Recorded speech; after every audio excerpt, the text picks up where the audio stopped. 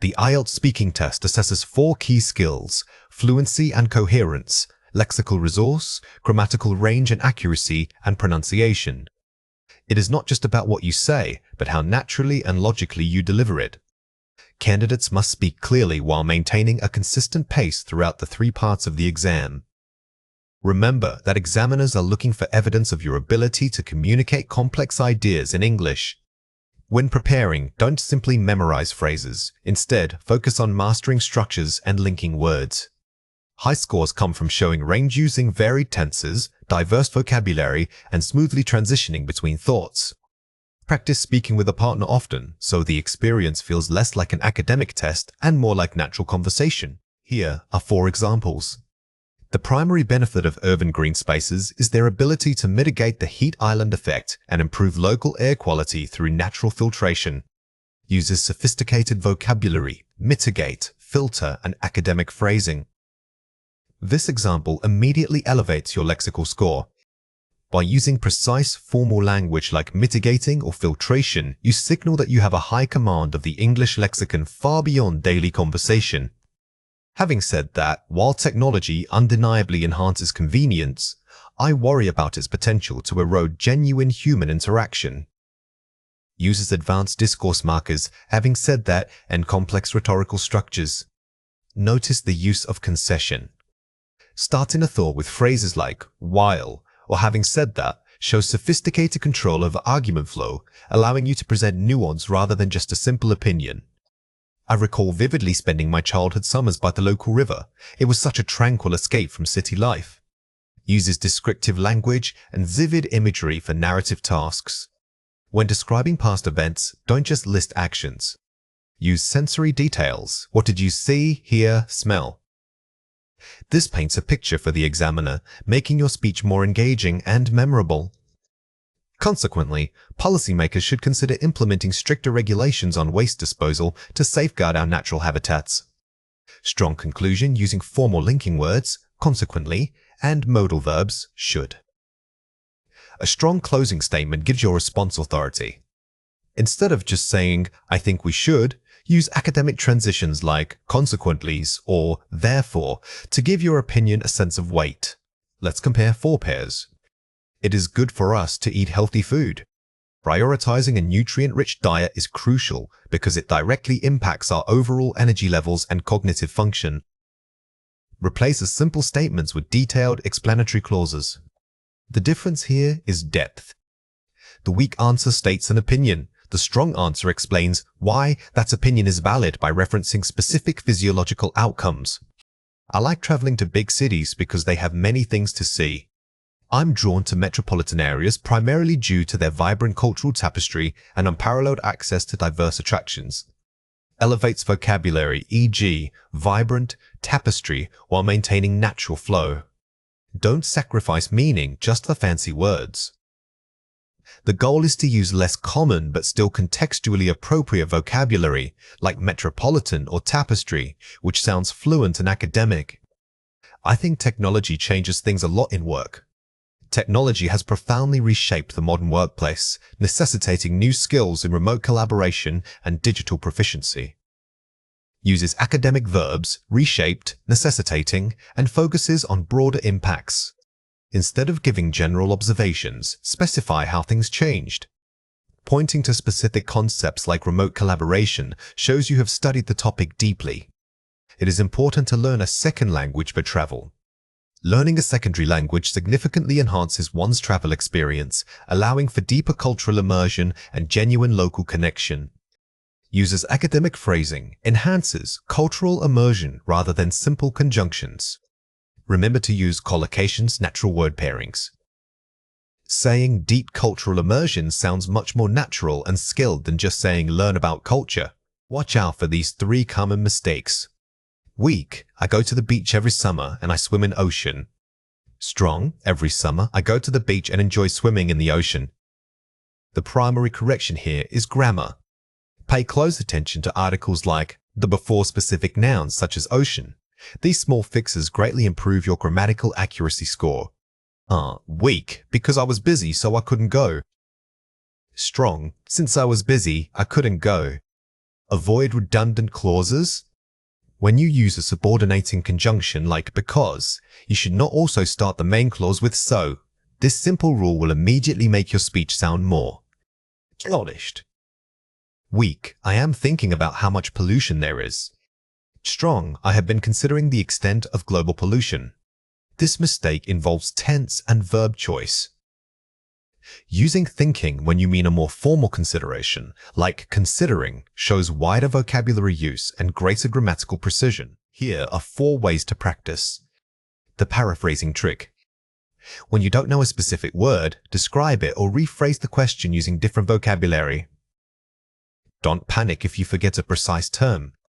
Excellent speakers are great improvisers. They can describe complex concepts in simpler words, which demonstrates communicative fluency even without perfect vocabulary. The why, how, example structure. When answering any question, structure your thoughts, state the main point, why, elaborate on the process, how, and provide a personal example. This 3-part method is a reliable scaffolding tool. It ensures your answers are never short or superficial, giving you time to speak coherently and logically. Vary your discourse markers.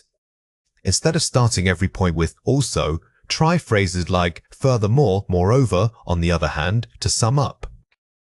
These connecting words are crucial for coherence.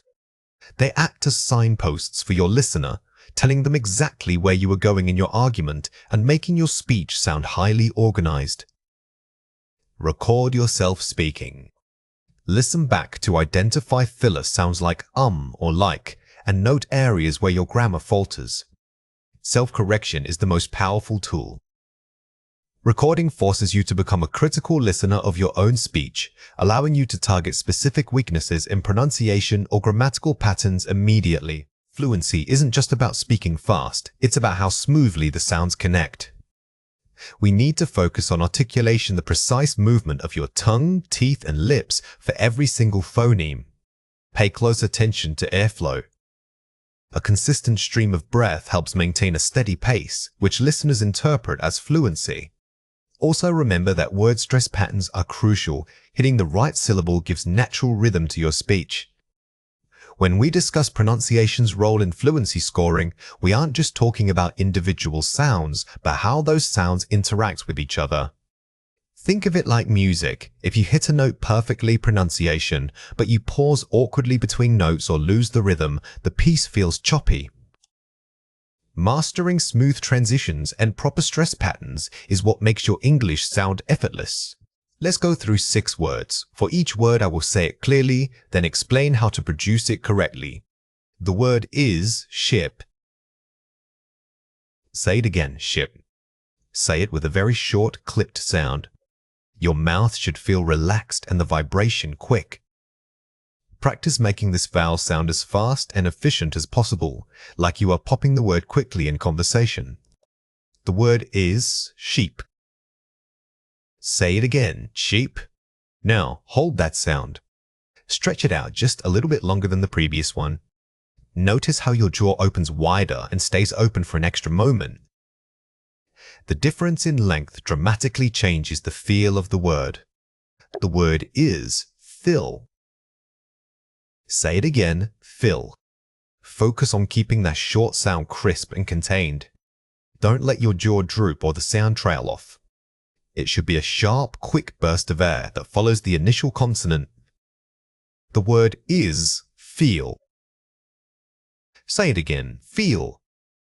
To maximize this long vowel, imagine you are whistling softly while saying it. The goal is to maintain a consistent length and tension to your mouth muscles for the duration of the sound.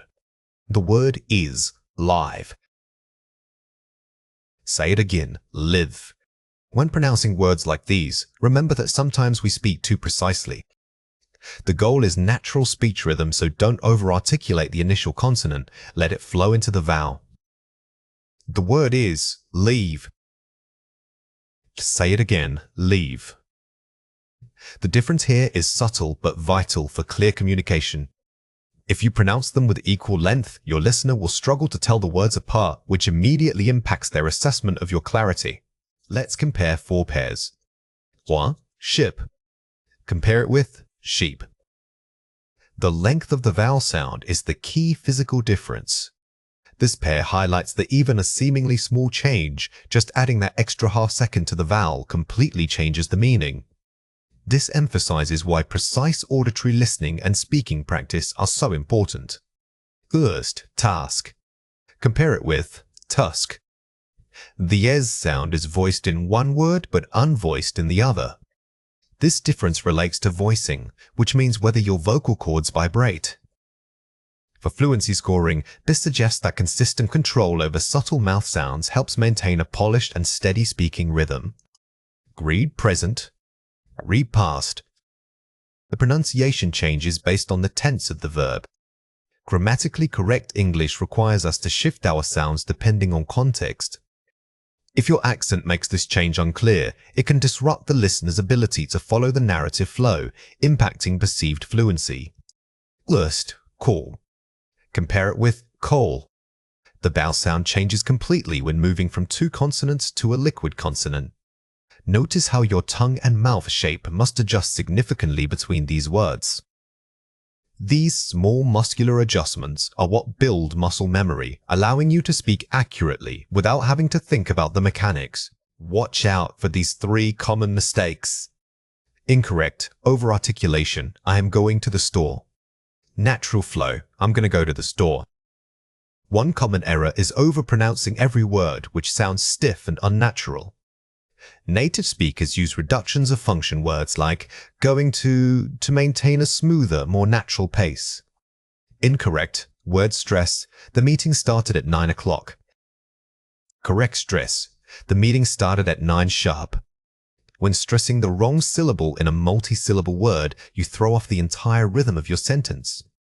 Always practice identifying which part of the word carries the primary emphasis to sound more authoritative and fluent. Incorrect, overly formal. The data proves that.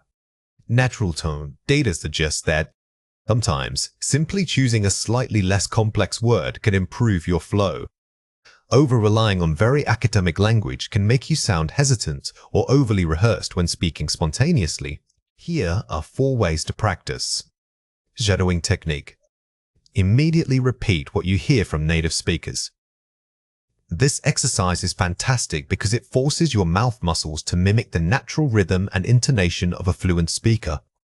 Do this when listening to podcasts or watching interviews, focusing less on understanding every word and more on matching their pace.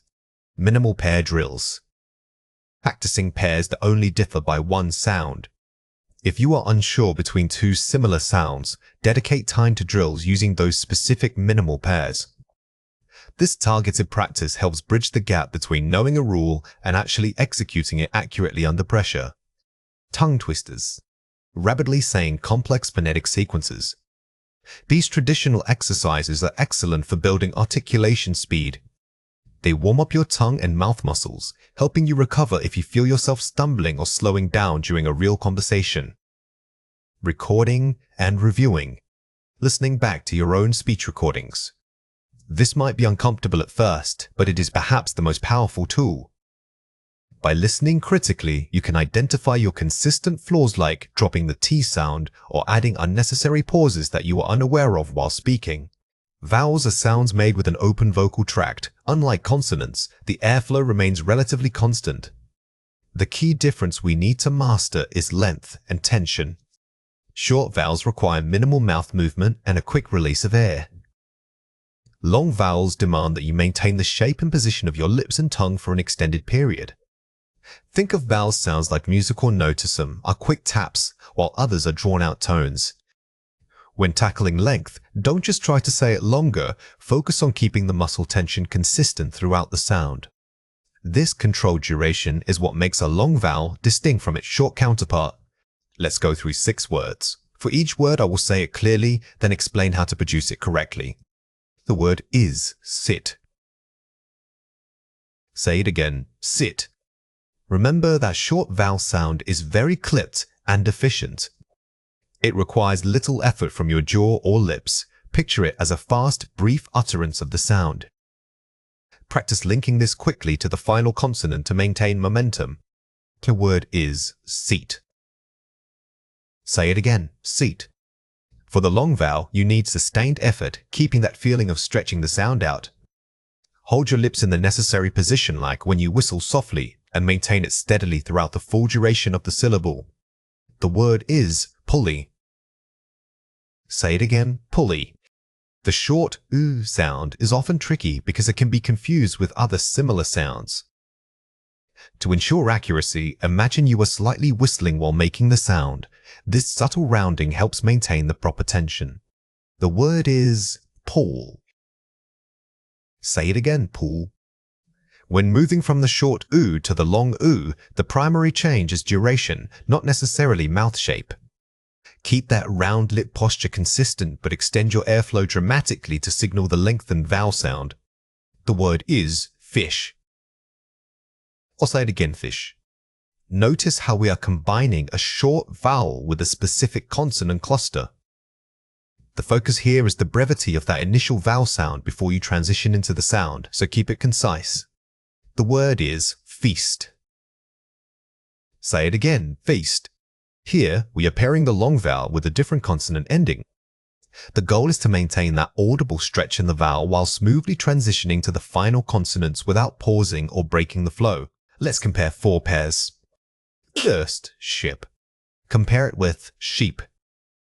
The duration of the vowel sound. This is perhaps the most common pair we practice. If you are unsure, exaggerate the difference. Think short and quicks versus long and drawn out. This conscious effort helps train your ear and mouth simultaneously. First, pull. Compare it with pull. The circular motion of your lips. When you say pull, your lips are briefly rounded. When you say pull, the rounding is sustained and held longer. The difference isn't just length, it's how long you actively maintain that lip shape. First, bit.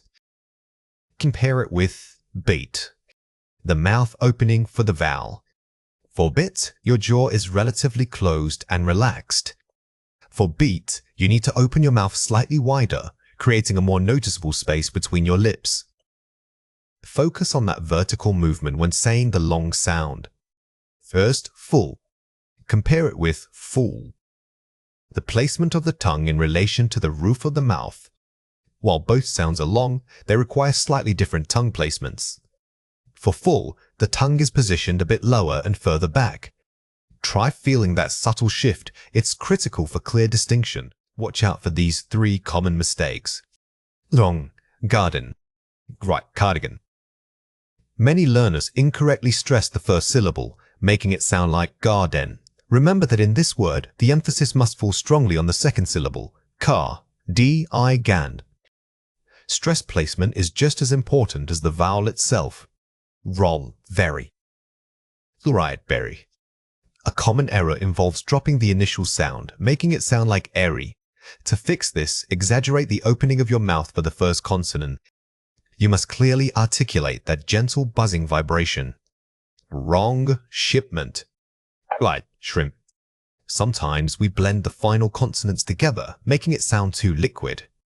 When you say shrimp, ensure that your tongue makes a crisp, defined stop for the before releasing into the final. Don't let the sounds bleed into each other. Here are 4 ways to practice. Tongue twisters.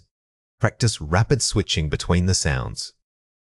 Using tongue twisters forces you to switch vowel sounds and consonant clusters quickly, improving muscle memory. Don't worry about speed at first. Focus on crystal clarity in every single word until it feels natural. Minimal pair reading. Reading pairs of words side by side. When reading minimal pairs, exaggerate the difference between the 2 sounds. This physical overcorrection helps your brain identify and correct subtle differences in articulation when you are speaking spontaneously. Shadowing technique. Repeating native speakers immediately after hearing them. This technique is fantastic because it forces you to mimic natural rhythm, intonation, and timing. Instead of just focusing on the sound itself, pay attention to how the speaker links words together. Mirror work. Observing your mouth movements as you speak. Using a mirror provides instant visual feedback that is invaluable for pronunciation. Watch your jaw and lips. Are they opening too wide? Are they staying relaxed enough? Visual confirmation solidifies the muscle patterns. We are focusing on 4 tricky sounds, and. For the L sound, your tip of the tongue should gently touch the ridge right behind your upper front teeth. The ah is produced by retracting the tongue slightly without letting it touch anything. The voiceless th, as in think, requires placing your tongue lightly between your top and bottom teeth while blowing air over it. Finally, the W sound involves rounding your lips significantly before releasing a smooth airflow. The key to these sounds is awareness of muscle tension. Many speakers tense up their jaw or throat when trying to produce them. Try relaxing your face first. Imagine you are gently humming a tune. That relaxed feeling should carry over to your articulation. Remember that pronunciation is physical, so linking the sound directly to a facial movement helps build better neural pathways. Let's go through 6 words. For each word, I will say it clearly, then explain how to produce it correctly. The word is will. Say it again, will. Saying this word requires immediately rounding your mouth for the initial W and then dropping into the clear L's. Don't let the tongue rush. Think of it as 2 distinct connected movements. W. The word is wall. Play it again, wall. Notice how the W's here is longer and more open than in will.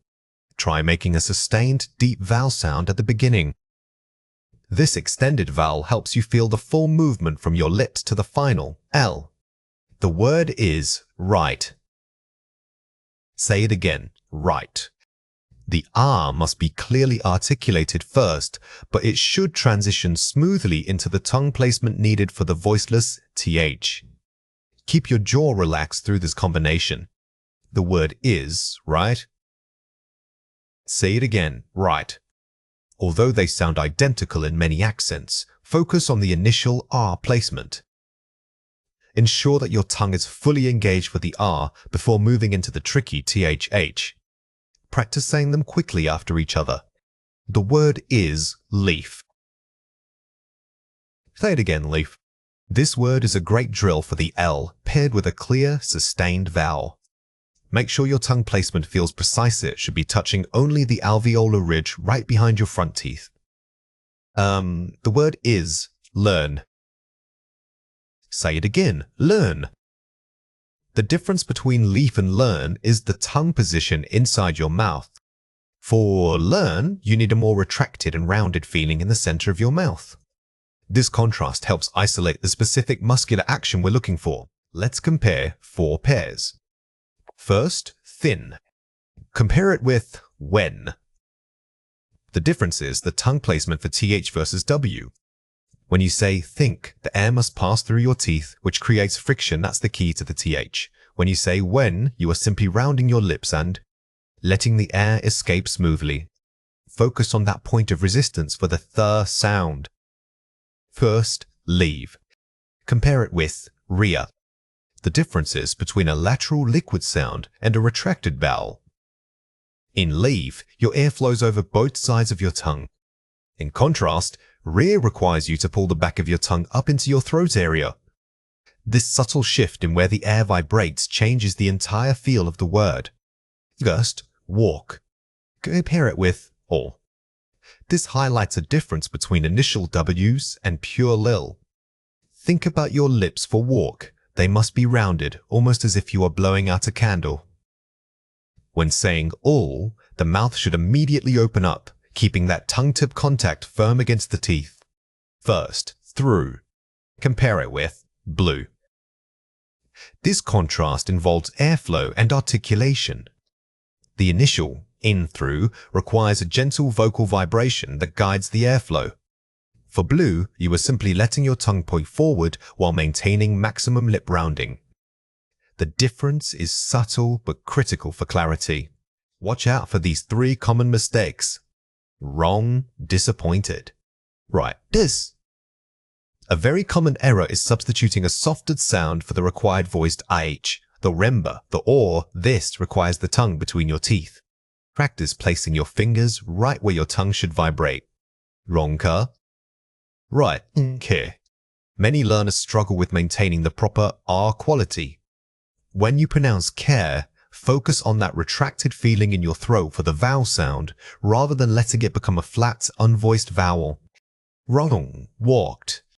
Right, a walked.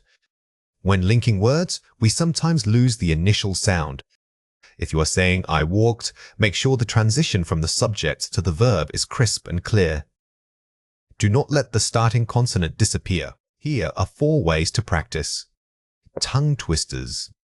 Repeat phrases like red lorry, yellow lorry. These are excellent for forcing muscle coordination and speed. Do not focus on perfection at first. The goal is repetition until the movements feel automatic. Build up your confidence by gradually increasing your pace. Minimal pair reading. Read pairs like leaf and reef, right and right. This exercise trains your ear as much as your mouth. You must actively listen for the difference, which forces your brain to pay attention to those slight phonetic shifts. Always exaggerate the correct sound when you are reading these pairs. Shadowing technique. Listen to native speech and repeat immediately. Find short audio clips like movie dialogue or podcast excerpts that contain your target sounds. Do not wait for a pause. Try to speak simultaneously with the speaker. This technique improves rhythm, intonation, and fluency all at once. Mirror work. Watch your mouth movements in a mirror. Seeing yourself is incredibly helpful because it provides immediate visual feedback on tongue placement. When practicing the TH sound, for instance, you should be able to visually confirm that your tongue tip is correctly positioned between your teeth. When we speak English, our words have a natural rhythm. Stress is what gives that word its beatits, the syllable you pronounce loudest and longest. Think of it like music. If you skip the main note, the entire phrase feels unbalanced. Proper stress helps listeners anticipate where the information is most important. Stress isn't just about volume, it also affects pitch and tempo.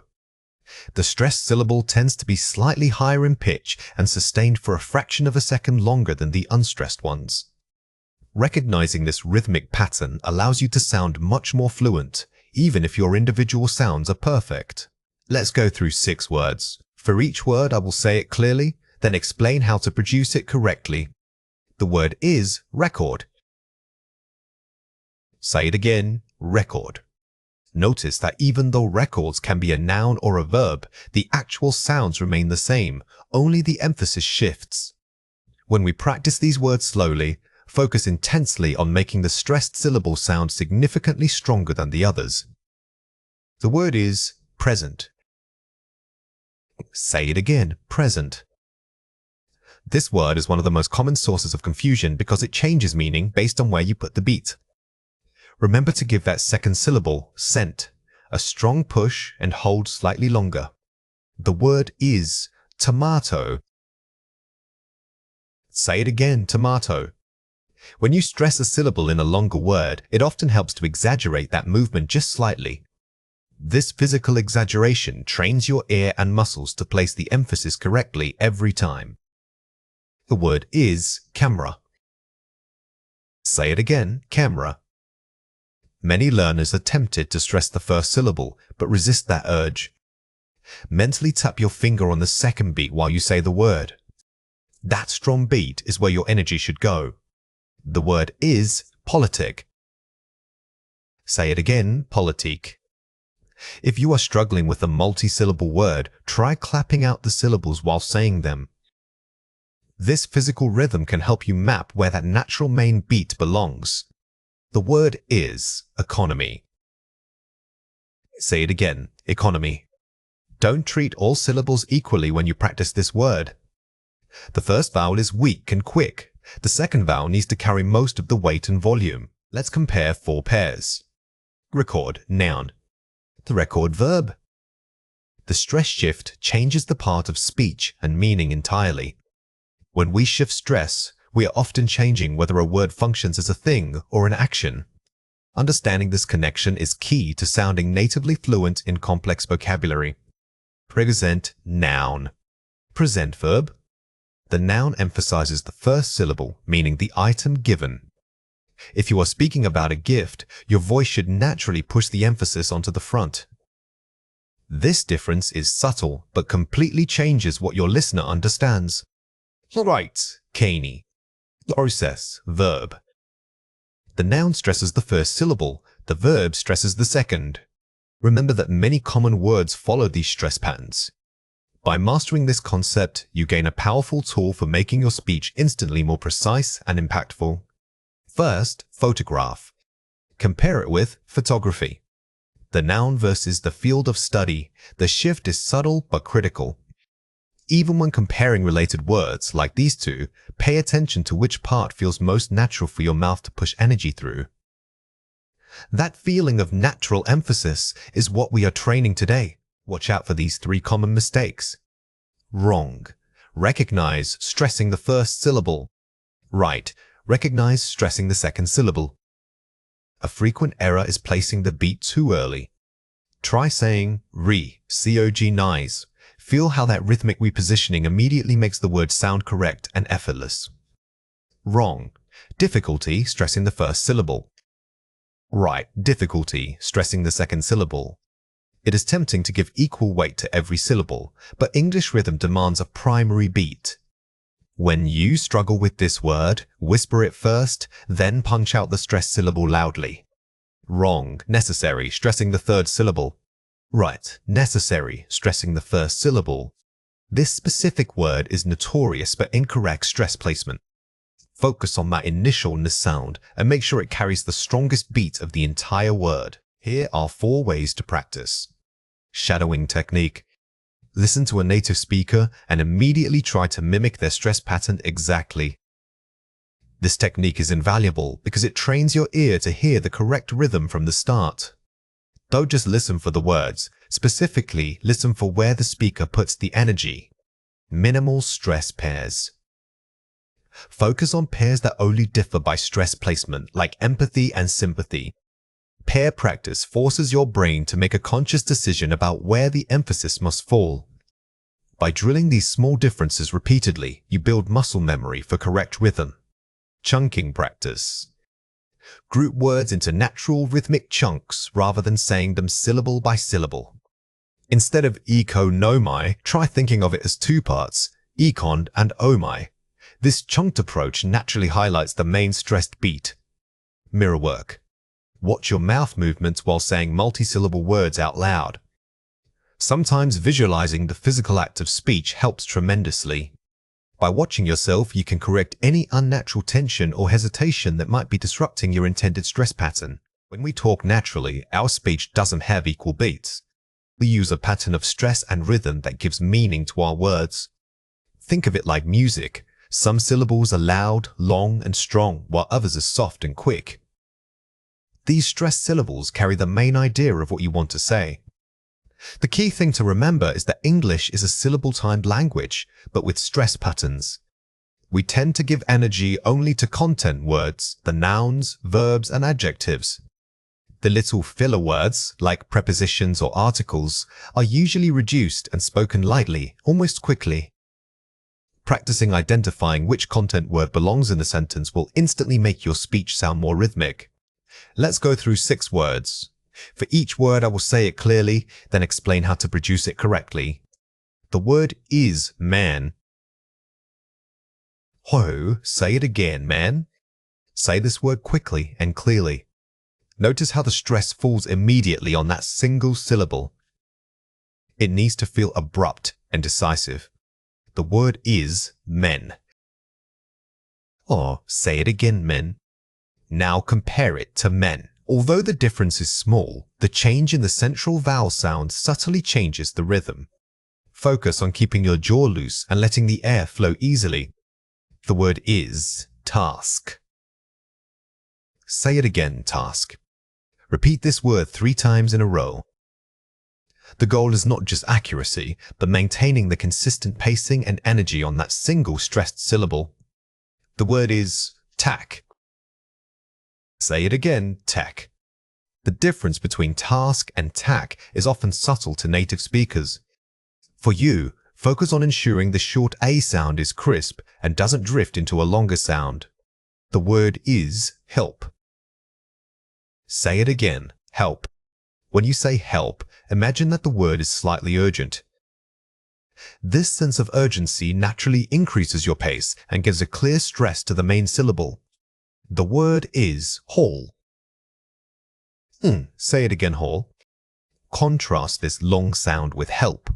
Notice how the extended vowel requires you to hold your breath for a fraction of a second longer. This change in airflow signals a different rhythmic beat. Let's compare 4 pairs. Present gift. Present time. The difference is where the emphasis falls. When you are talking about a gift, it usually has the stress on the first syllable. But when you refer to time, that stress shifts entirely to the second syllable. This single change dramatically alters your meaning. Known, noun. Signal verb. The emphasis changes depending on whether it's a thing or an action. Remembering this stress shift is crucial for sounding fluent. The noun form, the thing, often receives the initial punch of energy. Practice saying them in separate sentences to lock in the pattern. First, economy. Compare it with economical. One describes a system, the other is an adjective. This pair highlights how stress dictates your part of speech. If you are discussing the financial health of a nation, use economies with its specific rhythmic emphasis. It signals to the listener exactly what context you are in. First, process. Compare it with proceed. One is something that happens, the other means to move forward. These 2 words are a common challenge because they sound so similar. The shift in stress helps separate them for you and signals your meaning to your listener. Think of process as the subject and proceed as the action. Watch out for these 3 common mistakes.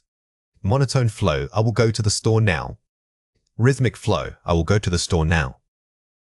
A common mistake is speaking with a monotone rhythm, giving equal energy to every single word. To fix this, always identify the core idea words like stores or go and punch them with slightly more volume and length. Overemphasis, how are you doing today? Natural emphasis, how are you doing today? Don't stress every single word, even function words like are or to. Only stress the key content words. This makes your speech sound less academic and much more conversational. Unnecessary pauses, that is a large book. Smooth flow, that is a big book. We often pause between every small phrase, which breaks the natural flow of speech. Instead, practice connecting your ideas smoothly. Think of it as running a sentence. You need momentum to get from point A to point B. Here are 4 ways to practice. Tongue twisters. Focus on the sharp transitions between sounds. Don't just read these fast. Listen for the natural rhythm within them. Exaggerate the stress points when you first practice. This builds muscle memory so that correct stress feels automatic later. Shadowing technique. Imitate native speakers immediately after hearing them speak. This is perhaps the most powerful tool for rhythm. Don't just listen to the words, listen for the music of the speech, paying attention to where their pitch rises and falls. Immediately mimicking that flow transfers natural speaking patterns. Minimal pair sentences. Use contrasting pairs in full sentences. Instead of just repeating the words in isolation, build short stories or dialogues around them. This forces your brain to use the correct stress pattern naturally within a grammatical structure. Recording and comparison. Record yourself reading aloud and listen back critically. Your ear needs training, so you must become your own best critic. When you listen back, don't just check for mistakes, check for rhythm. Did I sound monotonous? Was my energy falling at the end of the sentence? Intonation is essentially the musicality of your speech. It refers to how your voice pitch rises and falls across a phrase or an entire sentence. Think of it less as volume and more like drawing a line graph over your spoken words. The specific pattern of that line tells the listener whether you are asking a question, making a firm statement, or expressing surprise. Remember that mastering intonation is about controlling the upward and downward movement of your vocal cords. When we talk about raising our pitch, we aren't just speaking louder, we are physically lifting the tone at certain points to signal meaning. This technique works alongside sentence stress and rhythm, creating a complete picture of natural speech. Let's go through 6 words. For each word, I will say it clearly, then explain how to produce it correctly. The word is yes. Say it again, yes. When you say yes, practice raising your voice slightly at the end. This rising tone automatically signals to the listener that you are confirming or seeking clarification, even if it's just an agreement. The word is no. Yeah, say it again, no. In contrast, when you deliver no, your voice should fall quickly and decisively. A strong downward tone conveys finality and certainty that the statement is complete. The word is where.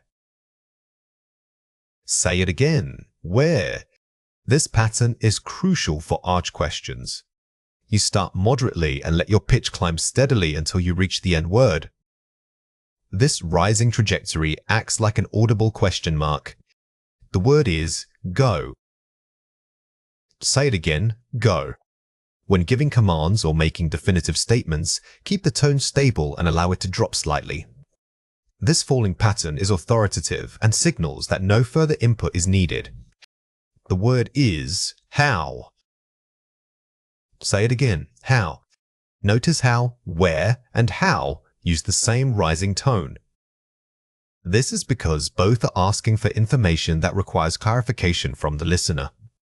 The word is finished. Say it again, finished. A statement like finished should maintain a consistent, slightly falling tone from beginning to end. This solid, downward movement confirms that the thought is complete and settled. Let's compare 4 pairs. You saw it, yeah. Did you see it? The final pitch movement is the key difference here. Notice how you saw it ends with a stable falling tone. If it's declarative, but did you see it requires that noticeable lift in pitch at the end to signal the question. It is cold. Is it cold? The first word sets up the expectation of a rising tone. When asking, is it cold? Your pitch must rise noticeably, particularly on the initial is. This immediate upward movement alerts the listener that they need to prepare for an answer. Where are you going? Are you going? These 2 questions use different rising patterns. The first question, where are you going, has a sustained rise over the entire phrase. The second, are you going, is shorter and relies on a quick upward lift right at the end. First, look. Question tone, look. Tone can change meaning even in short exclamations. If you say, look, with a sharp fall, it's an imperative command. But if you raise your pitch at the end making it sound like, look, you are asking someone to share what they see with you. Watch out for these 3 common mistakes. Question tone rising, are you coming? Statement tone falling, you are coming. A common error is maintaining a rising tone when making a simple statement. If your voice keeps lifting at the end, people will constantly think you are asking for confirmation. Rising tone on it, what time is it? Falling tone on it, what time is it? Even when asking a WH question, the final tone should be slightly lower and more resolved than in a yes-no question. The rising pitch is generally reserved for binary choices. Monotonic flat, I finished. High energy falling pitch, I finished. When expressing excitement or strong realization, don't be afraid to use a pitch change. A sudden dramatic fall in tone can add emphasis and emotional weight that plain English cannot convey. Here are 4 ways to practice. Tapping drill. Practice saying short phrases while physically tapping your hand on the desk to mark where your pitch should rise and fall. Use this physical cueing method to make intonation audible. Don't just think about the tone, visualize the movement from a low point up to a high point or vice versa. Minimal pair role play. Have a partner ask you questions using statement pitch and then switch to question pitch. Respond by mimicking that precise change. The key here is mimicry. Truly listen to the pitch movement of your speaker, not just their words. Can you detect if they are asking a genuine query versus making an assumption? Shadowing dialogue. Listen to short clips of native speakers and immediately repeat the dialogue, paying close attention only to where their voice rises or drops.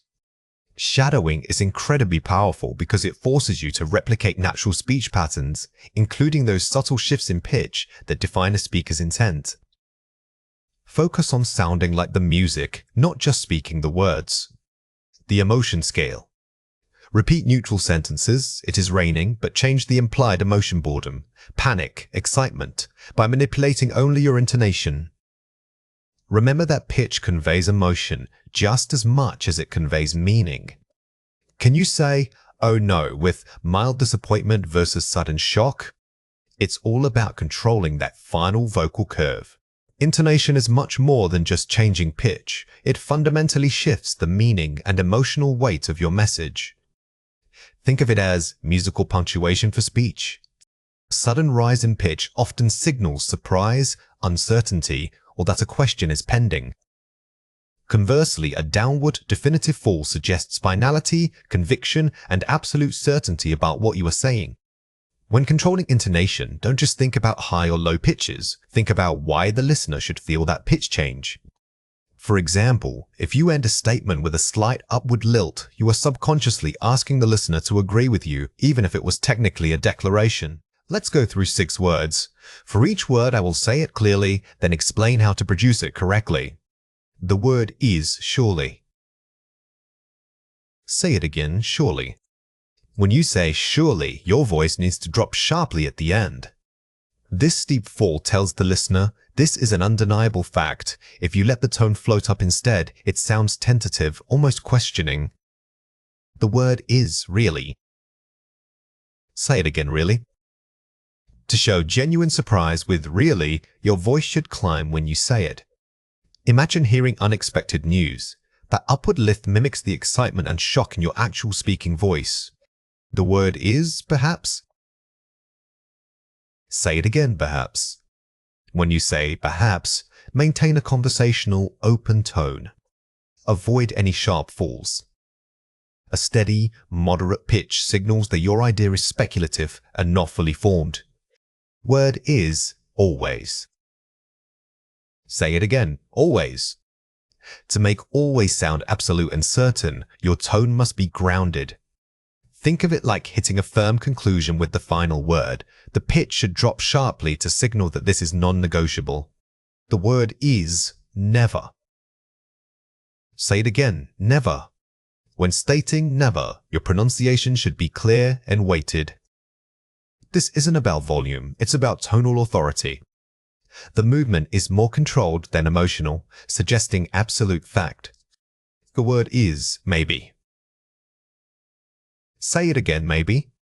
The word maybe is the textbook example of speculation.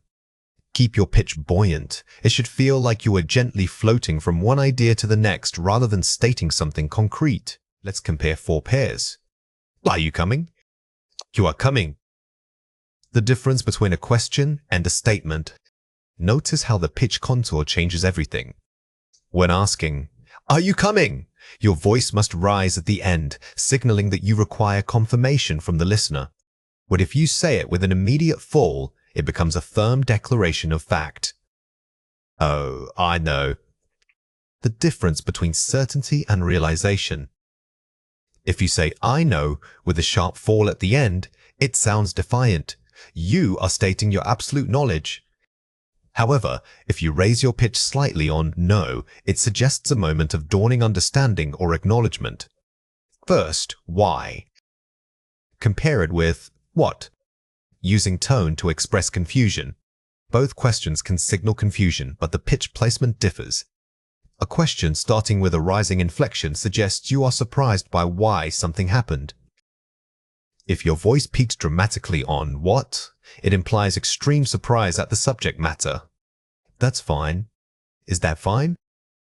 The shift from statement to query. When stating "that's fine" with a falling tone, you are reassuring someone. But if the tone rises at the end on "fine," it means you are actually questioning whether the situation is acceptable or appropriate. Watch out for these 3 common mistakes. Incorrect, too flat, I finished the project. Right final, decisive fall, the project is done. A common mistake is letting your pitch trail off at the end of a statement. This makes you sound unsure or even bored. For maximum conviction, practice making that final syllable drop sharply. Incorrect. Too hesitant? I think so.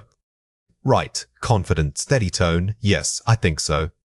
When you want to sound certain, avoid filler phrases like I think. Instead, build your certainty by making the actual statement more decisive and ensuring a strong, falling pitch at the end.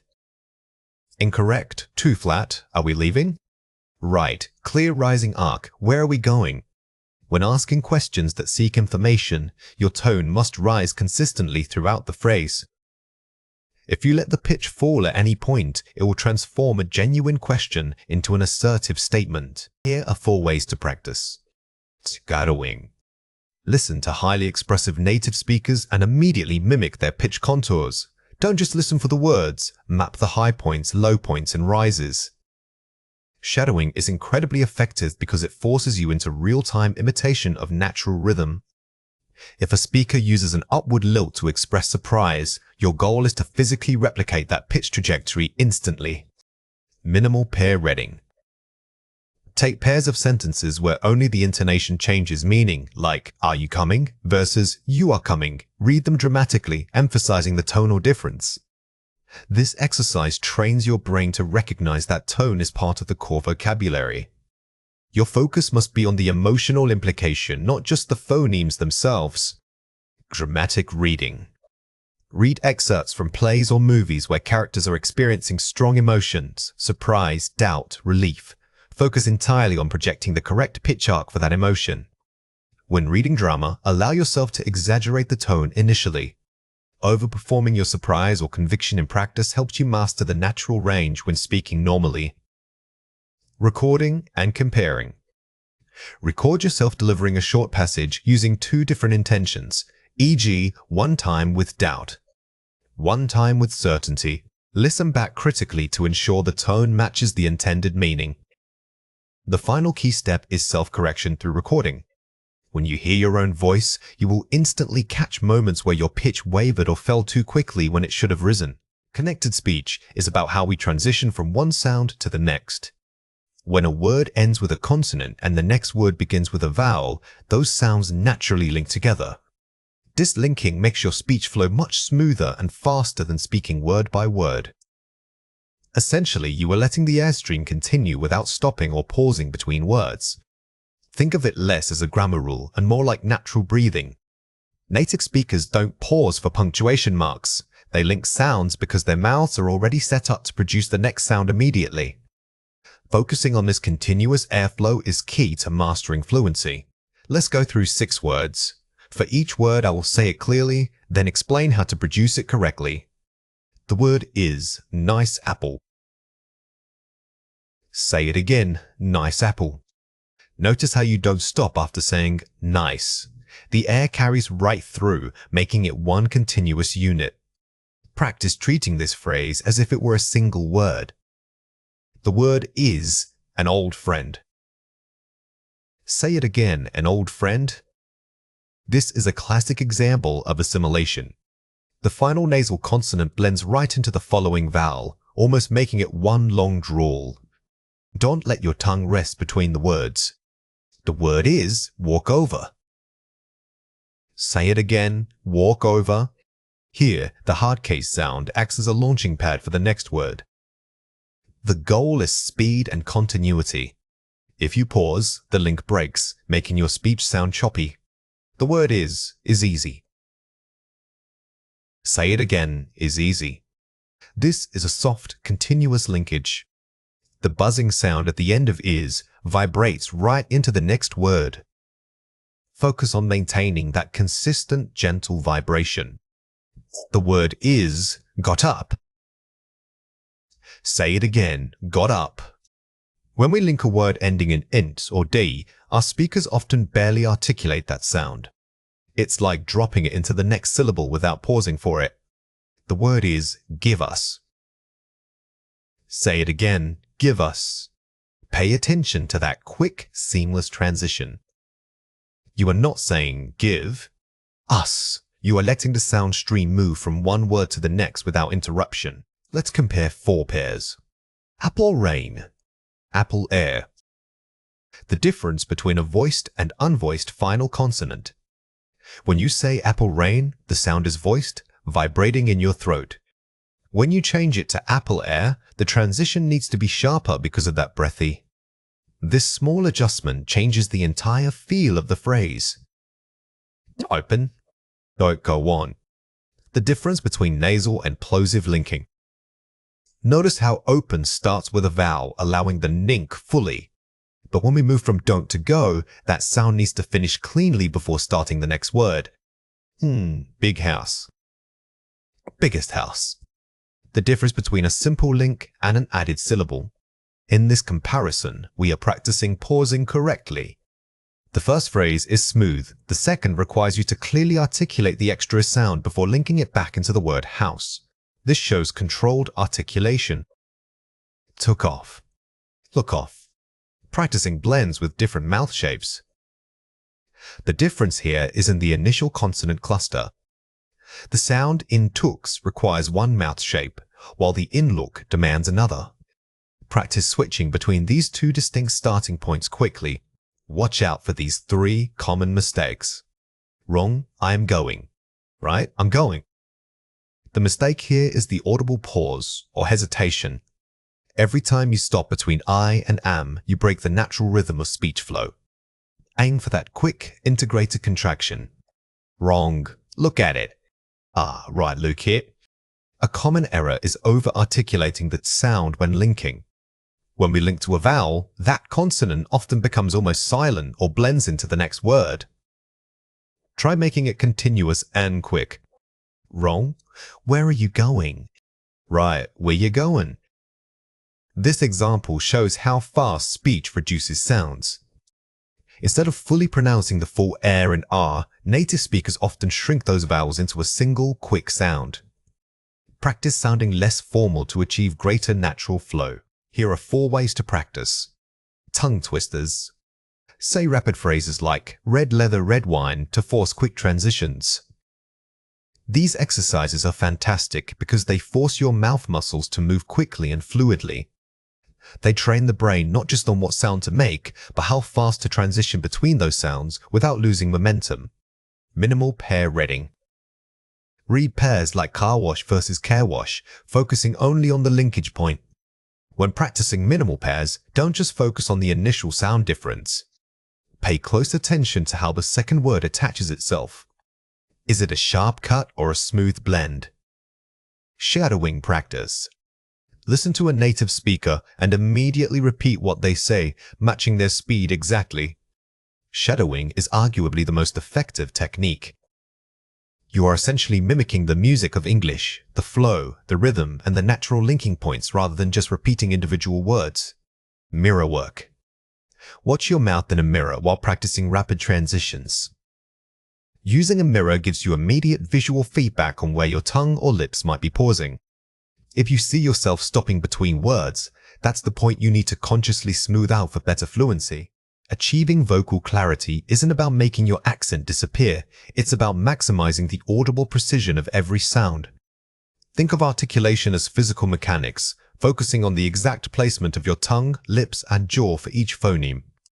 We want to ensure that air flows consistently and efficiently through your mouth, preventing muffled or slurred words.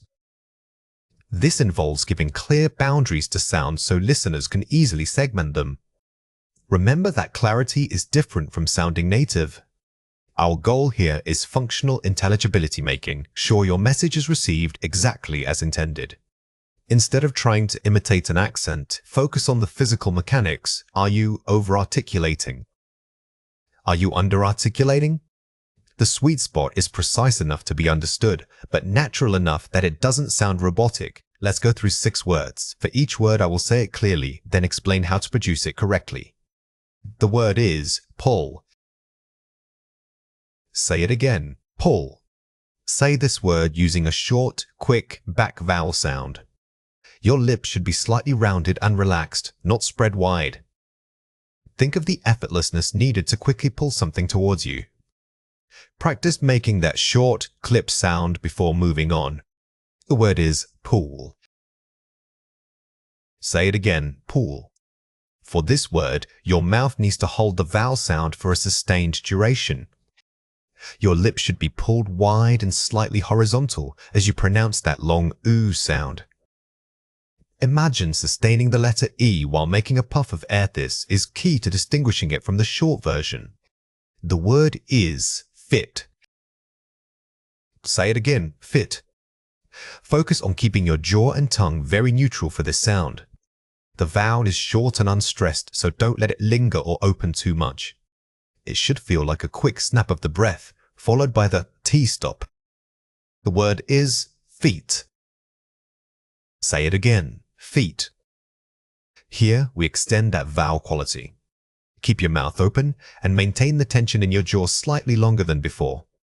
The goal is to create a noticeable time difference between the two sounds while keeping the consonant ending consistent. The word is leave. Say it again, leave.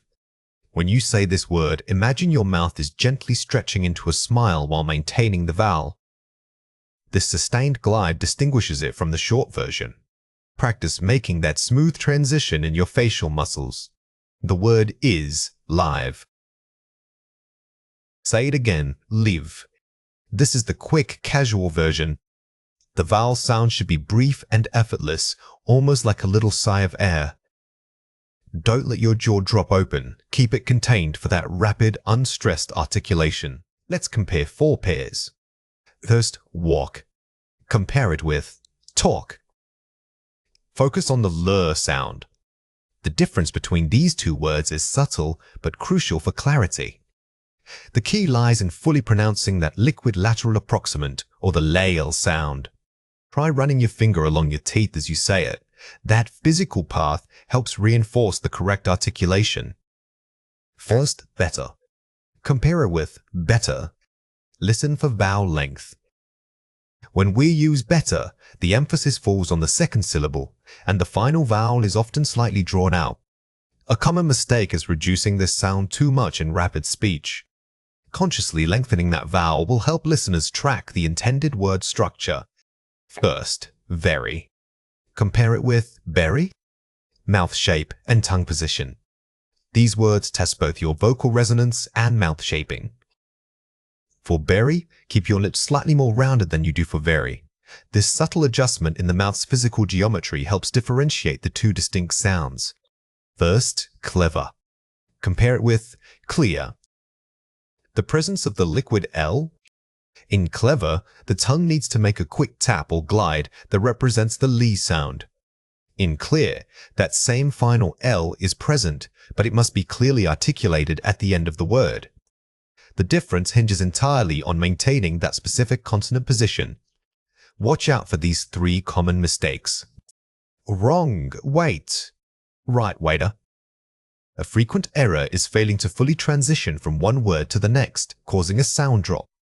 When you say, I wait, it can sound like IW. By consciously exaggerating the separation between words, you force your mouth muscles into better individual articulation. Wrong, banana. Right, banana. Many speakers tend to smooth out or elide the internal syllables, making words sound too runny. To combat this, practice tapping your tongue lightly on the ridge behind your teeth for every single vowel. This physical cue reminds you to keep each syllable distinct. Wrong, is it? Right, is it? This mistake relates to the loss of necessary intonation and stress, which impacts clarity. The rising tone at the end of a question is as important phonetically as the words themselves. Always remember that pitch change signals meaning, even if the words are simple. Here are 4 ways to practice. Shadowing technique. Listen to a native speaker and repeat exactly what they say immediately after them. Focus on matching the physical rhythm, not just the words. When shadowing, don't worry about understanding every word. Focus entirely on imitation. Pay close attention to how their mouth moves when they transition between consonants.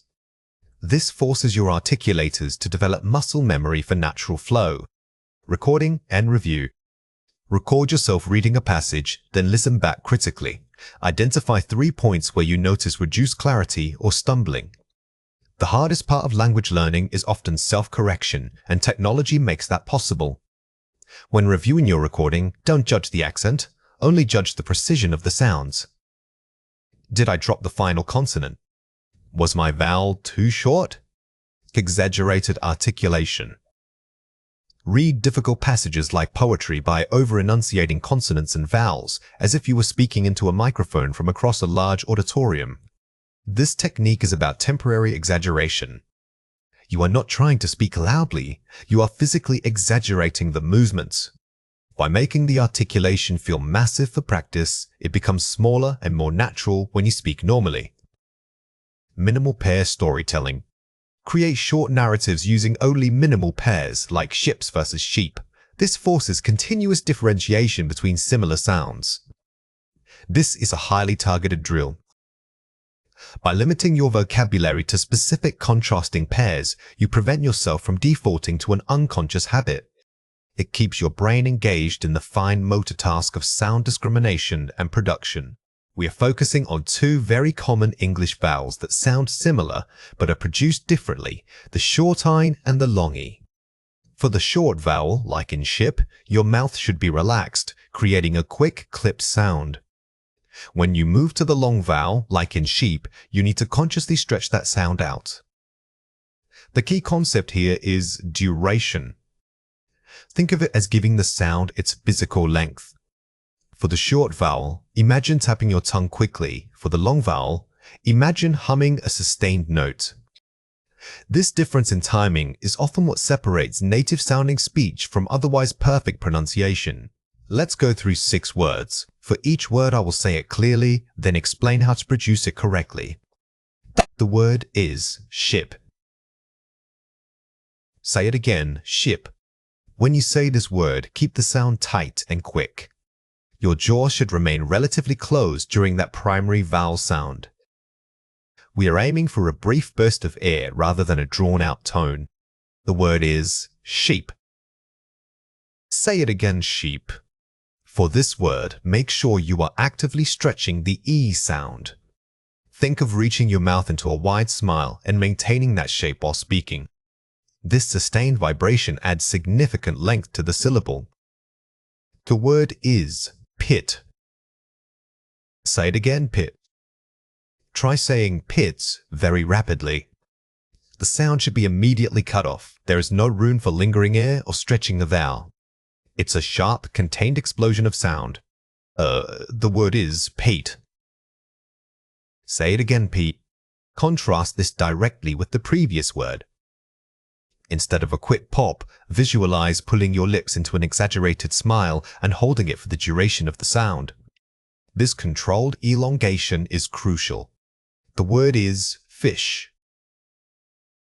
Say it again, fish. Remember that, even though these words end in esh, the difference lies entirely within the initial vowel. Focus your attention specifically on how short you keep that initial sound. The word is fish. Say it again, fish. This time, let the vowel carry the energy. It shouldn't sound like you were just saying shh. The long E sound needs to feel prominent before your tongue moves to the final consonant cluster. Let's compare 4 pairs. First, ship. Compare it with sheep. Use your mouth mirror to see the difference in lip tension.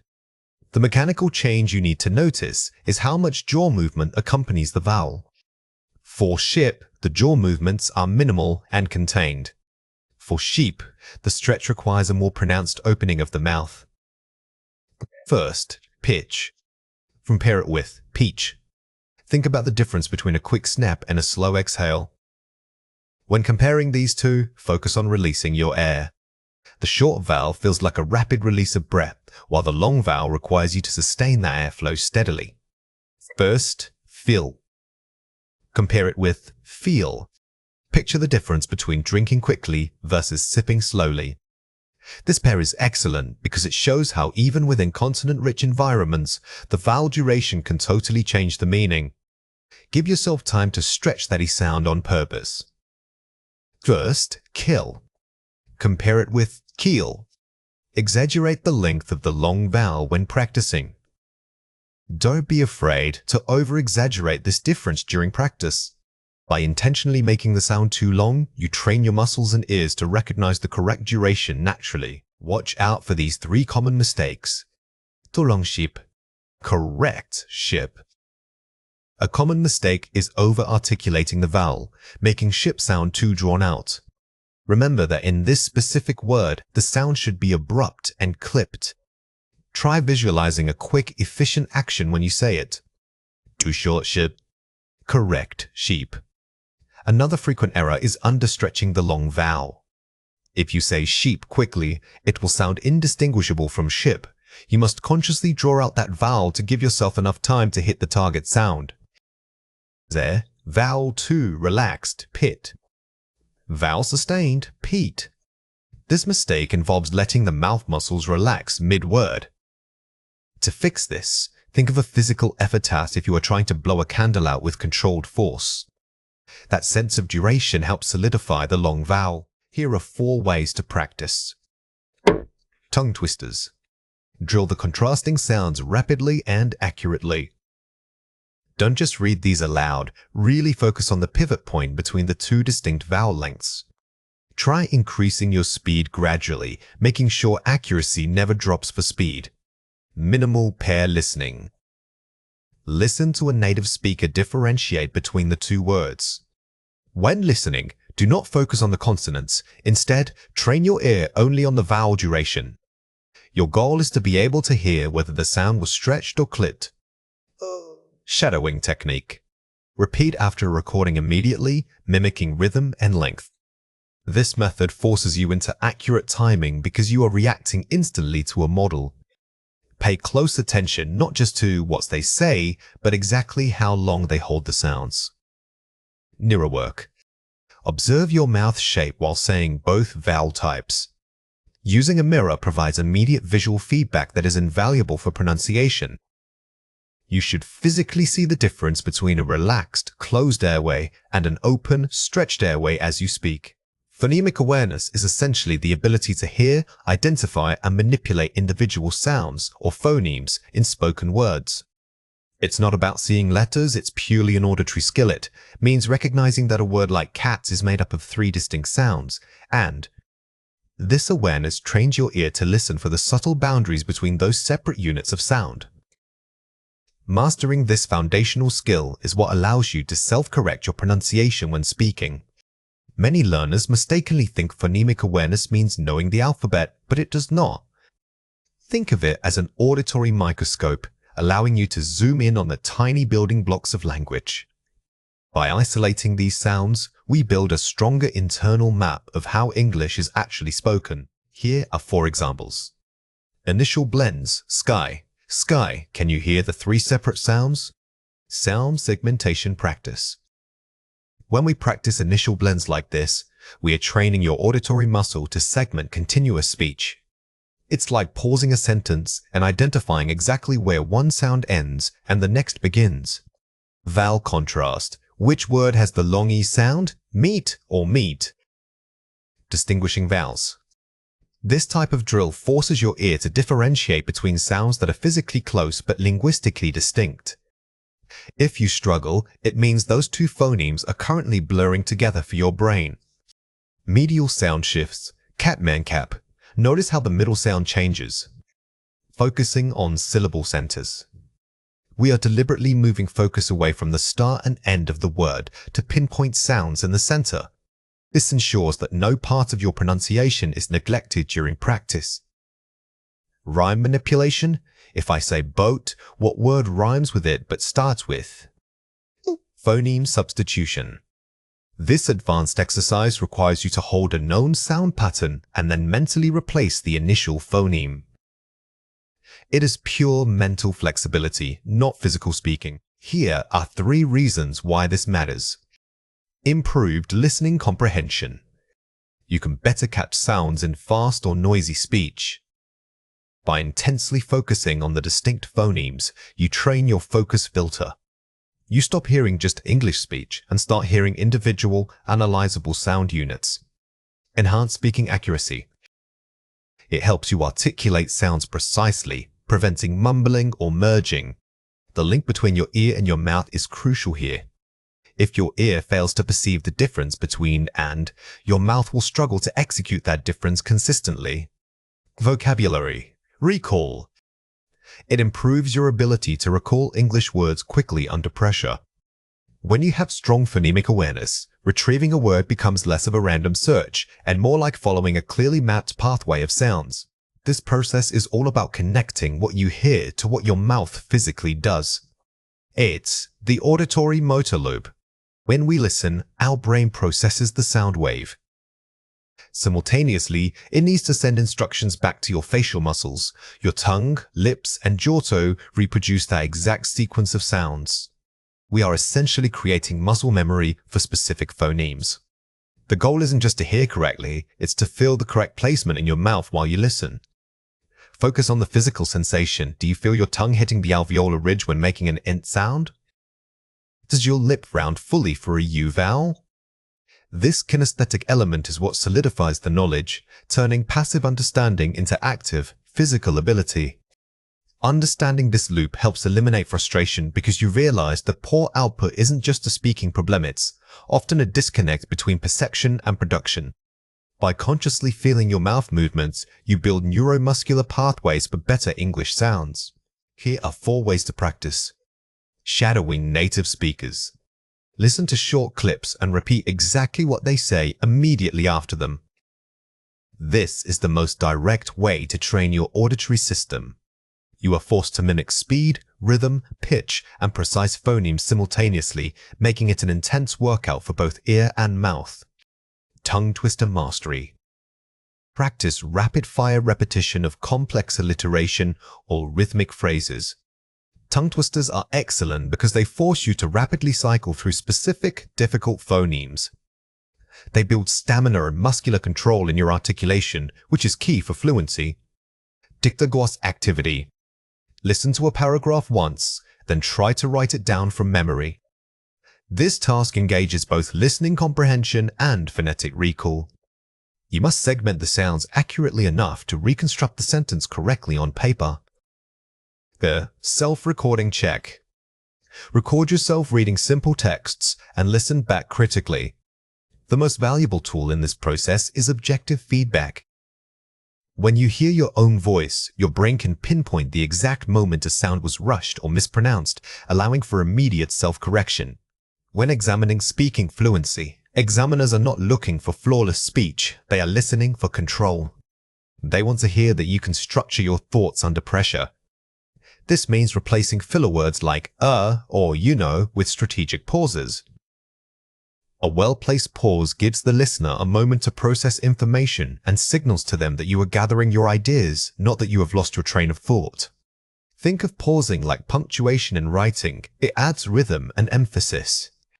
The key difference is intent. If you pause because you forgot what to say, it sounds hesitant. If you pause after making a complex point, it sounds thoughtful and authoritative. Let's go through 5 words. For each word, I will say it clearly, then explain how to produce it correctly. The word is, if I had to choose one thing, I would say. Say it again. If I had to choose one thing, I would say. This phrase is excellent because it gives you a clear linguistic anchor while giving yourself a few extra seconds to organize the supporting details. It sounds decisive and helps eliminate weak hesitation fillers. The word is, to be perfectly honest with you, I believe. Say it again. To be perfectly honest with you, I believe. Using this elevates your tone from mere opinion to reasoned conviction. It prepares the listener for a potentially challenging point and structures your response immediately. Word is, on the other hand, we must also consider. Say it again. On the other hand, we must also consider. This is crucial for discussing complex topics that have multiple sides. By using this signpost, you demonstrate sophisticated structural control over your argument. The word is, generally speaking, it seems that. Say it again. Generally speaking, it seems that. Never state a sweeping generalization too strongly. Adding this phrase shows humility and academic caution, which is highly valued in formal speech. The word is, to summarize my thoughts on this. Say it again to summarize my thoughts on this. Always conclude with a summary statement. This gives you a natural, confident way to slow the pace down and wrap up your argument decisively. Let's compare 4 pairs. Like, it was really cool. It was remarkably engaging and impactful. Elevating vocabulary and precision. Notice how the formal version replaces vague intensifiers like really with precise adjectives such as remarkably. This shows a wider command of English vocabulary. I don't know, maybe it's because it is possible that this is due to replacing uncertainty fillers. Instead of using informal hesitations like or I don't know, use formal modal verbs and phrases. This retains the sense of caution without sounding unprepared. So, basically, in essence, we can conclude that formal signposting. Casual conversation often uses filler words like basically to start a point. Academic speech requires sophisticated transition markers to guide the listener through your logic. Running sentences together. Clear pauses between ideas. Pacing and breath control. The most important change is physical, forcing yourself to take a visible, measured breath pause. This structure makes your speech sound deliberate and thoughtful rather than rushed or breathless. Watch out for these 3 common mistakes. Filler hesitation. I think. I guess it's because structured delay. It is plausible that this is due to when your brain needs a second, do not default to ums. Instead, use a short, silent pause. This silence sounds much more authoritative than any filler word. Disruptive self-correction. No, wait, actually, I disagree. Graceful revision. Although my initial thought was X, I've since reconsidered and now believe Y. Don't apologize for changing your mind. Frame the correction by acknowledging the shift in thought process, which sounds much more polished. Topic drift tangent. Talking about topic A and suddenly jumping to a story about topic Z. Rhetorical return. To return to our main topic, I believe the primary focus should be on if you wander off topic, it is acceptable to correct yourself. Use a phrase like to return to our main topics to signal that the speaker has regained control of the discussion. Here are 4 ways to practice. Focused shadowing. Choose a skilled speaker and listen specifically for where they pause. Mimic those exact pauses in your own speech. When you shadow, don't just copy the words, copy the rhythm. Pay attention to the micro pauses, the slight breaths taken after commas or before major points. Timed structuring. Give yourself a prompt and force yourself to speak for exactly 90 seconds, making sure you hit 3 specific transition phrases. This trains your brain to use scaffolding language automatically. By pre-planning the signposts, you reduce the cognitive load during actual speaking. The retell method. Read a complex article, then close it and orally retell the main idea entirely in your own words. Retelling requires deep understanding, which naturally forces you to pace yourself. You must pause between main ideas, creating natural, fluid breaks. Visual prompt speaking. Look at a complex image, a market, an intersection, and describe it using descriptive language while maintaining consistent pacing. This is great because the visual prompt gives you external structure. You don't have to invent ideas on the spot, you just need to describe what your eyes are seeing. Now it is your turn to practice. Read or listen to the following passage carefully. Describe a significant change you have observed in your local community over the past decade. Conclude. Question 1. What is the most important thing to include in your answer? Pause the video now and write your answer before we reveal it. The correct answer is a clear comparison of before and after, structured logically. Remember, this isn't just telling a story, it's building an argument about change. Structure your speech by dedicating specific time segments to the past, the present, and future implications. Question 2. What language feature should you demonstrate? Pause the video now and write your answer before we reveal it. The correct answer is using on the other hand or to summarize my thoughts on this at strategic points. Use a signposting phrase before every major shift in time or idea. This controlled use of sophisticated linking words will signal high fluency and command over your material. When we focus on lexical pronunciation, we are really talking about the physical actions of your mouth. It's not just about hearing a word, it's about knowing precisely how to build it with your tongue and lips. Pay attention to where your jaw is positioned when you make certain sounds. Are you stretching your mouth wide or keeping it rounded? Understanding these specific muscular movements allows you to isolate and correct those tricky sound spots. Think of your mouth like a musical instrument. Every muscle of the tongue, the lips, the cheeks is an essential part of the mechanism. By focusing on physical placement, we move beyond just sounding right and start achieving true clarity. We are building precision so that even when you speak quickly under pressure, your words remain distinct.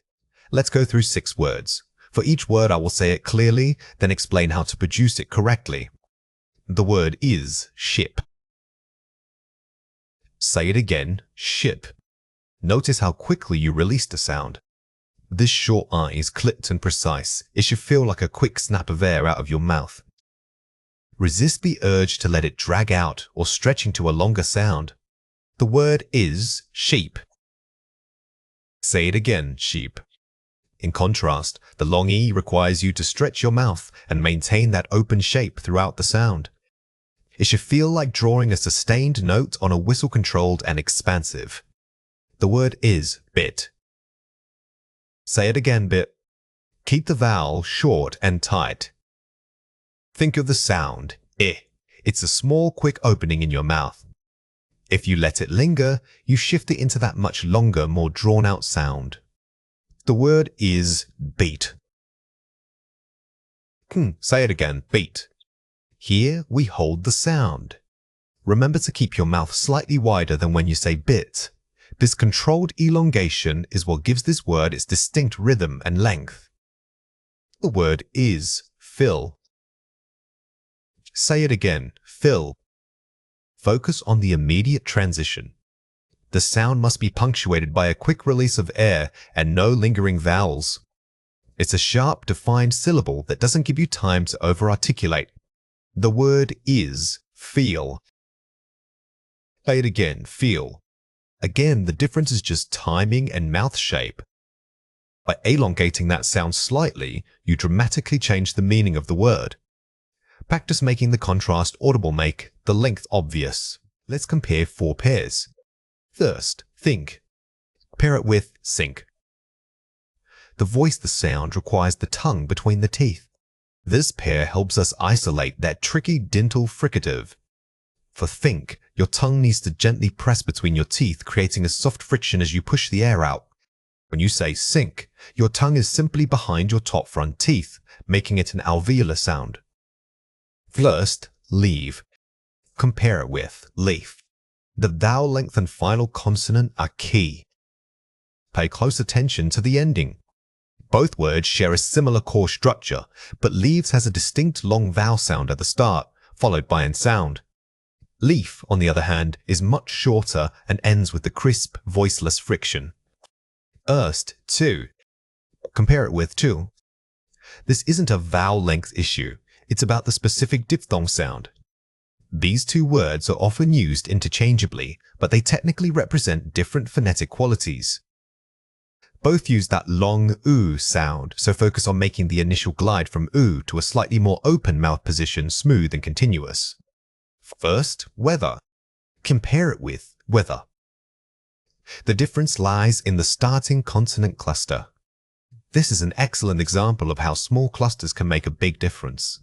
Weather begins with a clear, crisp sound that must be slightly rounded. Weather drops that initial rounding and starts more directly, making it a slight but noticeable shift in airflow. Watch out for these 3 common mistakes. Incorrect ending, photograph. Correct form, photography. A very common mistake is letting the final consonant cluster drop out when we speak quickly. When you say photo, your mouth closes too soon, losing that crucial final sound. Training yourself to articulate every single syllable, even if it feels redundant, improves listener comprehension.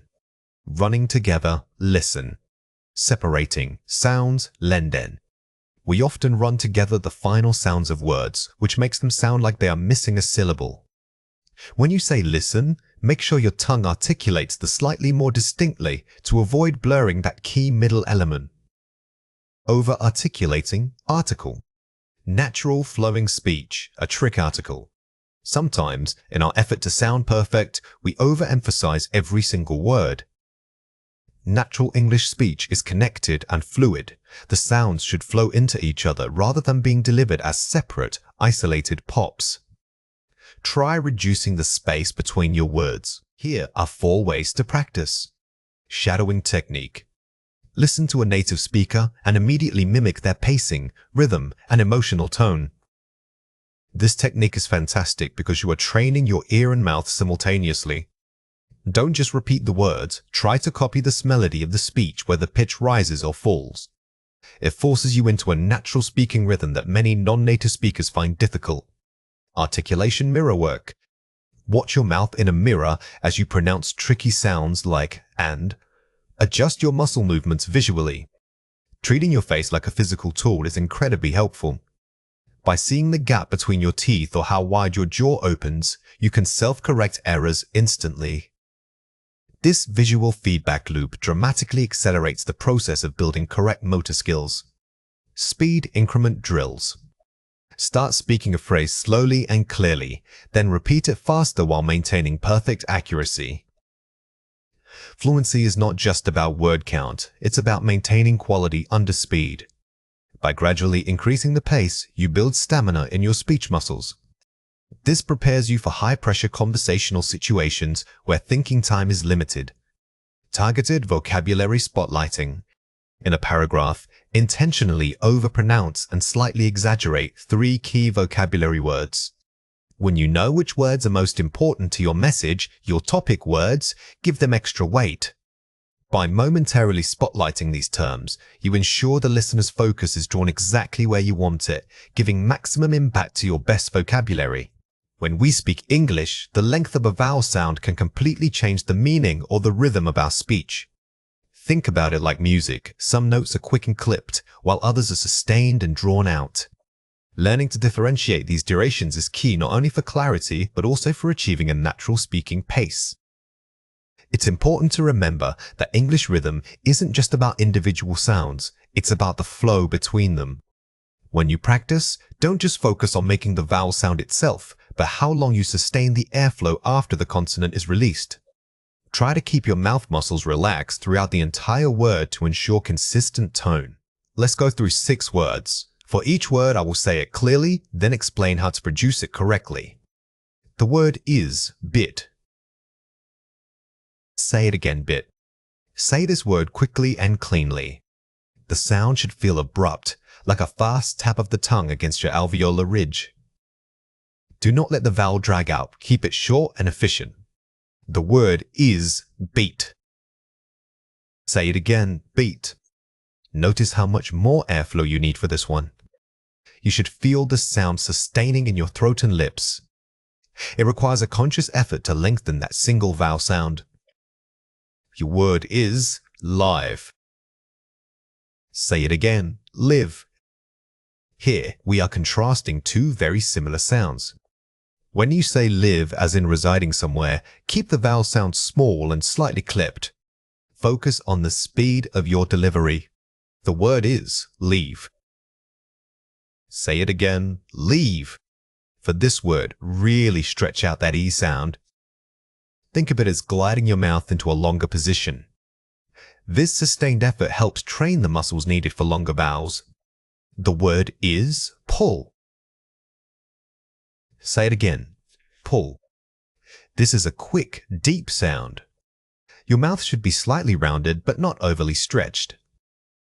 The key here is keeping the ooh short, like you are simply pulling something toward you. The word is pull. Oh, say it again, pull. Contrast this immediately with the previous word. By drawing out the ooh sound, your lips must maintain a consistent, rounded shape for a longer duration. It should feel more expansive.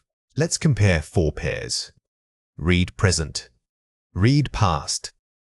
Verb tense change. This is a classic example of how pronunciation changes based on grammar. When speaking about the present tense, keep the vowels short and crisp. For the past tense version, draw out that E sound distinctly to signal the change in time. First, grammar. Compare it with grammars. Singular versus plural stress. The difference between singular and plural can often affect natural stress patterns. When you use the plural form, make sure your rhythm doesn't drag. Keep the ending crisp while maintaining a steady pace. First, tense. Compare it with sense, homophones, and rhythm. These words sound identical to many native speakers, but they carry different meanings. To improve your rhythm, always visualize the meaning you intend so that your mouth can produce the correct associated stress pattern. First, rhythm. Compare it with rhyme, sound focus versus flow focus. While these two words are often confused, they require different articulatory setups. Rhythm focuses on the flow and timing of speech, so when you say it, exaggerate that steady beat to help your mouth understand the concept. Watch out for these 3 common mistakes. Overly structured choppy, I was going to the store and it was raining. Natural flow, it was raining when I went to the store. When we translate thoughts word for word, our speech sounds robotic and choppy. A natural speaker restructures the sentence to create a smoother flow of information. Notice how reorganizing the clauses improves the overall rhythm.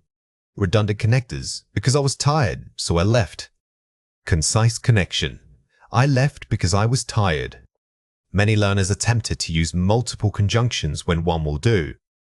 Using both because and so together is grammatically redundant, which disrupts the natural rhythm of your speech. Choose one connector for a cleaner sound. Over complicating tense. The committee decided it would meet next Tuesday. Direct present tense. The committee meets next Tuesday. Sometimes the simplest structure is the most rhythmic. Don't feel pressured to use complex tenses if a simpler present or future tense works perfectly well. Clarity and directness always beat overly complicated grammar. Here are 4 ways to practice. Thrusters, repetition, and speed. Use complex tongue twisters to force your mouth into rapid, accurate transitions between sounds. This builds muscle memory for speed and precision. Try repeating the phrase 3 times, increasing your tempo slightly each time. Minimal pair repetition. Side-by-side contrast. Select 2 words that are rhythmically difficult to distinguish, like ship and sheep. Say them back and forth rapidly. This forces your mouth to consciously hit the correct vowel target each time. And shadowing. Mimicking native speech. Find a short clip of clear, natural English speech. This could be a podcast or a movie. Instead of just listening, try speaking along with the speaker immediately after they say it. This trains your brain to match the rhythm instantly. Mirror practice. Visualizing mouth shape. Watch your own mouth in a mirror as you pronounce key words. Pay attention not just to what you say, but how your lips and jaw are moving. Visual feedback is incredibly helpful for correcting physical speech habits. Speaking fluently is not just about knowing the words, it's about controlling the physical flow of air. When we speak, we are using a complex system involving our lungs for power, our diaphragm for support, and our mouth, tongue, and lips for shaping the sound. To make your speech sound natural, you must focus on consistent airflow throughout each word. Think of your breath as a steady stream that powers every syllable. We need to learn to transition smoothly between these different articulated sounds so that the words don't feel choppy or separated. Remember that true fluency comes from muscle memory. Don't just think about making the correct sound, think about maintaining continuous movement. If you pause too much between words, it breaks the rhythm and makes your speech sound staccato. We are aiming for a connected, flowing delivery, almost like reciting poetry rather than reading a list. Let's go through 6 words. For each word I will say it clearly, then explain how to produce it correctly. The word is ship. Say it again, ship. Focus heavily on the brevity of this sound. It's a quick clit vibration that requires minimal effort from your jaw. Imagine you are speaking quickly and casually. the vowel should pop out immediately without lingering. The word is sheep. Say it again, sheep. Contrast this sound by stretching it out slightly more than the previous word. The difference isn't just volume, it's duration and the open quality of your mouth when you pronounce the long E. The word is bit. Say it again, bit. Notice how quickly we move from one consonant to the next. We are minimizing downtime between each sound. This rapid transition is key to creating that natural conversational rhythm. The word is beat. Say it again, beat. Again, draw a clear contrast in length. The long E requires you to hold the sound longer, which naturally forces your facial muscles to stretch and open more widely. The word is cut. Say it again, cut. This vowel is often tricky because it's quite central. Try picturing the sound of a slight sigh or an sound that gets clipped suddenly by the final consonant. Keep your tongue low and relaxed. The word is cute. Say it again, cute. The long version requires a slight effort to round your mouth more than the short one. The key here is that sustained sound quality. It's not just about length, but maintaining consistent air pressure throughout the extended vowel. Let's compare 4 pairs. First, real. Compare it with real. The difference is in the vowel length. When saying real, keep that vowel short and quick, almost like a brief breath. When you say real, you must extend it. This subtle change of 3 to 4 milliseconds can completely alter the meaning if not controlled. First fact. Compare it with facet. Focus on the initial sound. The difference here is in the starting consonant cluster and the subsequent vowel quality. The first word starts with a sharp, quick F, while the second requires more sustained airflow to articulate that broader A sound. First, right. Compare it with right. This is often about stress and rhythm. While they look similar, the pure phonetic articulation differs slightly. When you emphasize right, ensure your mouth doesn't drop into a relaxed position. Maintain that focused energy throughout the word.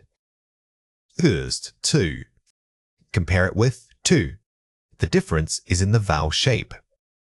This pair highlights how much our mouth and jaw are involved. For two, the mouth is relatively neutral, but for two, you need to open your sound slightly wider and hold that open position longer. Watch out for these 3 common mistakes. Wrong, staccato, I went to the store. Right, connected, I went to the store. Many learners tend to pronounce every word distinctly, creating a choppy rhythm. The fix is linking.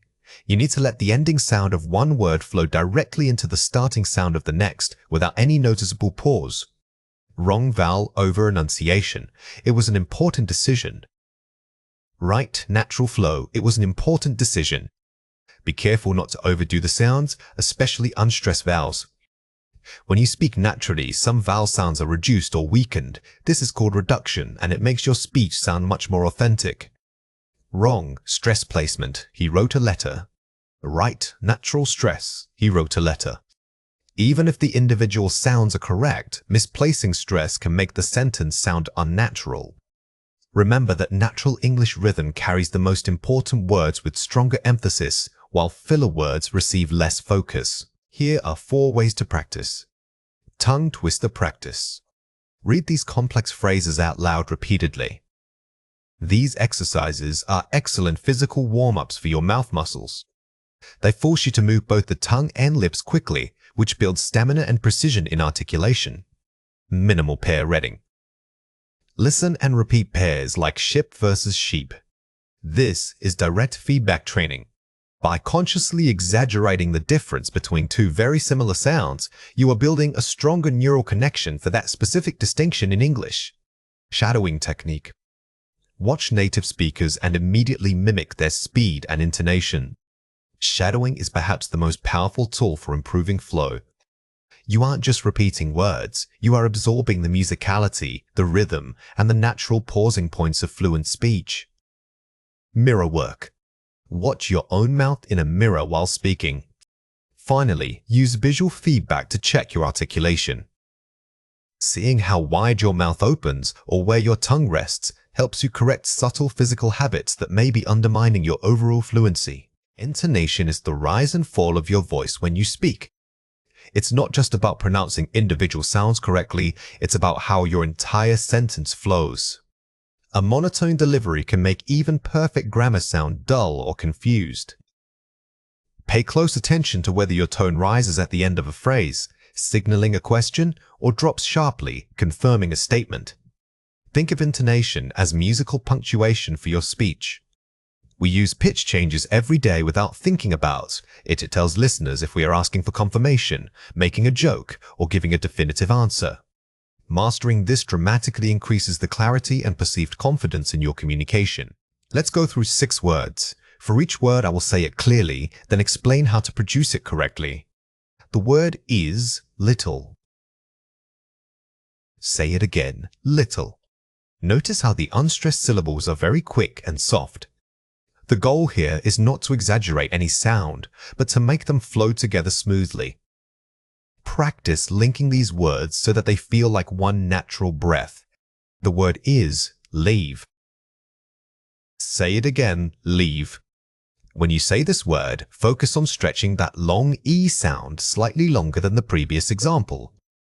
The difference between these 2 words is massive in meaning, so give them equal attention during practice. The word is listen. Say it again, listen. The structure of this word is a perfect example of reduced speech. The final sound is often almost swallowed, which is natural in fast conversation. Don't over-articulate that last syllable, let it drop away slightly. The word is leisure. Say it again, leisure. Here, the rhythm is key. The stress falls on the first syllable, but the overall flow must feel relaxed. Try saying it with a slightly slower tempo to ensure you are hitting that clear, long E sound. The word is quick. Say it again, quick. This word requires quick articulation.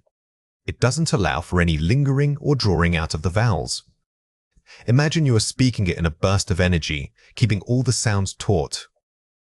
The word is quiet. Say it again, quiet. This is a great example of comparing 2 different types of vowels.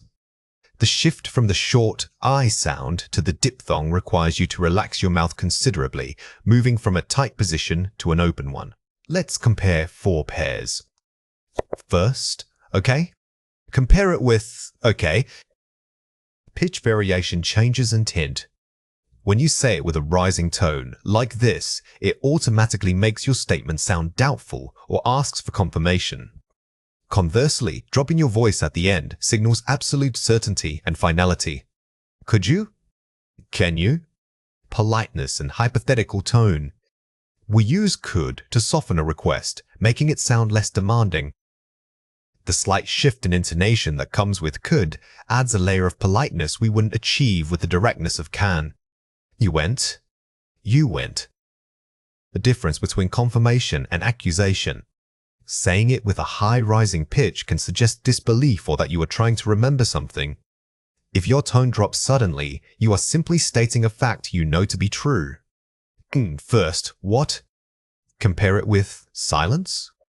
Using pauses for dramatic effect. Sometimes the most powerful tool is silence. Pausing briefly before or after key words forces the listener to focus and gives your response weight. It's a structural element of speech, not just a breathing break. Watch out for these 3 common mistakes. Wrong, reduction, going. Right, full articulation, going. While natural speech often involves reduction, if you are speaking in a formal setting or trying to be understood clearly, remember to fully articulate the final consonant.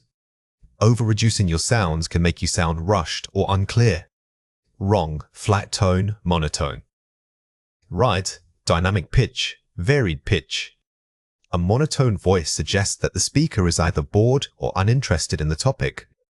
To combat this, try varying your pace and making sure your vocal pitch changes naturally throughout the sentence. Wrong, rushing, run too fast. Right, measured pauses, pacing breaks. Speaking quickly is not the same as speaking clearly. Intentional pausing after key ideas allows your listener time to process what you just said, making your overall message feel much more intelligent and structured. Here are 4 ways to practice. Tongue twisters. Practice saying the same phrase with different tones, e.g., question versus statement. Don't just focus on speed, focus on maintaining pitch control while speaking quickly. This connects your muscle memory for clarity with your understanding of tone. Shadowing. Listen to a native speaker and immediately mimic their rhythm, intonation, and pace. This technique trains your ear to recognize natural speech patterns. You are essentially recording the sound of fluent speech in your own mouth, building vocal muscle memory. Mirror work. Watch yourself speak while paying attention to how your jaw and lips move. Visualizing good articulation is half the battle. By watching your mouth in a mirror, you can self-correct physical habits that lead to slurred or mumbled words. Script reading for tone. Take a paragraph and read it 3 times, once as an excited friend, once as a bored student, and once as a serious professor. This exercise forces you to consciously manipulate your tone. By giving the same words vastly different emotional meanings, you reinforce that voice is far more than just sound that conveys emotion.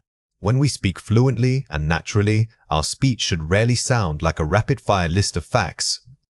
Instead, think of your speaking rhythm as music. It needs natural rests to breathe and build tension. Elaborating means taking the core idea you want to convey and expanding it with supporting details or context. The key is not just adding more words, but pausing at critical points like commas, periods, or even mid-thought to give those ideas weight. A pause isn't a gap in conversation, it's punctuation you deliver auditorily.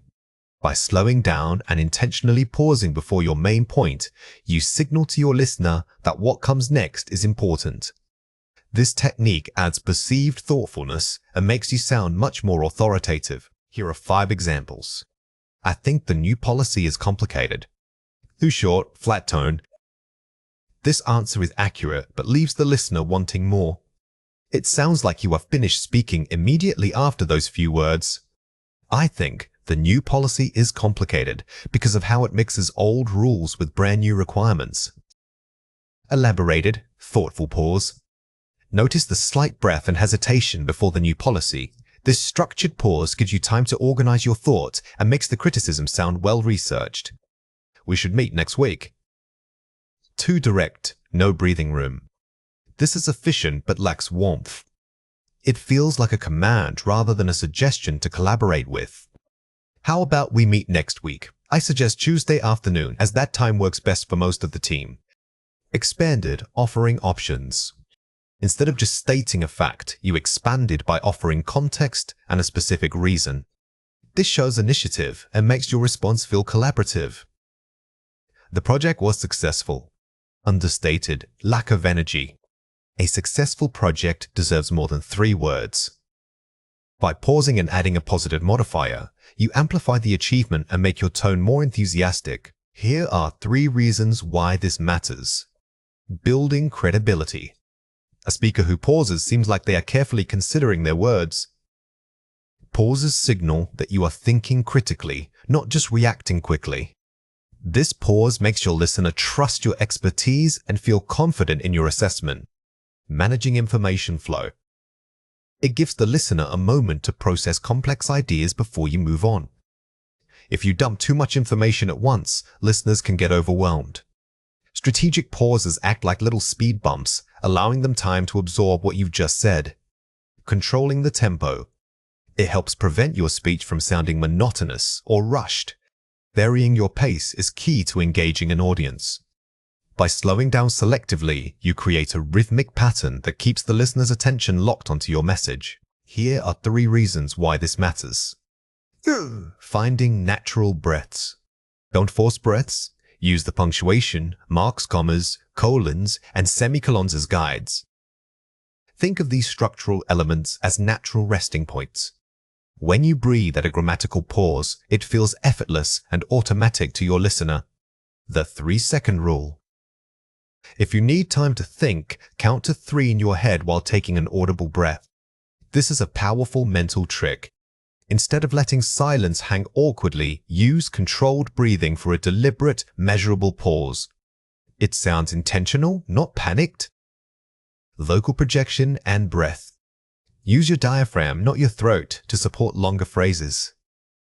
Deep breaths from the diaphragm give you vocal stamina and control, allowing you to maintain a strong, measured pace even when discussing complex topics. Here are 4 ways to practice. Record yourself speaking. Listen specifically for where your breaths are and if they align with logical pausing points. Self-recording is the single most effective tool. You will immediately notice when you rush or when your pauses feel awkward versus naturally weighted. Use transition phrases. Start elaborating by using phrases like, "to elaborate on that point," or "furthermore, we should consider." These transitional signposts are perfect because they signal a pause and an increase in detail. They naturally extend your answer while keeping the flow logical. Practice speaking lists. Take 3 random items and practice describing them, forcing yourself to pause after each one. This simple drill trains your brain to deliberately segment information.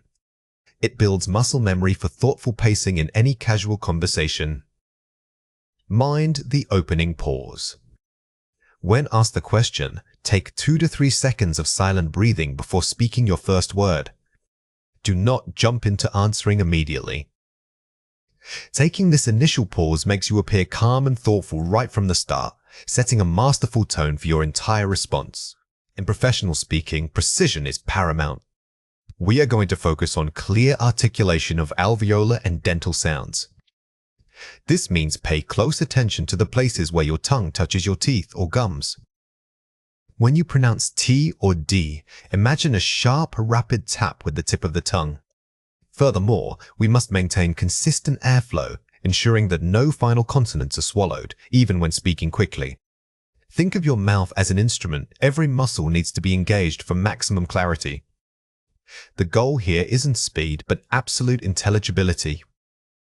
Practicing these sharp stops will help you sound more confident and articulate in high-stakes meetings or presentations. Let's go through 6 words. For each word, I will say it clearly, then explain how to produce it correctly. The word is schedule. Say it again, schedule. Saying this word requires careful coordination between the initial consonant clusters. Remember to crisp up that sound. It's a strong placement point for your tongue. Practice saying it slowly first, exaggerating each segment, and then gradually increasing your pace. The word is school. Say it again, school. The key difference between these 2 words is the preceding consonant sound.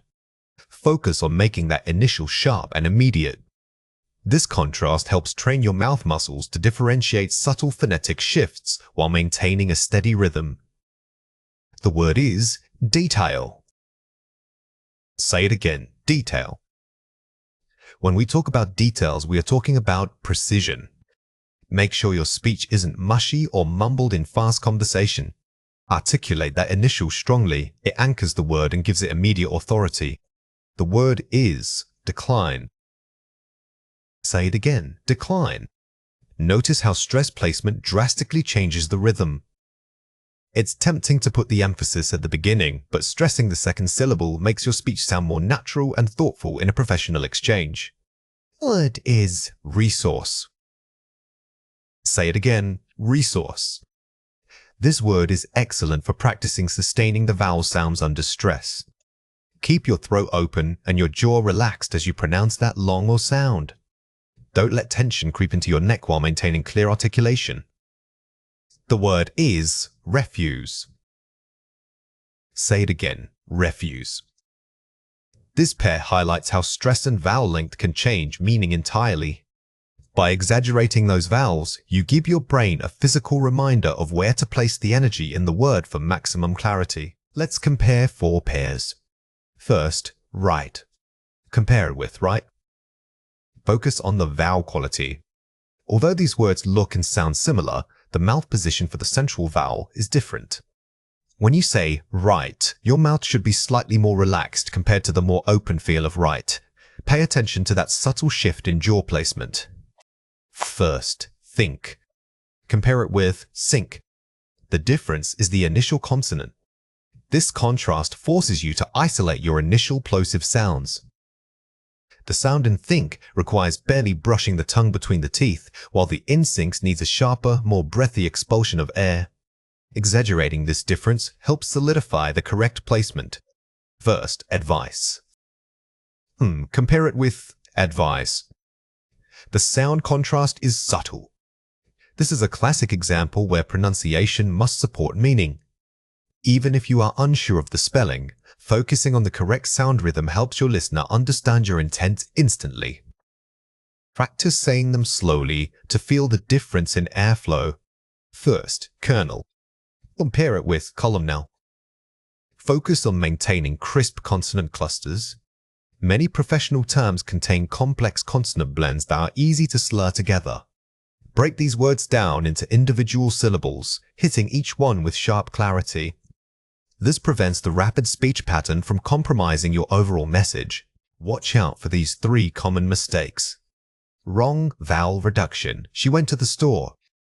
Right, clear final consonants. She went to the store. A very common mistake is reducing final consonants. When you say went, many people lose that final sound, making it sound like when. Remember to lift your tongue and articulate every single syllable fully. This adds significant polish to your spoken word. Wrong, over-articulation. This is a challenging thing. Right, controlled airflow. This is a challenging thing. Be careful not to overdo your consonants. When you try too hard, you can sound theatrical or labored. The goal is controlled effort, enough air and tongue movement to be clear, but smooth enough to maintain a natural speaking rhythm. Wrong, stress misplacement. We recommend that team. Right, natural pausing and stress. We recommend the team. Pronunciation isn't just about individual sounds. It's about where you place the emphasis. If your stress falls on the wrong word, or if you rush through a key phrase, your message loses impact immediately. Practice pausing slightly before stating your main conclusion. Here are 4 ways to practice. In twisters. Focus on rapid, targeted sounds. Repeat these challenging phrases slowly, exaggerating the target sound, then build speed gradually. These tricky sequences force your mouth muscles to execute rapid shifts in sound placement. Treating them like physical warm-ups will significantly boost your articulation speed and accuracy when you are under pressure. Minimal pair reading. Read lists of word pairs that differ by only one sound, e.g. bitcher versus vitch. Focus intensely on the single varying phoneme. This exercise trains your ear as much as your mouth, forcing you to hear and reproduce minute differences in sound. When reviewing these lists, record yourself and compare it directly side by side with a native speaker's recording. Shadowing technique. Listen to short professional speech clips like board meeting excerpts, and immediately try to repeat what you hear, matching the speed, rhythm, and intonation exactly. This technique is excellent for naturalizing your accent. You are not just repeating words, you are adopting the native speaker's entire speaking pattern, including their pauses and emphasis points. It makes your speech sound less read and more conversational. Mirror work. Watch yourself speak in a mirror, paying attention to how your lips shape for vowels and how your jaw drops for open sounds. Visualizing the mechanics of speech is incredibly helpful. You must connect what you hear with what you physically see happening at your mouth. Seeing the difference between an overstretched vowel and a relaxed consonant can make a major impact on your polish. Today, we are focusing on vowel duration and the difference between short and long sounds. When a vowel is short, the sound is clipped and quick, requiring minimal movement in your mouth. For example, the I in sit.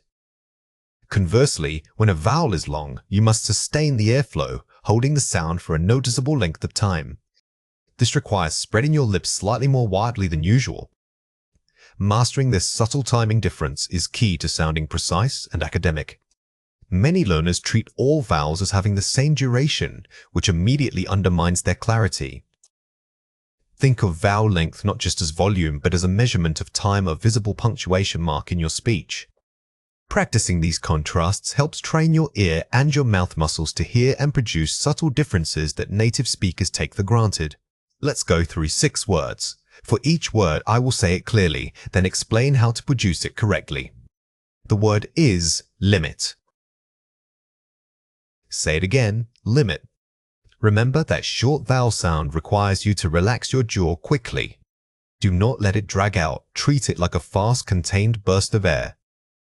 Focus on keeping the speed consistent across all syllables. The word is listen. Say it again, listen. The first syllable is crucial here. It needs that quick click sound we just discussed. It's easy to accidentally stretch the vowel, so pull your tongue back and keep the mouth position minimal for maximum effect. The word is fit. Say it again, fit. For a single syllable word like this, focus on the initial burst of air. It's less about drawing it out and more about delivering an immediate, crisp sound from your diaphragm. The word is feet. Say it again, feet. To achieve the long vowel sound, you must actively create tension in your lips and mouth. Visualize stretching a rubber band that sustains shape is what you are aiming for when you make this sound. The word is permit. Say it again, permit. In multi-syllable words, the short vowel often appears quickly in the unstressed syllables. Don't let the stress draw out every tiny sound. Keep those internal vowels snappy. The word is meat. Say it again, meat. This is a very clear contrast word pair for us. Notice how much longer the vowel in meat feels compared to its shorter counterpart. Exaggerate that length when you practice this one. Let's compare 4 pairs. First, affect. Compare it with effect. Affecting a feeling versus the resulting effect. The difference between these 2 words is purely phonetic, meaning you must change your mouth shape to distinguish them. Think of affect as an action that starts something, while effect is the noun, the finished result. First, compliment. Compare it with compliment. To complete or to praise someone. This pair is tricky because they sound so similar. When you say compliment, remember that you are completing a set, which requires a slightly different mouth shape than when you give verbal praise. First, principle. Compare it with principle. A rule versus a main person. The confusion here is based on the starting sound and the stress pattern.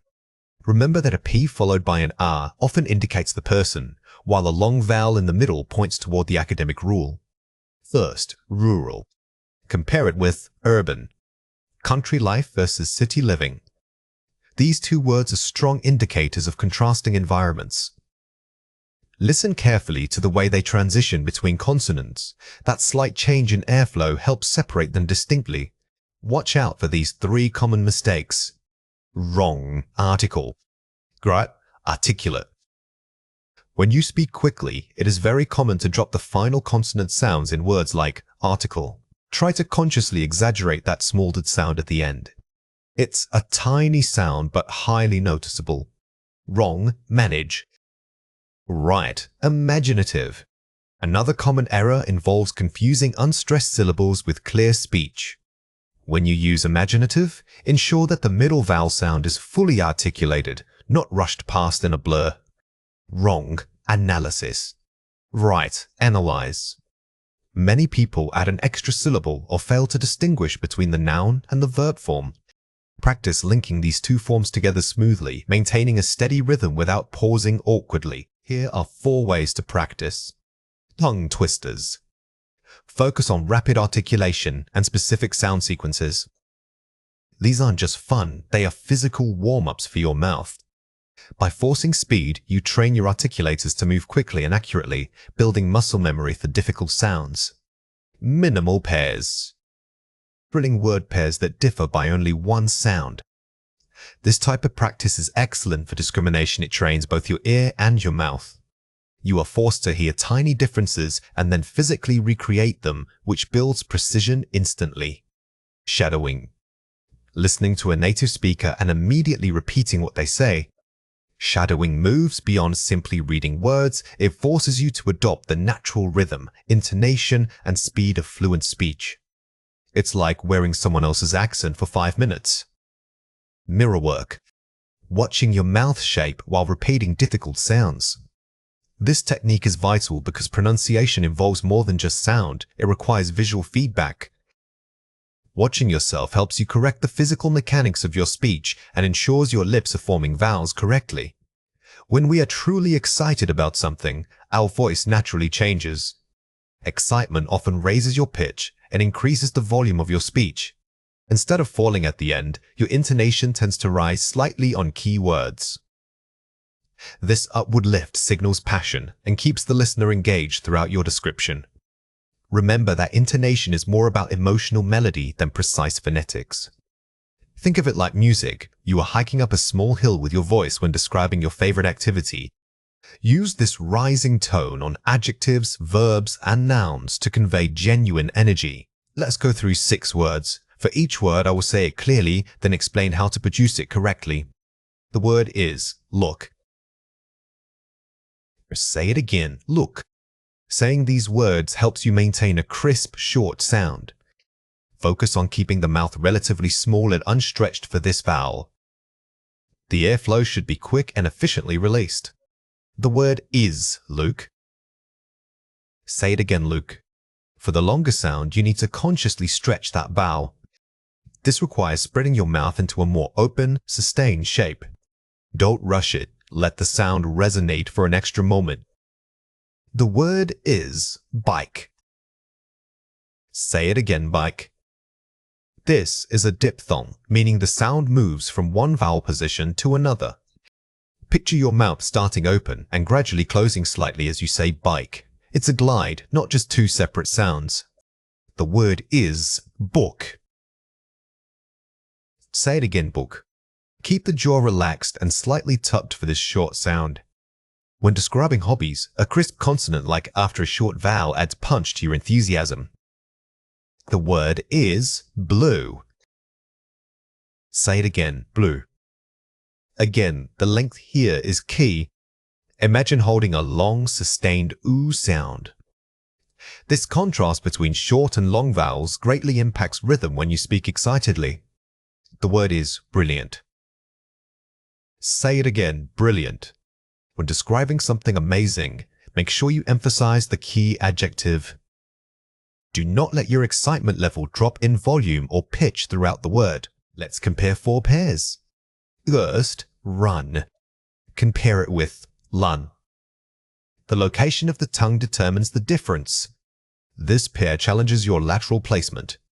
For the tip of your tongue needs to pull back slightly without touching the roof of your mouth. This slight retraction is essential for clarity. First, take. Compare it with make. The initial consonant sound is the defining difference. Notice how T and mem require very different mouth shapes. The T is an abrupt stop of air, whereas the M involves vibrating your lips closed to stop the air. Sport. Compare it with short. The vowel sounds change the entire feel of the word. In these words, the difference is subtle but crucial. O in sport is different from the O in short. We are focusing on maintaining a consistent, energized rhythm between consonants. First, play. Compare it with pray. The diphthong ending changes your mood. These 2 words sound similar because of the A spelling. However, pure muscle memory can help you separate them by remembering the initial mouth shape for each word. Watch out for these 3 common mistakes. Monotone description. It was fun. Excited pitch rise. Oh, I absolutely loved it. The mistake here is speaking flatly. Even if the facts are exciting, your voice needs to convey that energy. Remember to raise your pitch on the key emotional words. Weak verb choice. I like hiking. Stronger vocabulary and intonation. I love hiking. Using stronger, more emotive verbs immediately boosts your enthusiasm. When you use powerful words, let the intonation lift up on them to reinforce their meaning. Lack of pauses. Playing guitar is fun. Strategic pausing. Wow, playing guitar is incredible. Don't rush your description. Strategic pauses allow the listener to process your excitement and build anticipation for what you are about to say next. Breathe, then speak. Here are 4 ways to practice. Tongue twisters, rhythm. Repeat phrases like rapidly running roses rarely rest while exaggerating your pitch on the emphasized words. Don't just focus on speed, focus on rhythmic variation. Use the natural ups and downs of a tongue twister to mimic how excitement builds and releases energy. Minimal pairs, contrast. Practice switching rapidly between pairs like sports shorts or liatilid, maintaining an upbeat tempo. These drills force your mouth muscles to switch positions quickly. By increasing speed, you naturally increase the energy associated with accurate pronunciation. Plateauing, mimicry. Listen to a native speaker describing their hobbies and immediately repeat them after them, matching not just words but also pitch. This is pure listening immersion. You are acting like an echo, focusing entirely on the melodic contour of their speech. Pay close attention to where they pause for breath. Mirror work, physicality. Watch your mouth in a mirror while articulating different vowel sounds or consonant clusters, exaggerating the movements. This connects the physical act of speaking with the mental goal. By seeing the shape of your mouth, you gain conscious control over those subtle but essential articulation points. When we talk about a warm conversational tone, we are moving beyond just correct grammar. It's about the emotional rhythm of the conversation. A warm tone makes the listener feel seen and valued. Instead of simply exchanging facts, you are sharing an experience with someone you care about. This requires active listening and softening your language. Think less like giving a report and more like telling a story over coffee. Remember that true warmth in English conversation is often conveyed through understatement and empathetic phrasing. It's not always about using big, fancy words. It's about sounding genuinely interested in the other person's feelings. This connection makes your language sound much more fluid and natural. Here are 5 examples. How was work today? Oh, you had a tough meeting. Wow, I can imagine how draining that must have been. Acknowledging difficulty warm. Notice the phrase, I can imagine. This is not just asking a question, it's validating their feeling first. It shows empathy before you even give advice or commentary on the situation. Could you please tell me what happened with the laundry machine? It broke. Direct, neutral, cold. This example is purely informational. While grammatically correct, it lacks connection because it only focuses on the object and the problem. We need to add a human element. The laundry machine broke again? Oh no, that's such a hassle. Let's figure out who we can call. Casual and supportive warm. Adding interjections like, oh no, and using words like hassle immediately lowers the formality and increases relatability. This makes you sound like a companion, not an administrator. Are you free to talk about your day tonight? Interrogative, neutral. A simple question can feel demanding if the tone is flat. Adding softening phrases like, if you have time, or placing it in context, makes the invitation feel less mandatory. Hey, come sit down for a second. Tell me everything that happened. Inviting and open warm. This phrasing uses an informal opener and open commands like, tell me. This immediately shifts the power dynamic to encourage sharing, which is key for conversational warmth. Here are 3 reasons why this matters. Building emotional safety. A warm tone makes others feel safe enough to speak openly and honestly. If someone feels judged or patronized, they will naturally shut down. Your job is to create a conversational space where honesty is rewarded, not criticized. This requires careful use of softeners. Enhancing rapport. Rapport means building mutual understanding and trust quickly. Warmth acts as social glue in conversation. When you successfully maintain a warm tone, the other person feels closer to you, making future communication easier and more productive. Bridging cultural gaps. Tone transcends specific vocabulary rules. It conveys universal human intention. When language barriers exist, tone becomes even more critical. A smile, a gentle pause, or an encouraging inflection can convey care far better than a perfect sentence structure. Watch out for these 3 common mistakes. Overly demanding, just give me the details. What time are you arriving? Softening language, could you let me know what time you think you might arrive? The difference here is adding could you and changing the certainty from a demand to a gentle request. This small shift changes the feeling from an interrogation to a collaboration. Authoritative sharp, I need you to clean up the kitchen immediately. Collaborative framing, when you have a minute, could we tackle the kitchen mess together? Instead of issuing an order that creates distance, framing it as we or asking for help turns the chore into a shared team effort. This is key in family dynamics. Dismissive final, that's fine. Checking in empathetic, I understand. Are you okay with that? Saying that's fine can often sound dismissive, implying the other person shouldn't worry about it. Always follow a statement of agreement with an empathetic question to confirm their emotional state. Here are 4 ways to practice. Use softening phrases. Phrases like, I was hoping, or would it be possible to reduce directness? These linguistic cushions allow you to make requests without sounding absolute. They give the other person a sense of agency, making them more likely to comply happily. Ask open-ended follow-ups. Instead of, was it good? Try, what was the best part about that experience for you? Open questions force the speaker to elaborate and provide depth, which naturally extends the conversation. This shows genuine curiosity rather than just checking off a topic. Inject physical language cues. Use pauses before giving feedback and match your pace slightly to theirs. Even in writing practice, remember that pausing effectively is vital. It signals thoughtfulness, giving weight to the words you are about to say, thus increasing perceived warmth. Acknowledge before responding.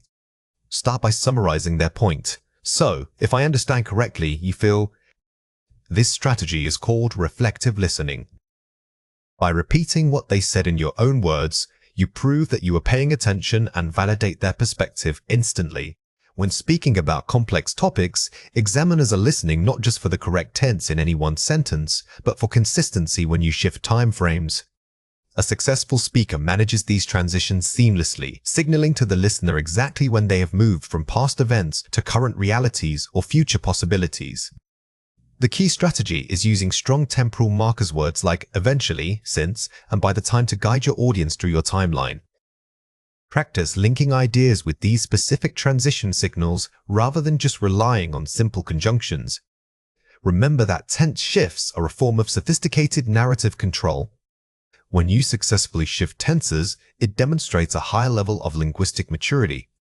Think of yourself as a time traveler in your own speech. You must always tell the listener which era you are currently operating within.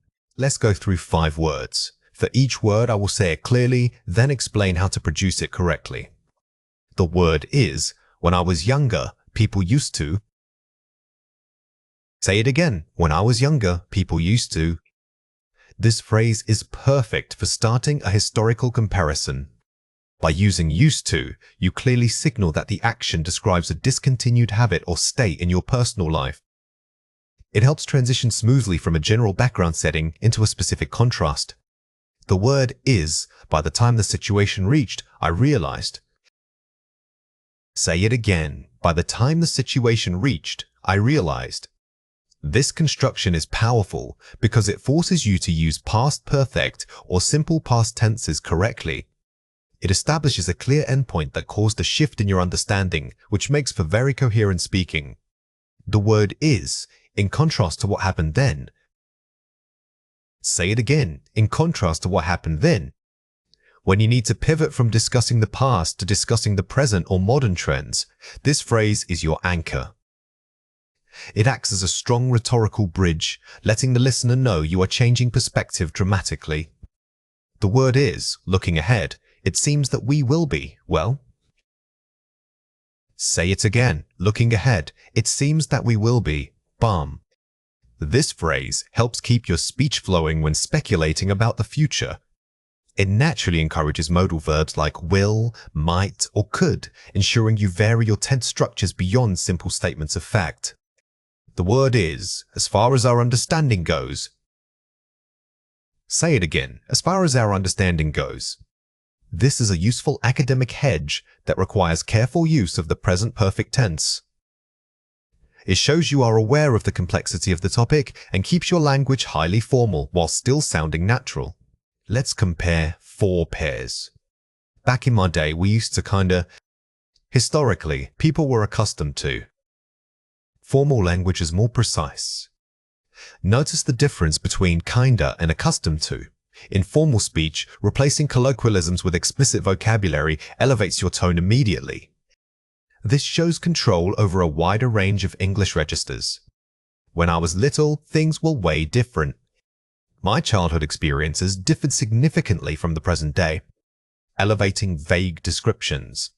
Instead of saying way different, which is too casual, using differed significantly is much more academic.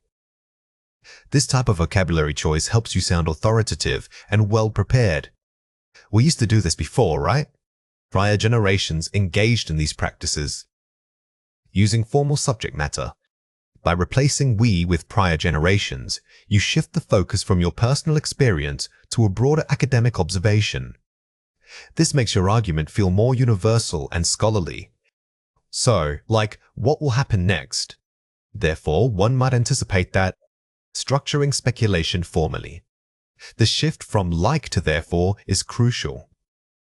It formalizes your thought process, making your prediction feel reasoned rather than just a casual question posed to the examiner. Watch out for these 3 common mistakes.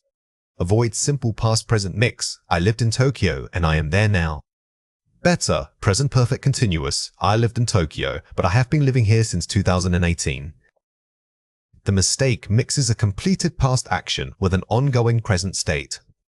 Remember that the present perfect or present perfect continuous is your friend when linking the past right up to the moment you are speaking. Avoid simple past. When I was young, people didn't know about the internet and they didn't use it. Better, past perfect. When I was young, people hadn't yet been exposed to the internet. Using hadn't yet been exposed shows that you have perfect control over the past timeline. The past perfect is vital for describing something that was not true before, another point in the past. Avoid tense mismatch. If I study hard, I pass the exam. Better, second conditional. If I studied hard, I would pass the exam. This is a classic conditional tense error. When discussing hypothetical situations, things that are contrary to current reality ways, remember to match your grammar using the would or could structure. Here are 4 ways to practice. Self-correction recording. Record yourself telling a story with multiple time shifts. Pause and explicitly correct your own tenses mid-story. This technique forces you to become hyper-aware of your grammar in real time, which is exactly what happens during an exam. Don't worry about sounding perfect, focus only on catching the moment your tense slips. Narrative roleplay. Pretend to interview someone who lived through a major historical event, e.g., the Industrial Revolution. Maintain consistency in their speech. This exercise builds narrative stamina and helps you pivot between summarizing facts, describing feelings, and discussing lasting impacts across different time periods. Shadowing complex texts. Find academic podcasts or TED Talks that discuss progress over time. Shadow the speaker's transitions. When you repeat native speakers who are skilled at narrative flow, your pronunciation and rhythm naturally adapt to handle these complex grammatical structures with ease. The timeline map. Draw a basic timeline before speaking on any topic. Mentally note where the present, past, and future shifts are needed. Visualizing your speech structure beforehand acts like a safety net for your grammar. It turns tense, shifting from an abstract rule into a concrete map that you can follow confidently. Now it is your turn to practice. Read or listen to the following passage carefully. The topic is, how has the concept of work changed over the last century? Please cover 3 areas. 1. The nature of labor, physical versus mental. Where people work, office versus remote. What life expectancy means for careers, lifelong learning. Aim to speak for about 1 minute. Question 1. What is the most important thing to include in your answer? Pause the video now and write your answer before we reveal it. The correct answer is, explicitly signal each tense shift using markers and vary structures, e.g., back then, shifts to present perfect present. The examiner isn't just grading you on vocabulary, they are watching if you can manage the grammatical framework of your argument while speaking naturally. Make sure your transitions are as clear as the points themselves. Question 2. What language feature should you demonstrate? Pause the video now and write your answer before we reveal it. The correct answer is the ability to seamlessly move between simple past, present perfect, and future tenses within a single coherent narrative. Try to weave all three of those time frames together. Start in the past for context, use the present perfect to talk about lasting impacts today, and end with speculation about what is coming next. Fluency in rapid-fire answering isn't just about speaking fast, it's about sounding effortless and controlled. Examiners are listening for how smoothly you transition from one thought to the next, even when you haven't prepared an answer. Key strategies include pausing intentionally, not out of panic, and starting your response with a clear signpost phrase. Always aim to provide detailed examples or reasons that show depth of thought. Remember, clarity and pacing are just as important as vocabulary. When we talk about effortless, we mean sounding like you're naturally thinking out loud in English. Focus less on finding the perfect word and more on keeping your speech momentum going. Using those linking phrases correctly helps mask any slight pauses while giving your brain time to organize a sophisticated response structure. Let's go through 5 words. For each word, I will say it clearly, then explain how to produce it correctly. The word is, to give you an example, I think. Say it again, to give you an example, I think. Use this phrase when the question is abstract or requires illustration. It signals to the listener that a concrete point of data or experience is coming next. This structure immediately elevates your response from mere opinion to supported argument. The word is, speaking personally, my view is, double B. Say it again, speaking personally, my view is. This phrase is perfect for part 1 because it manages expectations by making clear that the following statement is subjective. It sounds conversational but maintains an academic edge, helping you sound thoughtful and engaged. The word is, from my point of view. Say it again, from my point of view. This is a reliable go-to phrase when you need a brief second to formulate your core argument. It acts as an excellent verbal buffer, allowing you to gather your thoughts while keeping the conversational flow intact and sounding measured. A word is, to be honest with you, geez TE. Say it again, to be honest with you. This phrase is useful when dealing with sensitive or complex topics where there might not be one simple answer. It adds an element of authenticity and vulnerability, which often makes your speech sound more natural and engaging. The word is, I would say that, are. Say it again, I would say that, W. This phrase suggests careful consideration and helps soften strong declarations. Instead of stating something as absolute fact, you are offering an assessment based on your current knowledge, which is perfect for academic chat. Let's compare 4 pairs. Totally great idea. That sounds like a very viable solution. Elevating enthusiasm. Notice how the second option replaces hyperbole with precise academic vocabulary. While your initial response was enthusiastic, using formal phrasing maintains professionalism and demonstrates advanced lexical range. It's kind of hard to say. It is somewhat challenging to definitively assess. Softening hesitation. Casual speech often uses vague qualifiers, but in an exam setting, aim for measured alternatives. Using somewhat challenging sounds more mature and articulate than a simple contraction. I don't know what I want to say. I need a moment to formulate my thoughts on this topic. Buying controlled time. Instead of using filler sounds like or teach yourself sophisticated ways to pause. This structured delay makes you sound thoughtful and in control rather than unprepared. Like, it's really important. It holds significant importance for society. Increasing formality. The most important shift here is moving away from conversational filler words like, by removing them and using stronger adjectives. Your speech becomes instantly more polished and authoritative. Watch out for these 3 common mistakes. Filler hesitation. I think it's good because structured opening. I would argue that it has several benefits, primarily because The biggest performance killer is the filler sound. When you feel your brain pausing, replace them with a preparatory phrase like, "That's an interesting question because this," buys time while sounding completely fluent. Repetition simplicity. I went to the store yesterday and I bought apples. Variety in verbs. Yesterday, I visited the store and purchased some apples. When speaking about routine activities, avoid simplifying your verbs. Instead of repeating buys or go, use richer vocabulary like purchased, visited, or retrieved. This immediately increases your lexical score. Overly casual phrasing. I liked my job because I got paid enough money. Formal register shift. I enjoyed my profession because it offered satisfactory financial compensation. In an academic setting, casual idioms and slang should be avoided entirely.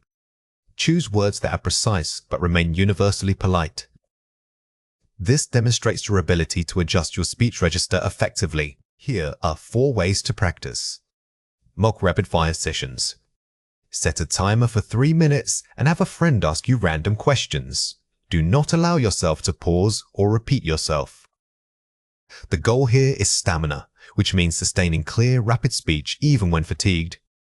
Treat it like an athletic event. You must maintain your pace regardless of how tiring the questioning gets. Shadowing technical dialogues.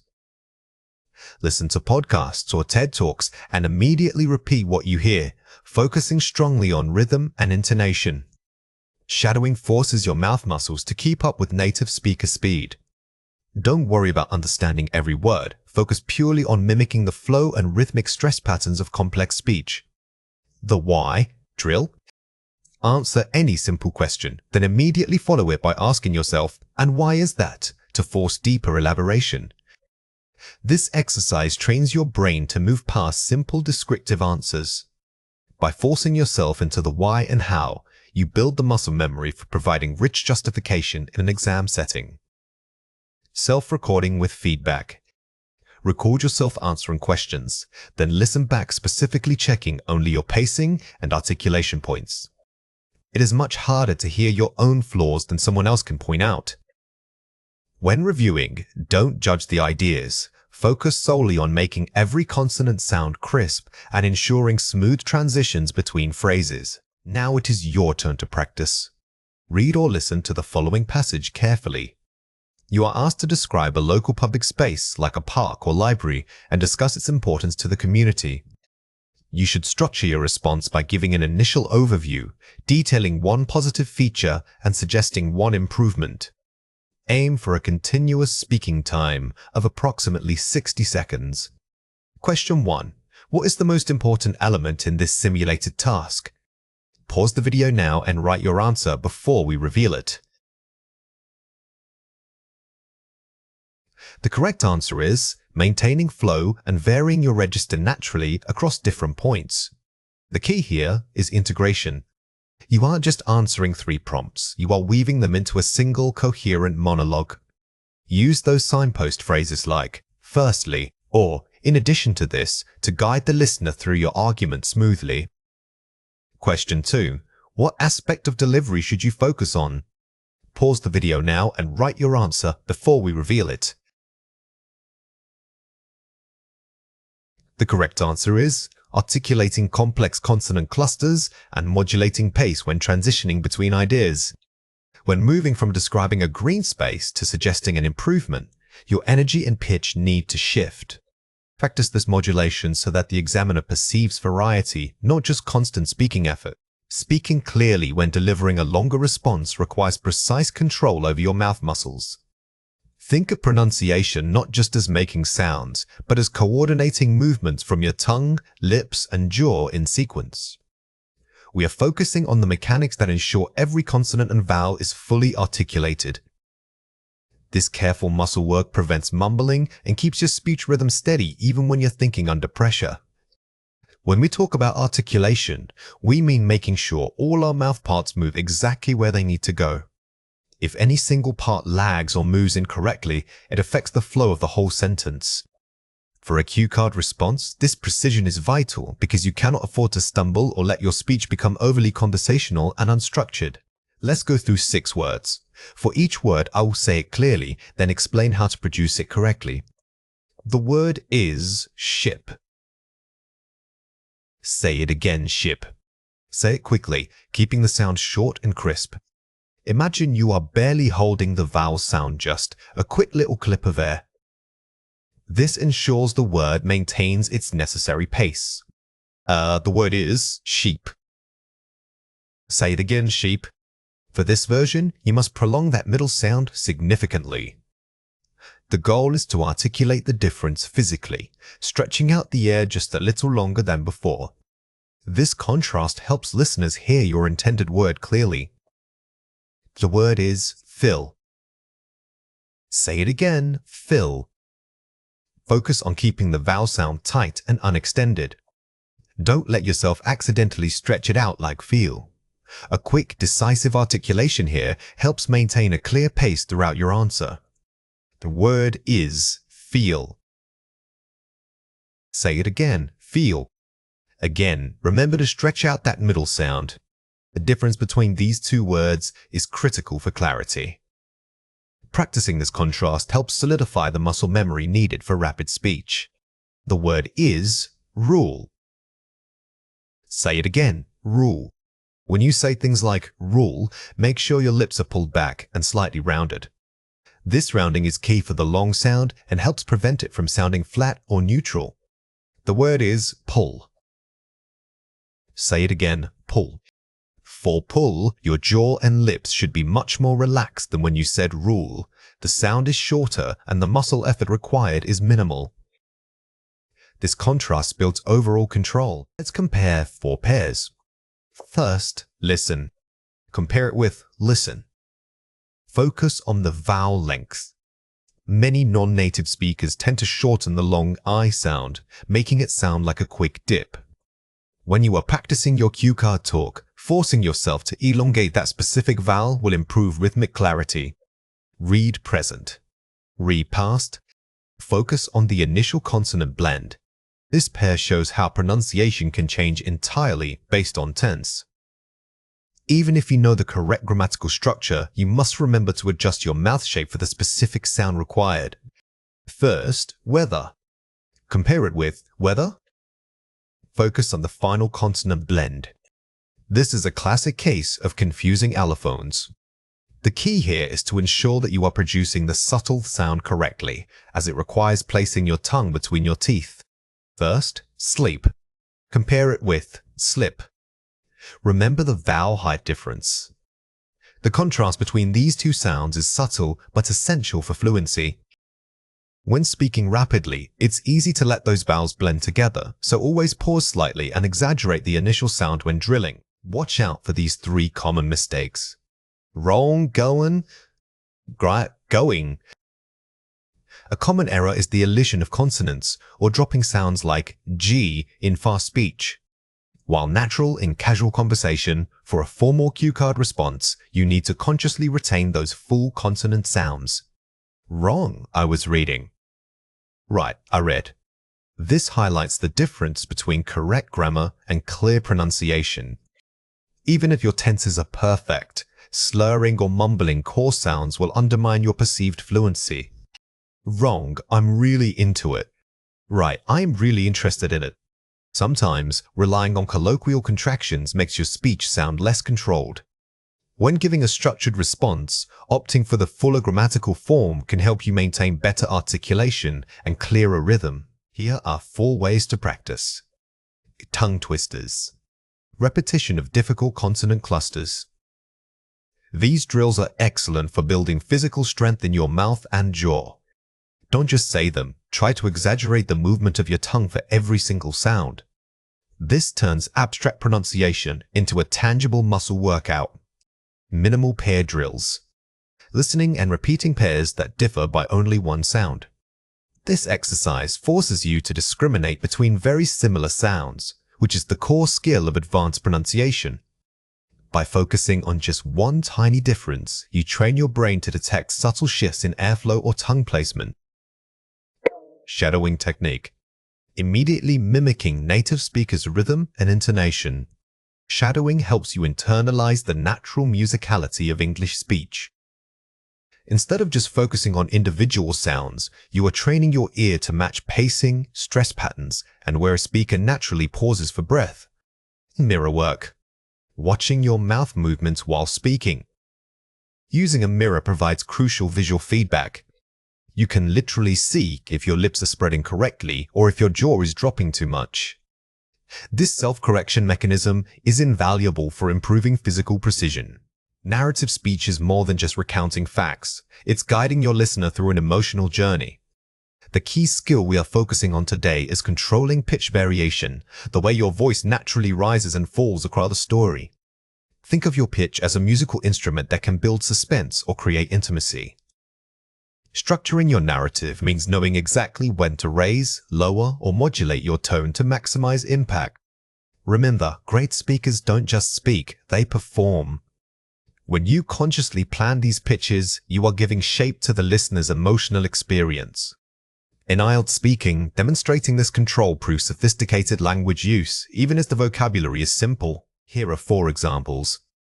The morning started with a soft hush. The mist hung low, muting all sound into a quiet grey blanket. Starting low and steady establishes an ambient, calm mood. Notice how the language itself matches the restrained pitch. By maintaining a consistent, lower tone here, you immediately signal to the listener that this is a peaceful, descriptive scene. It sets the baseline for contrast later on. Suddenly, I heard Ether's sharp crackling sound coming from just beyond the tree line. My heart instantly jumped into my throat. The pitch rises dramatically and accelerates pace to build immediate tension. This shift is crucial. The rising pitch simulates a gasp or an exclamation, signaling danger or surprise. By speeding up your delivery here, you mirror the rapid escalation of emotion within the story. I finally saw it, not a beast, but just a tiny child playing with a worn wooden doll. The pitch drops suddenly and slows down, creating relief and surprise. This is the payoff. After building tension with high energy, dropping your voice signals that the danger has passed. This sudden contrast between high suspense and low resolution makes the story feel authentic and satisfying. It taught me that sometimes the most terrifying things are simply the human connections we overlook. The pitch settles into a thoughtful, reflective, slightly slower cadence. Ending with reflection requires a controlled, lower pitch. This final tone signals closure and maturity in your thought process. It leaves the listener with an intellectual takeaway, not just an action sequence. Let's compare 4 pairs. The forest was big and green. It had many trees. The canopy felt immense, the deep greens absorbing sound as if the woods were holding a breath. Using imagery and varied pitches to paint pictures. The first version is merely listing nouns. It has no emotional weight. The strong version uses more descriptive language, which naturally invites you to vary your pitch, giving life to immense and absorbing sound. I walked down the hall and saw a dog playing. My footsteps echoed in the long hallway until they finally stopped at the joyous sight of a puppy chasing its tail. Building anticipation through careful pacing and pitch control. The weak version is too direct. The strong version uses echoed and finally, which require you to slow down slightly, building suspense with your voice before the reveal. It was difficult because I did not know what to do. I felt a genuine panic bubble up. My mind went blank, and for a moment, all I could hear was the frantic drumming of my own heartbeat. Replacing simple statements with visceral sensory details that require pitch change. Instead of just saying it was difficult, we focus on the physical sensation. When you describe your heart pounding, your natural voice will naturally become higher and faster pitched, making the description much more impactful. The meeting finished, and we left the room. When the final gavel dropped, a collective sigh swept through the exhausted room. We simply gathered our coats and slipped back into the twilight, using evocative verbs and atmosphere to guide the tone. Notice how collective sighs requires a drop in pitch, a shared moment of relief. By using this kind of atmospheric detail, you move beyond simple actions and tap into shared human experience. Watch out for these 3 common mistakes.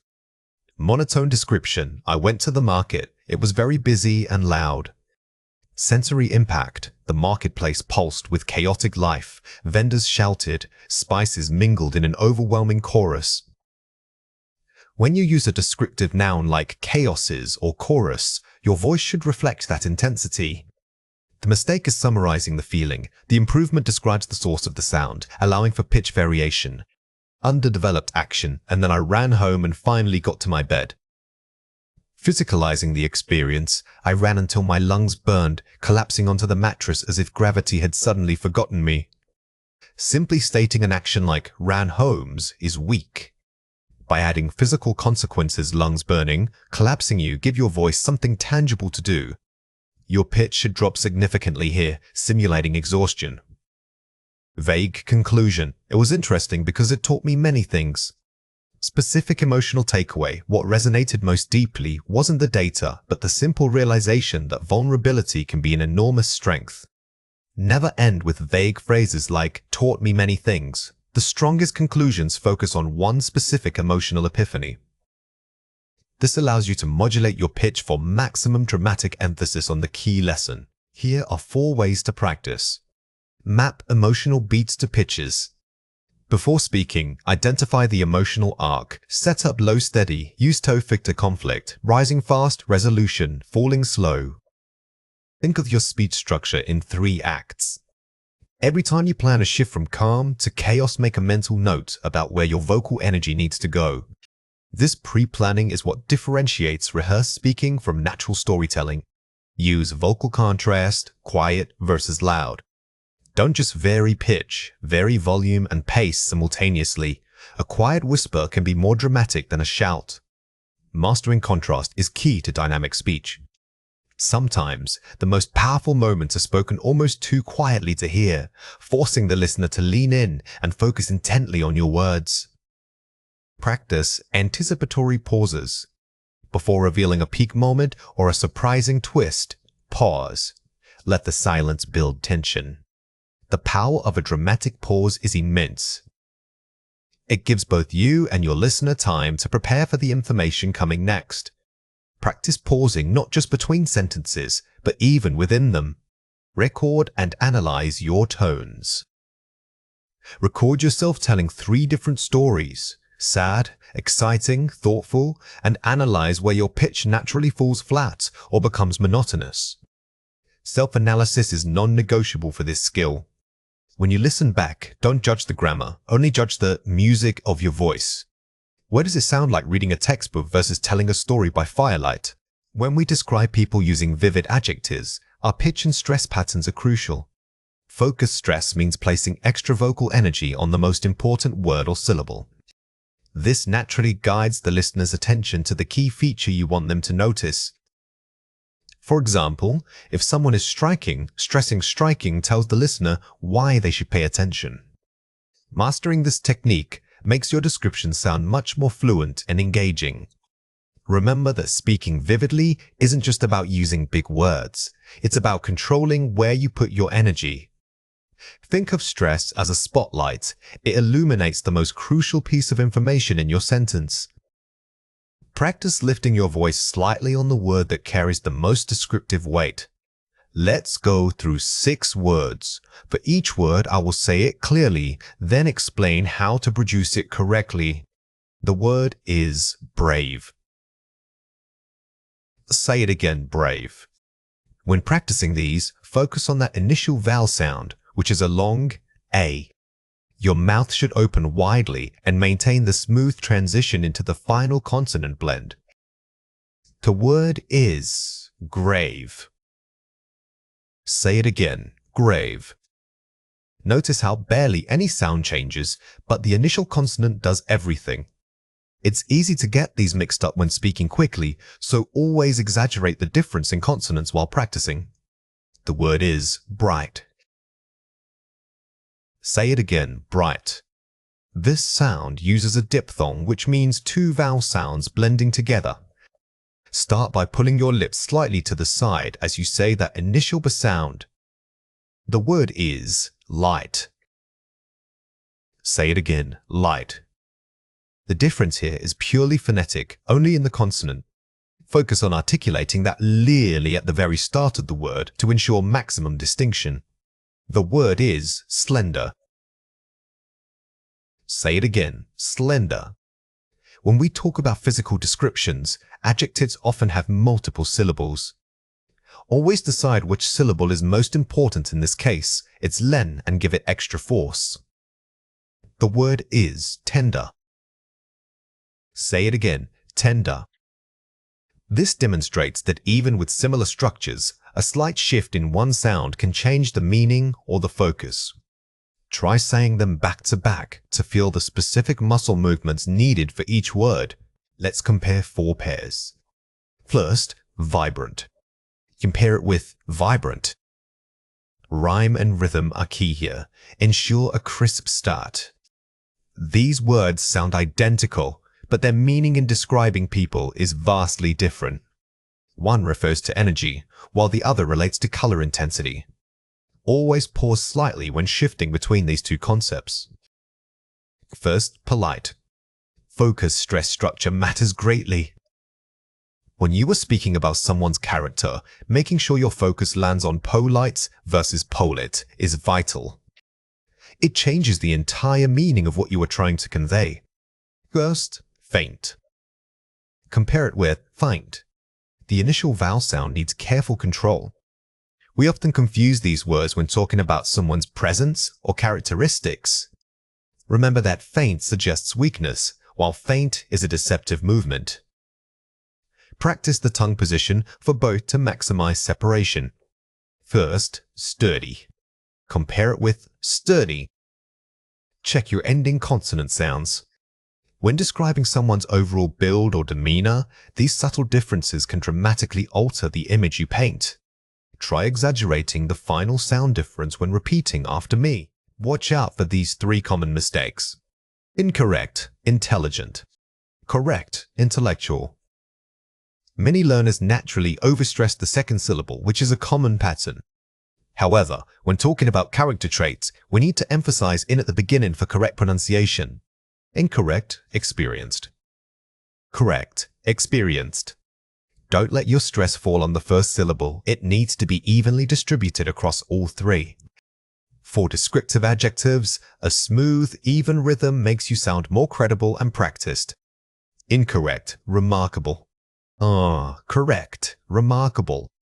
It is easy to rush through the middle section of this word. When listing adjectives, remember that ma is where your primary energy and vocal focus needs to land for a perfect sound. Here are 4 ways to practice. Minimal pair reading. Read descriptive minimal pairs like slender and tender back and forth. Exaggerate the sound difference when you get to the contrasting consonant. This drill forces your mouth muscles to make minute, precise adjustments quickly. Think of it as exercising specific speech muscles. The more you isolate those sounds, the stronger they become.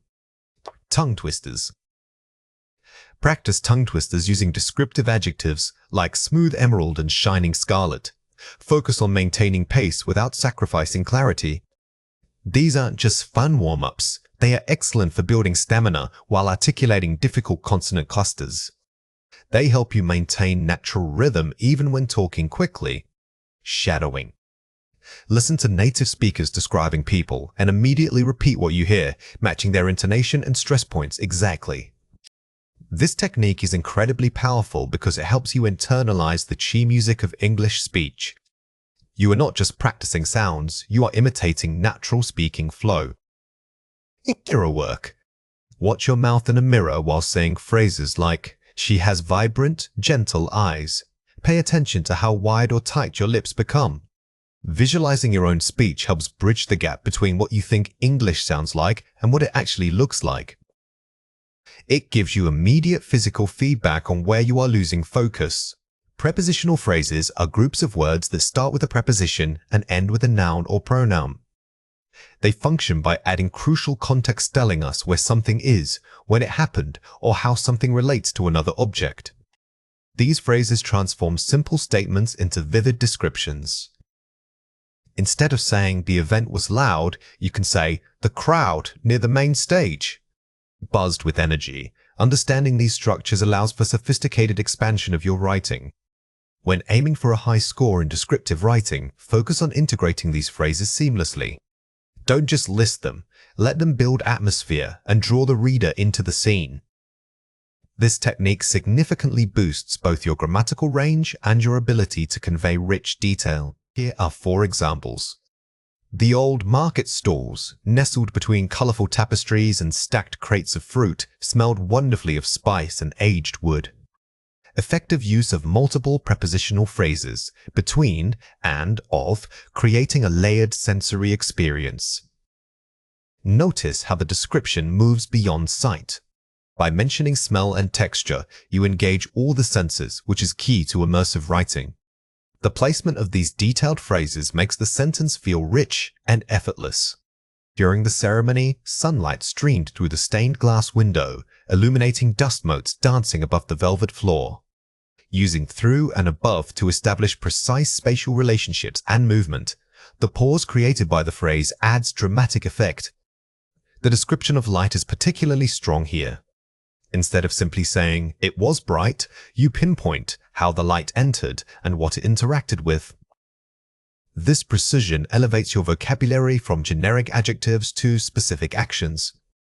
At the center of the park, a small fountain bubbled softly, drawing people who sat along the stone benches facing the willow trees. This example uses a long and facing to establish precise human interaction within a location. The use of the simple verb bubbled is very effective. Effective descriptive writing doesn't just describe objects, it describes interactions between people and places. By placing the focus on what the people are doing, you give the reader a sense of life and continuous movement. The crowd gathered near the edge of the pier, enjoying the spectacular view across the bay toward the distant city skyline. Using near and across to define a viewing point, the phrase structure guides the reader's eye from local detail to grand scope. This shows how you can smoothly transition your description from immediate foreground details to a vast background view. Controlling the scope of your imagery with prepositional phrases is vital for maintaining narrative momentum. Let's compare 4 pairs. Bustival was busy. People walked through the streets. Foot traffic streamed down the narrow aisles, passing between stalls overflowing with handmade goods. Using prepositions to define location and action between stalls. The weak version is basic because it tells us nothing of scale or feeling. The strong version immediately transports the reader by painting a picture of crowded, specific movement. We saw birds at the pond. They were near the reeds. A flock of iridescent birds dipped their wings into the water just beyond the curtain of tall reeds. Adding sensory detail and precise location beyond reeds transforms observation into an experience. Instead of using simple prepositions like at or near, the strong version uses more descriptive verbs and phrases to show where they were, making the image much clearer. The building was old. It had bricks on it. Time-worn brickwork, marked by streaks of moss and ivy, covered the entire facade of the ancient university hall. Using participial phrases, marked by to incorporate description without starting a new sentence. This demonstrates how to expand your vocabulary beyond just old. By detailing what makes it old, the moss and streak shoe show sophisticated descriptive control. The party was fun, friends talked by the fireplace. Laughter echoed around the hearth, where groups of friends gathered in intimate circles, warmed by the orange glow of the fire. Focusing on atmosphere and sensory details, echoed, orange glow, rather than just stating the action. The best descriptions aren't just about objects, they are about mood. By incorporating sound and light sources, you make the reader feel the atmosphere of the event. Watch out for these 3 common mistakes. Weak. The exhibition was in the museum. There were many paintings on the wall. Strong. Within the hushed gallery of the museum, countless canvases hung against the pale stone walls. The original phrasing is vague and lacks power. The correction uses prepositional phrases like within the hushed galleries to immediately set a sophisticated scene for the reader. Weak. People gathered at the crossing, waiting for buses that were coming from the main road. Strong. Near the busy intersection, commuters waited patiently for buses pulling into sight from the adjacent thoroughfare. The mistake here is using basic verbs and nouns.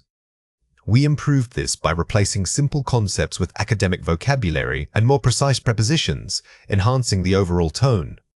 Week. It was a big park. Trees were over there and grass was everywhere. Strong, massive oaks stood sentinel across the expanse of emerald lawn, creating dappled shadows throughout the otherwise open space. Superlatives like big and everywhere are weak. By using figurative language like describing oaks as sentinels, you not only improve vocabulary but also give the scene a distinct literary voice. Here are 4 ways to practice. Engage multiple senses, show don't tell. Don't just say it was colorful, describe the specific shades, the scent of spices, or the echo of music. When you plan your description, force yourself to think about all 5 senses. Planning for a smell or a sound will naturally lead you to use more complex and vivid prepositional phrases when writing. Establish a focal point, the zooms technique. Start with a general overview, then zoom in on one specific object, and finally pull back out again. Think of your description like a camera lens. By controlling the reader's focus from wide to narrow and back out, you create sophisticated structural flow that is highly impressive. Use figurative language as connectors. Instead of saying, the cloud was small, try, a puff of mist drifted like a forgotten feather. Metaphors and similes are powerful tools for description, but don't just drop them in. Use them to connect 2 ideas or define the scope of your prepositional phrase. Vary sentence structure, the prepositional pacing. Mix short, punchy sentences with long, descriptive ones that use multiple prepositions. Rhythm is everything in writing. Alternate between quick bursts of detail and longer, more complex sentences to create a natural, readable pace for your reader. When telling a story, you often need to shift between actions that were completed at a specific time, experiences that connect us directly to the present moment, and plans for the future. Remember that while past simple handles finished events like he left, the present perfect emphasizes the lasting result of an action up until now. Using connecting words such as already or since. For future actions, we use will for spontaneous decisions or predictions, but if the plan is already set, be going to works best. The key in storytelling is choosing the tense that correctly reflects the story's timeline and connection to the listener. The biggest challenge here isn't knowing the forms, it's realizing why you are changing tenses mid-story. Think of time as a film reel. Sometimes the action simply stops, past simple, but sometimes the echo of that action continues into our present conversation, requiring the present perfect. Paying attention to those signal words is your navigational tool for seamless storytelling. Here are 5 examples.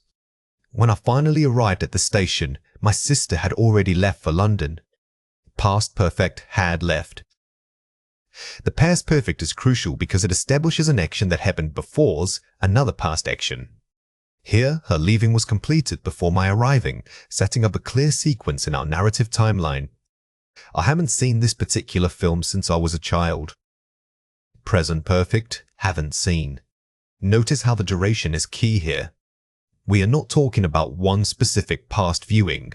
We are discussing my lack of experience with it across an entire span of time, right up to today.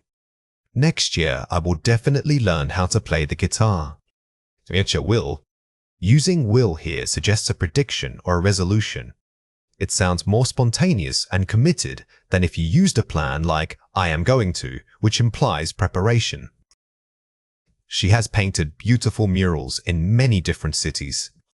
Present perfect has painted. The focus here is on the cumulative experience, the quantity and variety of her work. We use this tense because those mural experiences contribute to who she is right now. Yesterday, we walked through the park when it suddenly started raining. Past simple, past continuous. Past continuous! This pairing demonstrates a classic narrative technique using the continuous past action to set the scene, which was then interrupted by a completed sudden action in the simple past. Let's compare 4 pairs. Past simple, yesterday. Present perfect, ever. Focus on time markers. If you use a specific finished time marker like yesterday, the past simple is mandatory. However, if your statement covers an indefinite period up to now, using since or for requires the present perfect tense. Will prediction. Going to pre-planned intention. Spontaneity versus evidence. When you make a sudden decision right in the moment, use will. But if you have already made preparations or there is visible evidence suggesting something will happen, be going to is much more appropriate. Past simple, finished action. Present perfect, connection to now. The result matters. If the result of the past action still affects your current life, like losing a passport and still being without it, you must use the present perfect. The focus shifts from when it happened to the impact now. Past simple, a single moment. Present continuous, temporarily happening now. Setting the scene. While we are focused on narrative tenses, remember that is doing can be used narratively to paint a picture of an action unfolding right at the point where you are telling the story. It brings immediacy. Fill in the blank with the correct form. She's in to school every day when she was younger. Pause the video now and fill in the blank before we reveal the answer. The correct answer is walked. The phrase "when she was younger" clearly limits this action to a fixed period in the past. Therefore, we must use the simple past tense because the entire narrative context is finished and over. We're since 9 o'clock. Are you ready yet? Pause the video now and fill in the blank before we reveal the answer. The correct answer is have been waiting. The inclusion of since tells us that this action started in the past, but it continues right up to the moment we are speaking. This duration demands the present perfect continuous tense. If I had more time, I strange to volunteer at the animal shelter. Pause the video now and fill in the blank before we reveal the answer. The correct answer is would go. This structure is a classic conditional sentence. Because the condition, at more times, is contrary to fact in the past, we must use would plus the base verb for the resulting action. The museum, it's its new exhibit next month. Pause the video now and fill in the blank before we reveal the answer. The correct answer is launching. Because this event is a fixed arrangement or schedule that has already been planned and booked, using the present continuous tense gives it a strong sense of immediate certainty. Watch out for these 3 common mistakes. Incorrect. I just saw him yesterday. Correct. I saw him yesterday. The mistake is mixing the adverb just with a definite past time marker like yesterday. The past simple tense doesn't allow for just because. Just implies proximity to the present. Incorrect. I haven't eaten sushi since I was in Japan. Correct. I haven't eaten sushi since I visited Japan. While since is okay, referring to a past experience often requires slightly more context.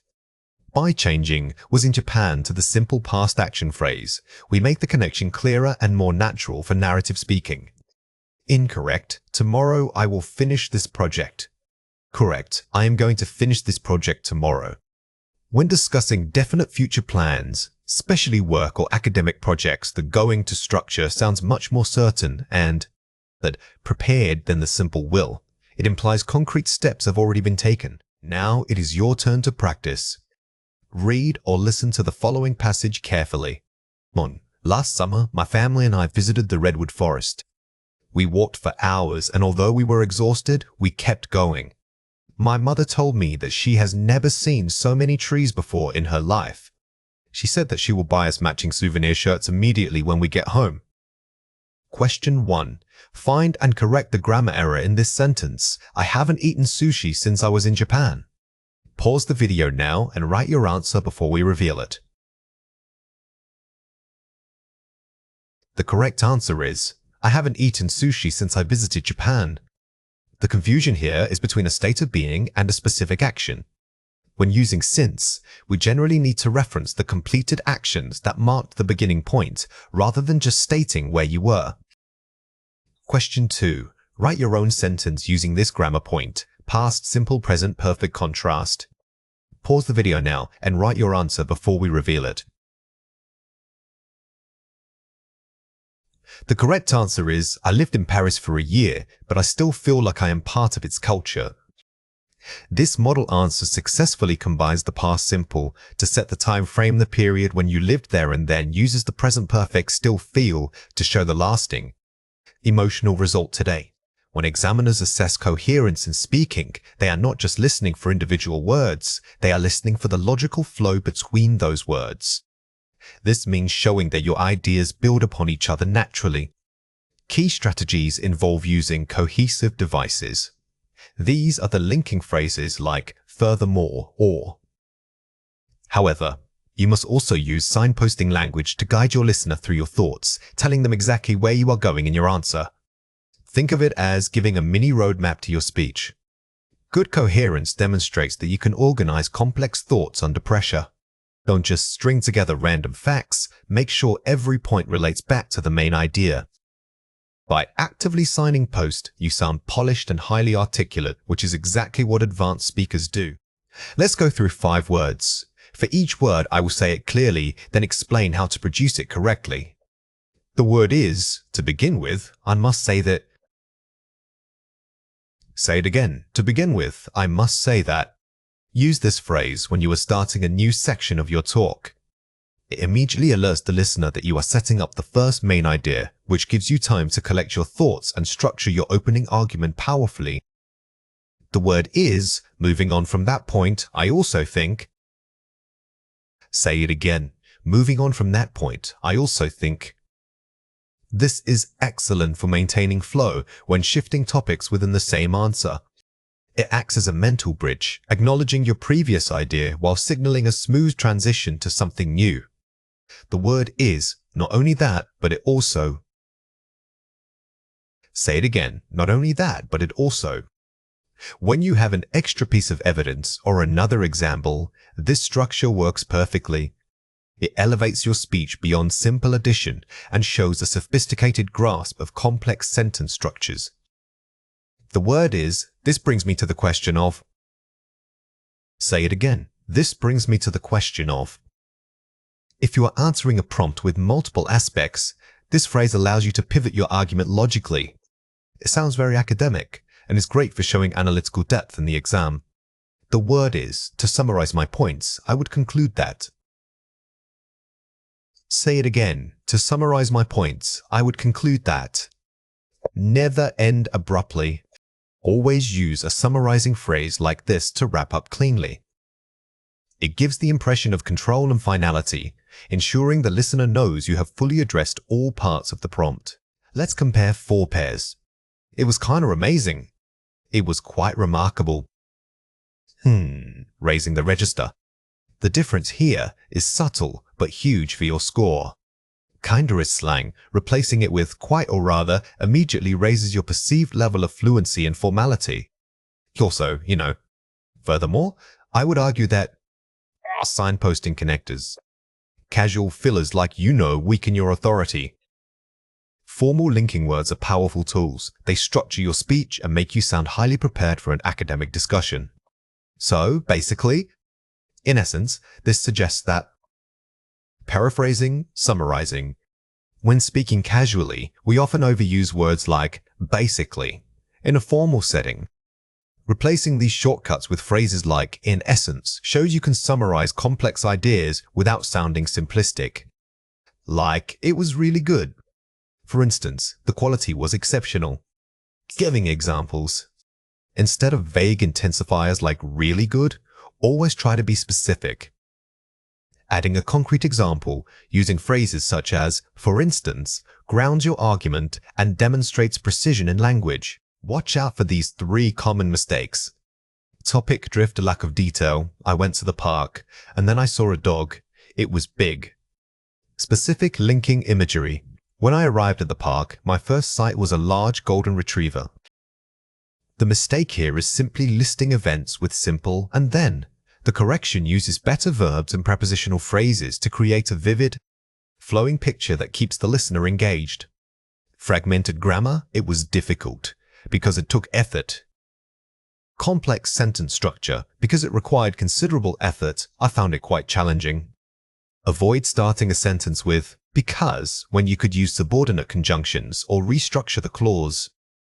This improves grammatical accuracy and makes your flow sound much more sophisticated. Lack of focus weak connectors. I think I should travel to Italy because it has good food, and also maybe Rome is nice. Clarity and depth. If I were to choose a destination, Italy would be my first choice, primarily due to its exceptional cuisine. Furthermore, the history of Rome is unparalleled. The weak connectors, and also make your ideas sound scattered. Stronger transitions like furthermore, or structuring it with conditional language, gives the appearance that you have deeply considered the topic. Here are 4 ways to practice. Structured retelling. Take a short news article and retell it out loud. Force yourself to use at least 3 different linking phrases. This exercise trains your brain to think linearly and coherently, which is crucial for the exam. Don't just speak, focus on how you link the ideas together. Record this and listen specifically for any abrupt shifts in tone or topic. The what else game. Give yourself a prompt, e.g., pollution. Speak for 1 minute, but every 30 seconds, force yourself to introduce an entirely new facet of the topic using a transition phrase. This builds resilience against topic drift. The goal is not just to talk about pollution, but to show how you can move from discussing plastic waste to industrial runoff to policy solutions seamlessly. Topic mapping. Before answering any speaking prompt, quickly sketch a mini outline on paper that contains your main points and the transition words connecting them. This is pre-planning for coherence. By visualizing the flow before you speak, you minimize hesitation fillers and ensure every point leads logically to the next. It's like scripting the roadmap internally. Shadowing advanced speakers. Listen to TED Talks or university lectures. Don't just repeat words, mimic the speaker's rhythm as they transition between points. Pay close attention to the natural pauses and intonation shifts when the professional speakers move from one idea to the next. Mastering rhythm is often more important than vocabulary alone for sounding fluent. Self-correction techniques are vital for sounding natural and fluent. When you mispronounce a word or pause unexpectedly, the goal is not to stop speaking entirely, it is to smoothly bridge that gap. The most effective method involves using mild discourse markers like I mean, or pausing briefly, followed by repeating the intended phrase with clearer articulation. This technique shows your listener that you are in control of your message, even if there was a momentary stumble.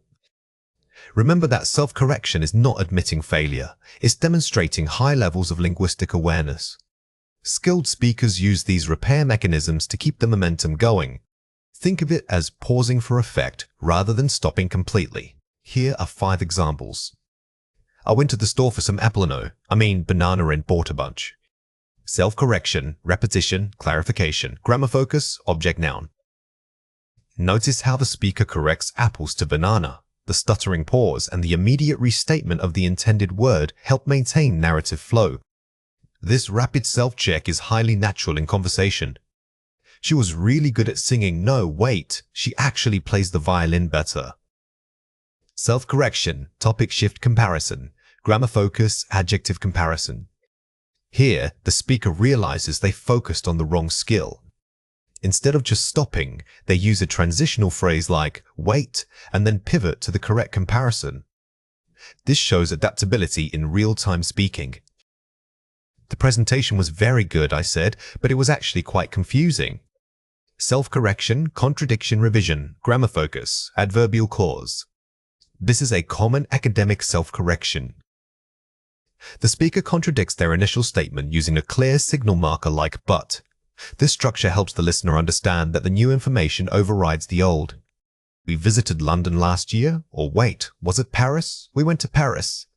Self-correction, spatial temporal recall, grammar focus, location prepositions. When dealing with facts, the self-correction often involves questioning one's own memory, or wait. The key is that the corrective phrase must be quick and decisive to avoid losing the listener. They are planning a trip to the mountains. No, they prefer the beach this time. Self-correction, preference shift, grammar focus, verb tense agreement. The contrast between mountains and beach shows how self-correction can be used to refine a preference. It's not just fixing pronunciation, but refining the entire idea itself. Let's compare 4 pairs. Self-correction, repairing a mispronounced word. Using fillers, like. The difference is intent. Self-correction fixes the message. Fillers just buy time. While both techniques involve pauses, self-correction actively repairs a linguistic error for clarity. Fillers are often habits that don't signal an actual change in thought or speech content. Repetition, repeating the last word. Self-correction, using mean. Repetition is useful for pronunciation. Self-correction signals a conceptual shift. If you just repeat yourself, it suggests difficulty articulating a sound. If you use you are telling the listener that your thoughts has changed direction. Hesitation, long pause with no verbal filler. Self-correction, using transitional markers. A long silence can lose the audience. A quick marker keeps them engaged while you think. Learning to fill that momentary gap is crucial for fluency. Using a phrase like, "let me rephrase," gives yourself mental space without sounding unprepared. Changing subject, abrupt topic shift. Self-correction, gradual revision. Smooth transitions are always better than abrupt changes. Use softening language. Instead of suddenly jumping topics, try phrases like, "on a related note," or "to circle back to." This makes even a major correction feel intentional and polished. Fill in the blanks. I visited Madrid last year, or actually, I think it was Barcelona. Pause the video now and fill in the blank before we reveal the answer. The correct answer is, or actually. When you realize a factual error mid-sentence, using or actuallys provides the perfect verbal cushion. It tells the listener that an immediate correction is coming. It wasn't a difficult test, it was quite challenging. Pause the video now and fill in the blank before we reveal the answer. The correct answer is, The phrase is incredibly versatile. It signals to the listener that your initial statement was wrong or incomplete, prompting them to listen for the true meaning. The meeting started at 3 o'clock. No, wait, it began at 2. Pause the video now and fill in the blank before we reveal the answer. The correct answer is, no, wait. This specific correction is excellent because wait captures a momentary pause. It sounds immediate and completely natural in spoken English. I enjoy hiking, especially the trails near, the coast. Pause the video now and fill in the blank before we reveal the answer. The correct answer is, Even if the error is just switching between two related interests, works perfectly. It helps you pivot from one correct thought to another corrected thought. Watch out for these 3 common mistakes. Incorrect, too abrupt. I think we should go to the park. The park is closed today. Correct, using buts. I thought we should go to the park, but I just remembered it's closed today. The original attempt is too blunt. By integrating a concession marker like but, you soften the blow of the correction, making it sound conversational rather than purely factual. Incorrect grammar error. It was very big book. Correct, and large. Wait, no, it was a really large book. This correction involves both grammar and pronunciation. You are not just fixing the word, you are catching 2 separate errors simultaneously, which is a sign of advanced monitoring. Incorrect, over-reliance on fillers. We went to Rome. We were going to Paris. Correct. Using structural contrast, we initially thought about Rome, but we ended up going to Paris instead. Relying too heavily on or diminishes your credibility. Better to use a full explanatory clause that shows the reasons for the change. Now it is your turn to practice. Read or listen to the following passage carefully. Imagine you were giving a presentation about your favorite travel destination. You start describing the weather and then realize you mixed up which continent it is on. Use self-correction techniques to recover smoothly while keeping your descriptive language flowing. Question 1. Find and correct the grammar error in this sentence. I went to Italy last year, or was it Spain? The weather was good. Pause the video now and write your answer before we reveal it. The correct answer is, I went to Italy last year, or wait, was it Spain? Both had good weather. When correcting location, remember that you need a natural pause before the or structure. Also, notice how I revised the ending clause using. Both had makes the correction more balanced and sophisticated. Question 2. Write your own sentence using this grammar point, self-correction. Pause the video now and write your answer before we reveal it. The correct answer is, I enjoy reading crime novels. No, actually, my favorite genre is historical biography. When answering this, focus on making the correction sound like a natural thought process. Don't just state the mistake, verbalize the mental shift that caused the change. When examiners assess your fluency, they aren't just listening for speed, they are listening for rhythm. A strategic pause is often more powerful than a filler word. The goal isn't to eliminate all hesitation sounds entirely, but rather to replace weak fillers like or with sophisticated conversational markers.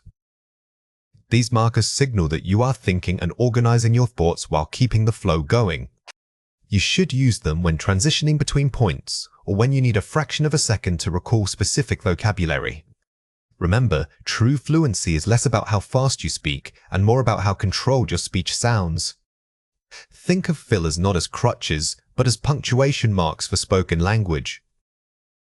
They allow the listener and yourself to reorient emotionally and logically within your argument.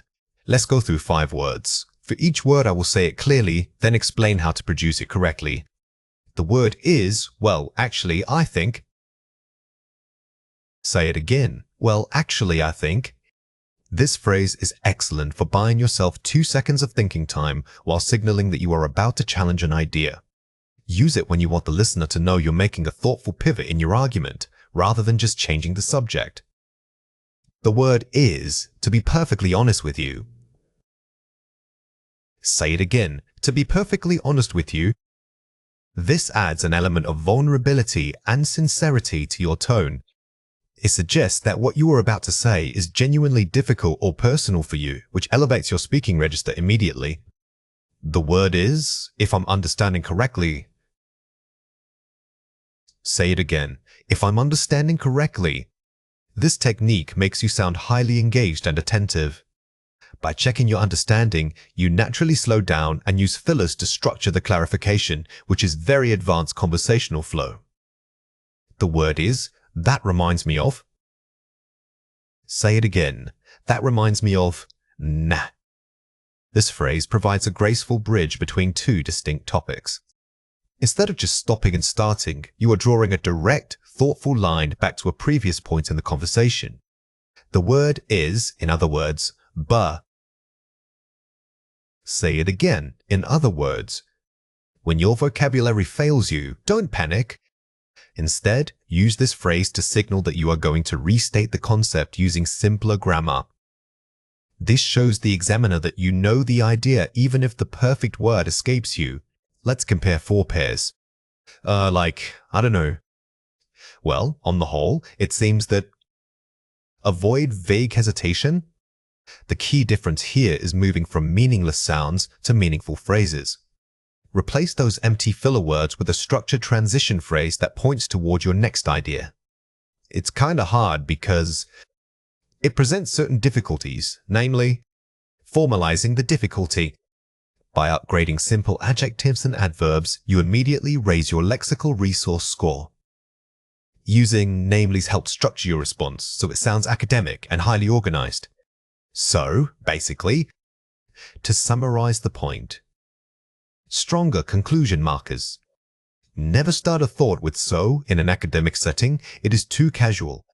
Using strong structural phrases like to summarize gives your speech a sense of formal purpose and finality. Maybe, perhaps we could consider softening suggestions politely. This comparison shows how to move from guessing or rambling to proposing a concrete idea. Consider is much stronger than maybe, demonstrating command over sophisticated suggestion language. Watch out for these 3 common mistakes. Weak filler vagueness, so I guess it's good. Stronger assertiveness. On balance, I would argue that it is quite beneficial. The mistake here is weak conviction. Instead of giving a vague answer with fillers, use powerful modal verbs and adverbs to state your position with confidence. Abrupt stoppage, topic drift. This topic, long silence, is really big. Controlled transitioning. Speaking of global issues, this topic deserves much deeper consideration. When you lose your thought, do not just freeze. Use a transitional phrase to bridge the gap. This acknowledges the pause without letting it look like a mistake. Topic rambling, lack of focus. I went there and then rambling. Focusing with precision. Specifically, when I visited, what struck me was the sheer scale of the architecture. Rambling happens when you don't have a clear anchor point. By using specifically, you are forcing yourself to zoom in on one detail, which gives your speech structure and impact. Here are 4 ways to practice. Self-recording analysis. Record yourself giving a short talk and listen back solely for your pauses. Identify where you used instead of a planned breath. The most powerful tool is simply listening to yourself critically. When you hear those weak fillers, immediately replace them in your mind with a deliberate, silent pausier moment that feels controlled. Shadowing expert speakers. Listen to advanced TED Talks and shadow the speaker's intonation, not just their words. Focus on when they pause. Advanced speakers are masters of rhythm. Mimicking their natural pauses will help you build a muscle memory for thinking aloud in English without resorting to weak fillers. A get feel prompt. Ask a friend to interrupt your speech at random points, forcing you to use one of the advanced transition phrases. This simulates pressure. Practicing under mild stress helps solidify these complex flow markers. The goal here is to make using well or actuallys feel as natural and effortless as taking a breath. Mini argument building. Take 3 random nouns, e.g. traffic, philosophy, coffee, and argue why they connect, forcing you to link disparate ideas. This exercise is perfect for practicing connective tissue hose phrases that hold your argument together. It forces lateral thinking and the smooth integration of those sophisticated signposting words. Now it is your turn to practice. Read or listen to the following passage carefully. Cue card topic. Discuss the ethical implications of artificial intelligence in daily life. You should cover job displacement bias in algorithms, the role of human oversight, aim to speak for 1 minute, focusing on smooth transitions and thoughtful pauses. Question 1. What is the most important thing to include in your answer? Pause the video now and write your answer before we reveal it. The correct answer is a clear structure that connects these 3 points using at least 2 advanced transition phrases. Do not just list the bullet points. You must connect them, showing how job displacement might be linked directly to algorithmic bias. Use, speaking of which, or to elaborate on that to build a cohesive narrative. Question 2. What language feature should you demonstrate? Pause the video now and write your answer before we reveal it. The correct answer is thoughtful pausing and varied complex structures, e.g. conditional clauses. When discussing ethics, your tone must be measured and thoughtful. Use controlled pauses before stating a strong however or meanwhile. This conveys intellectual depth far better than simply using big vocabulary. When we talk about rhythm in long terms, we aren't just talking about speed. We're talking about the steady energy and natural pacing of your speech. Think of it like a musical passage. You need to maintain a consistent beat throughout the whole thing. Effective speaking flow also involves using strategic pauses, not because you forgot what to say, but because you are intentionally giving yourself time to gather your next thought. These brief breaks make you sound thoughtful and confident. The goal here is to move beyond simply articulating words correctly. It's about connecting them seamlessly. Imagine your speaking voice as a river. You don't want rapids or dry spells, but a steady, predictable current. Practice identifying where natural breathing points occur when you are telling a story and utilize those spots to keep your rhythm strong. Let's go through 6 words. For each word, I will say it clearly, then explain how to produce it correctly. The word is fit. Say it again, fit. For this word, keep your mouth shape very quick and relaxed. The sound is short and abrupt, like a little electrical snap. Don't let the vowels linger. Think of it as biting out the sound quickly. The word is feet. Say it again, feet. Now for this word, spread your mouth wider and hold that E sound a little longer. It requires sustained airflow from your lungs. You are elongating the sound just slightly to give it more presence. The word is bit. Say it again, bit. The key difference between these two words is less about the muscles and more about time. The short vowel needs immediate energy. Practice saying it fast, almost clipped, without drawing out the sound at all. The word is beat. Say it again, beat. When you say this one, try to smooth your transition from the B sound to the long vowel. It should feel like a continuous glide, not two separate sounds bumping into each other. The word is fill. Say it again, fill. For the first word in this pair, your tongue should be quick and relaxed inside your mouth. Imagine a fast little tick. It needs to start and stop abruptly. The word is feel. Say it again, feel. Here, the goal is sustained phonation. Think of blowing smoke slowly through your teeth while maintaining that long E sound. This controlled airflow helps you control the rhythm in longer passages. Let's compare 4 pairs. First, pick. Compare it with peak. The duration of the vowel sound you make. The biggest difference here is time. For pick, the vowel feels like a quick tap, while peaks allows that same vowel to stretch out slightly. This subtle shift can change the entire mood of your statement. First, lie. Compare it with lie. The starting consonant sound and mouth shape. These two words start with different sounds, even though they look similar. Remember that lil is a liquid consonant and requires your tongue to bend slightly. This physical change in the throat helps differentiate the word dramatically. First, plain. Compare it with plain. The final vowel sound and breath control. Focus on how smoothly you finish these words. The end of plain has a slightly more open, rounded quality than the very clear click of plain. This small difference greatly affects how natural your speech sounds. First, sleep. Compare it with slip. The precise placement and tension in your jaw. Notice that when you say slip, the movement is very quick, almost slippery. When you say sleep, the muscles around your jaw are more relaxed because of the longer vowel sound. The physical effort required is quite different. Watch out for these 3 common mistakes. Wrong, right. Right. A common mistake is misplacing the final sound. When pronouncing right, your tongue position slightly changes, making it a pure vowel sound. But for right, you must ensure that N sound remains crisp and fully articulated. Huang, lose. Right it, loose. The difference here is in the number of syllables, which affects your breath control. Loose has a single continuous sound, while loose requires you to articulate 2 distinct, rapid vowel movements back to back. Wrong, every. Right, ever. This error is often one of omission. When saying every, you tend to swallow the second syllable, which disrupts the rhythm.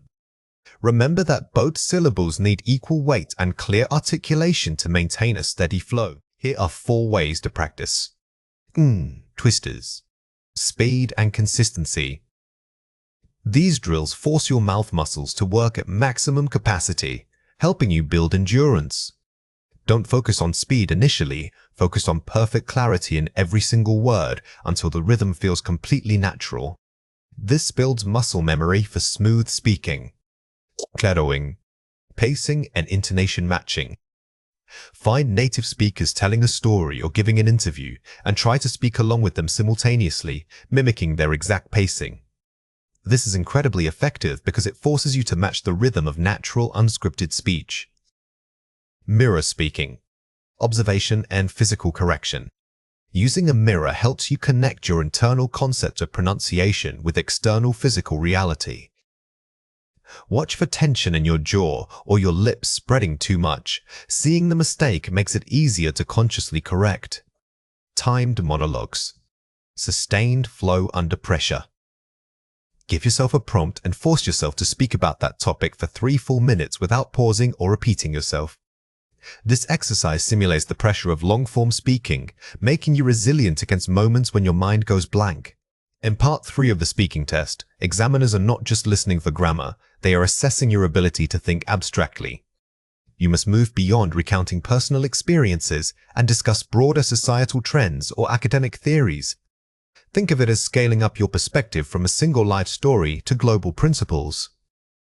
The key is generalization using language that applies universally rather than only to you or your immediate surroundings. Remember that the examiner wants evidence that you can handle complexity. When they ask about technology, don't talk about your phone. Discuss the impact of digitalization on modern economies. Using abstract language elevates your response from a simple answer into an analytical discussion. Let's go through 5 words. For each word, I will say it clearly, then explain how to produce it correctly. The word is, generally speaking, it appears that. Say it again, generally speaking, it appears that.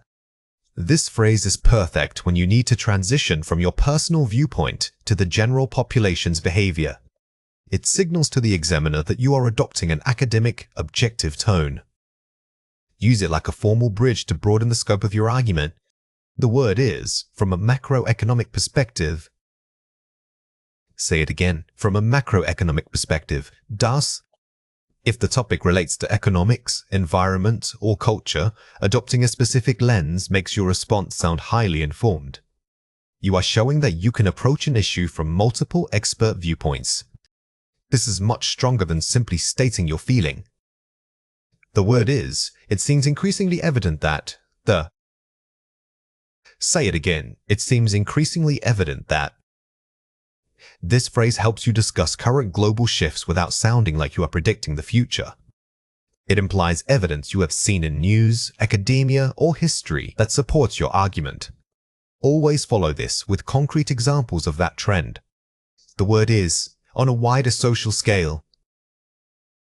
Say it again, on a wider social scale. This is your most direct tool for shifting scope.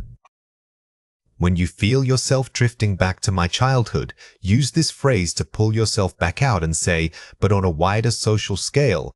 We see, it immediately recalibrates the discussion to a collective level. The word is, one could argue that, by. Say it again, one could argue that. Excellent speakers rarely offer only one viewpoint. Using phrases like one could argues allows you to demonstrate critical thinking by acknowledging counterarguments. This shows sophistication and deep engagement with the topic. Let's compare 4 pairs. I think everyone feels that. It is generally perceived that. Using generalized language. Notice the shift from I to objective phrases like it is perceived. The goal here is to remove personal bias and discuss a consensus or commonly held belief. This makes your argument sound more authoritative. People usually got to deal with. Individuals frequently encounter challenges relating to elevating vocabulary. We are replacing informal phrasal verbs and slang with sophisticated collocations. This isn't just about sounding smart, it's about precision in academic discussion. Use words like encounter, mitigate, or fluctuate. If you look at our town, considering a broader demographic context, changing the scope of focus. When discussing local issues, be careful not to limit your answer. By using broader demographic context, you instantly signal that your thoughts are global or national in scale. This keeps your response from becoming overly anecdotal. It's just a tough problem. This constitutes a complex socio-economic challenge. Adding academic weight. The second version is more specific and uses socio-economic, which immediately grounds the discussion in academic theory. You are moving from vague emotional description to precise disciplinary categorization. Watch out for these 3 common mistakes. Personal anecdote, too narrow. The problem is that my friends think it's bad. Abstract generalization. Empirical evidence suggests that negative shifts in public opinion are common.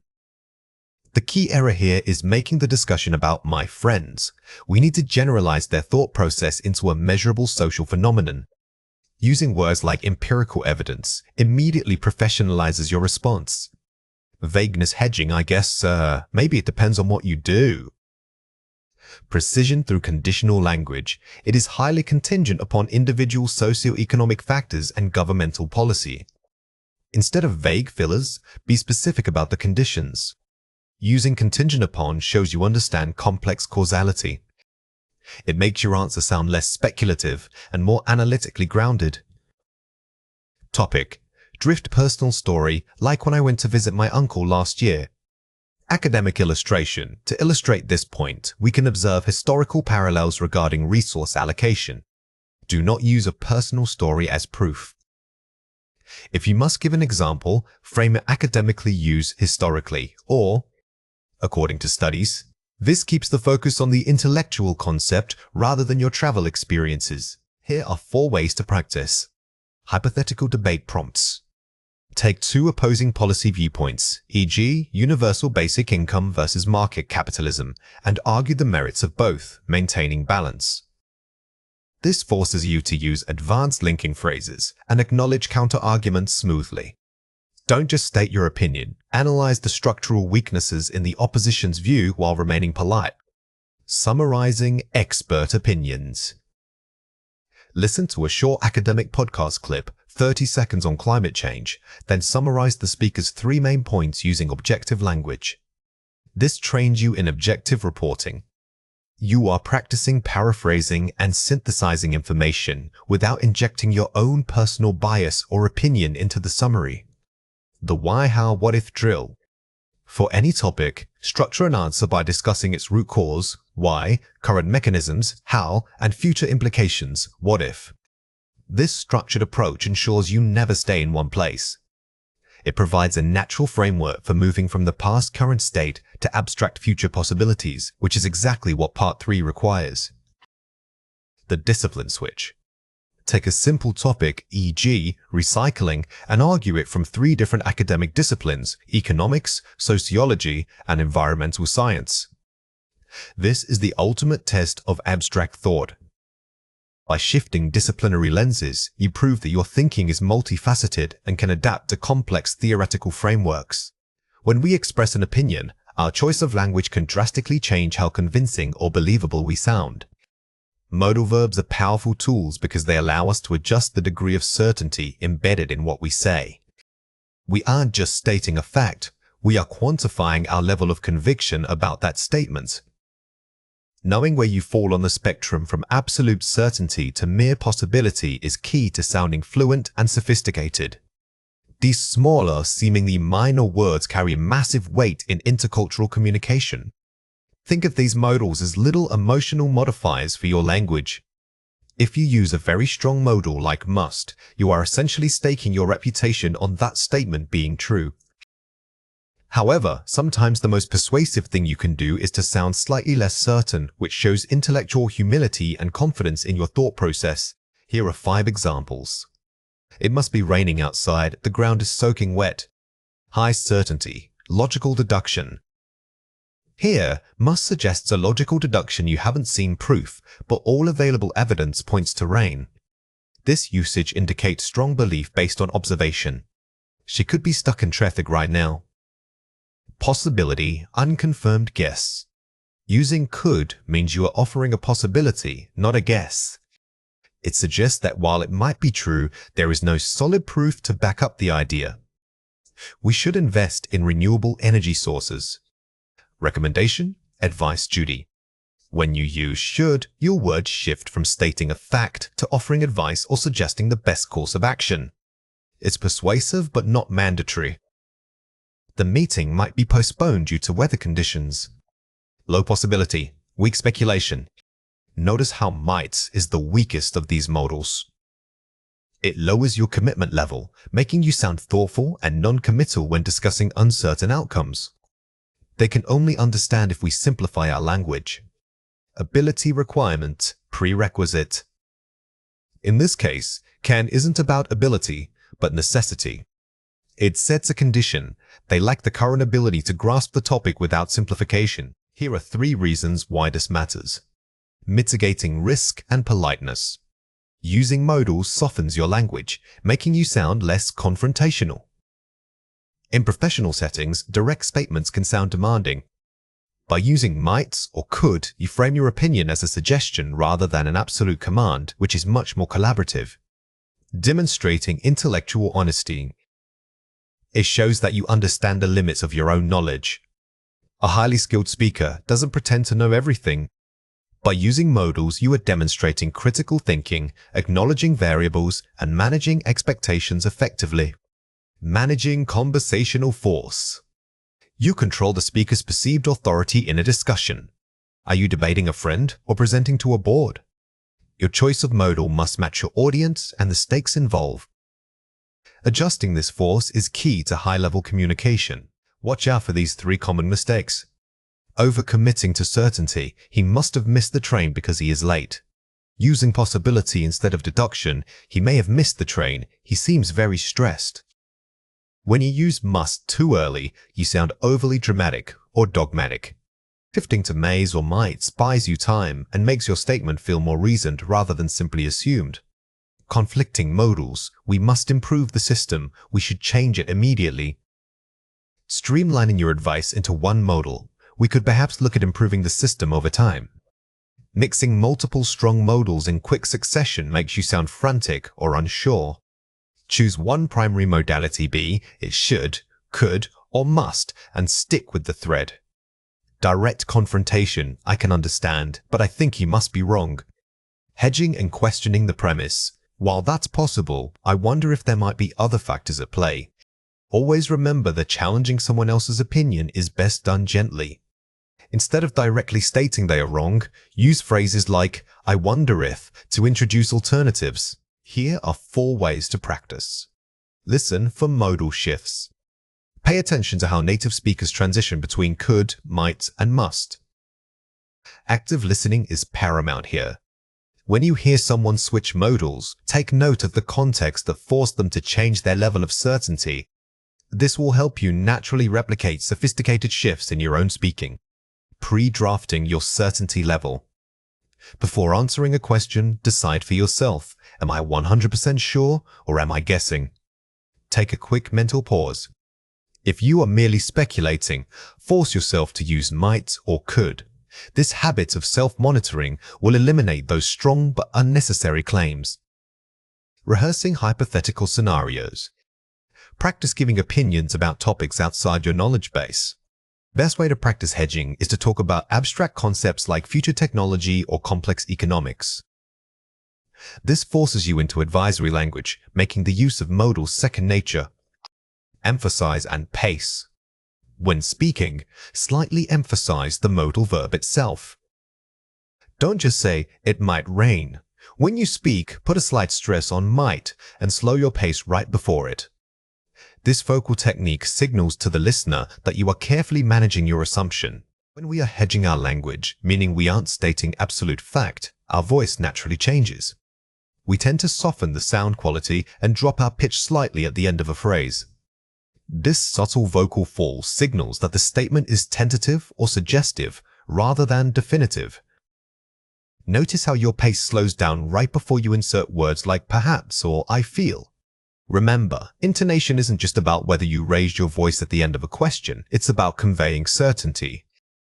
When you are hedging, think of your tone as being slightly lower and more reflective than when you state something with full confidence.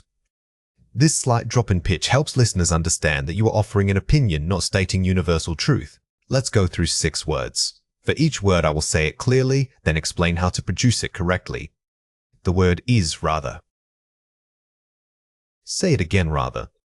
Try to keep your throat open and relaxed when making this sound.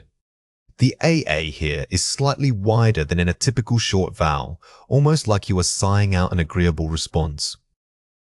The word is reality. Say it again, reality. When speaking this word quickly, make sure you aren't overemphasizing the initial re. The flow needs to be smooth and continuous, like it's slipping out naturally in conversation. The word is possibly. Say it again, possibly. A key part of hedging is the rhythm. Practice drawing out that second syllable, making it feel slightly hesitant and thoughtful, not abrupt. The word is, surely. Say it again, surely. Although this word can suggest certainty, using it tentatively with a falling pitch shows how you are slightly less sure than if you said definitely. It's all about the accompanying tone. The word is, maybe. Say it again, maybe. Don't pronounce this word with excessive effort. The power of maybe comes from its natural, relaxed placement in speech, suggesting a simple consideration. The word is, perhaps. Say it again, perhaps. Notice that the first syllable sound, the schwa, is extremely subtle. It's like you are barely breathing out the word, which perfectly captures the sense of polite tentativeness. Let's compare 4 pairs. First, could. Compare it with should. Could focuses on possibility, should focuses on advice. When you say I could, the emphasis is on your ability to change things. When you use I should, it implies an external expectation or a sense of duty, which changes the entire emotional weight. First, might. Compare it with must. Might suggests low probability, must suggests high necessity. The physical difference is in your vocal cord tension. For might, let your voice be very light and breathy. For must, you need to deepen the resonance slightly, conveying stronger internal conviction. First, perhaps. Compare it with maybe. Perhaps has a more formal, literary tone. Think of perhaps as bringing a bit more gravity or formality to your disagreement. It sounds like you are carefully considering the implications of what you are about to say. Seems. Compare it with sounds. Seems relates to visual evidence, sounds relates to auditory impression. If something seems true, you might be basing it on a look or an assumption. If it sounds true, you are reacting to what was said. This subtle difference changes whether your disagreement is observational or reactive. Watch out for these 3 common mistakes. Too strong, it definitely seems. Softened, it seems that. Overly direct, I might say this is wrong. Politely submissive, perhaps I am mistaken. Too command-like, you should totally agree. Questioning tone, I wonder if you might agree. Here are 4 ways to practice. Shadowing professional speakers. Listen to political debates or academic panels. When you shadow highly educated speakers, pay close attention not just to the words, but to where they place their pauses.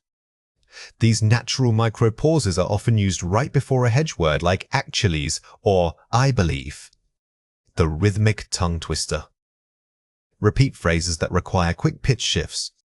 Try repeating sequences that force you to rapidly drop and raise your tone, such as, it might sound perhaps, rather right. This trains the muscles needed for rapid tonal adjustment. Mirror work focus. Watch your mouth when softening or doubting a statement. When you are forced to soften your speech, many people tend to clench their jaw. Consciously relax your facial muscles and let your articulation become slightly more fluid and less rigid. The low-stakes role play. Disagree with a friend about movies or food. Performing low-stakes disagreements like arguing over which pizza topping is best allows you to practice the hedging tone without the pressure of formal communication. Focus on sounding genuinely thoughtful, not just academic. When examiners listen for advanced discourse skills, they aren't just checking if you have an opinion, they are assessing your ability to weigh multiple viewpoints. This means structuring a nuanced argument that acknowledges complexity. You must demonstrate that you can see the merits of opposing sides before stating your own conclusion. The key is not just disagreeing, but conceding a point while maintaining your overall thesis. These connecting phrases act as signposts for the listener, showing them exactly where you are pivoting or shifting your focus within a complex discussion. Remember that these advanced connectors signal intellectual maturity in your speech. Instead of just listing pros and cons, try to create a narrative flow like guiding the listener through a decision process. This structural complexity is what elevates your score beyond simple fluency. Let's go through 5 words. For each word, I will say it clearly, then explain how to produce it correctly. The word is, on the one hand, it is true that. Say it again. On the one hand, it is true that. Using this phrase immediately shows you are considering the counter-argument seriously. Don't just state the fact. Elaborate briefly on why it is true before pivoting to your main idea.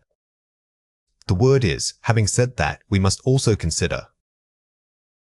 Say it again. Having said that, we must also consider.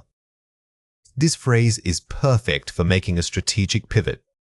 It signals to the listener, I just mentioned X, but I want us to shift our attention to Y.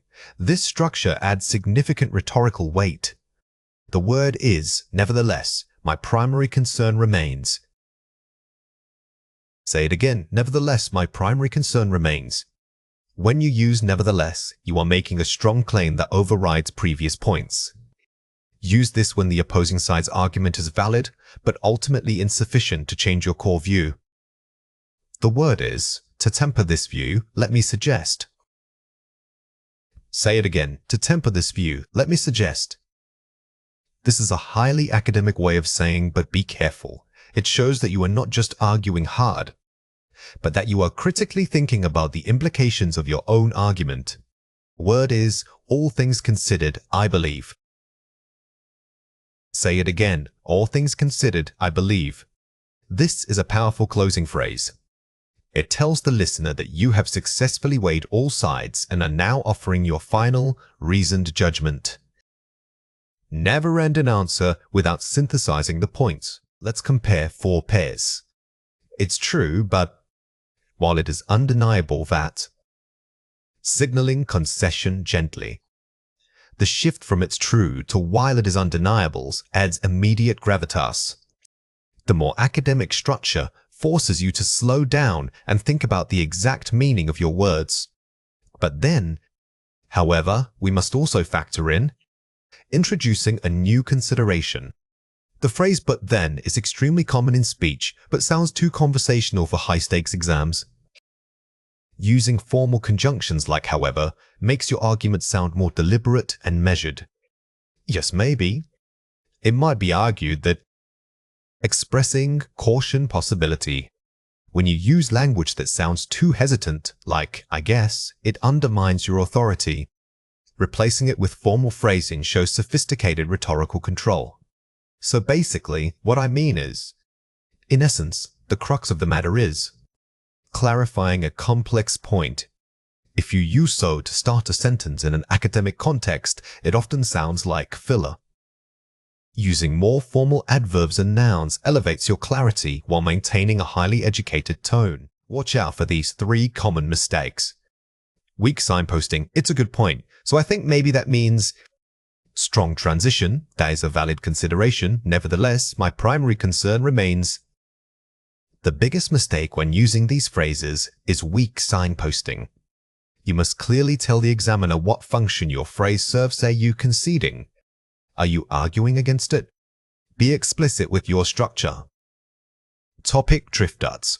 Lack of specificity. On the one hand, good things happen, having said that we need to be careful.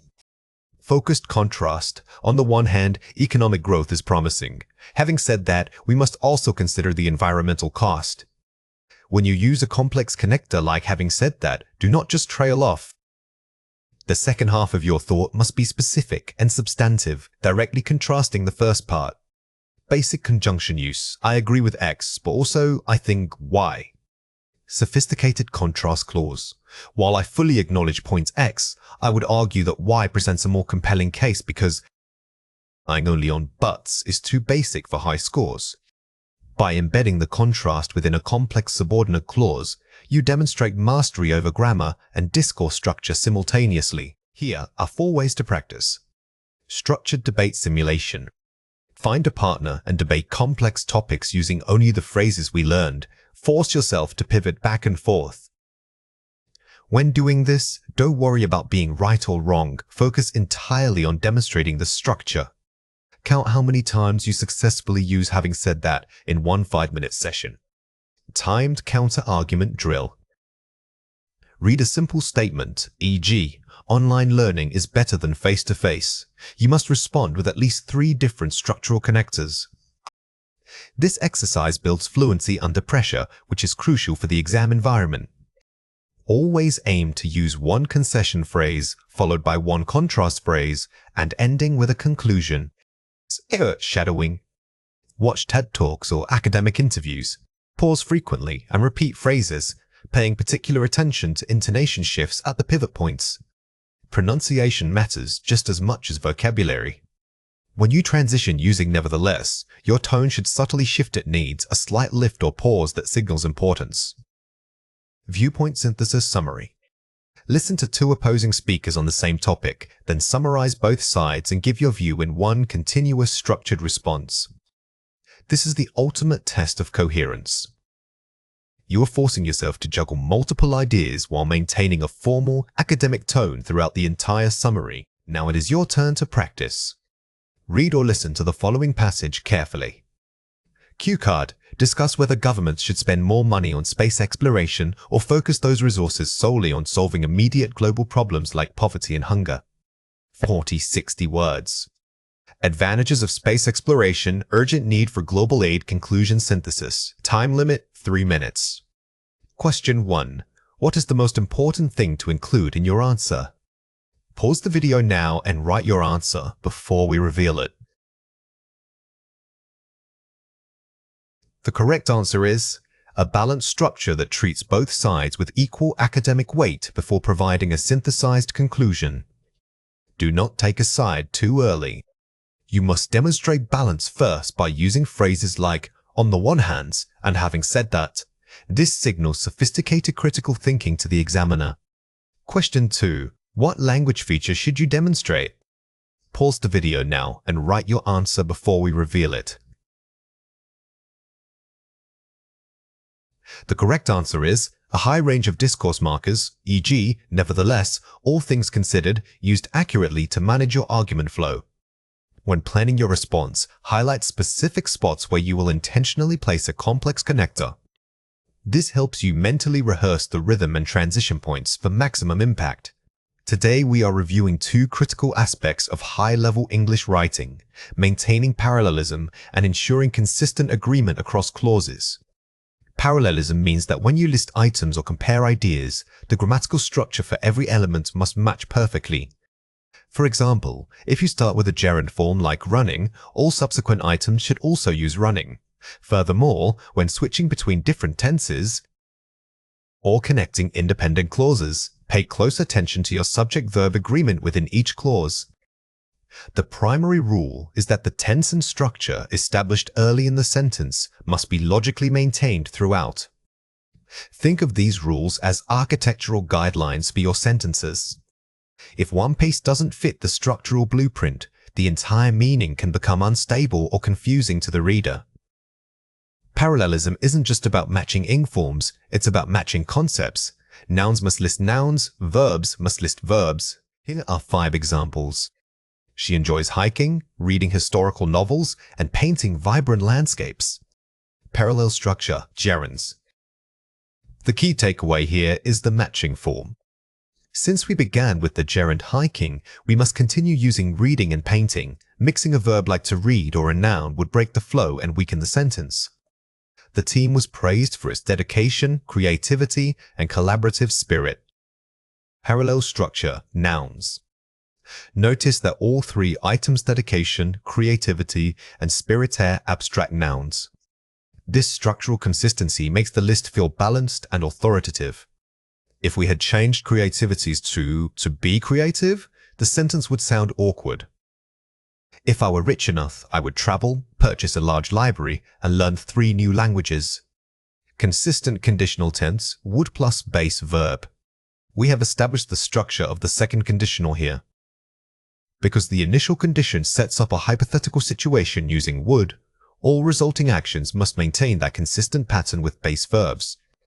This maintains the logical flow across the clause. Before she moved to London, she worked as an intern, taught basic English, and managed social media accounts. Parallel structure, past tense verbs. This sentence requires the simple past tense because we are listing completed actions in a specific time frame before the move. All three verbs worked, taught, managed must stay consistently in the past tense to maintain structural agreement. The report indicated that sales were declining, profits were dropping, and consumer confidence was falling. Tense consistency, past continuous.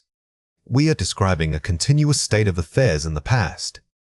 By using the was plus ing structure for all three elements, we create a strong sense of simultaneous action or conditionality across the entire list.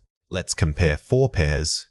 Error, listing noun phrases, e.g., writing, to write. Correct, listing only gerunds, writing, reading, singing. Parallelism in lists. The biggest trap here is mixing forms. If the first item starts with a gerund, it sets the pattern for everything that follows. Remember that lists must be structurally uniform to be grammatically sound. Error, mixing tenses, e.g., when I arrived, he leaves. Correct, maintaining sequence, when I arrived, he left. Tense consistency in narrative time. A narrative usually requires the simple past tense for sequential events. If you jump back to present tense, it confuses the reader about whether the action is habitual or completed in the past. Error, subject, verb agreement with either. Correct, proximity rule, neither dogs nor a cat is friendly. Agreement focus, closer to the verb. When using correlative conjunctions like neither nor, the verb must agree with the noun closest to it.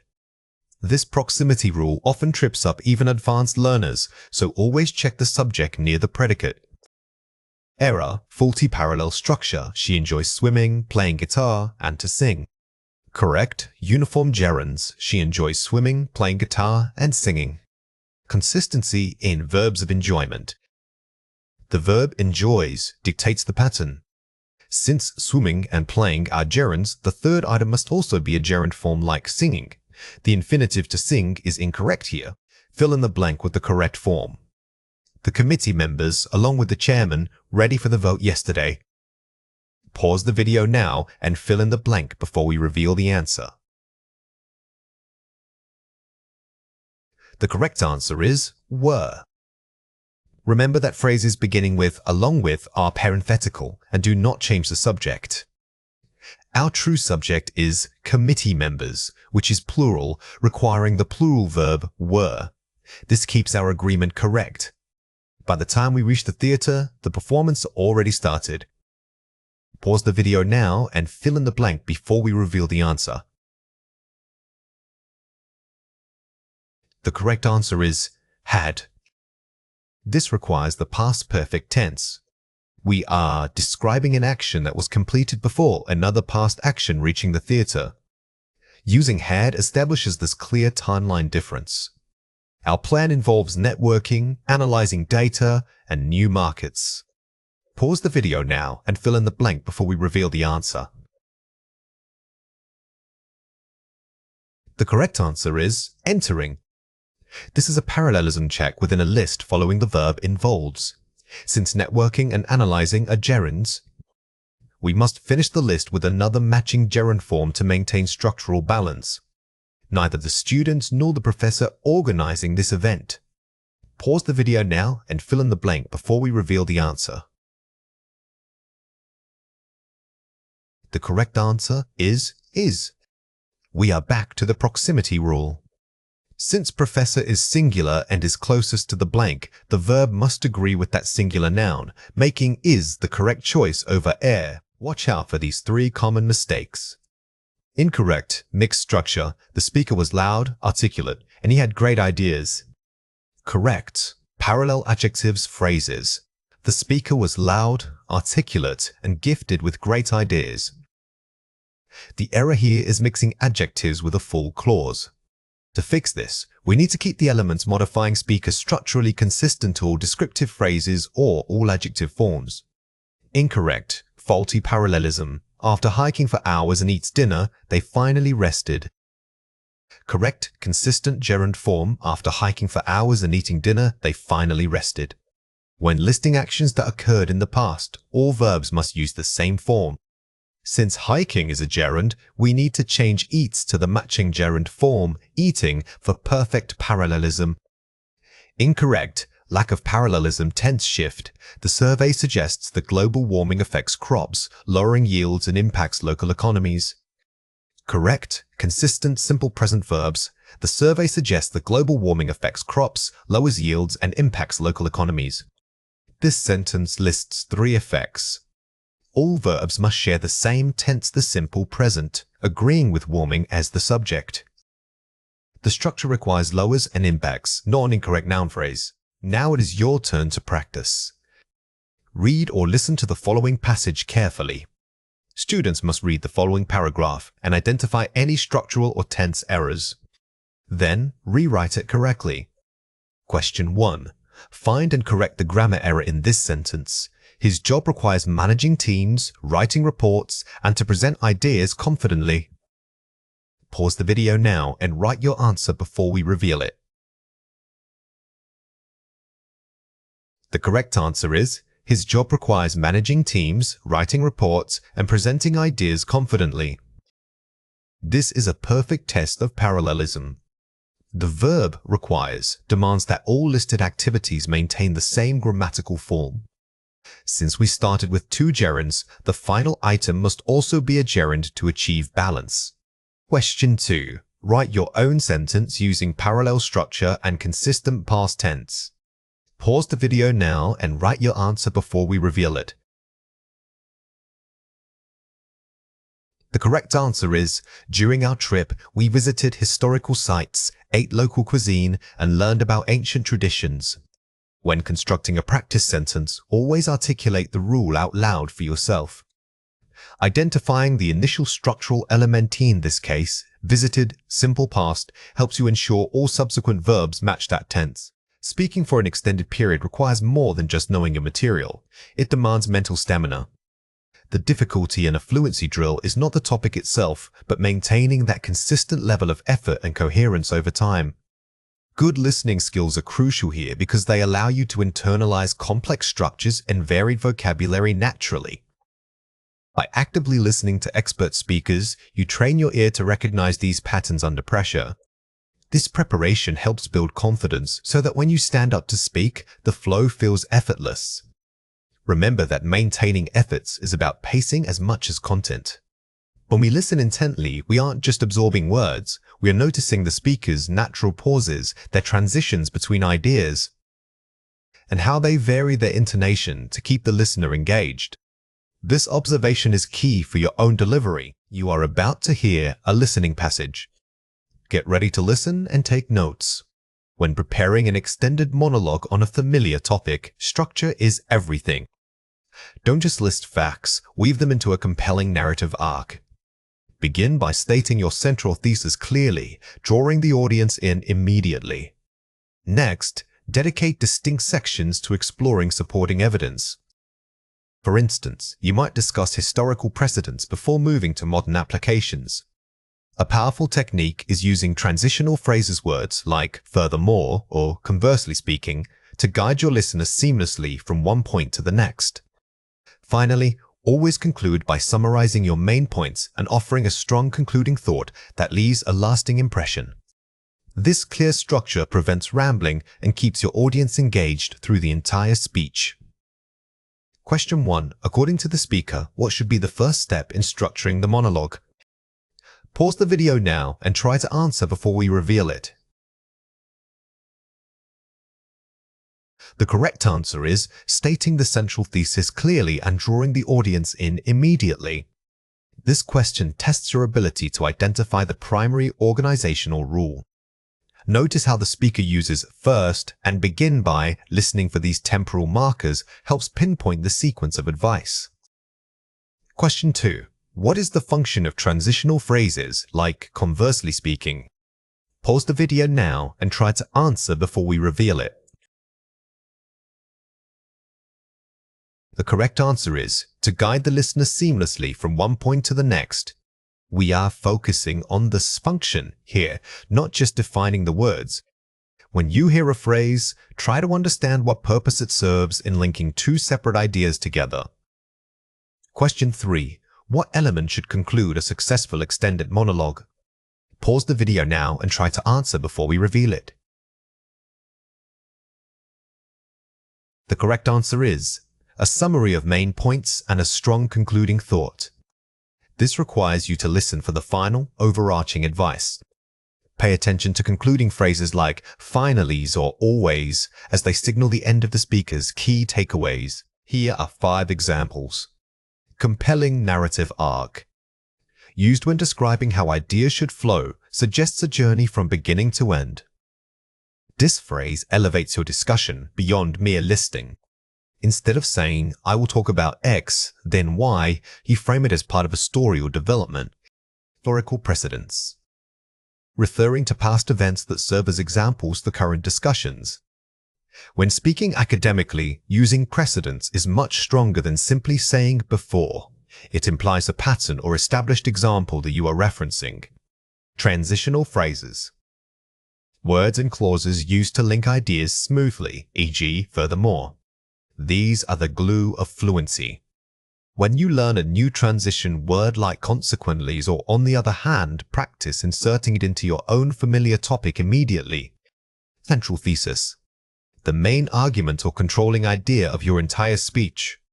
Every good monologue must have one core message. Framing it as a thesis gives your point structure and makes you sound highly organized and authoritative. Lasting impression. The memory or perception the audience takes away after you finish speaking. Think about that final sentence. It shouldn't just wrap up, it should resonate. Aim for a conclusion that makes the audience think, wow, I never thought of it that way. Listen again and fill in the missing words. To begin your speech, you must state your central thesis clearly to draw the audience in immediately. Pause the video now and fill in the blank before we reveal the answer. The correct answer is central. A good structure involves using transitional phrases like furthermore to guide listeners seamlessly. Pause the video now and fill in the blank before we reveal the answer. The correct answer is furthermore. When discussing ideas, you can reference historical precedents that support your modern argument. Pause the video now and fill in the blank before we reveal the answer. The correct answer is precedents. Always conclude by offering a strong summarizing thought that leaves a lasting impression. Pause the video now and fill in the blank before we reveal the answer. The correct answer is impression. Here are 4 ways to practice. Active comprehension, mapping. Don't just listen for words, listen for the relationships between ideas, cause and effect, comparison, contrast. When you are listening to a monologue, mentally map out where the speaker transitions from one point to the next. This trains your brain to anticipate structure, which is exactly what you need when organizing your own speech. Shadowing technique. Repeat what you hear immediately after the speaker in real time, focusing on rhythm and intonation. Shadowing forces you to process language speed and sound flow simultaneously. It's one of the most effective ways to move from understanding English to sounding like a native fluent speaker. Locus dictation. Transcribe short passages while paying special attention to connected speech, e.g., going to sounding like gonna. Connected speech is what trip up even advanced learners. Practice dictating difficult phrases, and you will naturally start hearing the subtle reductions that native speakers use in rapid conversation. Predictive listening. Before the speaker finishes a thought, pause and try to predict the next key concept they might introduce. This is advanced listening.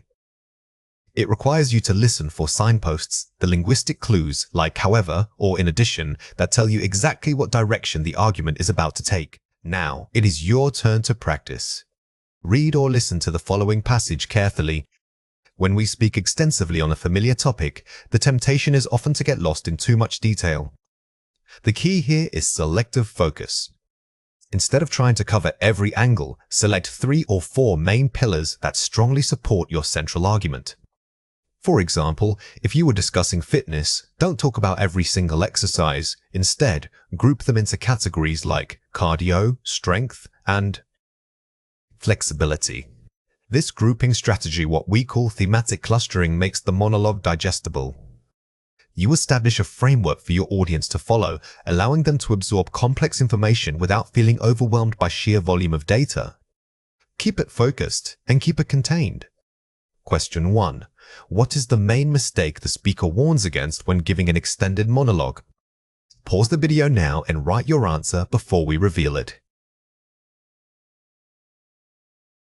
The correct answer is getting lost in too much detail. The core message here is about efficiency. When you hear a warning, listen closely for strong negative phrasing like don't or the temptation is. These signal a crucial point to remember. Question 2. What technique does the speaker recommend using to organize diverse examples? Pause the video now and write your answer before we reveal it. The correct answer is thematic clustering, grouping ideas into categories. This question tests your ability to identify specific, actionable advice. Thematic clustering is a highly practical concept that you can immediately apply when structuring your own speaking material. Natural speaking rhythm is less about perfectly articulating every single sound and more about creating smooth transitions between them. When we speak quickly, our mouth muscles learn to link the final sound of one word directly to the initial sound of the next word. This process eliminates abrupt stops, making your speech flow much more naturally.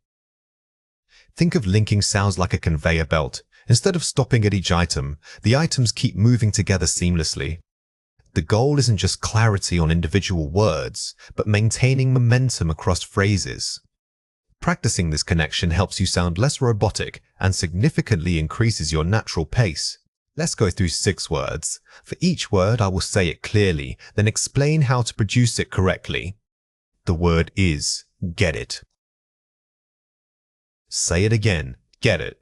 The key here is that we don't pause between the 2 words.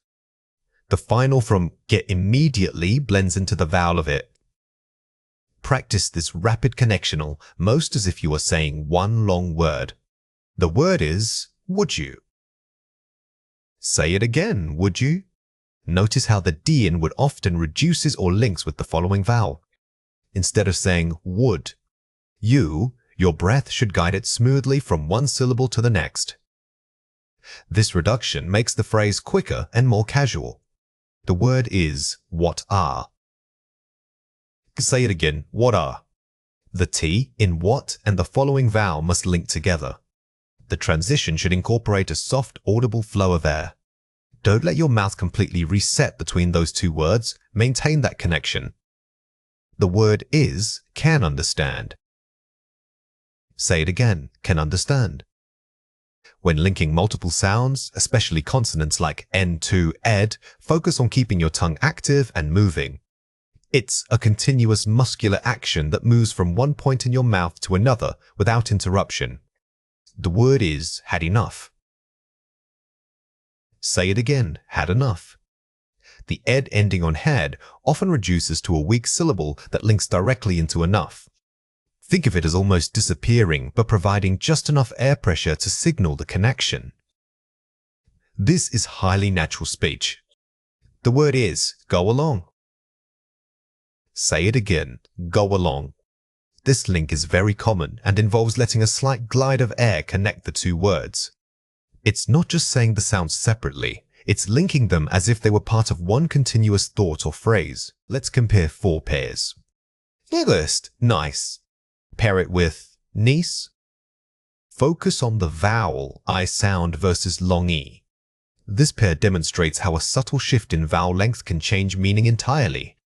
Remember that the first word uses a short, quick vowel sound, while the second requires you to hold that E sound longer and spread your lips more widely.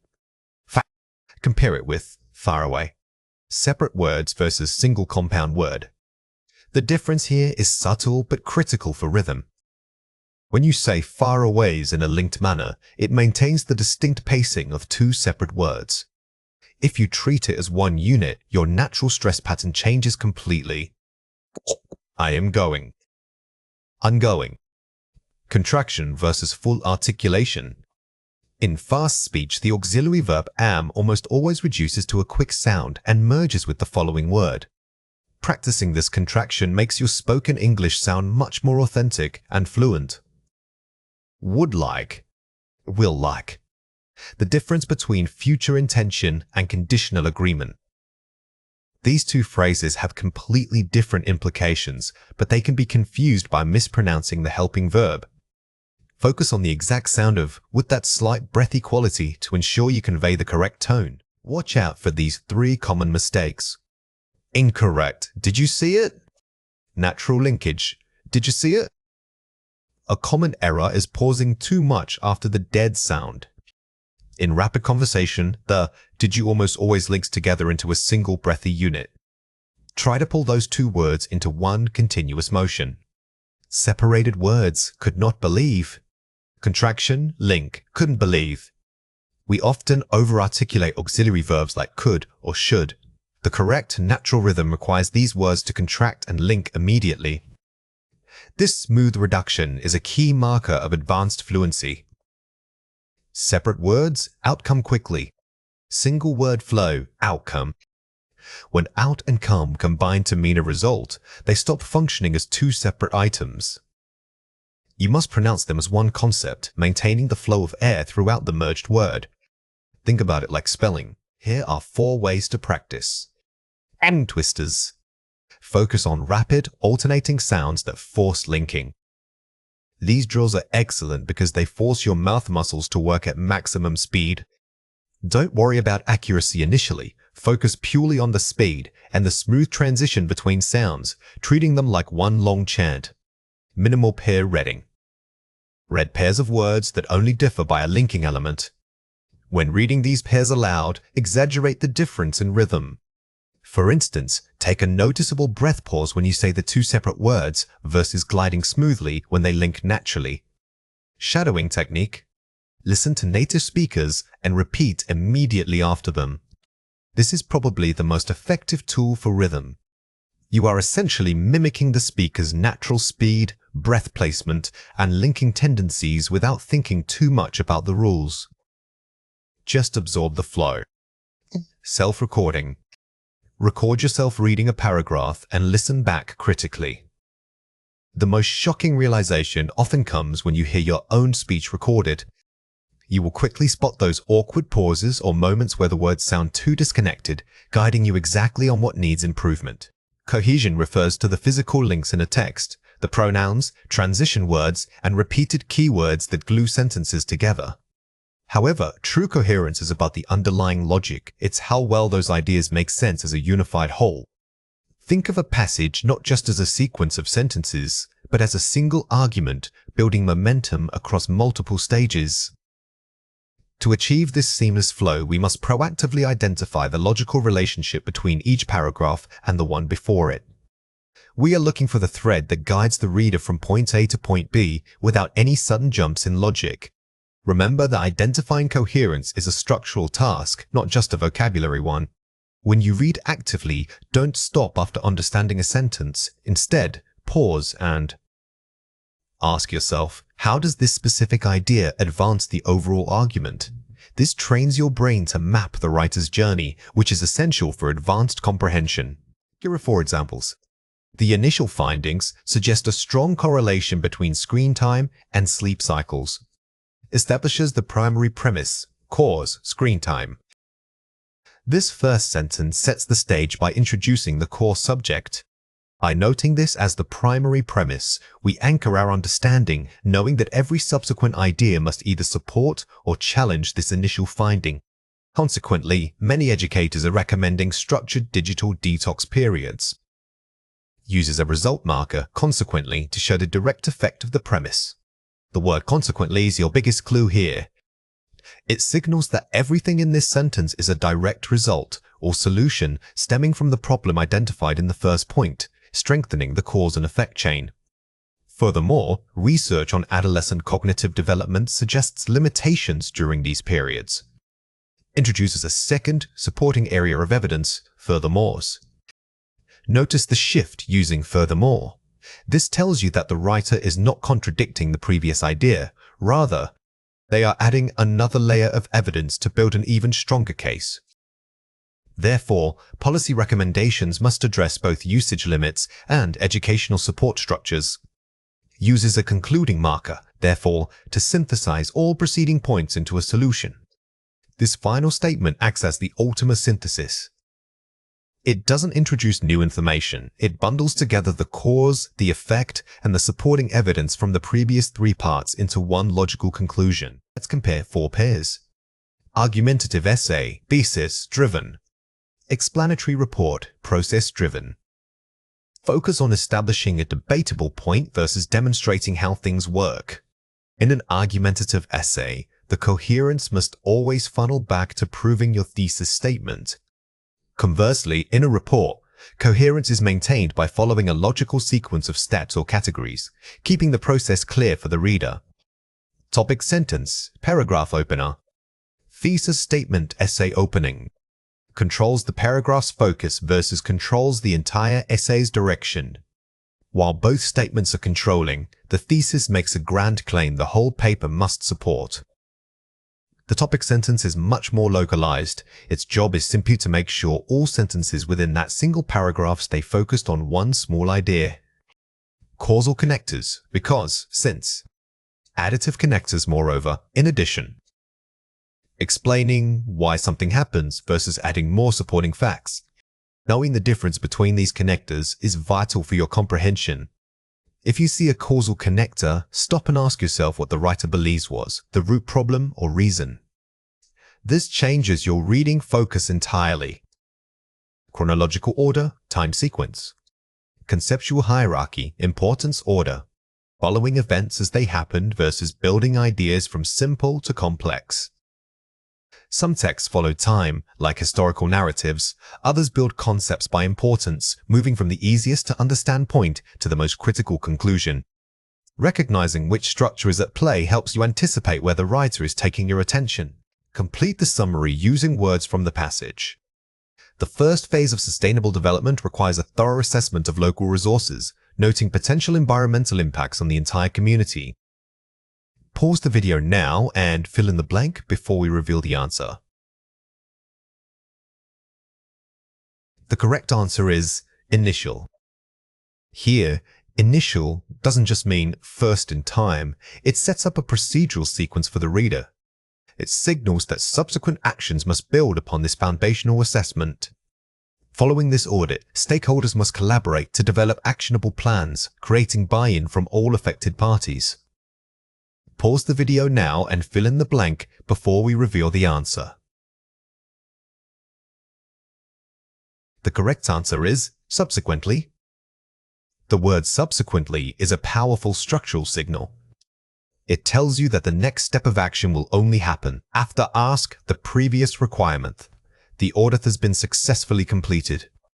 Furthermore, long-term success depends on incorporating educational programs to ensure community knowledge retention and widespread adoption. Pause the video now and fill in the blank before we reveal the answer. The correct answer is furthermore. This marker shows that the writer is adding a new but equally important dimension of action. The connection here is additive. It expands the scope without changing the core goal. Ultimately, these overlapping efforts ensure that development outcomes are not only sustainable, but also equitable for all citizens.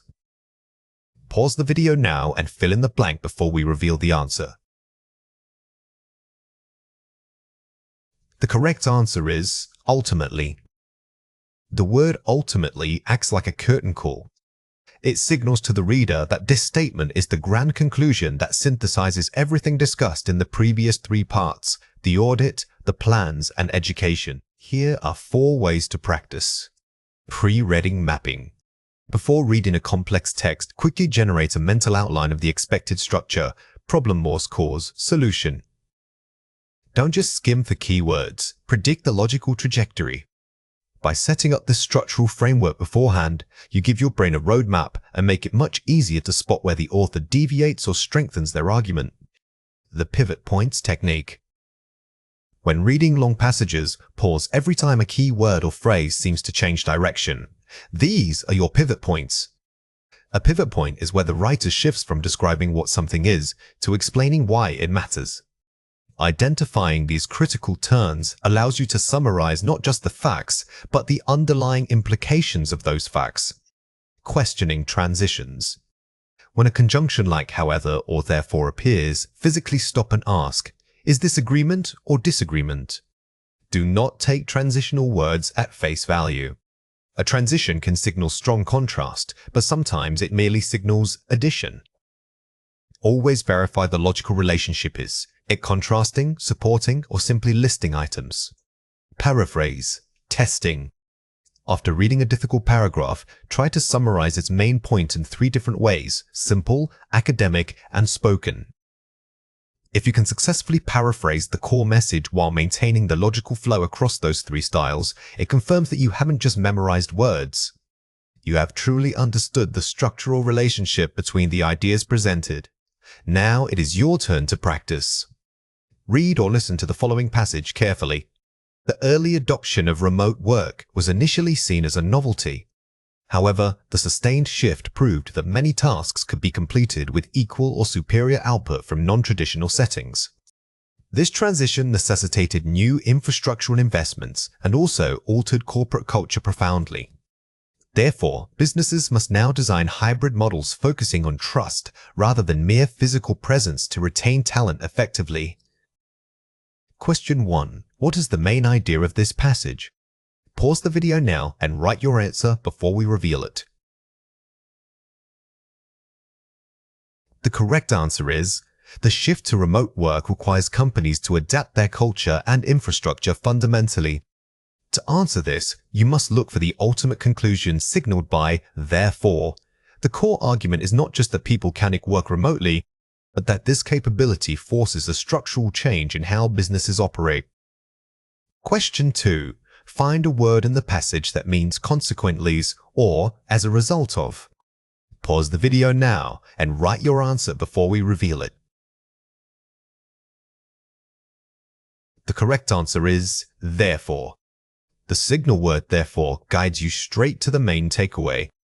When faced with complex arguments, always hunt for these logical markers. They are the writer's explicit breadcrumbs showing where one idea leads directly to another. When telling a story or describing a sequence of events, maintaining consistent verb tense is crucial.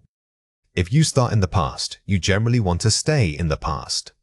We use the simple past for actions completed at specific times in the past, like yesterday's or last week.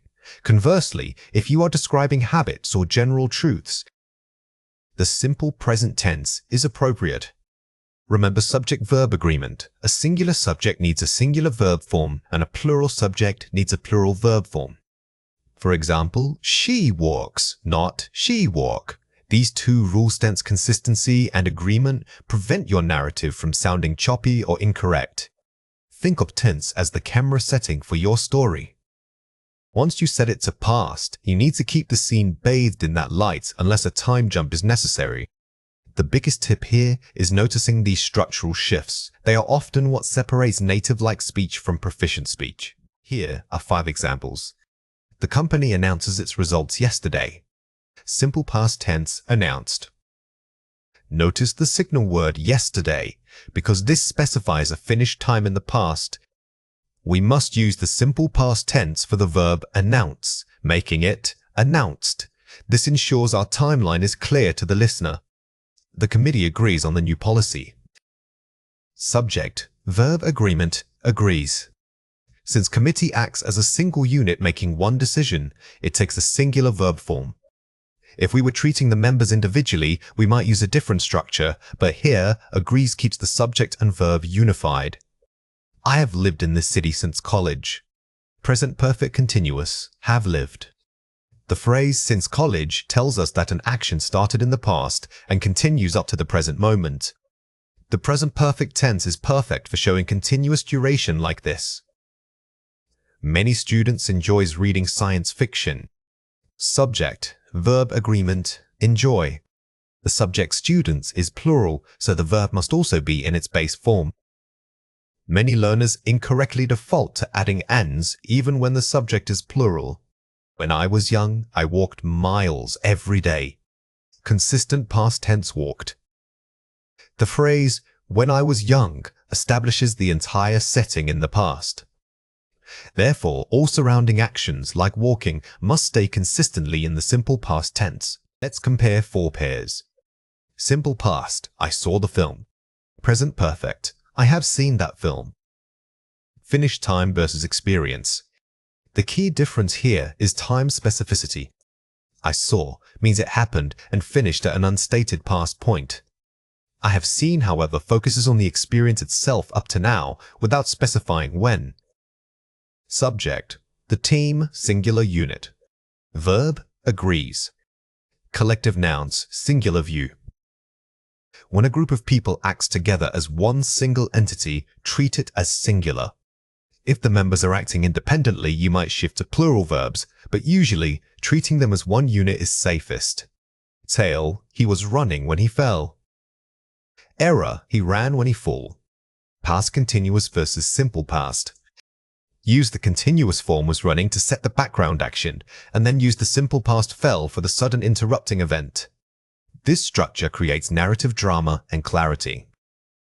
A habit, she always drinks coffee. Error, she was always drinking coffee. General truth versus temporary action. If the action is a routine or habit, stick to simple present tense. Switching to continuous tenses suggests that this was only happening for a specific period in the past. Fill in the blanks. She usually is to the gym after work. Pause the video now and fill in the blank before we reveal the answer. The correct answer is goes. Since usually signals a routine or habit, we must use the simple present tense. Remember that for third-person singular subjects like she, we add an S to the verb. They ida their luggage at the train station last month. Pause the video now and fill in the blank before we reveal the answer. The correct answer is left. The phrase last month's is a clear indicator of a specific, completed time in the past. Therefore, we need to use the simple past form of the verb leave. He had more free time.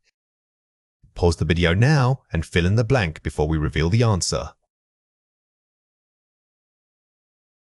The correct answer is would study. This is a conditional sentence structure using the second conditional. When discussing hypothetical situations in the present, we use simple past in the if clause and would plus base verb in the main clause. We supporting English since 2008. Pause the video now and fill in the blank before we reveal the answer. The correct answer is have been learning. The word since marks a starting point that continues up to now. This ongoing action requires the present perfect continuous tense, which emphasizes duration. Watch out for these 3 common mistakes. Incorrect, last year I visited Paris. Correct, last year I visited Paris. The biggest mistake here is forgetting the tense marker. Last year anchors the action in a finished time, requiring the simple past form, visited. Always check for these explicit past time markers. Incorrect, my family are going on vacation. Correct, my family is going on vacation. Although family consists of multiple people, when speaking about the family unit as a whole, like its intention to travel, we treat it conceptually as one single group. This demonstrates proper collective noun agreement. Incorrect, I am knowing the answer. Correct, I know the answer. Verbs like know, believe, and own are stative verbs, meaning they describe a state rather than an action. Stative verbs are rarely used in continuous tenses. You simply use the simple present form. Now, it is your turn to practice. Read or listen to the following passage carefully. Instructions. Read this short paragraph and answer the questions to solidify your understanding of tense shifts and agreement. Question 1. Find and correct the grammar error in this sentence. The team were discussing the budget when the CEO enters the room. Pause the video now and write your answer before we reveal it. The correct answer is, the team was discussing the budget when the CEO entered the room. This error required fixing two things. First, we needed to make the subject-verb agreement consistent, team was. Second, because was discussing status in the past. The interrupting action, enters, must also be shifted into the simple past tense, entered. Always maintain that temporal setting. Question 2. Write your own sentence using a narrative shift, e.g., starting in the past and referencing something currently true. Pause the video now and write your answer before we reveal it. The correct answer is, when we lived in London, we rarely used public transport, but now we rely on it constantly. A great way to practice is by creating a contrast. Use the simple past for the historical habit, lived, rarely used, and. Then immediately switch to the present tense for the current reality, now. This demonstrates fluid control over your timeline. Today we are tackling a crucial aspect of advanced fluency, eliminating filler words and hesitation markers. These small verbal slips like or repeating phrases are a common, but they can undermine your authority when you speak. The goal isn't silence, it's sounding deliberate and confident. We will learn specific strategies to replace these unconscious pauses with purposeful language that keeps the listener engaged. Think of speaking like building a bridge. Filler words are structural weaknesses. They look harmless, but threaten the overall integrity of your message. By mastering these techniques, you aren't just sounding smoother, you are communicating increased credibility and expertise to your audience. Let's go through 6 words. For each word, I will say it clearly, then explain how to produce it correctly. The word is disfluency. Say it again, disfluency. When we talk about disfluency, we are referring to those actual moments where your flow breaks down, like stutters or excessive pauses. It's a neutral term used by linguists, so understanding it helps you identify the problem without self-criticism. Instead of focusing on the slip, focus on the recovery. The word is cohesion. Say it again, cohesion. If coherence is about ideas making sense, cohesion is about the linguistic glue that connects those ideas. Think of it as the grammar and transitional phrases you use to ensure one sentence flows seamlessly into the next. Strong cohesion makes your argument feel inevitable. Word is articulate. Say it again, articulate. When we say someone is articulate, it means they have control over their language, not just that they use big words. It suggests clarity of thought matched with precision in delivery. Practicing sentence structure helps you become more articulate over time. The word is elucidate. Say it again, elucidate. This is a powerful verb to use when you need clarification, or even when you are asked to elaborate on a complex topic. It shows intellectual confidence by suggesting deep knowledge and the ability to simplify it. Remember, it's formal to use it in academic settings. The word is circumlocution. Say it again, circumlocution. This term describes the filler behavior we want to avoid when speaking on cue cards. Instead of pausing and rambling around a topic which is circumlocution, it's better to pause briefly, take a breath, and find the word. The word is fluent. Say it again, fluent. While fluent is a common word, understanding it in this context means achieving natural rhythm and consistency, not just knowing many words. True fluency minimizes the audible pauses that interrupt the listener's flow. Here are 5 examples. To improve her presentation, she needed to eliminate unnecessary filler words and reduce signs of disfluency. Disfluency, N. Notice how the speaker frames disfluencies as something that can be reduced, making it actionable. It shifts the focus from a personal failing to a measurable speaking skill. The report lacks structural cohesion, jumping wildly between economic data and social trends. Cohesion, NN. If you are giving an oral presentation, think about using signposting language phrases like moving on to or furthermore to build explicit cohesion between your main points. The speaker was highly articulate, even when discussing complex philosophical concepts. Articulate, AJ. This example shows that articulation is linked not just to vocabulary size, but to clarity. It means the speaker structures their thoughts so that they are inherently easy for the audience to follow. The professor asked us to elucidate the core tenets of behavioral economics in simple terms. Elucidate VVE. When you use elucidate, you are accepting the task of simplification. This demonstrates mastery and confidence because you know enough about a topic to break it down for others. He struggled with circumlocution when asked directly about his career gap in the assume. Circumlocution, in. This is the perfect example of word avoidance speaking. Instead of giving a direct answer, using circumlocution makes the speaker seem evasive and less trustworthy. Let's compare 4 pairs. First, articulate. Compare it with fluent. Clarity versus rhythm. Fluency refers to the natural, uninterrupted rhythm of your speech.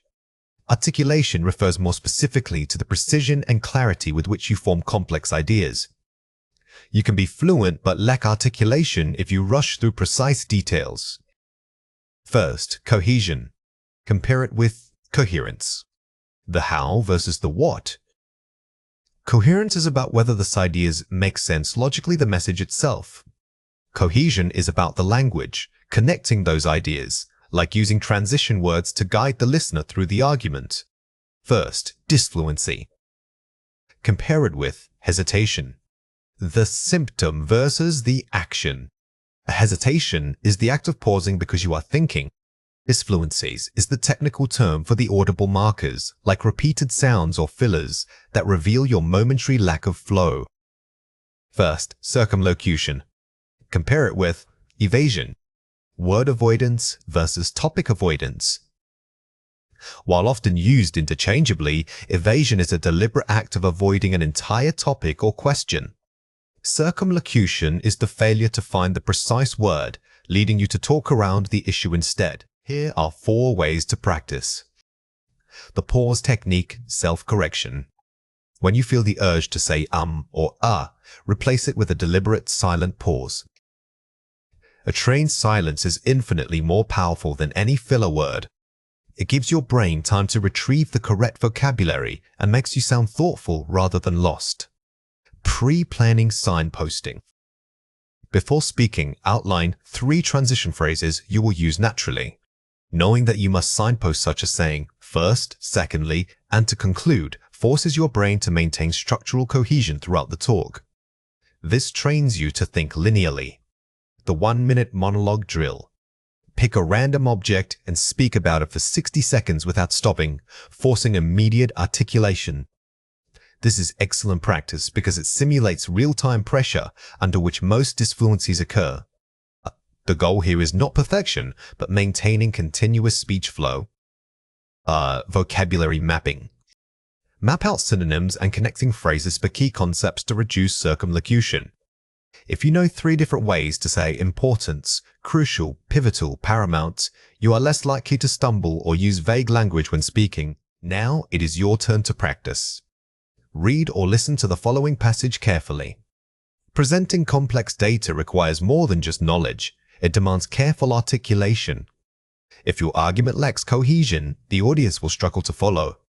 Sometimes speakers fall into disfluency, using excessive circumlocution instead of a direct answer.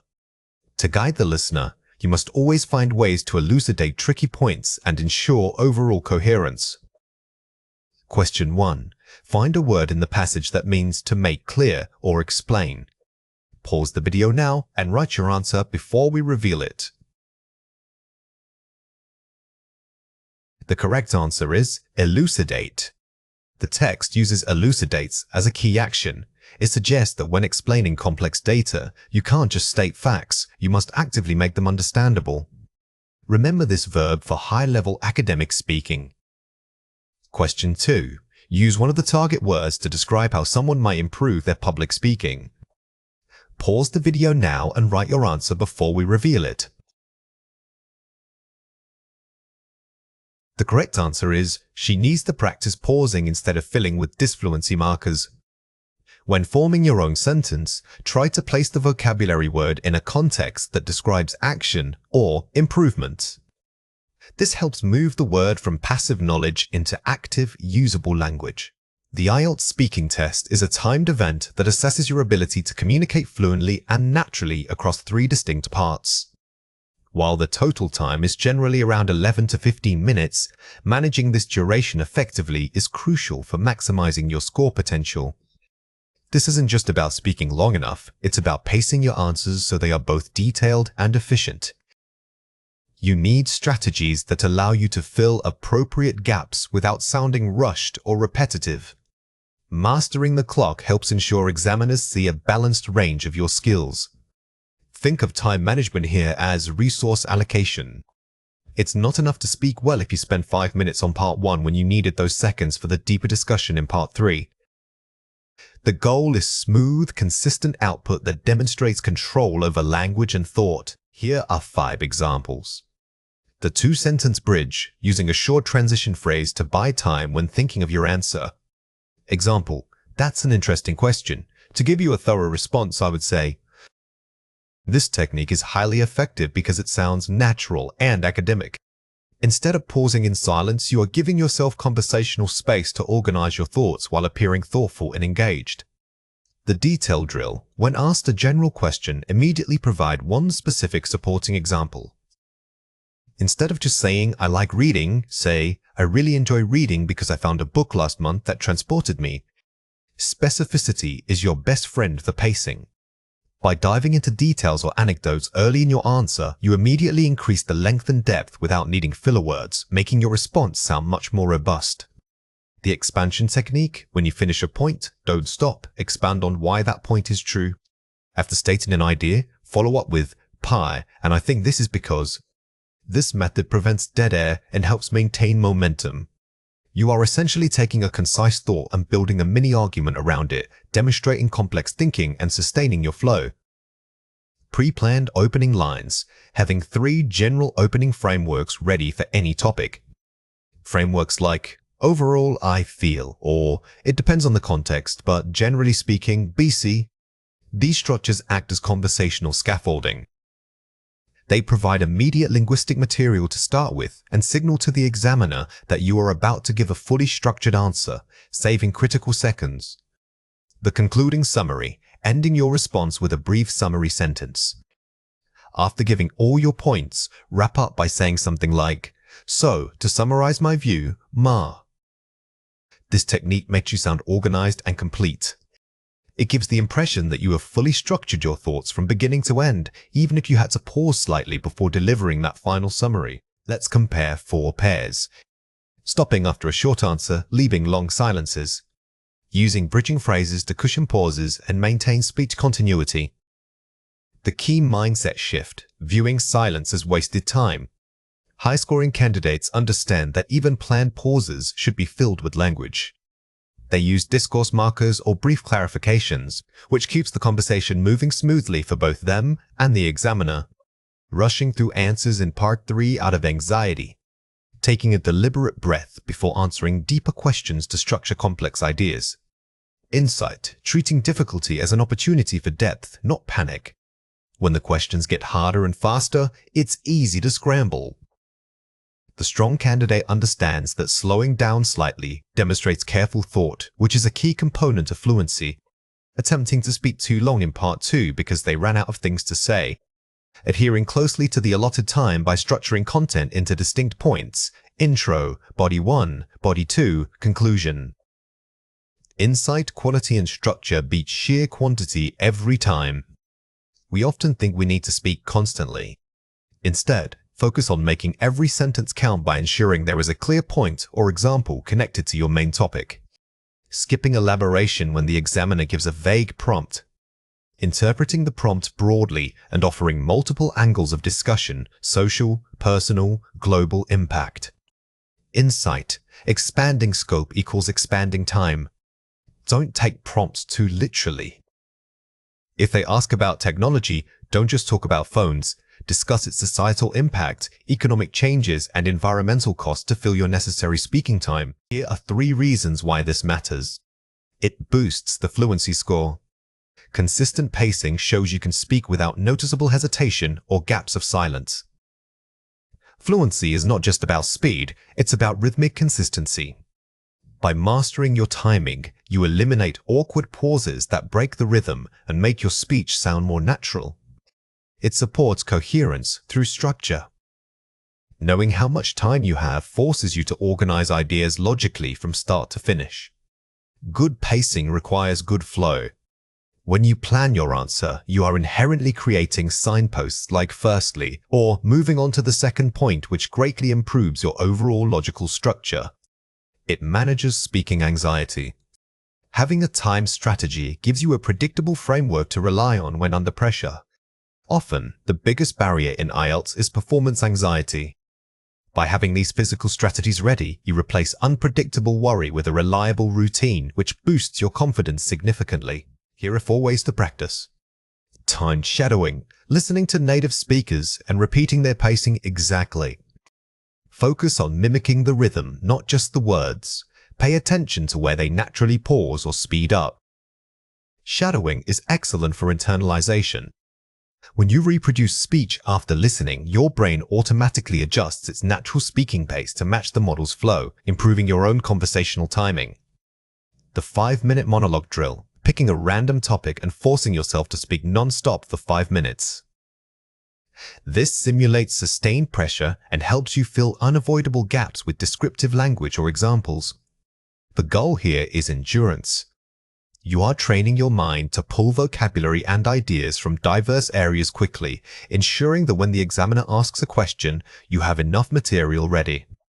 Mock test time boxing, using actual stopwatches during practice sessions. Assign specific time limits for each part, e.g. 1 minute max for part 1, 5 minutes total for the mock test. You must simulate exam conditions entirely. By enforcing strict time boxes, you train yourself to be ruthless with your language, cutting out unnecessary words and getting straight to the point. Recording and reviewing, recording all practice sessions and listening back immediately. Critically listen for dead air or long, uncomfortable silences. Identify where you slowed down too much. Self-correction is key to improvement. When you hear a gap in your own voice on the recording, that becomes your target area. You can then practice filling that specific weakness with one of our learned bridging techniques. In a full mock test simulation, examiners are listening for much more than just correct grammar. They are evaluating your ability to sustain sophisticated discourse and adapt your register seamlessly across parts 1, 2, and 3. Pay special attention to using complex sentence structures and varied vocabulary naturally throughout the conversation. The goal is to demonstrate fluency that sounds effortless, making your speech flow like native academic discussion. Remember that sounding fluent isn't just about speaking fast, it's about sounding smooth. A natural pause for thought is better than scrambling through filler words. Focus on connecting your ideas logically, using discourse markers to guide the listener from one point to the next. Let's go through 5 words. For each word, I will say it clearly, then explain how to produce it correctly. The word is to illustrate this point, I believe. Say it again, to illustrate this point, I believe. Don't just say you agree. Use phrases like this to anchor your opinion with a specific scenario. This shows the examiner that you can think critically and apply abstract ideas to real-world contexts, which is highly valuable. The word is. While that holds true, we must also consider. Say it again. While that holds true, we must also consider. This is a sophisticated way of disagreement. Instead of simply saying, no, you're wrong, this phrase acknowledges the other person's point first. It demonstrates balance and critical thinking, which elevates your speaking ability significantly. The word is, to elaborate on that idea, I would suggest. Say it again. To elaborate on that idea, I would suggest. When you've made an initial point and the examiner prompts you for more detail, this phrase keeps your response focused. It tells the listener you are about to deepen the analysis rather than just giving a casual follow-up. The word is, in the grand scheme of things, I think. Say it again. In the grand scheme of things, I think. Ha! Use this phrase towards the end of a Part 3 discussion. It signals that you are moving towards a conclusion or overall synthesis of the conversation. This shows excellent command over maintaining thematic focus. The word is, I am inclined to think that. Say again, I am inclined to think that. This is a perfect formal alternative to saying I think. It implies thoughtfulness and careful consideration, making your response sound more academic and less impulsive. It is excellent for maintaining a thoughtful register. Let's compare 4 pairs. It's really good. It is impressively beneficial. Elevating adjectives and adverbs. Notice how we move from simple, common words to more academic synonyms. The goal isn't just to use big words, but to choose precise vocabulary that fits the formal tone of an interview. I don't know what to say. That is a challenging question, and I need a moment to consider it. Mastering polite hesitation. Even when you are unsure of an answer, practice using formal filler phrases. This buys you valuable thinking time while maintaining the image of confidence and composure. We gotta change this. It would be prudent to modify this aspect. Shifting modal verbs. Informal speech often uses contractions like gotta or simple directives. In formal settings, using full phrases and sophisticated modals like it would be prudent raises your entire register. That's enough. I believe that point has been sufficiently covered. Concluding gracefully. Knowing how to politely wrap up a thought or transition is key. Instead of abrupt endings, use phrases that signal completion while maintaining flow and politeness. Watch out for these 3 common mistakes. Vague, simple grammar. I was thinking about the environment because it is bad. Precise and academic. I have been concerned about environmental sustainability due to its current trajectory. The correction improves the structure by using a more complex grammatical pattern and substituting vague language. We replaced bad with specific academic vocabulary like unsustainabilities or trajectory. Filler reliance. Also, I think maybe that's hard to say. Smooth transitioning. Furthermore, while it is difficult to quantify, my perspective suggests the biggest mistake here is relying on fillers like you knows or maybe. We replace those with strong discourse markers like furthermore, which instantly boosts your perceived fluency and control. Unnatural basic phrasing. In my country, people don't use cars much. Idiomatic and formal. In my home country, public transportation is highly utilized. Instead of translating directly from a basic concept, think about the natural way an academic might describe it. Using public transportation instead of cars demonstrates broader vocabulary knowledge. Here are 4 ways to practice. Record and analyze. Record yourself answering a prompt, then listen specifically for the moments where you pause or stumble. Identifying these weak spots is crucial for targeted practice. Don't just record your answers, actively grade them as if you were the examiner. When you find a weakness in coherence, dedicate an entire session just to linking phrases. The topic bridge drill. Practice connecting unrelated topics smoothly. For instance, how does climate change relate to education? This forces flexible thinking. A high-level candidate doesn't just answer the question, they draw connections between it and other subjects. These bridge techniques are what separate good speakers from excellent ones. Structured paraphrasing. Take 10 simple statements about global issues and practice paraphrasing them using 3 different grammatical structures, e.g., passive voice, gerunds. This technique prevents you from getting stuck in repetitive language patterns. It forces your brain to access vocabulary and grammar rules systematically, which is excellent exam preparation. Timed response simulation. Set a timer for 40 seconds per response, regardless of the prompt difficulty. This trains you to speak continuously under pressure.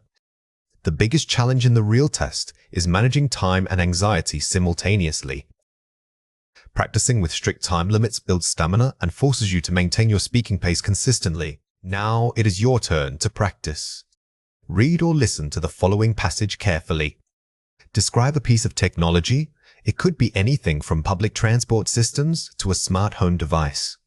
You should say what the device is, or how it works generally, why you think it has become so popular, and explain whether its benefits outweigh its drawbacks. Question 1. What is the most important thing to include in your answer? Pause the video now and write your answer before we reveal it. The correct answer is a balanced discussion showing both positive and negative aspects of technology's integration into daily life. Don't just list facts, analyze them. Notice that this prompt requires you to move beyond simple description and enter true analysis, which is the hallmark of Part 3. By structuring your answer around benefits versus drawbacks, you immediately demonstrate advanced critical thinking. Question 2. What language feature should you demonstrate? Pause the video now and write your answer before we reveal it. The correct answer is conditional structures, if, then, and complex linking phrases to show cause and effect. To score highly, don't just state facts, discuss possibilities. Using conditional statements like, if this technology were restricted, society would face, shows advanced grammatical command while keeping the discussion dynamic. Your score report is a blueprint for improvement, not just a final grade. It breaks down your performance across specific criteria, fluency and coherence, lexical resource, grammar range, and pronunciation. Don't focus only on the overall band. You must analyze the component scores individually. Each section tells you precisely what skill needs attention. For instance, did you struggle with linking ideas, or was it simply vocabulary depth? A thorough analysis requires treating the report like a technical diagnostic tool. When we look at these specific criteria like lexical resource, remember that vocabulary isn't just about knowing big words, it's also about using them naturally and accurately. If your score is low here, it suggests you might be overusing complex vocabulary incorrectly, or perhaps simply relying on repetitive phrases throughout the test. Here are 5 examples. Transcribe every mistake, record your speaking test, and transcribe every single error. Don't just read the report, listen back to your own recording, write down exactly where you stumbled or paused unusually. The act of transcribing forces you to hear not just what you said, but how you said it. Pay special attention to moments of hesitation. These pauses are often indicators of a structural gap in your language use that needs targeted practice. The gold standard review. Identify 3 specific sentences you wish you could rewrite. For each sentence, write down 2 alternative ways to phrase the idea using different grammar or vocabulary structures. This exercise moves beyond simple correction. By generating multiple alternatives, you are actively expanding your linguistic toolkit and training yourself to deploy varied structures spontaneously under pressure.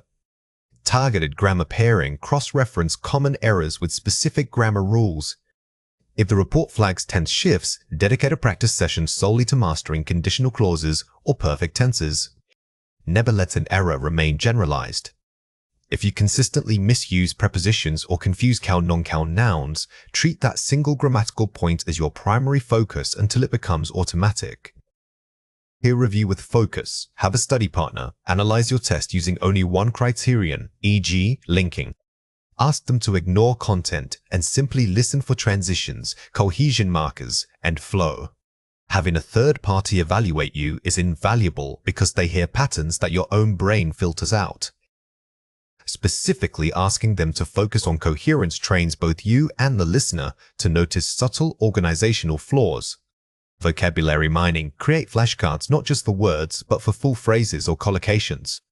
Instead of significant, learn highly significant impact or a significant shift in policy. High-scoring candidates rarely use single, perfect vocabulary words. They string together accurate word combinations or collocations, which makes their speech sound native and highly sophisticated. Let's compare 4 pairs. Focusing only on the final band score, e.g., I got a band 6. Analyzing component scores and finding specific weakness areas, e.g., my lexical resource was weak in Part 3s. Shifting from outcome to process. A low overall score is discouraging, but pinpointing the exact area like coherence or grammar range gives you a clear, actionable study plan. This shift moves you from feeling frustrated to being strategic. Blaming difficulty or lack of time, the test was too hard. Identifying specific moments where fluency dropped, e.g., I hesitated when asked about technologies. Developing self-accountability through evidence. Instead of external excuses, pinpointing the exact conversational trigger that derailed you is crucial. This helps you anticipate those specific question types and prepare your responses preemptively. Rereading only what went wrong, I use simple words. Actively generating sophisticated alternatives for every weak phrase. How can I say this 3 other ways? Active reconstruction rather than passive identification. It is not enough to recognize a mistake. You must practice replacing it immediately. This constant mental rehearsal forces the correct structure into your short-term memory, preparing it for spontaneous use. Comparing yourself only to others' scores. Tracking your own progress over time and measuring small improvements. I improved my article usage by 10% this week. Focusing on incremental personal growth. The IELTS journey is a marathon of microscopic improvements. By setting micro goals based on past performance, you maintain motivation and build confidence through measurable achievements. Here are 3 reasons why this matters.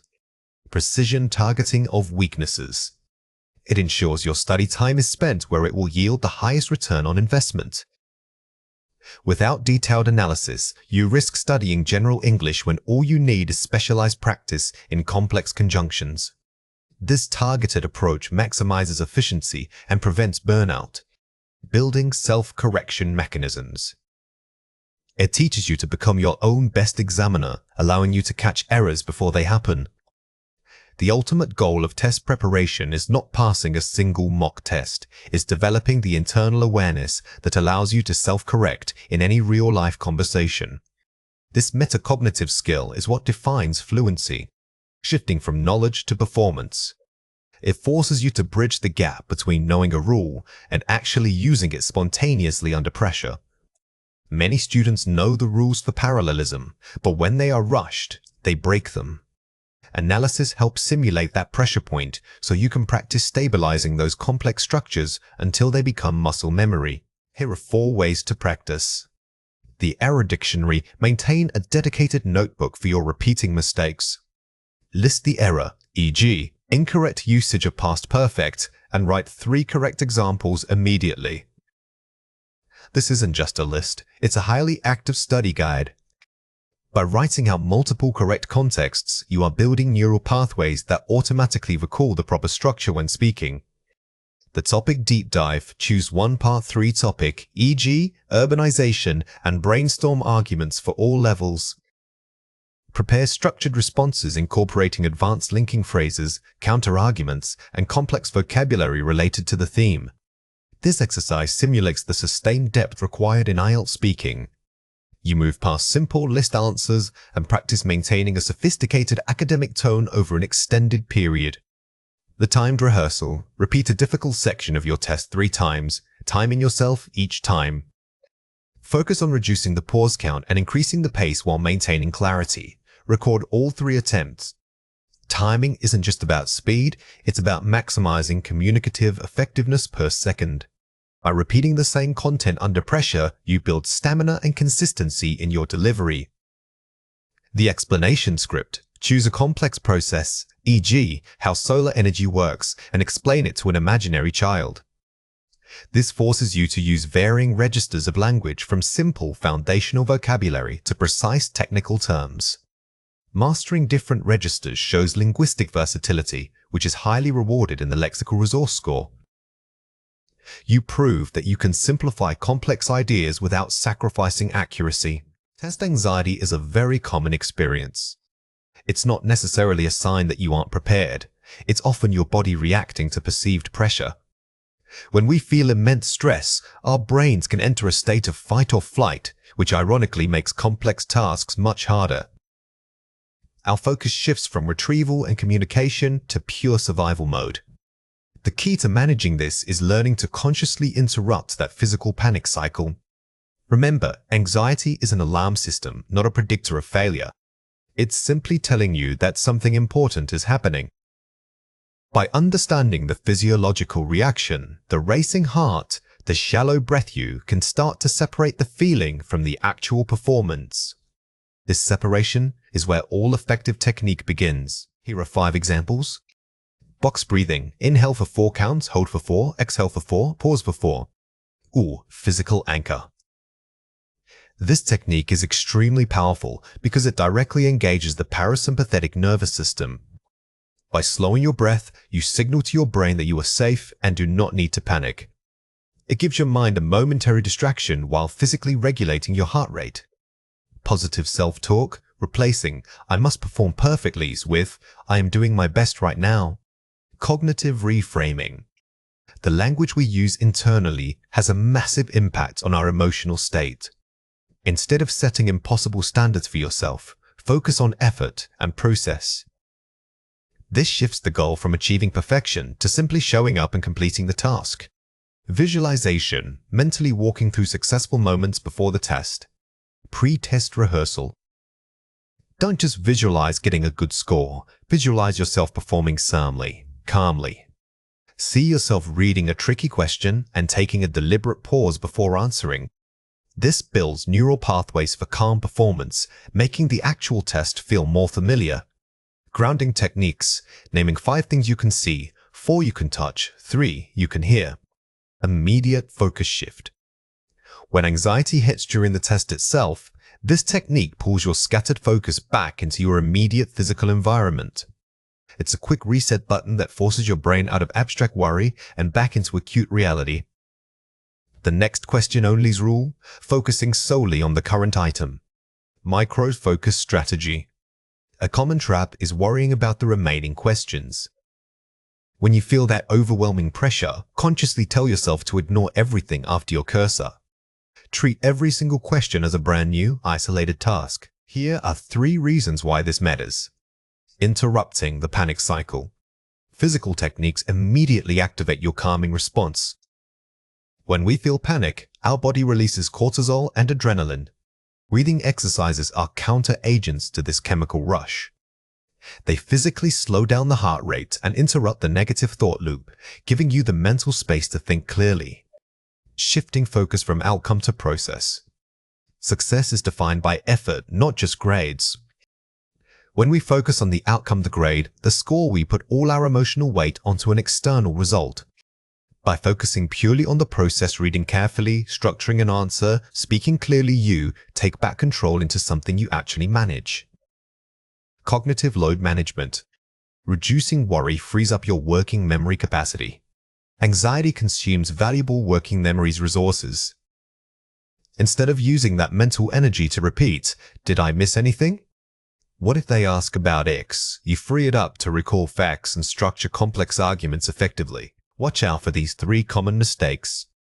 Catastrophizing. If I struggle with this one question, the whole test is ruined. Reality check. This difficulty only affects this one item. I will move on and return later. Catastrophizing is when we blow a small setback into an absolute disaster.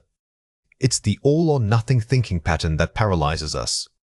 Learning to reframe a small mistake as merely an isolated data point is essential for maintaining momentum. External locus of control. I have to be perfect, or I will disappoint everyone. Internal validation. My value isn't tied to this single performance. I am doing my best with the tools I have today. This trap makes your self-worth dependent on external judgment.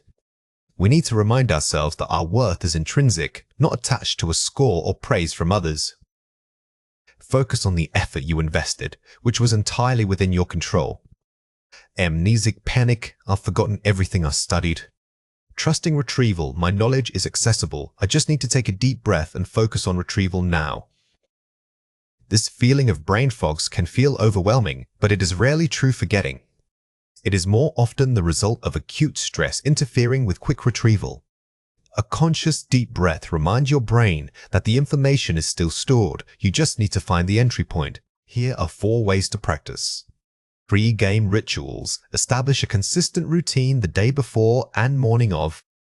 Include light exercise, reviewing positive notes, and ensuring good sleep hygiene. Consistency is your best friend when managing stress. By creating predictable rituals like listening to specific music or doing gentle stretching, you signal calmness to your body. These routines act as anchors that ground you before the high-stakes moment. During test breaks, utilize micro breaks for physical movement. Stand up, stretch your neck and shoulders, or walk around briefly if permitted. Our bodies hold tension in specific places when we are anxious. These simple movements help physically release that built-up adrenaline. Don't just sit there waiting, actively reset your posture and circulation. Post-test self-compassion, forgiving yourself regardless of the result. Acknowledge the effort you gave, not the grade you received. The most important skill to practice is self-compassion. After the test, resist the urge to immediately judge yourself harshly. Acknowledging that you did your best under pressure is a sign of maturity and resilience. Long-term practice, integrating mindfulness into daily life. Practice awareness during routine activities like eating or walking. True stress management isn't just for test day, it's a skill you build throughout your entire life. By practicing mindful attention on mundane tasks, you increase your general capacity to stay present and regulated when pressure inevitably rises. Preparation isn't just about studying grammar or vocabulary, it's fundamentally about psychological readiness. Building a pre-test routine helps transition your mind from panic mode to performance mode. This structured approach reduces the inherent anxiety that many test takers experience. A good routine establishes predictability, which is incredibly comforting when faced with an unpredictable exam environment. Focus on these mental anchors before you even walk into the testing center. Think of your pre-test routine like a warm-up stretch for your brain. By doing the same calming actions like deep breaths or journaling, you signal to your nervous system that everything is under control. This sense of routine helps minimize that initial burst of performance anxiety, allowing you to access your knowledge more freely. Here are 5 examples. Deep breathing exercise. Before the test starts, take 5 slow, deep breaths. Inhale slowly through the nose, hold briefly, and exhale completely through pursed lips. Focus on rhythmic control. This technique is an immediate biological reset switch.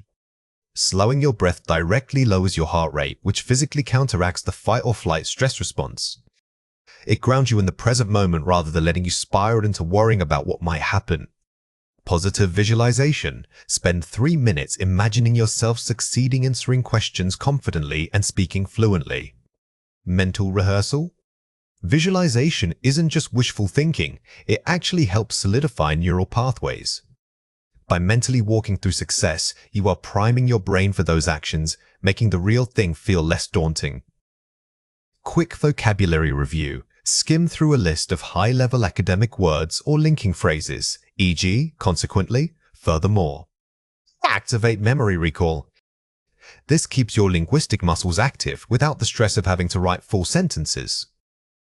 It's just enough stimulation to remind you that those complex structures are still fresh in your mind. Time management walkthrough. Practice allocating specific time blocks for each section before the test begins. Strategic pacing.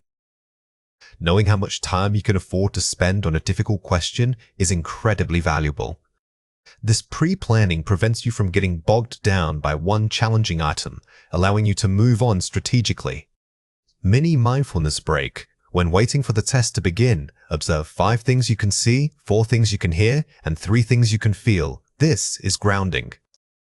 Sensory awareness. This exercise pulls your focus entirely off the stressful outcome of the test and anchors it firmly in your physical surroundings. It forces a return to objective reality, which is exactly what anxiety tries to pull you away from. Let's compare 4 pairs. What a weak candidate does, panics when they see an unfamiliar question type and rushes the answers. What a strong candidate does, pauses, identifies the core skill required by the task, and adjusts their strategy accordingly. The key mindset shift. A weak candidate sees the unexpected as a failure. A strong candidate sees it as new data, a clue that requires adaptation.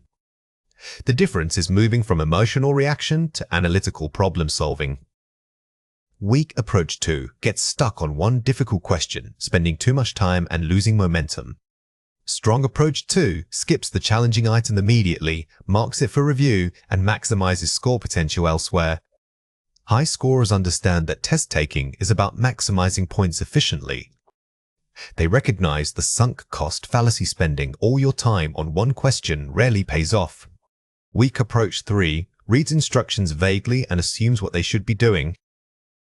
Strong approach 3 rereads all instructions twice, underlining key verbs, e.g., discuss, evaluate, to clarify the exact task. Never assume.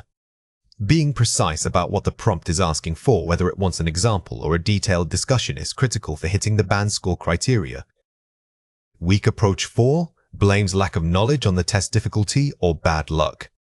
Strong approach 4 focuses only on the next question, treating every item as a fresh, isolated task. They maintain self-talk of competence.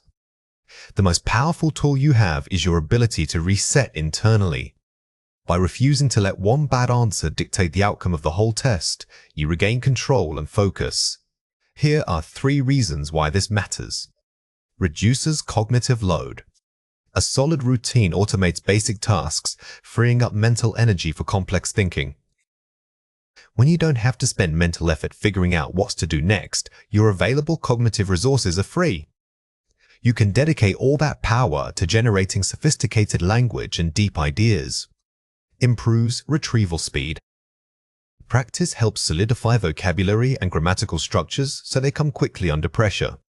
Fluency isn't just about knowing the words, it's about accessing them instantly. Consistent practice makes those complex grammar points and high-level phrases automatic, like breathing. Self-efficacy.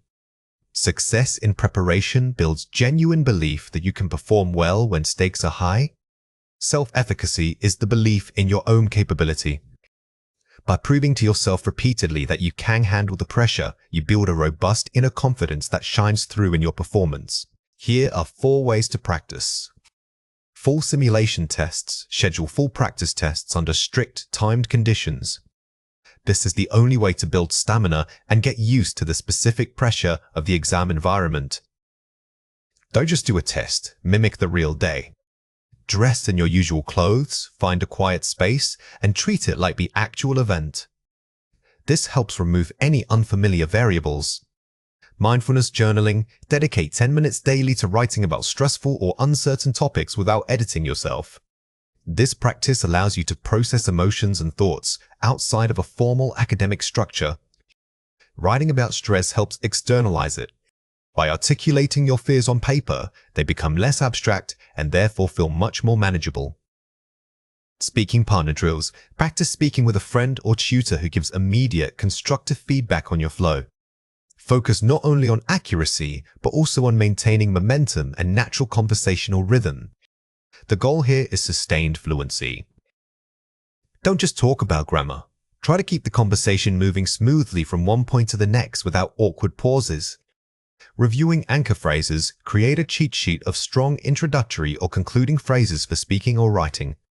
Examples include, to elaborate on this point, or, in conclusion, it is clear that. These anchor phrases are linguistic safety nets. They allow you to buy yourself precious seconds while your brain catches up, giving you time to structure a complete and complex thought. When examiners listen for high performance, they are assessing more than just accurate vocabulary or perfect grammar. They are listening for rhetorical sophistication, how you connect ideas, and how deeply you analyze a topic. This means developing a clear narrative flow and mastering advanced cohesive devices.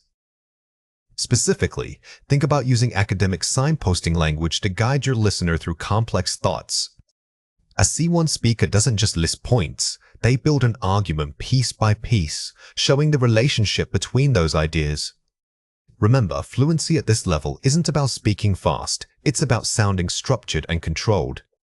If you use strong transition phrases like furthermore, or conversely, you immediately elevate your perceived skill level. Focus on delivering these markers with appropriate pauses to ensure the listener follows your sophisticated thought process. Let's go through 5 words. For each word, I will say it clearly, then explain how to produce it correctly. The word is. It's worth noting that. Say it again. It's worth noting that. This phrase signals to your listener that you're about to introduce an important but perhaps less obvious point. Use it when you want to pivot slightly or add depth without changing the main topic entirely. It shows thoughtfulness and careful consideration of alternatives. The word is, on the other hand, one might argue, barred. Say it again. On the other hand, one might argue, This is excellent for showing critical thinking skills, which examiners love. When you use this, make sure to fully explore the opposing view before refuting it or moving on. It demonstrates balanced thinking and metacognitive awareness. The word is, the primary implication of this is. Say it again. The primary implication of this is. This phrase allows you to move from simply stating a fact to analyzing its real-world impact. Instead of saying, this causes X, try using this structure to link cause and effect academically. It shows analytical depth. The word is, to extrapolate this idea. Say it again, to extrapolate this idea. DI. When you need to speculate or discuss future trends, don't just guess, use extrapolate. This makes your prediction sound highly researched and logical. Always follow up such a statement with the conditions that would make it true. The word is, having said that. Say it again, having said that. This is a very advanced conversational tool. It means you are temporarily admitting weakness in your own argument only to immediately strengthen it with a larger, more encompassing idea. Use this sparingly for maximum dramatic effect. Let's compare four pairs. A lot of people think. Many scholars argue that. Shift from general opinion to scholarly debate. Notice the difference between a lot of, which is conversational, and many scholars, or the majority consensus. Using academic nouns makes your argument sound grounded in research rather than mere personal belief. This immediately boosts credibility. It's really important to. Crucially, it is vital that we consider. Increase urgency and formality. The revision here takes a casual warning into a formal thesis statement. By using it as vital, you are making a strong claim that requires evidence. Remember to follow up this forceful assertion with detailed support. Like when we talk about, for instance, in the context of improved transitional linking for examples. Instead of using like, which is very casual filler, use precise framing phrases like for instance or to illustrate. This shows that your examples are deliberate and support a structured point. So, I guess we can say, therefore, it would be reasonable to conclude. Formalize conclusory language. Ending your argument with I guess undermines everything you just said. Always use formal conclusion markers like therefore or it is reasonable to conclude. This gives the impression of a definitive, well-researched final thought. Watch out for these three common mistakes. Avoid vague filler, like, this thing is really complicated to understand. Better, precise and formal, the complexity of the issue suggests that deeper research is necessary. A common error is relying on vague filler words or simplifying concepts. The correction replaces unstructured speech with precise academic vocabulary and nouns. Always aim to name the concept instead of describing its feeling. Avoid weak diminished. I think maybe we should try to change this rule a little bit. Better, confident and formal. Perhaps an amendment to the current policy would prove beneficial. Do not use tentative language like maybe or a little bit when making a serious suggestion. Use strong, formal verbs and nouns instead to convey confidence in your proposal. This sounds authoritative. Avoid apologetic. I'm sorry, I don't know what you mean by that. Better, engaged and clear. Could you perhaps elaborate on the second point? I want to ensure I fully grasp it. Never apologize for not understanding. Instead, ask a sophisticated, clarifying question. By framing your request as wanting to fully grasp the point, you sound engaged and highly intellectual rather than simply confused. Here are 4 ways to practice. Thematic expansion recording. Take a simple sentence and expand it into a 3-paragraph mini-essay, introduction, body, conclusion. This exercise forces you to maintain coherence over time. Don't just add words, structure your thoughts using all the advanced connectors we practice today. This simulates real academic speaking requirements. Advanced shadowing. Listen to a TED Talk and repeat not only the words, but the rhythm, pausing, and intonation of the speaker. Shadowing is crucial for flow. By mimicking native speakers' natural rhythm, you reduce unnatural pauses and filler sounds. Focus especially on where they pause. These are often where transition phrases belong. The why, how, what if method. When practicing a topic, force yourself to address three angles: the cause, why, the mechanism, how, and the future impact, what if. This is how you move beyond description into genuine critical analysis. Each of these W questions requires a different type of complex grammatical structure, ensuring you use your full linguistic toolkit. Self-correction with Polish. Instead of saying, wait, say, to rephrase my previous point, or let me clarify that. When you make a mistake, frame the correction strategically. Using these polished phrases turns an error into a demonstration of high-level self-monitoring and rhetorical control. Now it is your turn to practice. Read or listen to the following passage carefully. Cue card prompt. Discuss the impact of artificial intelligence on traditional job markets. You should cover 1. Automation displacing blue-collar jobs. The need for reskilling and new education models. Ethical dilemmas regarding data privacy. Speak for 3 minutes. Question 1.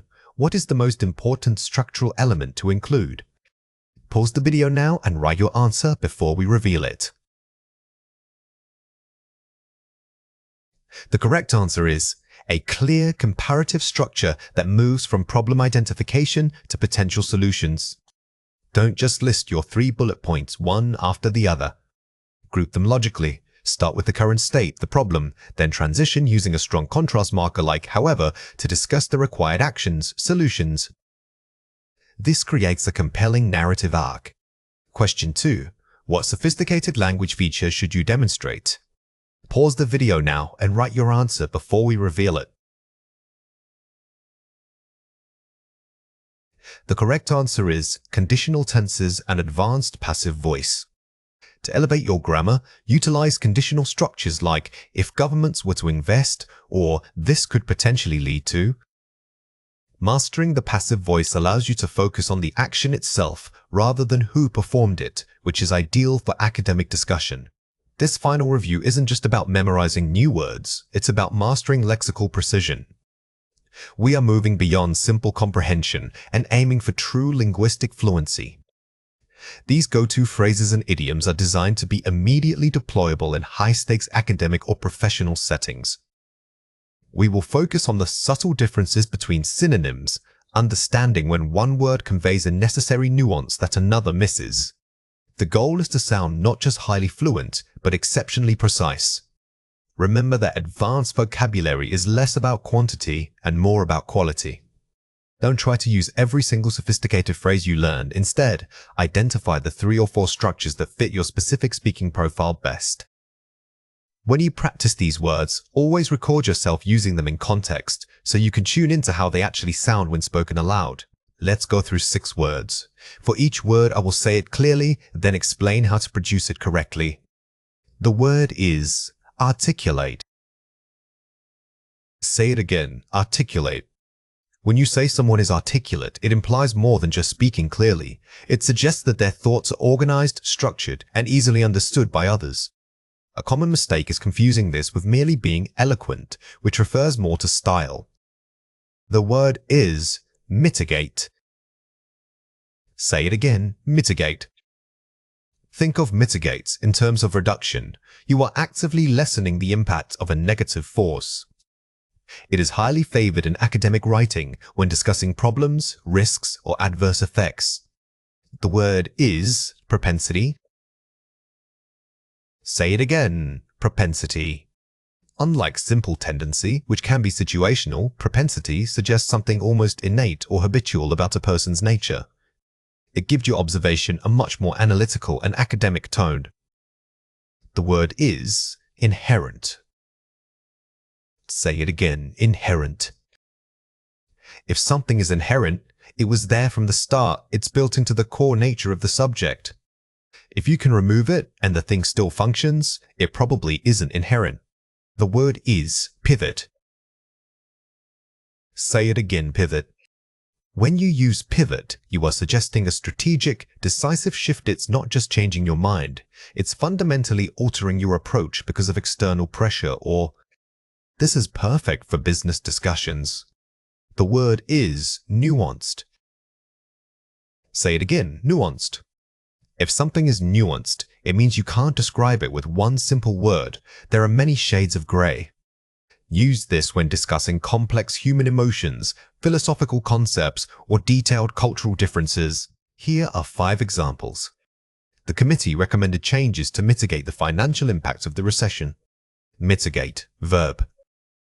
Notice how mitigate is used here with a noun like impact. This structure helps make your academic phrasing sound very natural and authoritative. You are controlling the severity of the outcome. She was praised for her ability to articulate abstract principles into actionable steps. Articulate, verb. By pairing articulates with phrases like actionable steps, you are showing that your communication skills lead directly to practical results, which is a very high-level compliment in any forum. The inherent biases within the testing structure required careful examination. Inherent adjage. Using inherent here suggests that the bias was built into the system itself, making it unavoidable without deep structural review. This is a powerful way to critique an established process. The political climate demanded that we pivot our focus from protest to negotiation. Pivot, verb. This example shows pivots being used in a formal, socio-political context. It implies a quick but calculated change of strategy under pressure. A nuanced understanding of global economics requires considering cultural propensity. Nuanced adjective, propensity, noun. By combining nuanced and propensity, you demonstrate that your knowledge isn't superficial. You are discussing the subtle, ingrained behavioral patterns across different cultures. Let's compare 4 pairs. First, articulate. Compare it with eloquent. Clarity versus style. While both are positive, articulate focuses strictly on the ability to convey complex thoughts clearly, the structure itself. Eloquent, however, describes the beauty and persuasive quality of the speech, suggesting flair in addition to clarity. First, propensity. Compare it with tendency. Innate nature versus observed pattern. If you say someone has a propensity, it feels almost inevitable, like it's part of their character makeup. If you use tendency, it can feel more observational behavior that shows up frequently, but isn't necessarily permanent. First, mitigate. Compare it with alleviate. Reducing severity versus easing discomfort. This is a common confusion point. Mitigate usually refers to lessening the severity of a large problem, like mitigating risk. Alleviate, on the other hand, often relates to making physical or emotional pain easier to bear. First, nuanced. Compare it with subtle. Complexity in meaning versus faintness of sensory detail. Subtle often describes something barely perceptible, like a subtle scent or a subtle color change. Nuanced, however, always refers to depth and complexity within an idea, concept, or argument. Here are 4 ways to practice. The collocation map. Group words that naturally appear together. Example, inherent risk, mitigate damage. Do not learn these vocabulary items in isolation. Instead, build small mental maps of common pairings or collocations. Knowing that propensity frequently pairs with nouns like bias or risk makes the word stick much faster and sound more natural. The delayed recall method.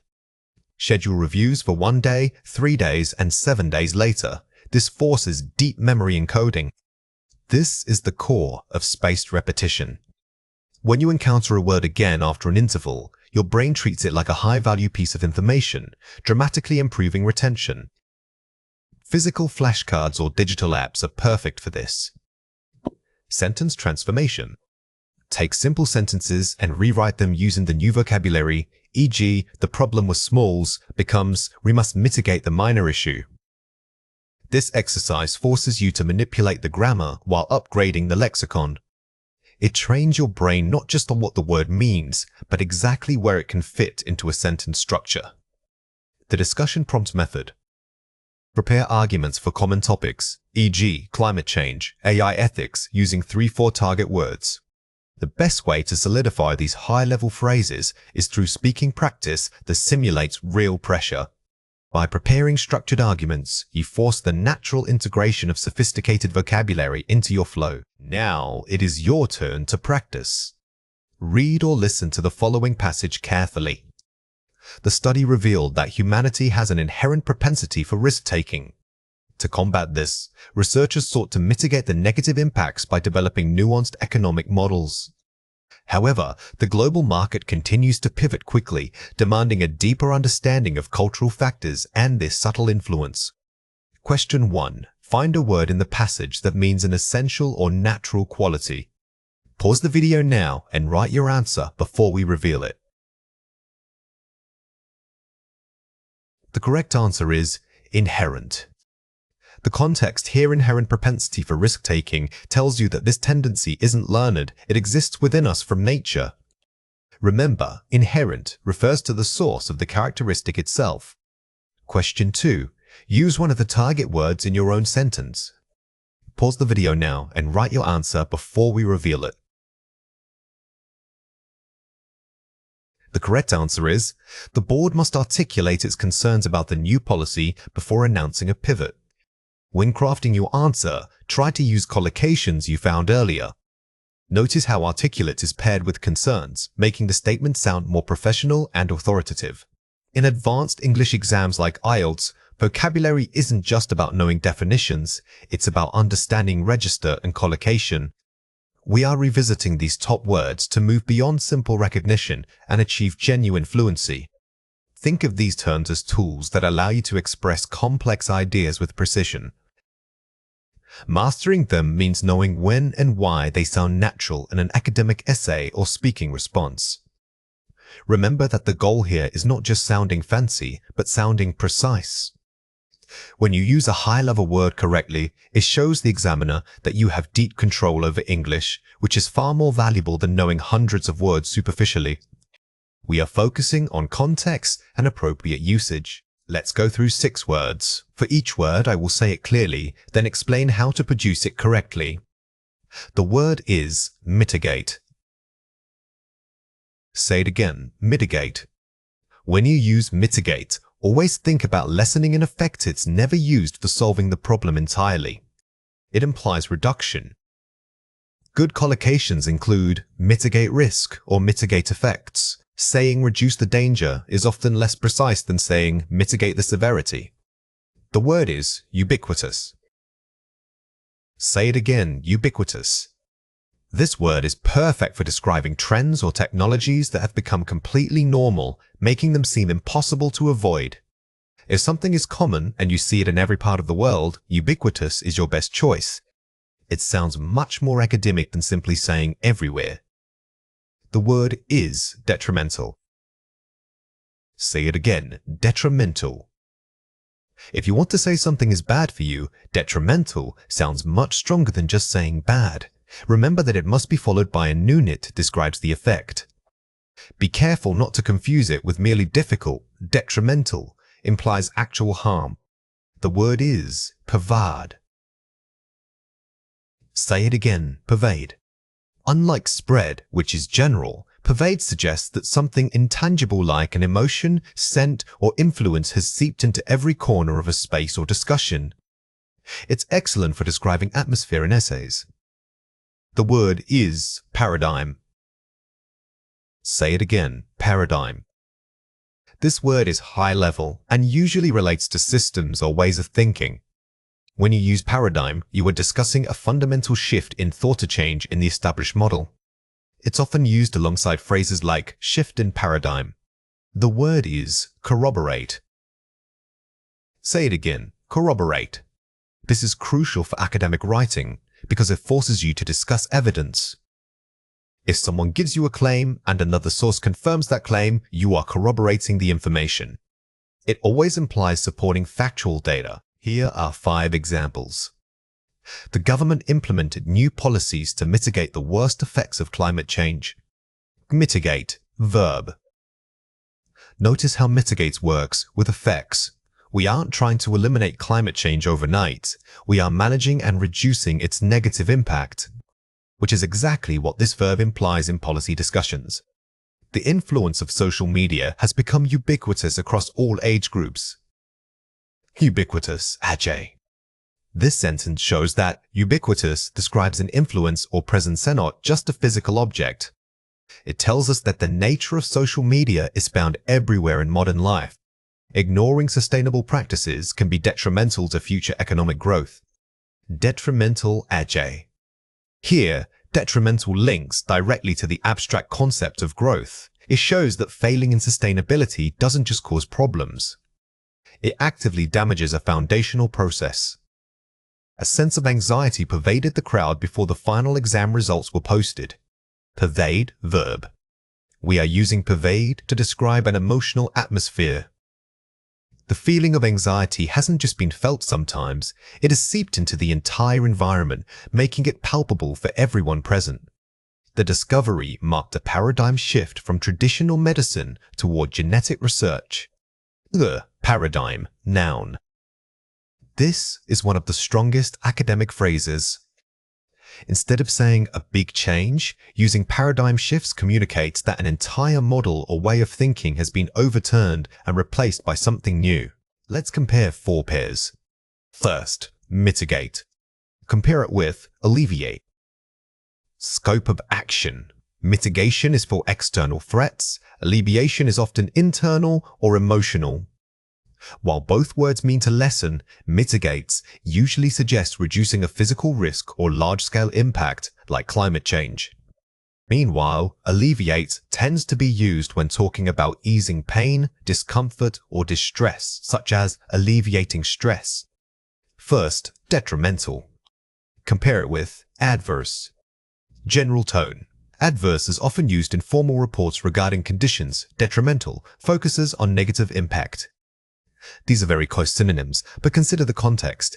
If you are writing a medical report about poor working conditions, adverse effects sounds highly professional. If you are arguing why a habit is bad for your life, detrimental might fit better. First, paradigm. Compare it with model.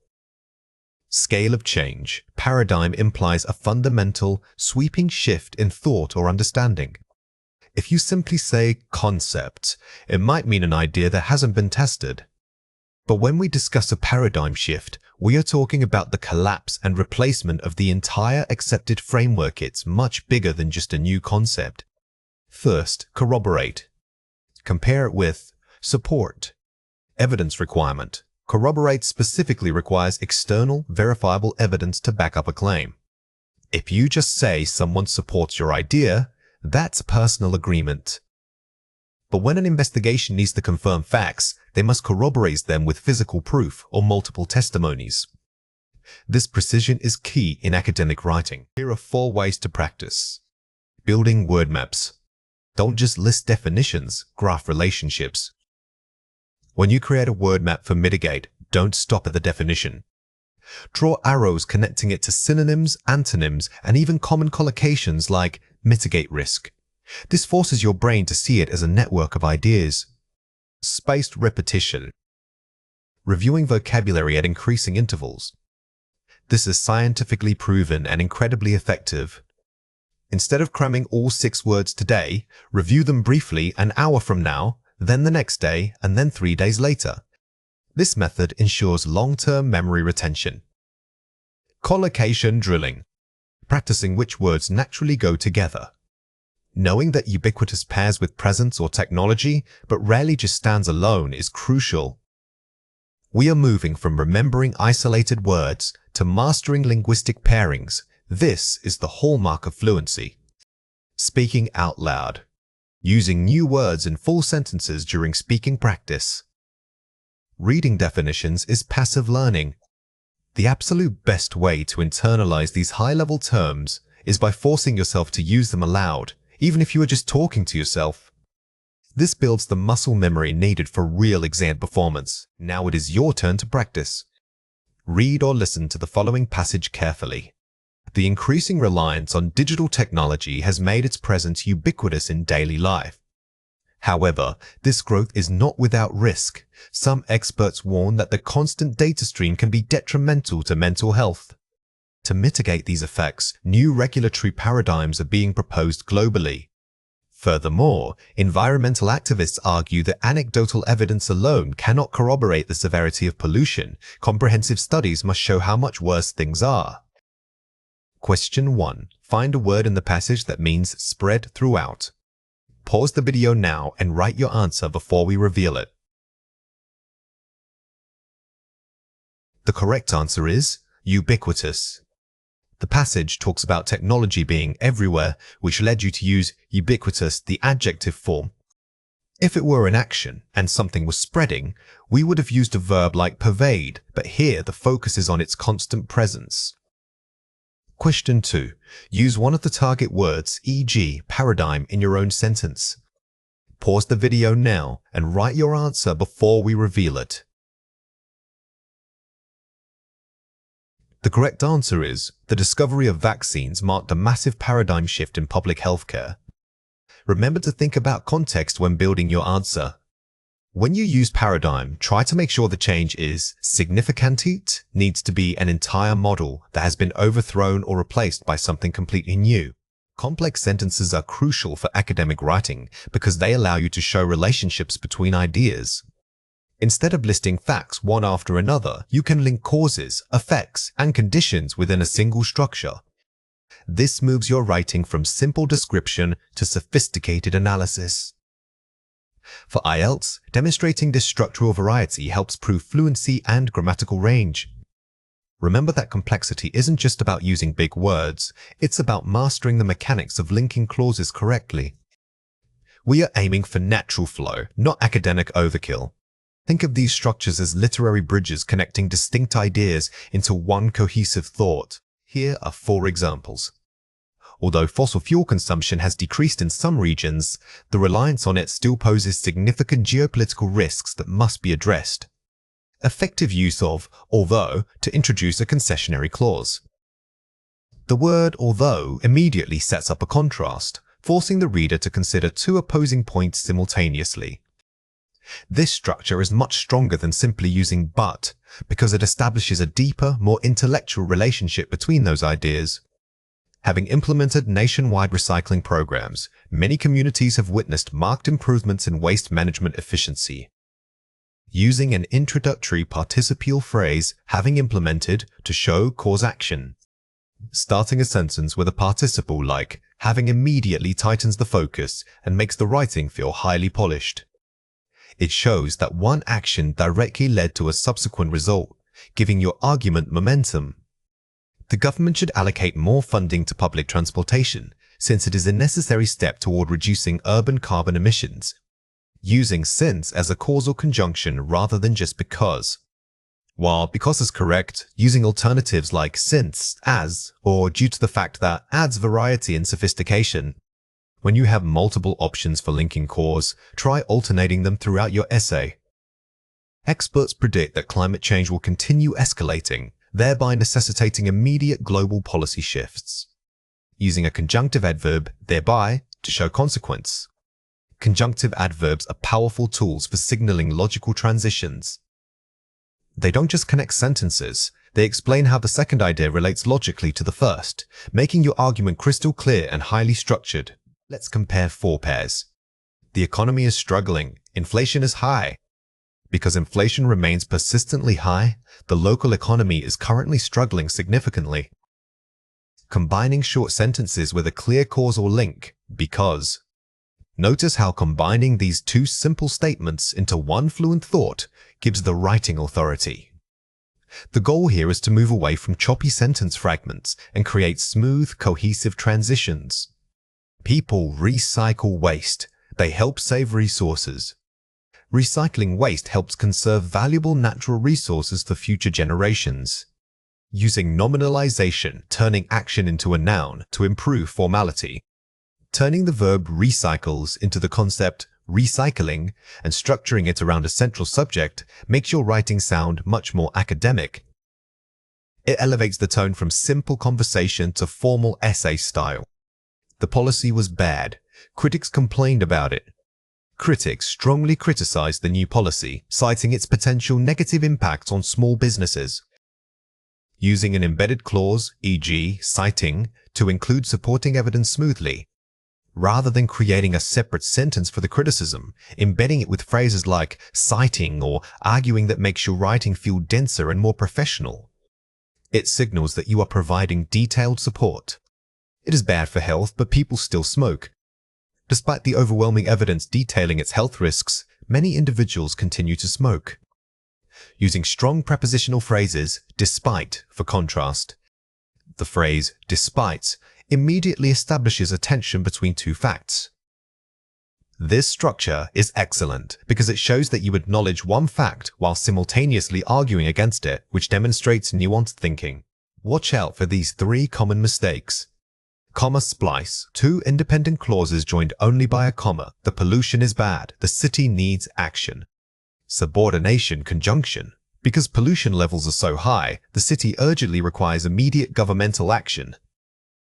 A comma splice is one of the most common writing errors. You must either use a stronger punctuation mark, like a semicolon, or, ideally, rewrite the sentence using a subordinating conjunction to show the relationship. Dangling modifier. Modifier placed in a way that makes it seem like it describes the wrong subject. Running quickly through the park, the bus was missed by John. Clear subject action link, John, running quickly through the park, missed the bus. The modifier running quickly must describe the noun immediately following the comma. In the original, it incorrectly suggests the bus was running. We corrected this by placing the action directly next to the correct actor, John. Run-on sentence. Two complete thoughts jammed together. Students were advised to read about global warming. They should learn more. Parallelism. Coordination. Students were advised to read about global warming and to learn more regarding its causes. When you list actions or advice, always maintain grammatical parallelism. Notice how we started the second action with and to keep the structure balanced and perfectly clear. Here are 4 ways to practice. Outline with clause mapping. Before writing, map out your central argument and identify at least 3 key relationships: cause-effect, contrast, and example. This forces you to plan complex structures. Do not start drafting until you have this structural map in place. By pre-planning the links to the causes and the all those, you ensure your argument flows logically from the outset. Focus on transition vocabulary. Keep a dedicated list of sophisticated transition words, consequently, furthermore, conversely, and similarly. Practice using them in context. These advanced linking phrases are the glue that holds complex writing together. Simply memorizing them is not enough. You must practice integrating them naturally so they don't sound forced or repetitive. The why-how revision check. After drafting, review every paragraph and ask, how does this sentence connect to the previous one? If the link isn't clear, you need a stronger transition. This is your final self-correction mechanism. Don't just check for grammar, check for logical flow. If you can point to exactly how idea B logically follows from idea A, your structure is solid. Vary sentence beginnings. Avoid starting too many sentences with the subject, the government, or students. Start some with adverbs, dependent clauses, or prepositional phrases. This is key to sounding like a native speaker. A monotonous rhythm bores the reader and makes your writing sound simplistic. By varying your beginning structures, you create a much more engaging and fluid reading experience. Now it is your turn to practice. Read or listen to the following passage carefully. Some people believe that universities should focus primarily on vocational training to meet job market demands. Others argue that the liberal arts remain essential for developing critical thinking skills. Discuss both views and give your own opinion. Question 1. What is the key requirement of this task? Pause the video now and write your answer before we reveal it. The correct answer is, you must balance discussing 2 opposing viewpoints before presenting a clear, supported thesis statement. The core difficulty here isn't just writing about jobs or arts, it's managing the tension between those 2 ideas within your structure. You need to show you understand both sides before arguing which side is superior. Question 2. What would a Band 7 response focus on first? Pause the video now and write your answer before we reveal it. The correct answer is using complex structures, e.g., while vocational training offers immediate job security, it often overlooks the necessity of to show nuanced understanding and comparison. A higher band score requires you to avoid taking an extreme stance immediately. Instead, use concessive clauses like although or while to build a sophisticated argument that acknowledges complexity. Examiners aren't just listening for correct answers, they are assessing your ability to maintain a consistent rhythm. Fluency is less about the speed of speech and more about the smoothness of thought transitions. They listen for coherence, meaning how logically one idea flows into the next. These strategies involve using signposting language and managing those natural pauses effectively. Remember that fluency doesn't mean speaking without a single pause. It means that your pauses are deliberate, they signal thought processing, not panic. Using transitional phrases helps bridge these gaps so the listener never feels lost. Let's go through 5 words. For each word, I will say it clearly, then explain how to produce it correctly. The word is, to give you an example of that. Say it again, to give you an example of that. This phrase immediately signals to the listener that you are about to provide concrete support for your initial claim. It buys you a crucial few seconds, allowing your brain to organize your thoughts while sounding exceptionally prepared. The word is, if I had to choose only one. Say it again, if I had to choose only one. When asked for an opinion among several options, this structure helps you narrow your focus quickly. It gives the impression of careful deliberation and decisiveness, even if you are just speaking off the cuff. The word is, that's a complex question, but. Say it again, that's a complex question, but. This is a fantastic thinking filler. Instead of pausing with an you acknowledge the difficulty of the prompt. This buys you necessary time while sounding thoughtful and reflective rather than stuck. The word is, what strikes me immediately is. Say it again, what strikes me immediately is. This phrase is perfect for jumping into an unfamiliar topic. It gives your answer an immediate, strong hook and suggests that the concept is highly relevant or impactful to you. The word is, let me think about that for just a moment. Say it again, let me think about that for just a moment. Sometimes you just need a simple, neutral pause. Using this phrase is perfectly acceptable because it manages the listener's expectation. After saying this, take a visible breath and organize your first sentence. Let's compare 4 pairs. It's kinda hard to say. It is somewhat difficult to determine the definitive answer. Avoiding contractions and slang. In formal settings, expanding contractions like it's into it is immediately elevates your register. Similarly, replacing slang terms keeps your tone measured and academic. Like, I guess maybe, I would argue that, giving reasoned opinions. Instead of using vague fillers like, or, I guess, use strong academic phrases. These structures give your opinion weight and make it sound much more authoritative. The thing is, the main issue here pertains to introducing a core point. When you need to pivot or introduce the central topic of your answer, avoid vague connectors. Direct academic language helps guide both you and the listener through your argument. I mean, it's pretty important. It is crucially important that we consider emphasizing importance. Using intensifiers like quite, very, or pretty weakens your statement. Replace these with strong adjectives and adverbs to make your points sound more convincing. Watch out for these 3 common mistakes. Excessive hesitation markers. I think that the economy is going up. Strategic pausing. I believe that the economy has been trending upward lately. The biggest mistake is substituting actual content with filler sounds. Instead of using pause and take a visible breath. This silence allows you to gather your thoughts without losing credibility. Simplistic vocabulary and run-on sentences. Speaking about the environment, we need less plastic because it's bad for fish. Academic precision and varied structure. Considering environmental impact, reducing plastic consumption is vital due to its detrimental effect on marine life. Don't just list facts. Group them using sophisticated linking phrases like consequently or as a result. This makes your speech sound cohesive, not just a series of bullet points. Topic drift and disorganization. So I was talking about technology, and then it changed to food, which is weird. Bridging topics logically while discussing technology, it's also worth noting the parallel importance of sustainable food sources. If you shift topics, don't just jump. Use a transition phrase that creates a conceptual link between the two subjects.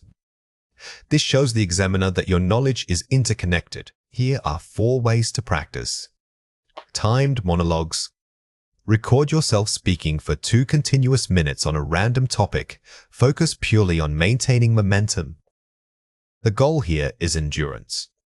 Don't worry about perfect grammar. Focus only on keeping the sound flowing until time runs out. This builds stamina and reduces panic when you feel pressure. Structured topic swaps. Take 3 unrelated words, e.g., kite, democracy, chocolate. Speak for 1 minute linking all 3 concepts together. This exercise forces your brain to create novel connections quickly. You are practicing associative thinking, the ability to link disparate ideas fluently. Shadowing experts. Listen to advanced speakers, like TED Talk presenters, and repeat their speech immediately after they finish, mimicking pace and intonation. Shadowing is phenomenal for rhythm. You are physically training your mouth muscles and vocal delivery to match a native speaker's natural flow, which dramatically improves perceived fluency. The why-hows drill.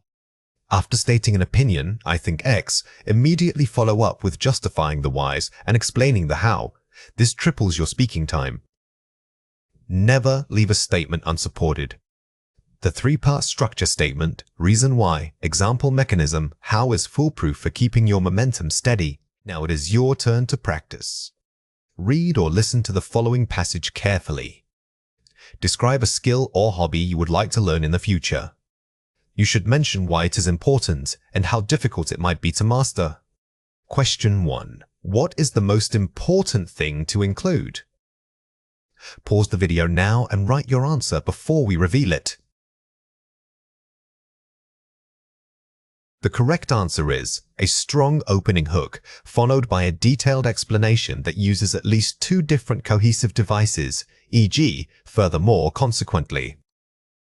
When you are given a prompt, do not wait for it to finish before speaking. Start immediately with your best opening line.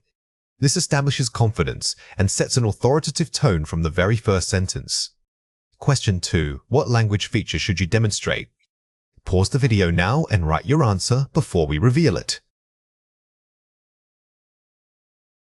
The correct answer is the use of conditional clauses. If I were able to, or modal verbs, I would need to. Since this is a future-focused topic, utilizing conditionality naturally boosts your linguistic range. It shows the examiner that you can discuss possibilities and hypotheticals with ease. Topic expansion is the strategic process of developing a single subject into multiple dimensions. Instead of merely describing a topic, you are exploring its implications across various fields. This means moving beyond simple facts and delving into the how and the why. Effective expansion requires identifying all related angles, the historical context, the ethical dilemmas, and the potential future impacts. It is about building an intricate web of thought around one central theme. When we talk about depth in academic writing, we are talking about complexity. The goal isn't to list more facts, it's to demonstrate a sophisticated understanding of how those facts intersect. Think of the topic as a core jewel, and your expansion is the elaborate setting that shows all its facets. Here are 4 examples. Topic: Universal Basic Income, UBI, angle, economic viability. Focus on macroeconomics. By focusing solely on economics, you're addressing how UBI might affect employment rates or inflation. This is a necessary first layer of analysis. However, remember that the economic model rarely exists in a vacuum. Topic: Universal Basic Income, UBI, angle, social impact. Focus on societal change. Shifting to the social angle allows you to discuss human capital, things like mental health or educational attainment. This moves beyond just money and into the fabric of community life. Topic: Universal Basic Income, UBI, angle, ethical considerations. Focus on philosophy, ethics. This ethical lens forces you to confront deeply held values. Questions of work ethic or individual responsibility are key here. They add necessary moral tension to the discussion. Topic: Climate change policy. Angle: global governance. Focus on international law. When discussing climate change, you must look at who enforces the rules. This requires analyzing international treaties and the political will of sovereign nations to agree on shared goals. Here are 3 reasons why this matters. Establishes credibility, ethos. A multifaceted discussion shows mastery. In academic settings, depth is synonymous with authority. When you address the topic from economics, ethics, and history, you signal to your reader that you have conducted thorough research in multiple disciplines. Anticipates counterarguments. Addressing opposition proactively strengthens your thesis. The best academic arguments don't ignore opposing viewpoints, they incorporate them. By acknowledging the counterpoint and then dismantling it, you make your own central argument far more robust. Generates nuance. Complexity prevents oversimplification. Avoid making sweeping generalizations. Instead of stating X is good, explain under what conditions X might be beneficial and in which situations it fails. This level of detail defines true academic thought. Watch out for these 3 common mistakes. Merely stating facts about the topic. Analyzing the relationship between those facts. The biggest mistake is summarizing information. You need to move past what happened and instead focus on why did it happen? And what does that mean now? The analysis requires connecting discrete points into a cohesive narrative. Absolute claim, using absolute language like always or never. Conditional language, employing conditional phrasing, may, might, or under certain conditions. Academic discourse thrives on careful qualifiers. By using language like tends to or suggests that, you show intellectual humility while still making a powerful point. This makes your arguments sound more measured and thoughtful. Single lens, maintaining a single, narrow perspective. Multiple lenses, structuring arguments around conflicting paradigms. If your topic is political, don't just discuss the policy itself. Discuss how different groups, labor unions, corporate interests, marginalized communities will interpret and react to that policy. Here are 4 ways to practice. Ask, so what, repeatedly. After every major claim or piece of data, ask yourself what the immediate implication is. Follow this process until you hit a barrier. This simple questioning technique forces you out of description and into critical thinking. Don't settle for the first answer. Push deeper to find the true consequence of your initial observation. Stakeholder mapping. Identify every group affected by your topic, from global policymakers to local families, and outline their unique interests and biases. Mapping stakeholders ensures that you view the problem through multiple, often conflicting, lenses. This is crucial for controversial topics because no single stakeholder has a complete picture of what is at stake. The adjacent topics bridge. Identify another academic field, e.g., literature, biology, that shares a conceptual similarity with your topic and use it as an analogy. Creating these bridges elevates your writing by demonstrating interdisciplinary thinking. Drawing parallels between 2 seemingly unrelated fields shows the reader that you think broadly about systemic patterns. Develop a thesis of tension. Instead of arguing for one solution, argue that the topic inherently contains 2 competing forces, g. Freedom versus security. A thesis built on tension is naturally deeper because you are not trying to solve a problem, you are exploring its intrinsic conflicts. This makes your essay more engaging and academically rigorous. Today, we are focusing on precision. We will look closely at the th sounds, the voiced sound as in this, and the unvoiced sound as in thank. To create the unvoiced thank, gently place your tongue between your teeth and blow air over it like a careful whisper. For the voiced eighth, you keep the exact same tongue position, but this time engage your vocal cords, making it vibrate so that you feel a buzzing sensation. Mastering these sounds is key to sounding measured and authoritative. It's not just about hitting the right sound, it's about controlling the breath flow itself. When you pause slightly before or after an eighth word, it makes your speech sound deliberate rather than hesitant. Think of your articulation as building bridges between ideas. You want each segment to be clear and strong. Let's go through 6 words. For each word, I will say it clearly, then explain how to produce it correctly. The word is thought. Say it again, thought. Remember to initiate this sound by blowing a steady stream of air. The unvoiced requires minimal vocal cord vibration, making it feel like an airy whisper. Practice saying the word slowly first, focusing only on that initial breathy puff. The word is through. Say it again, through. This word combines the unvoiced with a lengthy vowel sound, so you need to maintain that controlled airflow for longer.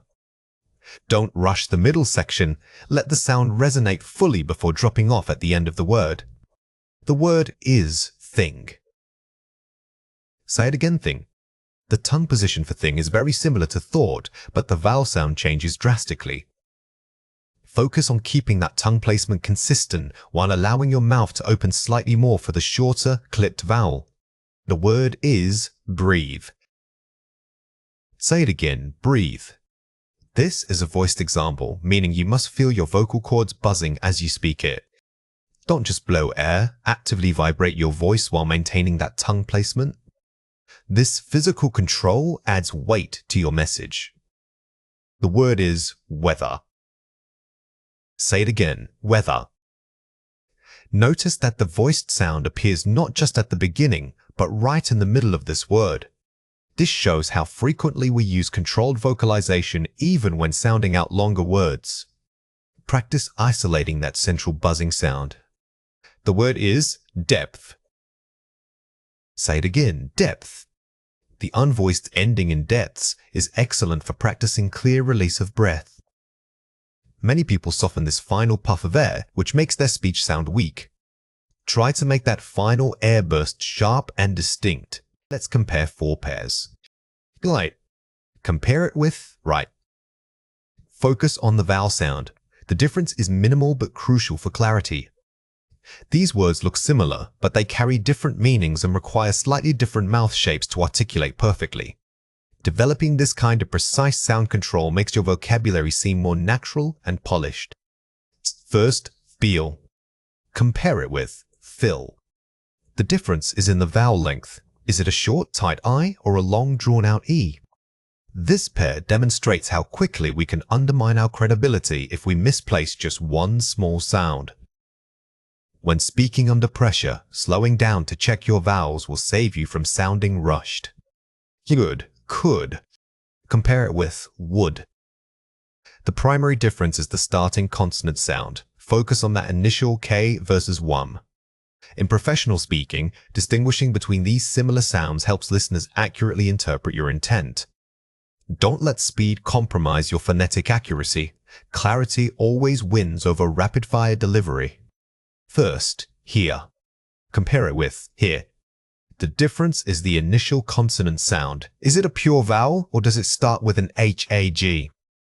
This contrast highlights how crucial the subtle presence or absence of an initial breathy consonant can be. Think of that as a deliberate starting point for your thought. Watch out for these 3 common mistakes. Long, basically. Right, fundamentally. We often default to vague filler words like basicallys when we feel nervous. Replace these with strong transition phrases such as to summarize or the core issue is. This immediately elevates your perceived intelligence. Wrong. Right. Pause and collect thought. Using vocal fillers like or signals that your brain is searching for the answer.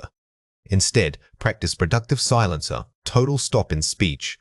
This makes listeners assume you are carefully considering a complex point. Wrong, it seems to me. I propose. Hedging language, like it seems or maybe, makes your point sound tentative. When you have a well-formed idea, own it by using assertive phrasing. This demonstrates confidence in your analysis. Here are 4 ways to practice. Tongue twisters. Practice difficult sounds like ers in rapid succession. Use tongue twisters not just for fun, but as a physical warm-up. By forcing your mouth and tongue to move quickly through different positions, you improve the muscular memory needed for precise professional speech. Minimal pair reading. Read pairs of words that differ by only one sound, like rights and rights. This exercise forces your ear to listen critically, while simultaneously demanding perfect physical articulation. It trains you to hear the subtle differences in pronunciation that make a major impact on meaning. Shadowing technique. Listen to an expert speaker and immediately repeat exactly what they say. Shadowing helps you internalize not just the words, but the rhythm and pacing of high-level speakers. Pay attention to where they pause for effect, as these measured breaks are key to sounding thoughtful. Mirror work. Watch your mouth while speaking specific phrases in front of the mirror. This is highly effective because it connects the abstract concept of good pronunciation to a concrete visual action.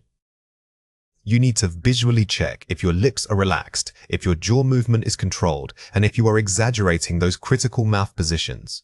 When you encounter a topic that is completely unfamiliar, examiners are not testing your knowledge of the subject. Instead, they are evaluating your ability to maintain coherence and structure your thoughts under pressure. They listen primarily for three things: thoughtful development, clear signposting, and linguistic flexibility. Think of bridging as creating intellectual space between ideas so you never hit a dead end. If you can successfully link disparate concepts, if you don't know the facts, you demonstrate advanced speaking skill. The core idea here is metacognition, thinking about how you speak, not just what you say. Instead of freezing when faced with a blank topic, your goal is to sound like an articulate thinker who can organize complex information. Always remember that structure and delivery are often more important than the raw content itself. Let's go through 5 words. For each word, I will say it clearly, then explain how to produce it correctly. The word is to give you a broader perspective. Say it again, to give you a broader perspective. This phrase is perfect when the question seems too narrow or specific. It allows you to subtly pivot away from the immediate prompt and discuss the larger context surrounding the topic instead. Use it to show depth of thought rather than lack of knowledge. The word is, on a related note, I would argue that. Say it again. On a related note, I would argue that. Use this when the topic reminds you of something else you do know about. This technique links your current unknown topic to familiar ground, giving you time to formulate a detailed response. It turns tangential knowledge into relevant speaking points. The word is, to elaborate on that point, TS. Say it again, to elaborate on that point, W in stun. If the topic is too high level and you can't find a specific example, use this phrase to discuss implications or potential consequences. Instead of providing facts, describe why those facts might matter in the real world. The word is from an academic standpoint. Say it again, from an academic standpoint. This phrase immediately elevates your discourse and signals to the examiner that you are approaching the topic with intellectual rigor. It's excellent for masking uncertainty by sounding highly objective and analytical. The word is, while I don't have all the details, generally speaking. Say it again, while I don't have all the details, generally speaking. It is okay to admit uncertainty. Using a phrase like this sounds much more thoughtful than just saying, I don't know. It manages expectations while still allowing you to offer general, well-reasoned opinions. Let's compare 4 pairs. Yeah, I guess it's kind of hard. It is certainly a complex issue to navigate. Elevating vocabulary and formality. Notice how the formal version uses stronger verbs and more abstract nouns. Academic language makes your speech sound more considered, even when you are thinking on the spot. Focus on swapping out simple adjectives for richer alternatives. It's really complicated because the matter is multifaceted due to using precise academic phrasing. Changing really and complicated to terms like multifaceted or complex immediately boosts your lexical resource score. This shows the examiner that you have a wide range of professional vocabulary available. So, what I mean is, in essence, my point is that Formalizing discourse markers. Bridging phrases are essential. In formal speaking, use signposting language like "in essence" or "to summarize." This helps the listener follow your argument flow perfectly and makes you sound highly organized. Gotta say, it's a mess. The situation requires significant systemic overhaul, moving from colloquial to policy language. When discussing social or governmental topics, avoid casual slang. Instead, use elevated terminology that suggests you are thinking like an analyst or policymaker. Watch out for these 3 common mistakes. Admitting failure, "I don't know anything about that." Bridging to a known area that is outside my area of expertise, but I can discuss the general implications if. Never just admit you are ignorant. Instead, use it as an opportunity to pivot your knowledge base. By acknowledging the gap and then linking it to something tangential, you demonstrate resilience. Excessive hesitation filler words. So like, maybe we should think about. Structured pausing. To consider this issue further, one must first evaluate whether. The goal is to replace filler sounds like and like with structured pauses. A strategic silence gives you time to breathe and allows the listener and yourself to frame your next thought more deliberately. Simple listing, lack of flow, and then also give money to poor people. Using cohesive links and causality. Furthermore, allocating financial resources toward poverty alleviation is crucial because avoid simple and then also structures. Use advanced linking adverbs like furthermore, consequently, or similarly. This instantly improves the cohesion score by showing how your ideas build upon one another. Here are 4 ways to practice. The think aloud method. Select a complex topic and force yourself to speak about it continuously for 2 minutes without stopping. The goal is fluency, not perfection. This exercise builds stamina in your speaking muscles, preventing that sudden freeze when you feel pressure. When you are focused on the act of continuous speech, minor grammatical errors become less noticeable. The concept mapping drill. Write down a random word, e.g., ocean. Now, speak for 3 minutes connecting that word to 5 different unrelated concepts: history, economics, art, etc. This is the ultimate unknown topic simulation. It forces you to build bridges between completely disconnected ideas using language and logic, which is exactly what examiners want to hear. IELTS Part 3. Argument Builder. Practice responding to "Why do you think?" questions by immediately generating 3 supporting arguments in sequence. Part 3 demands depth, not just breadth.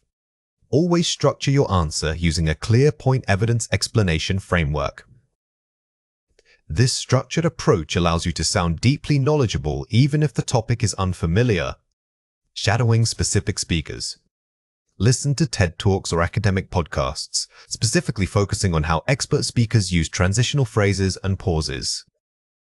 Pay close attention not just to what they say, but how they transition. Model the confident pause before a key point and mimic their sophisticated linking language structure. Now it is your turn to practice. Read or listen to the following passage carefully. You are asked to discuss the concept of digital citizenships in a developing country. You must cover 1. The primary challenges, e.g., infrastructure. 2. Educational initiatives needed. 3. The role of government regulation. Speak for approximately 3 minutes. Question 1. What is the most important thing to include in your answer? Pause the video now and write your answer before we reveal it. The correct answer is, use a minimum of 3 different bridging phrases and at least 1 phrase that acknowledges complexity or uncertainty. When you are simulating an unknown topic, remember the structure as your safety net. By consciously including these linking phrases, to elaborate on this, on a related note, you prove to the listener that you have mastered the technique of intellectual bridging. Question 2. What language feature should you demonstrate? Pause the video now and write your answer before we reveal it. The correct answer is advanced modal verbs, should, might, could, and cohesive linking adverbs, furthermore, consequently. Mastering modals helps you speak in terms of possibility and probability rather than absolute certainty. This makes your speech sound far more nuanced and academically thoughtful when discussing complex social issues. Advanced paraphrasing is crucial for demonstrating lexical resource, the range and sophistication of your vocabulary. It involves taking a source idea and expressing it in completely different words while retaining the original meaning. In IELTS, effective paraphrasing shows that you are not just memorizing phrases, you truly understand the underlying concepts. Remember, the goal isn't to change any single word, but to restructure the entire sentence or concept. This technique allows you to write academically and avoid repetitive language, which is key for high scores. Think of paraphrasing as sophisticated translation, not just synonym substitution.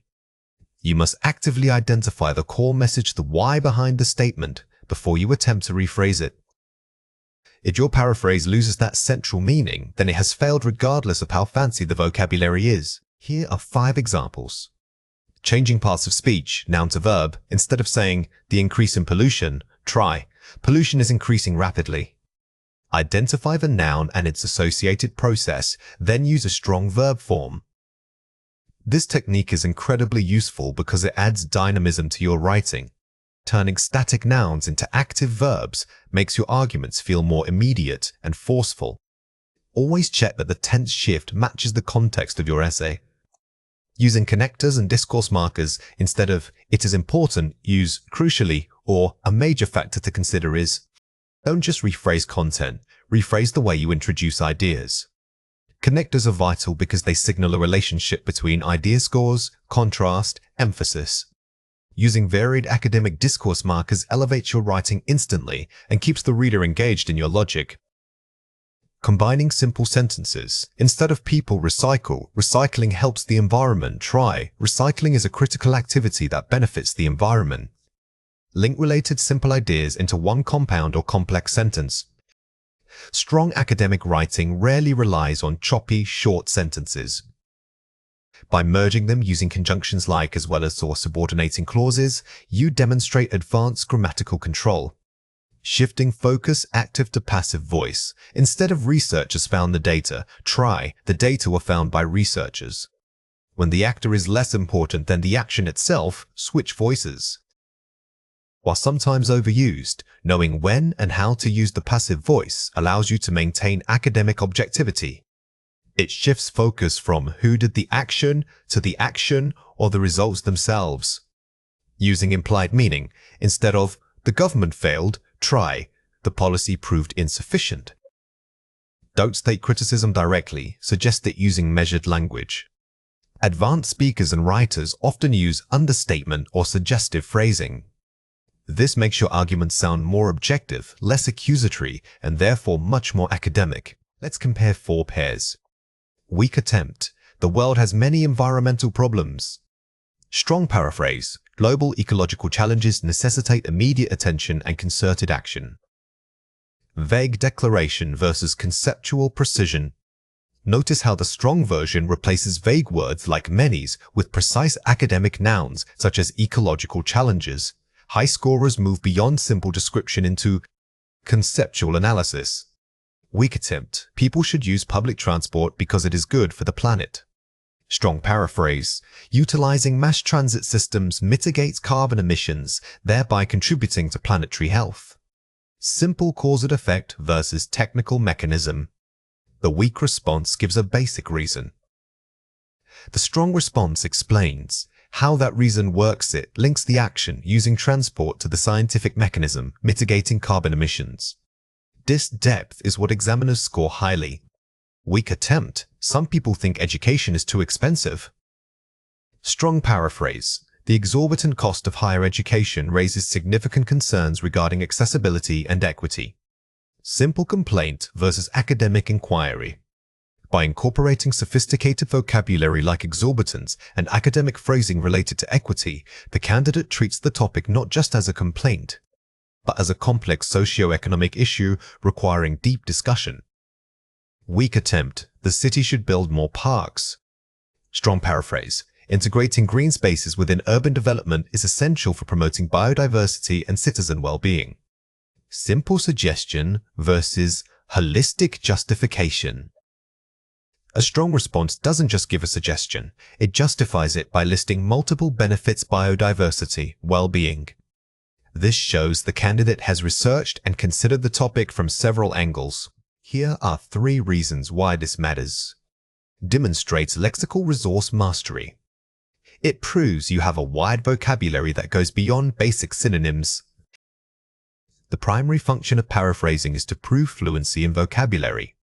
If you can rephrase complex ideas using varied, sophisticated language, the examiner knows your lexical range is high. Enhances cohesion and coherence. It allows you to link disparate ideas smoothly without sounding repetitive. Paraphrasing forces you to analyze the relationship between sentences. When done correctly, it creates a seamless flow of argument, which is the hallmark of highly coherent writing or speaking. Maintains academic tone.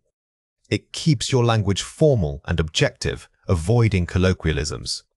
Academic writing requires distance. You must sound like an expert analyzing a concept, not just stating personal opinions. Advanced paraphrasing helps you achieve this necessary scholarly detachment. Here are 4 ways to practice. The jigsaw method. Find 3 complex articles. Write down the central idea of each paragraph and then, without looking at the original text, paraphrase it 3 different ways.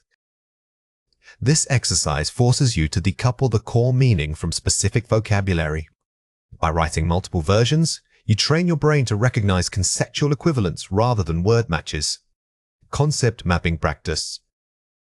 Take a topic like climate change and draw a web connecting related concepts, e.g. carbon emissions, e-deforestation, ED4s, rising sea levels. Explain the entire diagram verbally using only paraphrasing. This moves beyond single sentences and requires you to paraphrase relationships between ideas. This is excellent preparation for speaking parts where you must synthesize multiple points. The synonym bank drill. Create a personal bank of high-level replacements for common words, e.g. instead of big, use substantial, extensive, or vast. Don't just learn synonyms, learn contextual collocations with them. Knowing that exorbitant cost works better than simply saying high price shows true mastery. Timed summary writing. Listen to a 3-minute academic podcast clip, e.g. TED Talk, pause it, and write a 150-word summary using only paraphrases. Do this 3 times per week. This simulates the real test environment perfectly, listening comprehension followed immediately by advanced production. The time constraint keeps you focused on efficiency and accuracy. Register refers to the variety of language used for a particular purpose or in a specific social setting. It is not simply about being formal or casual, but rather matching your linguistic style to your audience and context. Knowing how to navigate registers shows advanced communicative competence. You must be able to shift smoothly from chatting with friends to presenting research findings, all without sounding unnatural. This flexibility is crucial for success in professional life. Think of register control as a kind of social chameleon skill. It's the ability to adjust your vocabulary and syntax instantly based on who you are speaking to. Mastering this proves that you understand not just English grammar, but also English culture. Here are 5 examples. Vocabulary choice, slang versus technical jargon. Word selection. In casual chat, you might use slang like "that's wicked." However, in a professional meeting, that word must be replaced with precise formal terminology like excellent or effective. The choice of specific vocabulary instantly signals your intended register. Sentence structure, simple versus complex syntax. Grammatical complexity. Casual speech often relies on short, fragmented sentences and simple coordination. Conversely, formal discourse demands complex subordination, using dependent clauses and sophisticated linking words to create a cohesive argument. Tone markers, emoticons versus measured language. Written context cues. In informal digital communication, emojis or exclamation points convey tone quickly. When writing formally, you must rely entirely on carefully chosen adverbs and precise phrasing to ensure your intended tone is understood without visual aids. Use of contractions, gonna versus, intend to. Speaking habits. Contractions are natural in casual conversation because they mimic fast, natural speech patterns. However, when speaking to an academic panel or making a formal presentation, fully spelling out words helps maintain the required level of professionalism. Directness, interjections versus measured openers. Opening phrases. A casual chat might begin with a simple interjection like, "Hey," or "Oh, man." To start a formal conversation, you need measured openings such as, "Thank you for the opportunity to discuss." This sets an immediate expectation of serious discourse. Shifting registers is a deliberate cognitive process that requires self-monitoring. Before you speak or write, mentally identify three things: the setting, the audience's expectations, and your purpose. If you are moving from an informal chat to a formal report, the primary shift involves tightening your diction and elevating your syntax. You must move away from vague generalizations towards specific evidence and formal rhetoric. This process is less about memorizing rules and more about developing acute situational awareness. The key to successful shifting is preparation. You need to anticipate the change. Before entering a challenging conversation, mentally rehearse how you will transition your language. Focus on using transitional phrases like "to elaborate further" or "on a related note," as these bridge the gap between different levels of formality smoothly. Let's compare 4 pairs. Written email, work. Text message, friends. Purpose and length. A work email requires full sentences, professional salutations, and a clear call to action. A text message, conversely, embraces brevity and abbreviation because the purpose is quick social connection, not task completion. Informal presentation, seminar. Formal academic talk, conference. Evidence versus anecdote. In an informal setting, personal stories and anecdotes are acceptable ways to illustrate a point. However, when presenting at a formal academic conference, you must stick strictly to peer-reviewed evidence and established theory. Written article, blog. Academic journal submission. Tone of authority. A blog post can adopt an opinionated, persuasive, or conversational tone. An academic journal requires maintaining absolute neutrality, avoiding subjective language like "I feel" or "I think," and instead using phrases like "it is evident that." Job interview, professional. Catching up with a mentor. Focus shift, self to shared knowledge. The job interview demands high formality because you are selling your professional self and adhering to institutional standards. The mental catch-up is less rigid, allowing for shared memories and more personal conversational language. Here are 4 ways to practice. The role-play journal. Write down examples of how you would speak or write in 5 different roles. Spend time journaling by adopting extreme personas. Imagine writing a letter to the Prime Minister, then sending an angry text message. This forces your brain to actively switch between tones and vocabularies. Audience analysis drill.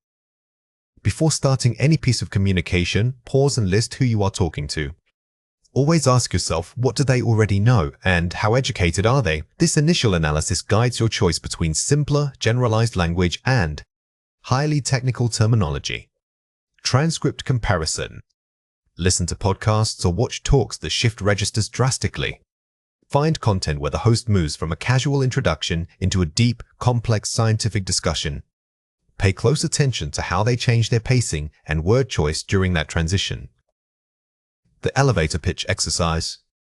Explain a complicated topic in 3 different registers: slang, professional, academic. This single exercise is incredibly effective because it forces you to take one core idea and filter it through 3 completely different linguistic lenses. It builds muscular memory for flexibility. Discourse markers are highly sophisticated verbal signals that go far beyond simple linking words like "and" or "but."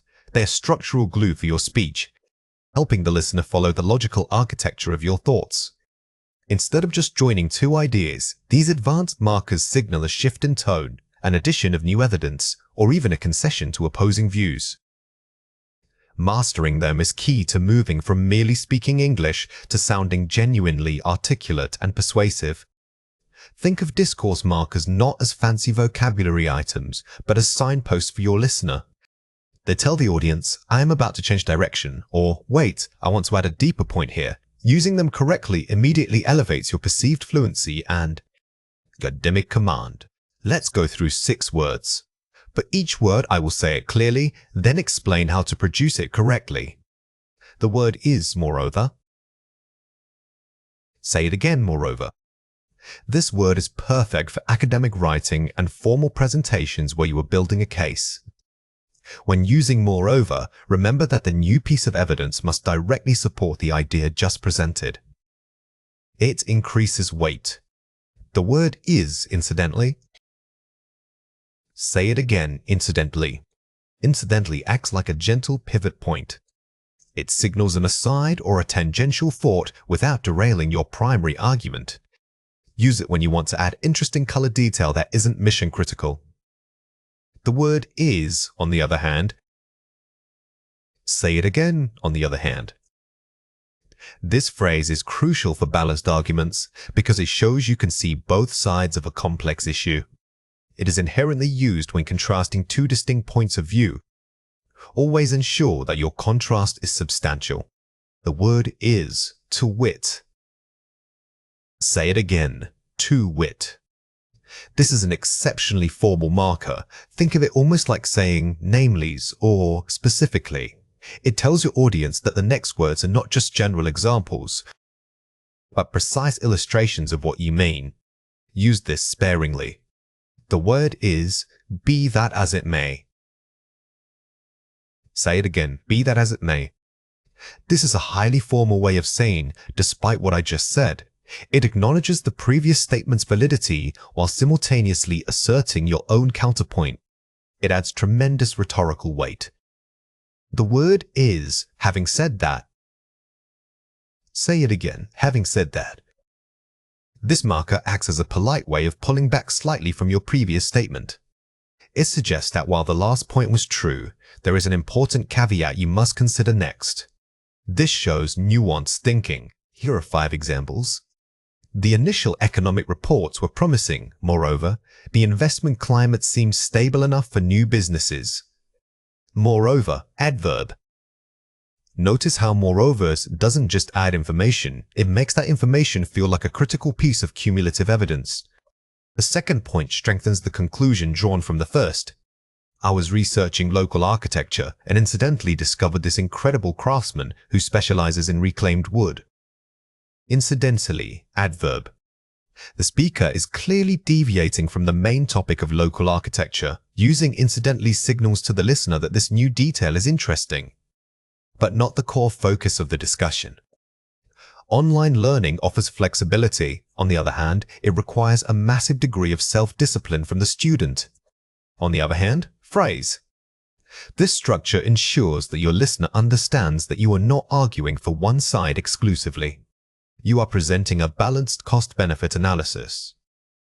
Many historians debate the causes of the revolution to wit, class struggle versus foreign intervention. Wit phrase. This phrase is used when you need to list specific categories or examples that represent a broad idea.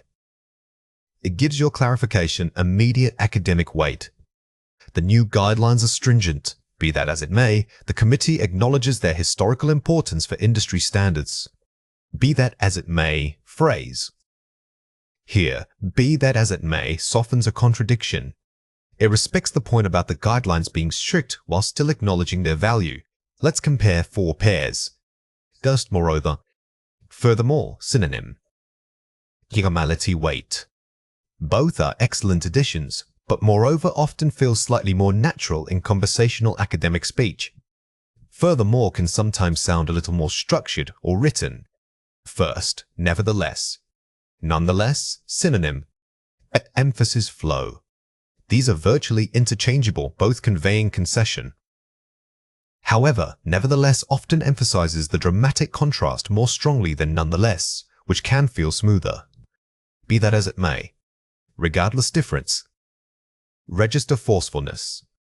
Regardless is direct and forceful, suggesting the previous point is irrelevant to the current conclusion. Be that as it may, however, maintains a more courteous recognition of the prior idea. On the other hand, conversely, difference. Scope of contrast. Opposite is usually best paired with conversely. Use on the other hand when listing two distinct, equally weighted options. Use conversely's when showing a direct flip, like A leads to B. Conversely, not A leads to non-B. Here are 4 ways to practice. The substitution swap. Take a paragraph you wrote and circle every simple linking word. Challenge yourself to replace at least half of them with one of our advanced markers. This is the most immediate way to improve. Don't just swap words randomly. Check if the summation of the marker matches the intended flow. If you needed contrast, don't use an additive marker. The speaking pause drill. Practice speaking by pausing briefly and filling that silence with a discourse marker like to wit or having said that. These markers are excellent for managing your natural pauses. Instead of just pausing, using one of these phrases gives the listener the impression that you are thoughtfully structuring your next thought. Mapping flowcharts. When summarizing complex articles, physically map out the argument's flow. Mark where the author adds evidence, concedes a point, or changes topic. This exercise forces you to see the underlying structure of advanced discourse. When you can identify the pivot points in written text, you will know exactly which marker to use when speaking. Collocation pairing? Do not learn these words alone. Learn them paired with common academic verbs and nouns, e.g. moreover, argues a point, incidentally, recall an event. Vocabulary is always sticky when it's contextualized.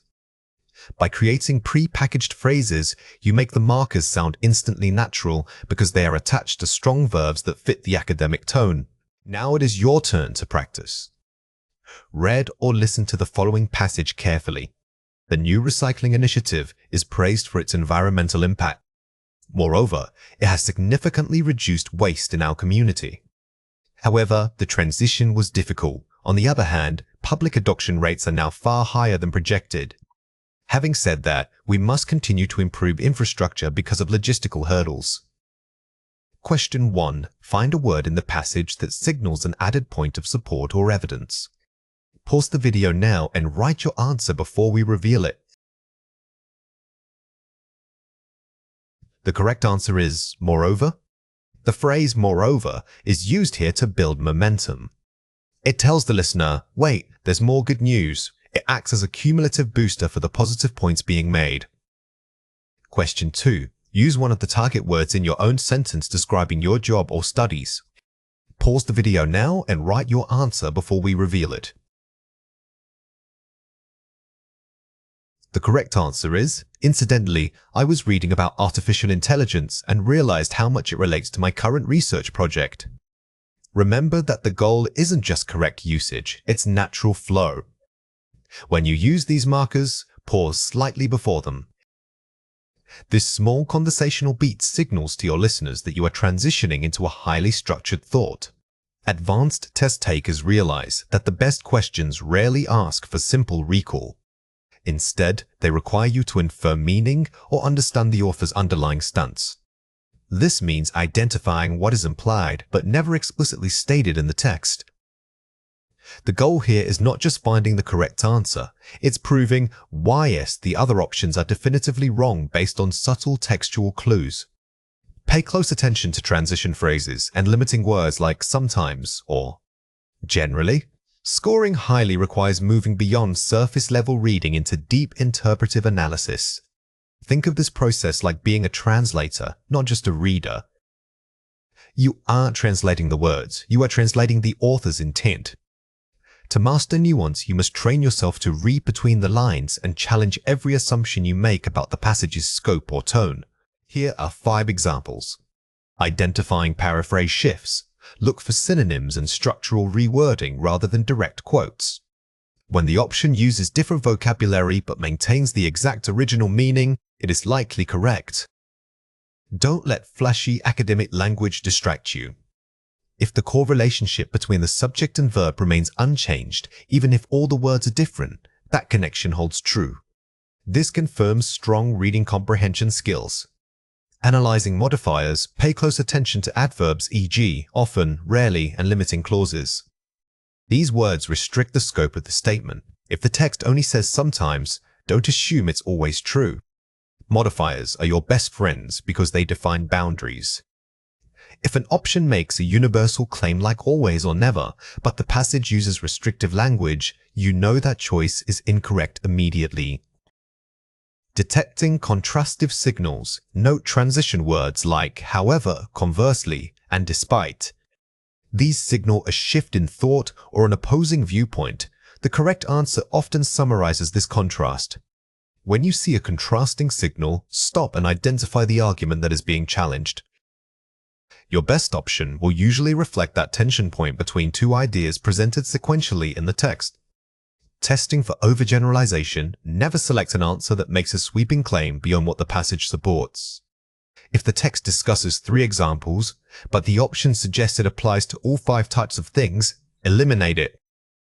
This is perhaps the most common trap. The danger is making assumptions based on your own knowledge, rather than sticking strictly to the evidence provided in the passage itself. Always keep the scope limited by the text. Inferring author tone, determine if the author's tone is skeptical, supportive, critical, or objective.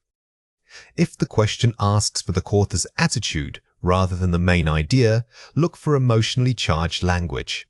Understanding tone requires you to read the implied feeling. Is the author warning us, admiring something, or simply presenting facts? This skill helps you differentiate between a factual summary and an interpretive assessment. Let's compare 4 pairs, focusing only on keywords and direct matches, analyzing the relationship between concepts presented in the text. The key mindset shift. A weak candidate treats the reading like a dictionary lookup, searching for exact phrases. A strong candidate acts like a structural analyst, figuring out how idea A influences idea B across multiple sentences, dismissing options because they are too long or complex, evaluating options based on their fidelity to the source material's complexity and detail. Don't penalize an option just because it sounds academically dense. If the option correctly captures the passage's nuanced depth, its length is actually proof of its accuracy. Assuming that all provided options must be correct in some way. Systematically eliminating choices by cross-referencing their claims against specific lines or paragraphs. Never assume. Treat every option as a claim that needs proof. By rigorously checking the source text for explicit support, you build unshakable confidence in your final choice. Getting stuck on vocabulary difficulties and moving on. Using context clues to hypothesize the meaning of unfamiliar words before eliminating options. If you encounter a difficult word, don't panic. Look at the sentences surrounding it. They will provide enough context for you to determine its function and meaning, allowing you to continue your analysis. Here are 3 reasons why this matters. Demonstrating high-level synthesis skills. Moving beyond simple comprehension to synthesize multiple ideas into one cohesive understanding. High band scores require more than just knowing the facts. They demand proving that you can connect disparate pieces of information. This skill shows examiners that you grasped the overall argument, not just isolated sentences. Mitigating ambiguity and distractor errors. Understanding nuance allows you to reject plausible but incorrect distractors confidently. Many students lose points because they are tricked by highly plausible close calls. By mastering nuance, you become immune to these sophisticated traps because you know exactly where the text draws its boundaries, reflecting academic maturity in thinking, showing that your critical thinking matches the academic rigor of the passage. Academic texts are complex precisely because they resist simple answers. When you successfully navigate ambiguity, you signal to the examiner that your intellectual capacity is aligned with advanced university-level study. Here are 4 ways to practice. Active paraphrasing practice. Take challenging academic paragraphs and rewrite them 3 different ways without losing the original meaning. This exercise forces your brain to break down complex syntax. By rewriting passages, you solidify the core message so that when an option uses a synonym instead of a direct word, it won't throw you off. The why not drill? After answering a question, spend equal time justifying why the 3 incorrect options are wrong. This is crucial for deep learning. Don't just look at the correct answer. You must identify the specific textual evidence that invalidates every single other choice. This builds defensive reading skills. Source material diversification. Read articles from varied fields: science, philosophy, economics, and history. Don't rely only on IELTS practice materials. Reading diverse sources exposes you to different rhetorical styles and specialized vocabularies, making your interpretation skills universally applicable. Self-correction grading. When practicing, grade yourself using a rubric that penalizes structural errors, scope assumption more heavily than vocabulary misses. Adjusting your focus to pay extra attention to this type of error you make will guide your study. If you keep missing questions related to scope, then overgeneralization becomes your primary weakness to target.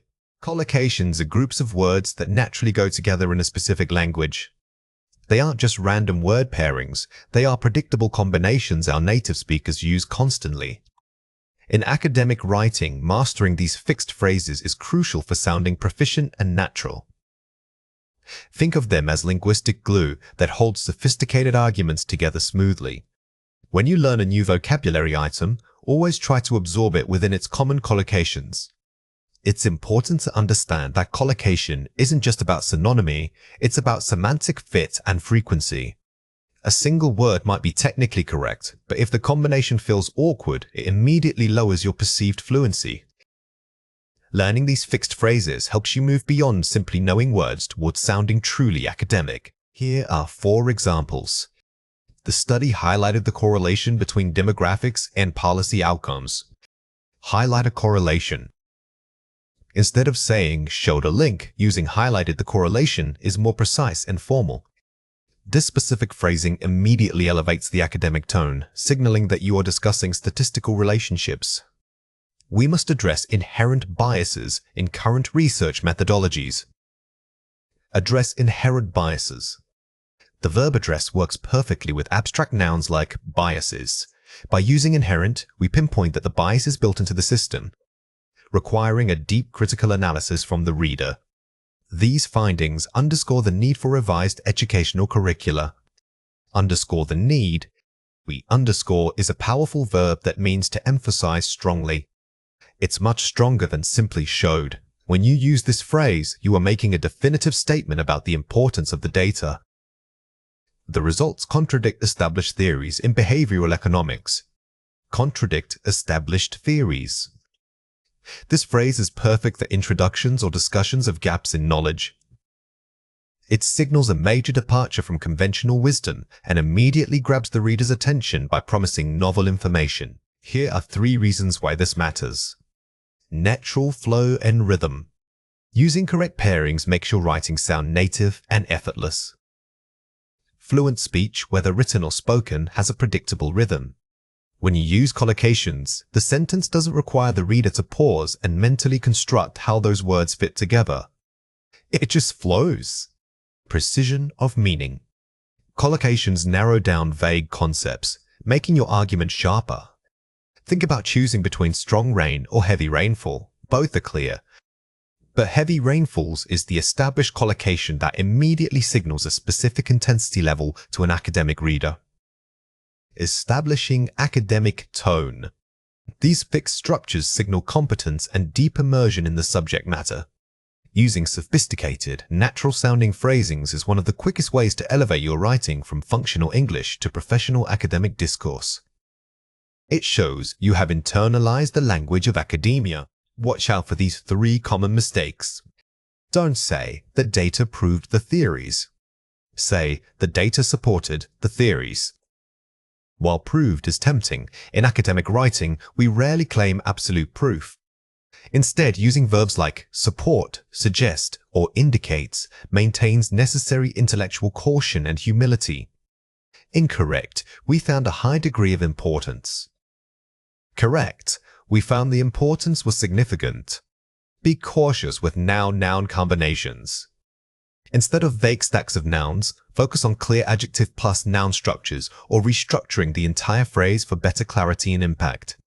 Don't say, the policy has a major effect on society. Say, the policy has significant implications for society.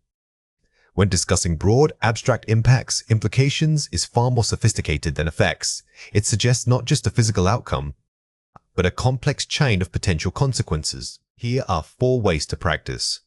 Contextual immersion reading. Do not memorize lists. Instead, highlight collocations you encounter repeatedly while reading high-level academic texts.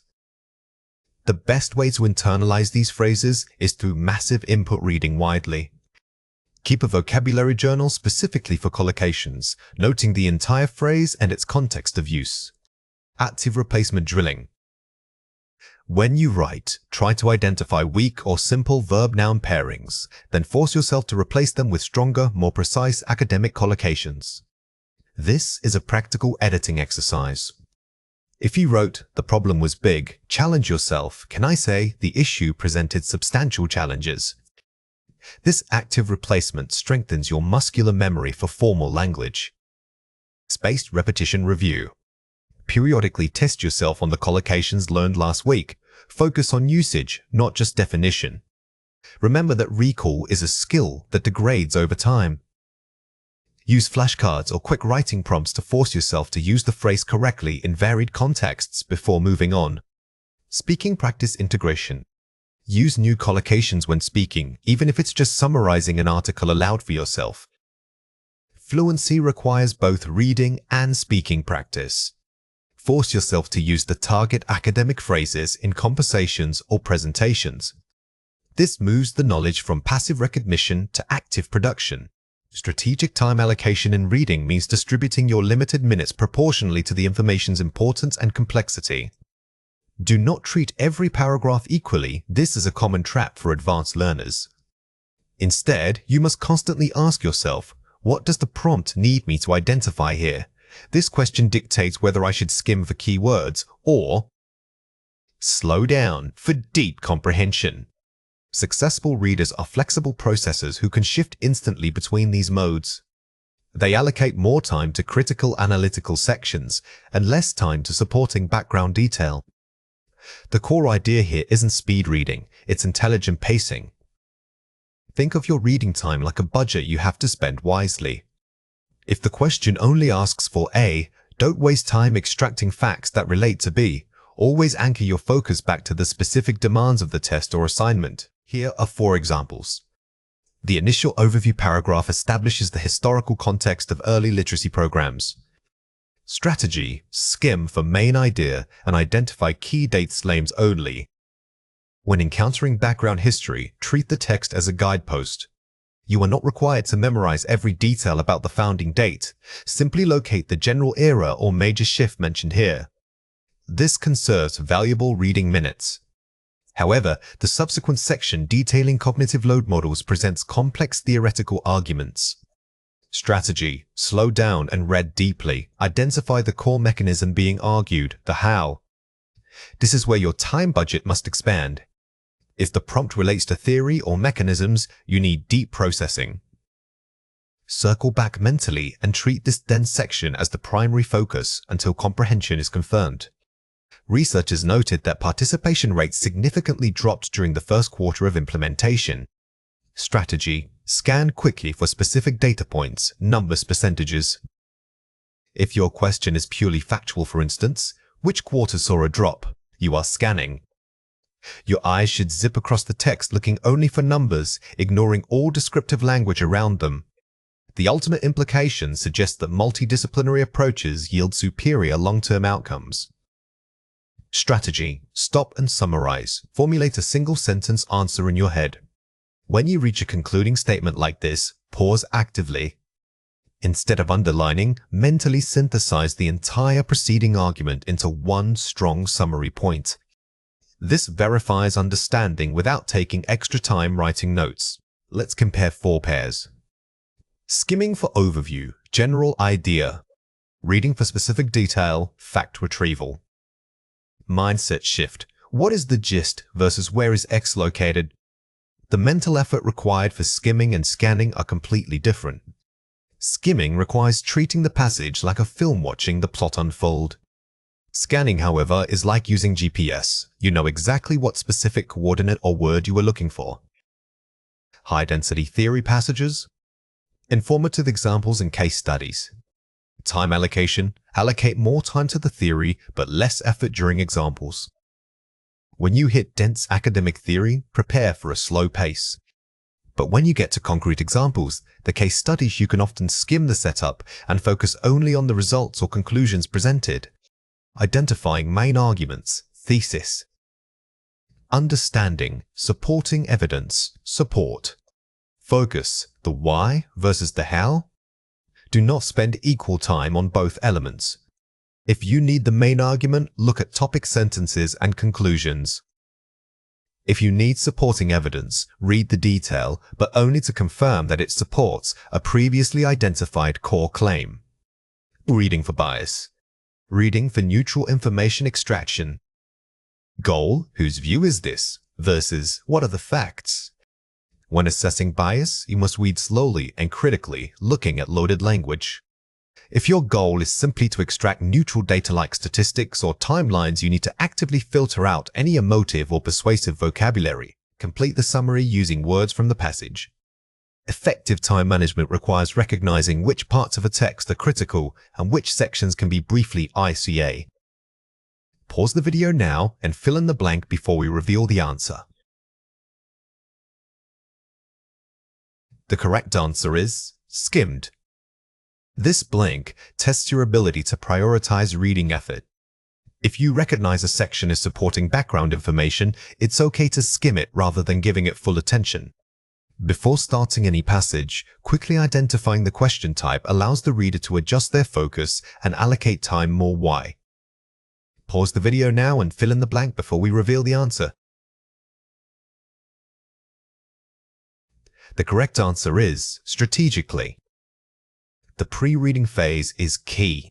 By knowing whether you need a name, a date, or a concept, your brain is primed, making retrieval much faster when reading.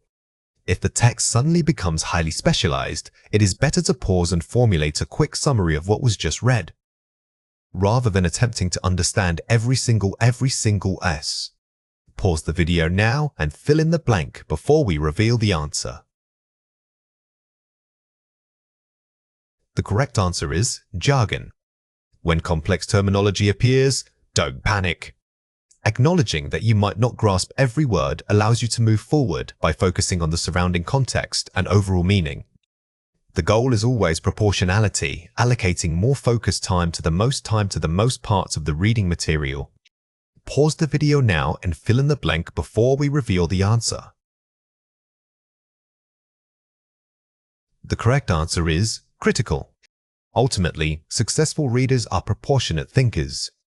They allocate their mental energy based on how crucial that piece of information is to answering the prompt. Here are 4 ways to practice. Pre-read the questions. Never start reading until you know what information you are looking for. This sets your brain's search parameters immediately. This is perhaps the single most useful tip. By knowing the goal beforehand, you transform from a passive receiver of information into an active hunter searching for specific evidence. Predicting content gaps. As you read, pause briefly and predict what the author might say next. This keeps your mind engaged and prepares you to absorb new information quickly. Prediction is an advanced metacognitive skill. It forces your brain to stay one step ahead of the text, making comprehension feel less like being carried along and more like leading the thought process. Time boxing practice. Practice timed readings on varied content, e.g., a scientific article followed immediately by a literary passage. This builds mental endurance for shifting focus. Treat this as physical training for your mind. The goal is not to improve the reading itself, but to improve the transition between different modes of thinking and reading.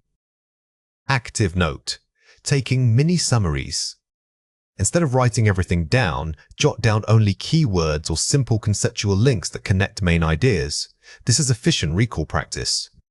When summarizing in the margin, always use your own words. Paraphrasing forces you to prove genuine understanding, which solidifies memory and improves retrieval speed later on. Now it is your turn to practice. read or listen to the following passage carefully. The concept of cognitive load suggests that our working memory has a limited capacity. When we are presented with too many novel elements simultaneously, for example, complex jargon alongside convoluted syntax, we experience overload. Effective learning materials must therefore scaffold new knowledge by providing scaffolding structures. This involves breaking down information into manageable chunks and gradually increasing complexity over time. Failing to manage this process can lead to cognitive exhaustion, rendering deep understanding impossible. Consequently, educators are advised to prioritize clarity of structure over sheer volume of content. Question 1. What is the primary limitation discussed in relation to learning? Pause the video now and write your answer before we reveal it. The correct answer is the limited capacity of working memory. Notice how this question directs you away from discussing syntax or jargon and focuses solely on the core mechanism, the memory limit. This requires a quick scan for limiting terms like capacities or limited. Question 2. Find a word in the passage that means supportive framework. Pause the video now and write your answer before we reveal it. The correct answer is scaffolding. This is a vocabulary check, but it requires context. Don't just look for the root. Read the sentence surrounding the unknown word to deduce its meaning based on the required function. The core skill here is synthesis, moving beyond simply understanding what a text says to being able to articulate its meaning in your own voice. Think of it as building an intellectual bridge between the page and the speaking moment. This process requires active processing. You are not just absorbing data, you are transforming it into usable knowledge. When transitioning insights, focus on identifying the core argument and the supporting evidence stream. Instead of reciting facts, structure your response around causality. Because of X, reading insight, we can conclude Y, spoken response. Many students confuse comprehension with articulation. Comprehension is passive, your brain processes the words. Articulation is active, you are assembling them on the spot. Always practice paraphrasing aloud, even if you think no one is listening. This builds the necessary muscle memory for spontaneous speech. Here are 4 examples. While experts debate causation, longitudinal data consistently links early exposure to literacy with higher academic attainment. Thesis statement, primary claim. When you mark a thesis statement like this, don't just underline it.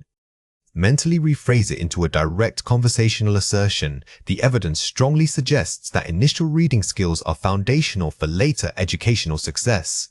This shift makes the point immediately accessible to an audience.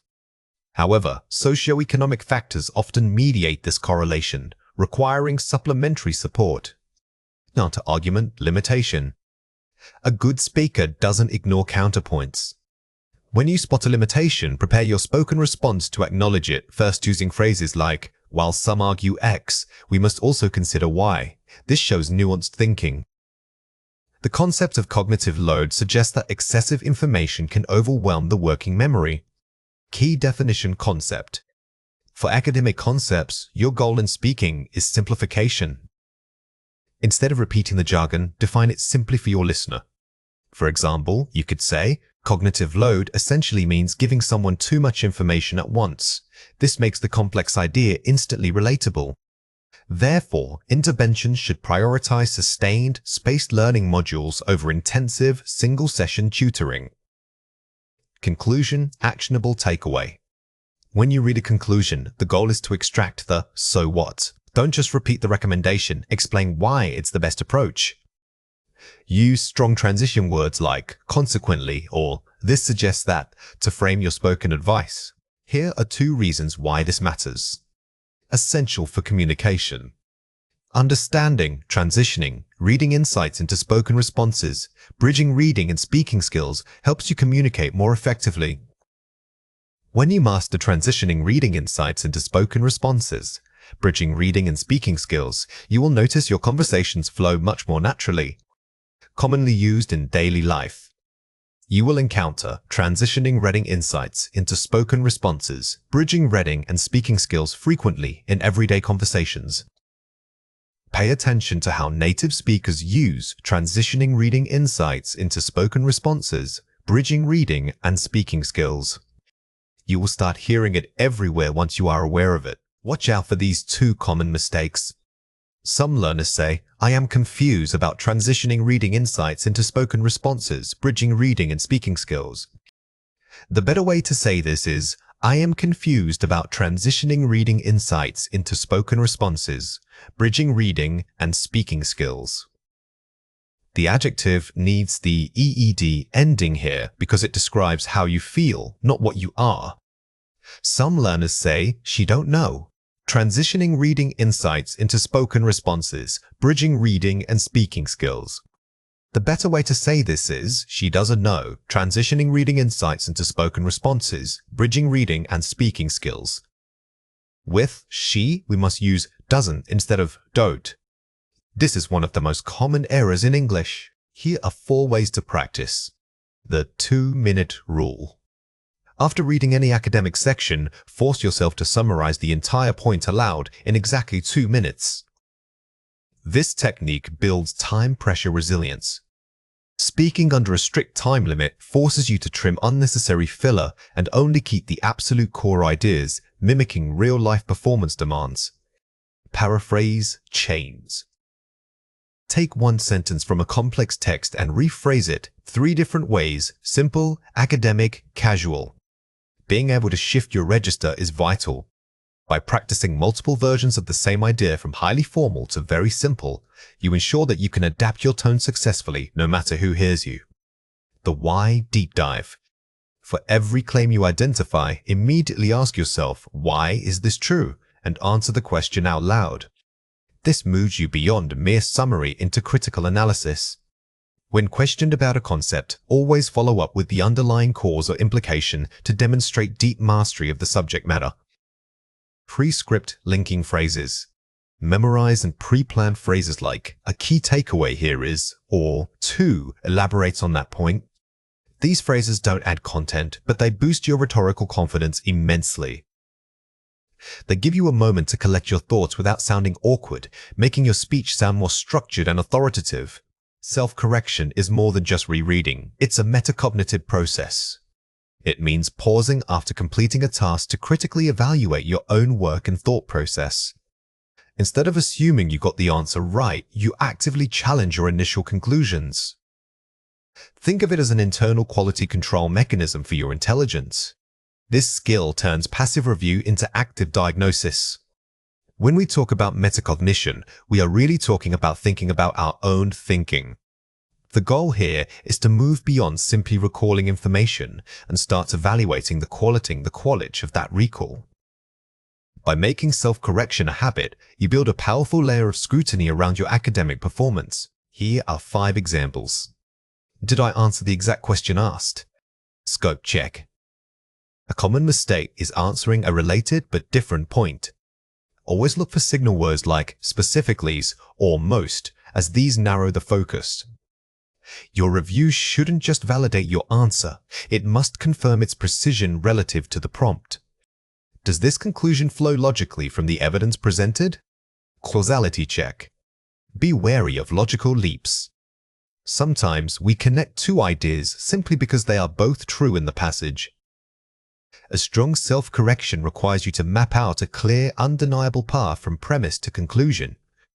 Have I considered alternative viewpoints or assumptions? Bias check.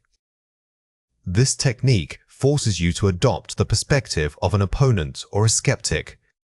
By actively seeking counterarguments, you strengthen your own reasoning and identify potential blind spots in your logic. Is there any ambiguity I overlooked? Definition check. Ambiguity often lies in key terms or loaded language.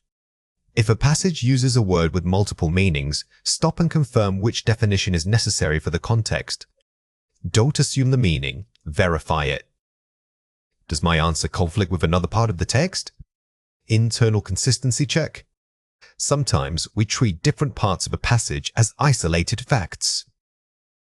A thorough self-check requires you to read your chosen evidence against every other piece of information to ensure total internal harmony. Here are 3 reasons why this matters. Counteracting confirmation bias. Our brains naturally favor information that confirms what we already believe. This is perhaps the biggest hurdle in critical thinking. Confirmation bias makes us unconsciously scan for evidence supporting our first hypothesis while ignoring contradictory data. Self-correction forces you to pause and actively hunt for that opposing view. Combating cognitive fatigue. When we are deep in a task, our concentration wanes, leading to careless errors.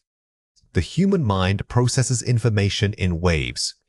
By building structured review steps, you engage different parts of your brain for the second pass. This mental shift helps refresh your focus and catch simple mistakes that fatigue usually allows slip through. Improving working memory retention. The act of explaining or articulating an answer solidifies memory pathways. Simply reviewing the correct answer isn't enough.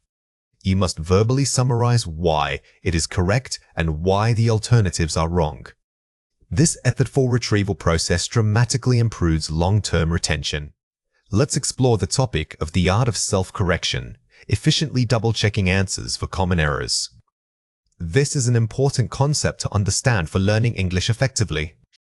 This is a foundational concept when learning English. Understanding the art of self-correction, efficiently double-checking answers for common errors deeply will unlock many other areas of the language.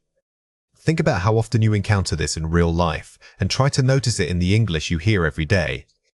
The more you engage with this idea, the more natural it will feel. Here are 4 ways to practice. The 2 passes system. First pass, focus only on comprehension. Second pass, focus only on identifying weaknesses and ambiguities. Do not try to read for both meaning and flaws at the same time, as this splits your focus. By compartmentalizing review, you dedicate intense attention to finding errors rather than just confirming knowledge. Verbalize your reasoning. Before writing down or selecting an answer, whisper out loud, "I believe X because of Y." Saying your reasoning aloud engages motor skills and auditory memory, making the process more effortful. This extra cognitive load is precisely what prevents you from accepting a superficially correct but flawed conclusion. Time box your review. Allocate 10 to 15% of your total time specifically for the self-correction process. Treating review as an afterthought is a critical error. You must proactively build this stage into your study schedule. By setting a dedicated time budget, you make it feel mandatory, not optional. Teach it to someone else. The absolute best test of understanding is teaching the concept or strategy to appear. Teaching forces you into the role of expert, which requires organizing all your thoughts into clear, teachable steps. If you struggle to explain it simply, you haven't truly mastered it yet. Writing a high-scoring Task 2 essay requires moving beyond simply stating an opinion. You must develop sophisticated arguments that explore complexity. This means anticipating counter-arguments and integrating them into your discussion. Advanced writing uses concession acknowledging points of opposition before refuting them. Furthermore, every point needs deep support explaining the why and the how, not just the what. Remember, Band 8 and above demand intellectual engagement with the topic itself. Don't just list reasons, connect them using causality. Think of your essay as a conversation where you challenge assumptions, making your ideas feel well-researched and deeply considered. Here are 4 examples. While proponents argue that remote work increases flexibility, the erosion of institutional culture and spontaneous collaboration severely hinders long-term corporate cohesion. Effective use of concessive language, while XY remains true. This sentence is powerful because it doesn't ignore the opposition, it incorporates it. By using while, you show nuance, making your final critique the erosion of culture much more credible. To mitigate these risks, governments should implement targeted subsidies for localized infrastructure, ensuring that economic activity remains decentralized and sustainable. Provides a specific, actionable solution with clear scope. Excellent problem solution writing requires more than just saying solve it. This example specifies who must act, governments, and how they should act, targeted subsidies. Giving the argument weight. The primary fault in this assumption is that correlation often masks true causation. Improved funding may simply coincide with better academic results, not cause them. Highlights logical fallacy critique, correlation versus causation. This demonstrates critical thinking by challenging the premise itself. Instead of merely disagreeing, you educate the reader on why the original argument is flawed logically. Therefore, while technological advancements offer undeniable efficiencies, they must be paired with comprehensive retraining programs to prevent widening socioeconomic divides. Synthesis, balancing pros and cons into a balanced conclusion recommendation. This is the ultimate sign of maturity in writing. You avoid taking an extreme stance, instead advocating for a necessary balancier nuanced middle ground that shows comprehensive understanding. Here are 2 reasons why this matters. Essential for communication. Understanding Phase 5, Writing Task 2, Developing Coherent, Advanced Arguments, WW3, helps you communicate more effectively. When you master Phase 5, Writing Task 2, Developing Coherent, Advanced Arguments, W23, you will notice your conversations flow much more naturally. Commonly used in daily life. You will encounter Phase 5, Writing Task 2, Developing Coherent, Advanced Arguments, W2, frequently in everyday conversations. Pay attention to how native speakers use Phase 5, Writing Task 2, Developing Coherent, Advanced Arguments, W2. You will start hearing it everywhere once you are aware of it. Watch out for these 3 common mistakes. Weak. Because climate change is happening, we must stop all cars immediately. Strong. While the severity of climate change necessitates action, a complete ban on personal vehicles would cause severe economic disruption and fail to address underlying industrial issues. The initial mistake is presenting an oversimplified either-or choice. The correction uses concession to avoid extremes, suggesting a more balanced policy approach that acknowledges real-world constraints. Weak. Many people argue for mandatory vaccinations because they are good for the community. Strong. Advocates for mandatory vaccination primarily cite herd immunity and public health stability, arguments which carry significant weight in epidemiological planning. The weakness here is repetition. The strong version replaces vague phrases like good for with sophisticated technical language such as herd immunities and epidemiological planning. This demonstrates subject-specific knowledge. Weak. Money problems are bad, so governments should print more money. Strong. Inflationary measures, while addressing immediate cash shortages, risk devaluing currency and exacerbating long-term economic instability. This is a classic mistake, suggesting an obvious solution without considering the consequences. The improved version introduces counter-evidence, the risk of inflation, which shows you understand complex economic trade-offs. Here are 4 ways to practice. The warranting technique. For every point you make, ask, what evidence proves this? Don't just state the idea, provide a supporting mechanism or example. This is crucial for moving beyond personal opinion. When planning, physically write down the specific piece of data, statistic, or conceptual link that backs up your main point. The counter-argument map. Dedicate a section during outlining to list 2-3 opposing views. Then, dedicate equal time to refuting them. Do not wait until the conclusion to address opposition.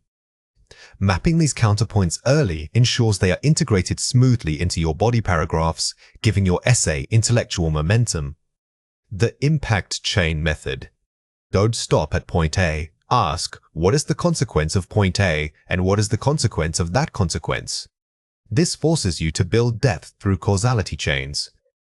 Instead of just stating a problem, trace its ripple effects across social, economic, and environmental spheres for maximum impact. Academic vocabulary register. Keep a list of sophisticated transition phrases related to disagreement, e.g., conversely, nevertheless, albeit. These are not just linking words, they signal a shift in intellectual perspective. Using them correctly demonstrates high proficiency and sophistication in argument structure. Advanced essay mapping is not just outlining, it's about creating a logical escalation of ideas across 3 tiers, the macro-level structure, the micro-level topic sentence, and the supporting evidence. The key rule here is maintaining argumentative momentum.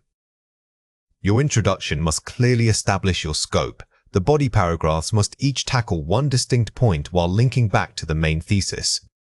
And the conclusion must synthesize these points without introducing new information. For IELTS, mapping ensures you achieve high coherence scores by demonstrating structural mastery. When we talk about logical escalation, think of it like a funnel. Your introduction is broad, narrowing down to your specific argument. Your body paragraphs maintain this focused intensity, and the conclusion widens out again to leave the reader with a final overarching thought.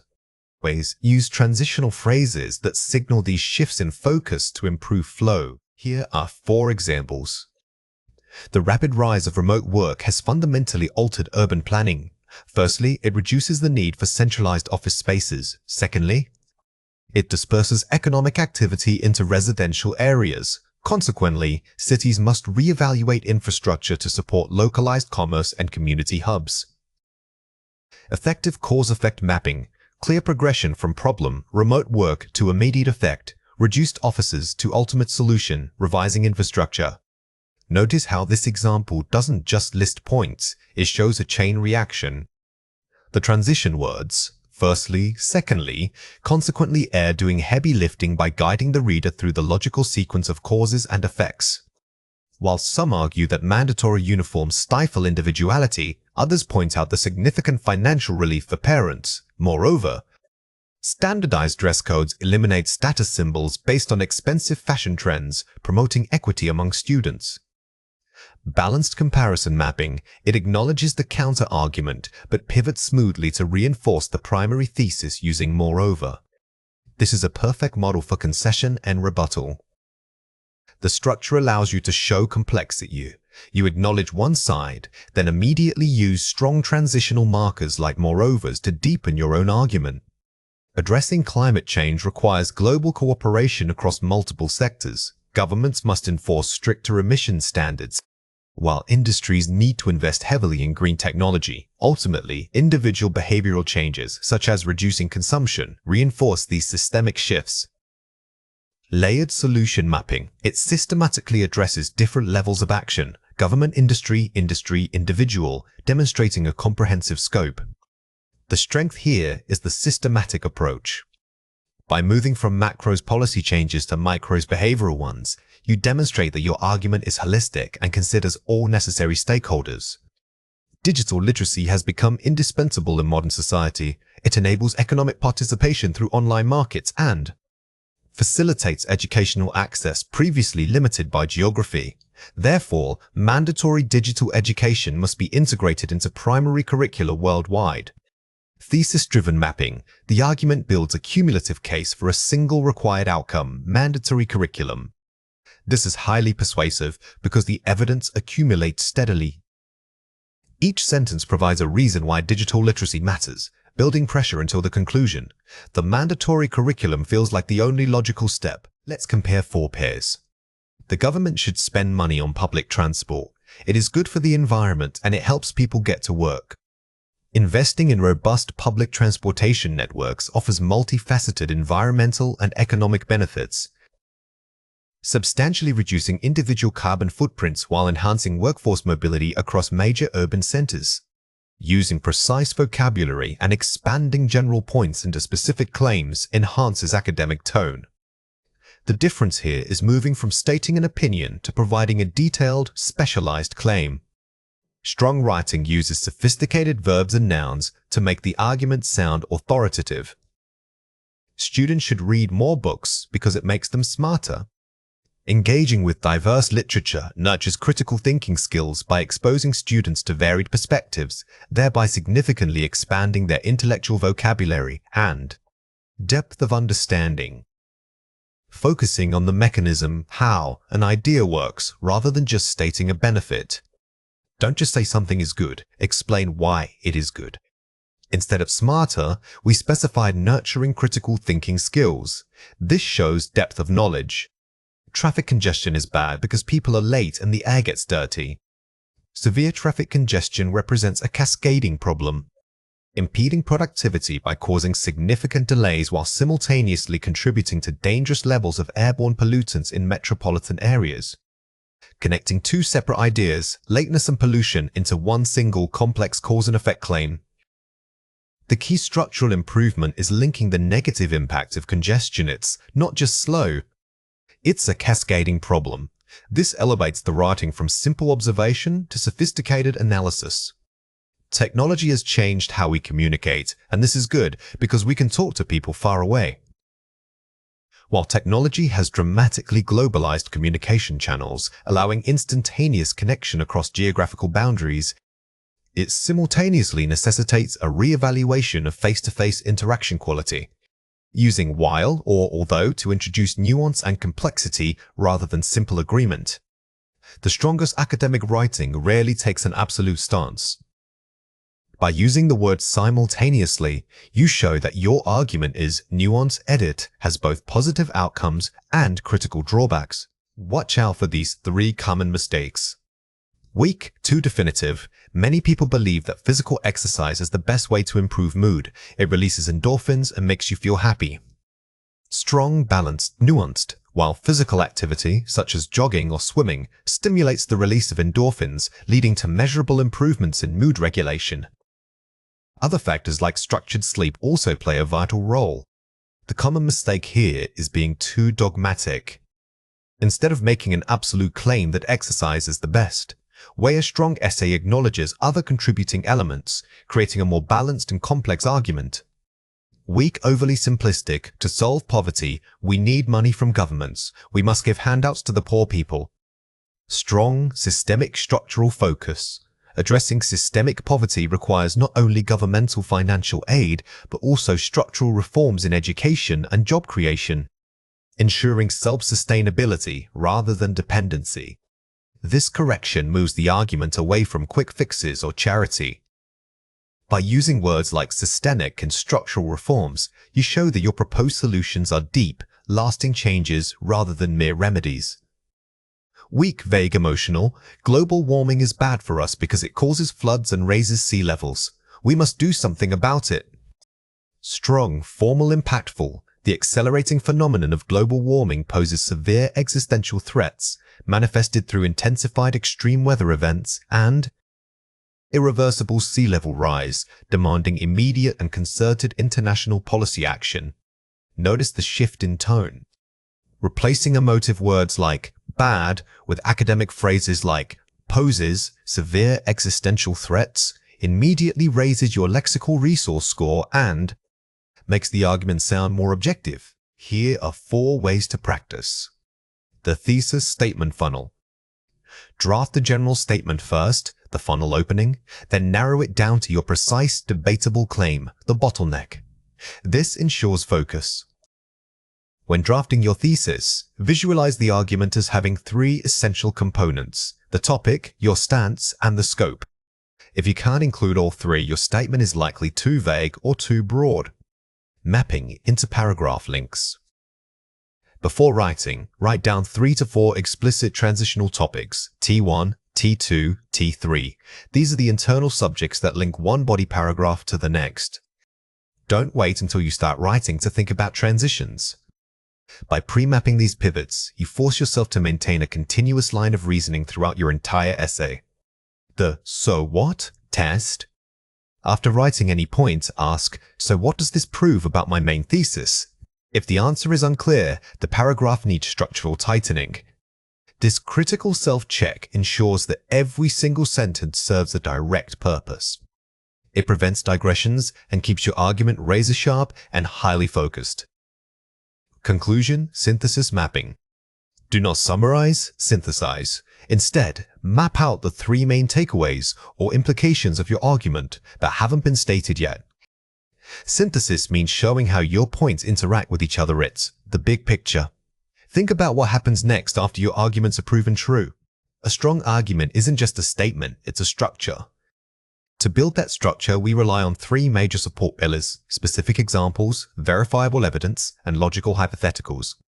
Examples ground your claims in relatable situations. Evidence provides the necessary factual weight, such as statistics or expert quotes. Finally, hypotheticals allow you to test boundaries by asking, what if? This combination moves your argument from mere opinion to compelling reasoning. Think of these three tools not as separate items, but as interlocking gears in a machine. An isolated claim is weak, but when you show how an example relates to evidence and then extrapolate that relationship using a hypothetical scenario, you build an undeniable logical chain for your listener or reader. Here are 5 examples. For instance, when implementing remote work policies, many companies reported a measurable increase in employee morale. Using specific examples, notice how the phrase, for instance, immediately signals to the reader that you are moving from a general idea to a concrete, real-world scenario. This is much stronger than simply saying like, because it establishes a formal argumentative tone. According to a 2022 World Economic Forum report, the global market for renewable energy grew by 15% last year. Presenting verifiable evidence. The key here is citation. You must tell your audience where that statistic came from, even if you only mention the source generally. Credibility hinges entirely on the apparent reliability of your supporting data. If we were to restrict access to public libraries, what would happen to community education resources? Posing a hypothetical scenario. Hypotheticals are powerful because they force the audience to think critically and engage with possibilities. Always frame them as questions or conditional statements using if or were. This engages their intellectual curiosity. The shift in agricultural practices toward vertical farming is a prime example of sustainable development. Blending examples and techniques. Excellent argumentation often blends these tools. Here, vertical farming acts as the concrete example, which then supports your larger claim about sustainability. Look for opportunities to combine 2 techniques in one single thought. Should a country not invest heavily in public transport infrastructure, the economic consequences could include chronic traffic congestion and lost productivity. Hypothetical consequence. This example uses negative framing, which is highly persuasive. Instead of just saying what should happen, you warn them about what will go wrong if they don't adopt your viewpoint, creating a sense of urgency. Here are 3 reasons why this matters. Adds credibility and weight. Facts supersede opinions. When you provide evidence, you are essentially borrowing the credibility of a third party, a reputable study, an expert body, or verifiable data set. This makes your argument feel objective rather than merely subjective. Increases audience engagement. Relatable scenarios keep readers hooked. People remember stories and vivid images much better than abstract ideas. Using a well-placed example allows your audience to visualize the concept, making them emotional and intellectual participants in your argument. Preempts counter-arguments. Thinking several steps ahead.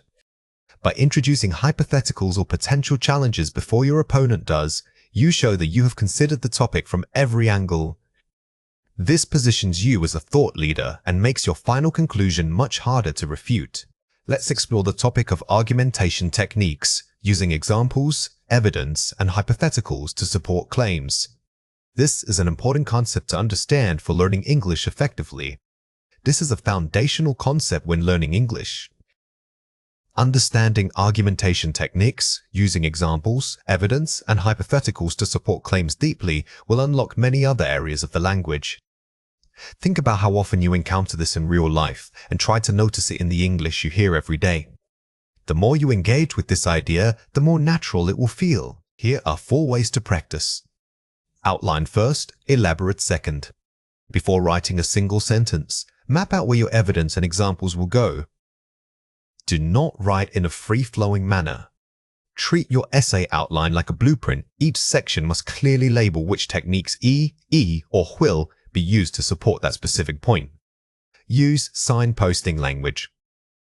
Employ clear transition phrases, for instance, this is corroborated by, and consider the case where. Signposting language acts like road signs for your reader. Phrases such as furthermore or to illustrate this point guide them smoothly through your complex logical arguments, ensuring they never get lost. The rule of specificity. Avoid vague qualifiers, names, dates, and numbers add power. Instead of saying many people, try to say urban workers in North America. Instead of some data, name the study or the year. The more specific you are, the more trustworthy your argument sounds. Practice combining techniques. Challenge yourself to support one core idea using all three methods. The ultimate goal is integration. Take a simple claim and write 3 supporting sentences, 1 example, 1 piece of evidence, and 1 hypothetical conclusion. This deep practice will make the technique second nature. Grammatical variety means avoiding a repetitive sentence pattern. For high scores in IELTS writing, you must demonstrate control over multiple complex structures. This involves skillfully using relative clauses, subordinating conjunctions, and participial phrases. The goal is to make your writing flow seamlessly while maintaining academic sophistication. Think of it as building an elaborate house with varied architectural styles. When examiners assess grammatical range, they are looking for evidence that you can manipulate structures naturally. Don't just throw in a complex word, use a complex S-sentence structure to carry the meaning. Varying your sentence beginnings, starting with conjunctions or prepositional phrases, an immediate way to improve flow. Here are 4 examples. Although renewable energy sources have greatly improved, the reliance on fossil fuels remains a significant global challenge. Effective use of subordinating conjunctions, although this immediately establishes a nuanced contrast. Notice how although sets up a concession. By structuring your sentence this way, you show that 2 things coexist, the improvement and the ongoing problem adding depth to your argument. Students who dedicate time to reading varied literature often develop a deeper understanding of complex social dynamics. Using who relative clauses. This allows you to provide descriptive information about the subject without starting a new sentence. Relative clauses are excellent for adding detail and academic weight. They allow you to condense 2 simpler thoughts into one sophisticated, flowing unit. Having witnessed rapid urbanization, many agricultural communities struggle with maintaining their traditional livelihoods. Beginning with the participial phrase, having witnessed. This opens the sentence dynamically by setting up the cause or circumstance first. Starting with a participle like having immediately makes your writing sound proactive and sophisticated. It foregrounds the context before presenting the main subject and verb. The government must intervene in unregulated markets, thereby ensuring fair opportunities for small businesses. Using a resultative phrase, thereby ensurings, this shows clear cause and effect relationships within a single sentence. When you use phrases like therebys or consequently, you are not just stating 2 facts, you are establishing a logical link between them. This elevates the rhetorical power of your writing. Let's compare 4 pairs. The population increased last year. This is due to better medical care. Due to improvements in global medical care, the population saw a noticeable increase last year. Starting with a cause-reason phrase, prepositional phrase, this immediately shifts the focus and improves flow. Compare how much stronger the second sentence feels. By front-loading the reason using due to, you guide the reader's attention right away, creating an academic, analytical tone. Governments should invest in education. Education is key for future economic growth. Investing heavily in education is crucial because it forms the foundation of sustained economic growth. Using because to combine 2 simple sentences into one strong cohesive structure. But in pressed, the weak version presents 2 separate statements. The strong version uses a subordinating conjunction like because, which grammatically links the ideas and makes the writing feel much more integrated. Pollution is bad for health. This affects many citizens who live near factories. Citizens living near industrial complexes who are frequently exposed to pollution face significant health risks. Using a relative clause who to embed descriptive details about the subject. The key here is embedding. Instead of making citizens the topic and then starting a new sentence with them, we use a relative clause to describe them within the main flow.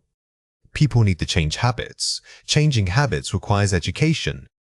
Changing detrimental habits necessitates widespread public awareness campaigns that educate the general populace. Using advanced vocabulary and complex noun phrasing, nominalization. This shows lexical resource alongside grammatical range. Sometimes complexity comes not just from grammar, but from word choice. Transforming simple verbs into nouns like changing to necessitates campaigns greatly boosts your academic register. Watch out for these 3 common mistakes. Comma spliced choppy logic. The economy grew rapidly. It was because of technological advances. Single, integrated sentence. Technological advancements were the primary driver behind the economy's rapid growth. A common mistake is using 2 separate sentences when a single structure would be more elegant. By embedding because of into the main sentence, you create a causal link that reads much more smoothly. Comma splice, faulty coordination. Many students studied hard for the exam, they still found it difficult. Subordinating conjunction phrase. Despite studying diligently for the exam, many students found the difficulty level overwhelming. A comma splice is one of the most frequent errors. Remember that you cannot simply join 2 independent clauses with only a comma. You need a strong subordinating structure like despite or although. Vague phrasing. The government plans to improve infrastructure, which will help reduce traffic jams. Resultative adverbial phrase thereby. The government plans to improve infrastructure, thereby helping to mitigate severe urban congestion. Using which will helps is grammatically acceptable but weak. Replacing it with a phrase like thereby helping to mitigate immediately sounds more formal and authoritative, boosting your vocabulary range. Here are 4 ways to practice. The front load technique. Start sentences with a prepositional phrase or an adverbial clause. This immediately signals complexity and advanced structure. When revising your draft, specifically look at the first 5 words of every paragraph. Can you start them differently? Beginning phrases like, in contrast to, or following recent studies, instantly elevate the tone. The structure swap. Identify simple statements and manually convert them into complex ones using subordinators, e.g., because, while, although. This is a targeted revision exercise. Take any 2 related ideas you wrote, say, rain fell. The traffic stopped, and force yourself to combine them using, because the rain was falling, the traffic stopped. The participial phrase, draft. Review your body paragraphs and look for areas where a preceding action can be condensed into a participle phrase. Think about actions that happen concurrently with the main subject. Instead of saying, he analyzed the data and he found, try streamlining it to, analyzing the data, he found. This makes your writing sharper. The parallelism check. Ensure any list or sequence of related ideas maintains perfect grammatical balance, noun-verb gerund.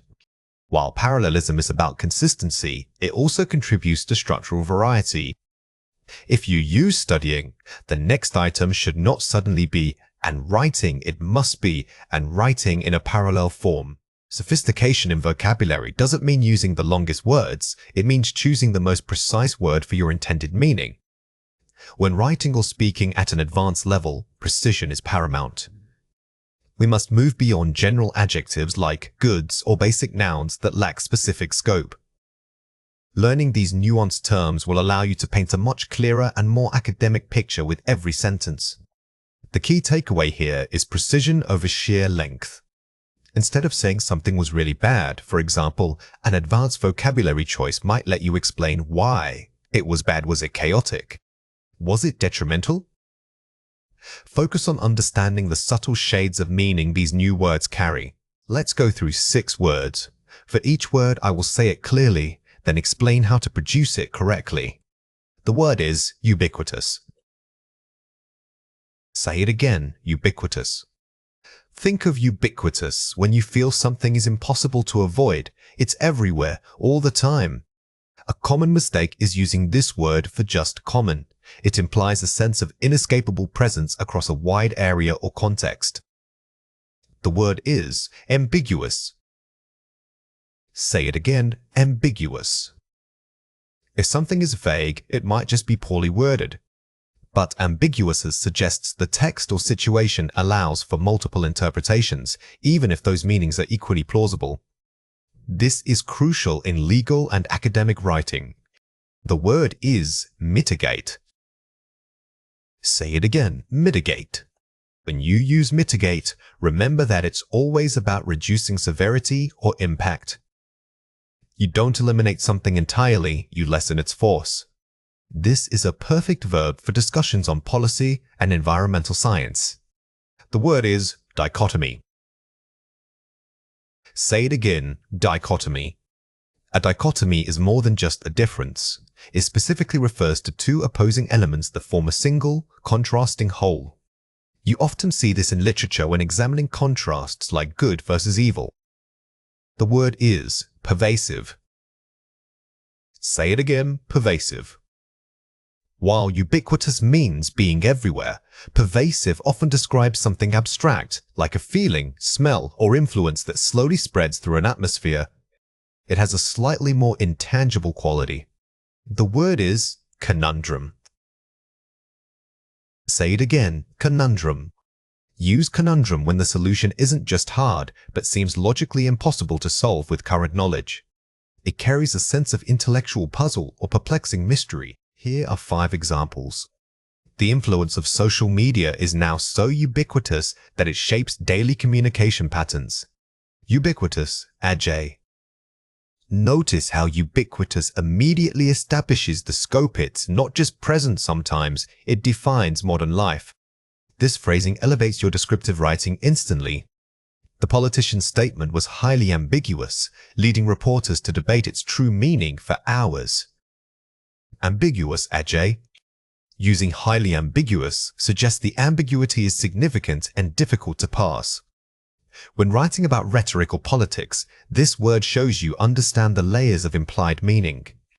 New legislation was passed specifically to mitigate the severe economic fallout predicted by experts.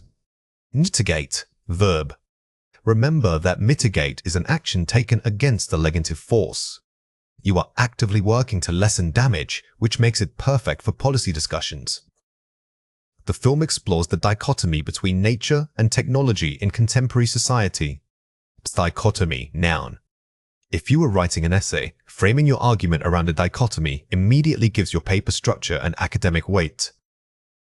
It tells the reader exactly what opposing forces you are analyzing. A pervasive sense of urgency gripped the committee as they faced the sustainability conundrum. Pervasive, adjective, conundrum, noun. Here we see 2 words working together.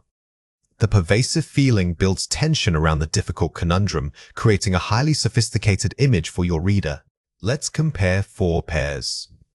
First, ambiguous. Compare it with vague. Source of unclear meaning.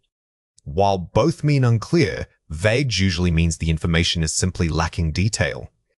However, if a statement is deliberately or structurally open to multiple readings, ambiguous is the much stronger and more academic choice. First, mitigate. Alleviate or alleviate. Type of lessening, physical versus abstract. Both mean to ease something, but mitigate often applies to risks, damage, or negative conditions.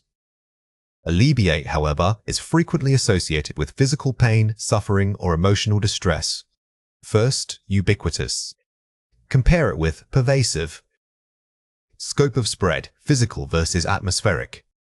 This pair is tricky. Ubiquitous suggests physical presence like plastic bottles everywhere.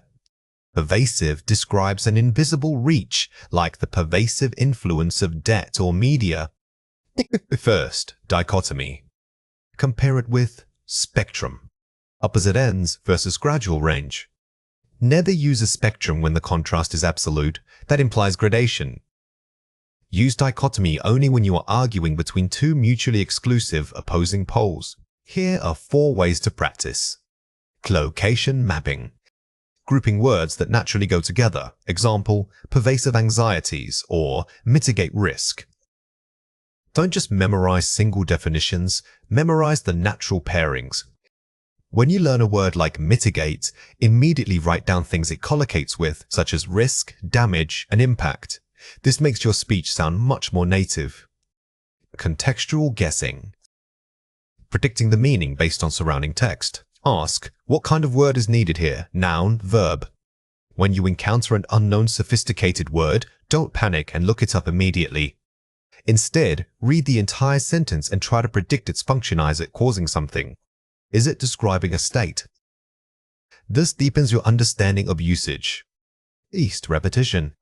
reviewing vocabulary at increasing intervals over time. This is the most effective memory technique. Don't cram definitions the night before a test. Review these 6 words today, then again in 3 days, and finally next week to truly cement them into your active vocabulary. Active replacement. Intentionally swapping basic words for advanced ones during writing. When you write a draft, highlight every simple word like big, bad, or many. Your goal is to force yourself to replace those common fillers with the more sophisticated options we learned today. Now it is your turn to practice. Read or listen to the following passage carefully. The debate over artificial intelligence presents a profound conundrum. While the potential benefits are undeniable and increasingly ubiquitous in our daily lives, there is also a pervasive fear of job displacement. Governments must act quickly to mitigate this risk, acknowledging that the dichotomy between technological advancement and human employment requires careful legislative thought.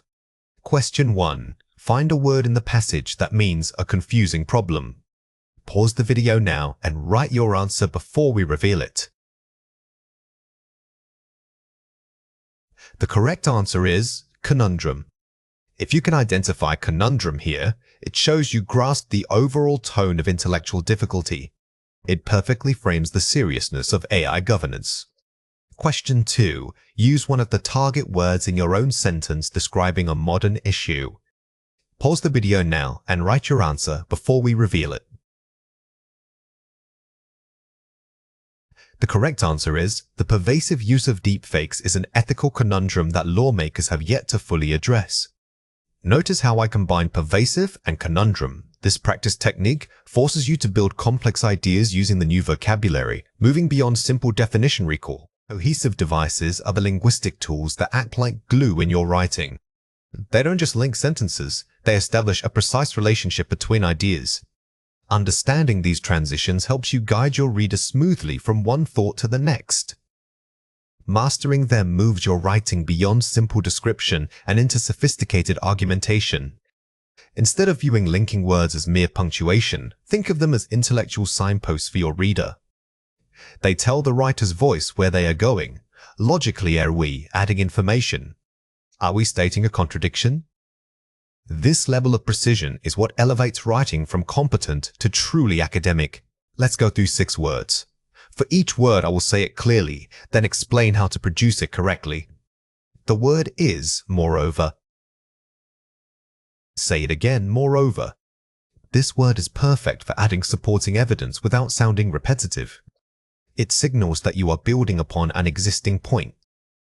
Remember that moreover generally adds support, not contrast. The word is consequently. Say it again, consequently. Consequently establishes a clear chain of cause and effect. If you can identify the primary cause in your argument, using this word will demonstrate that specific logical connection to the outcome.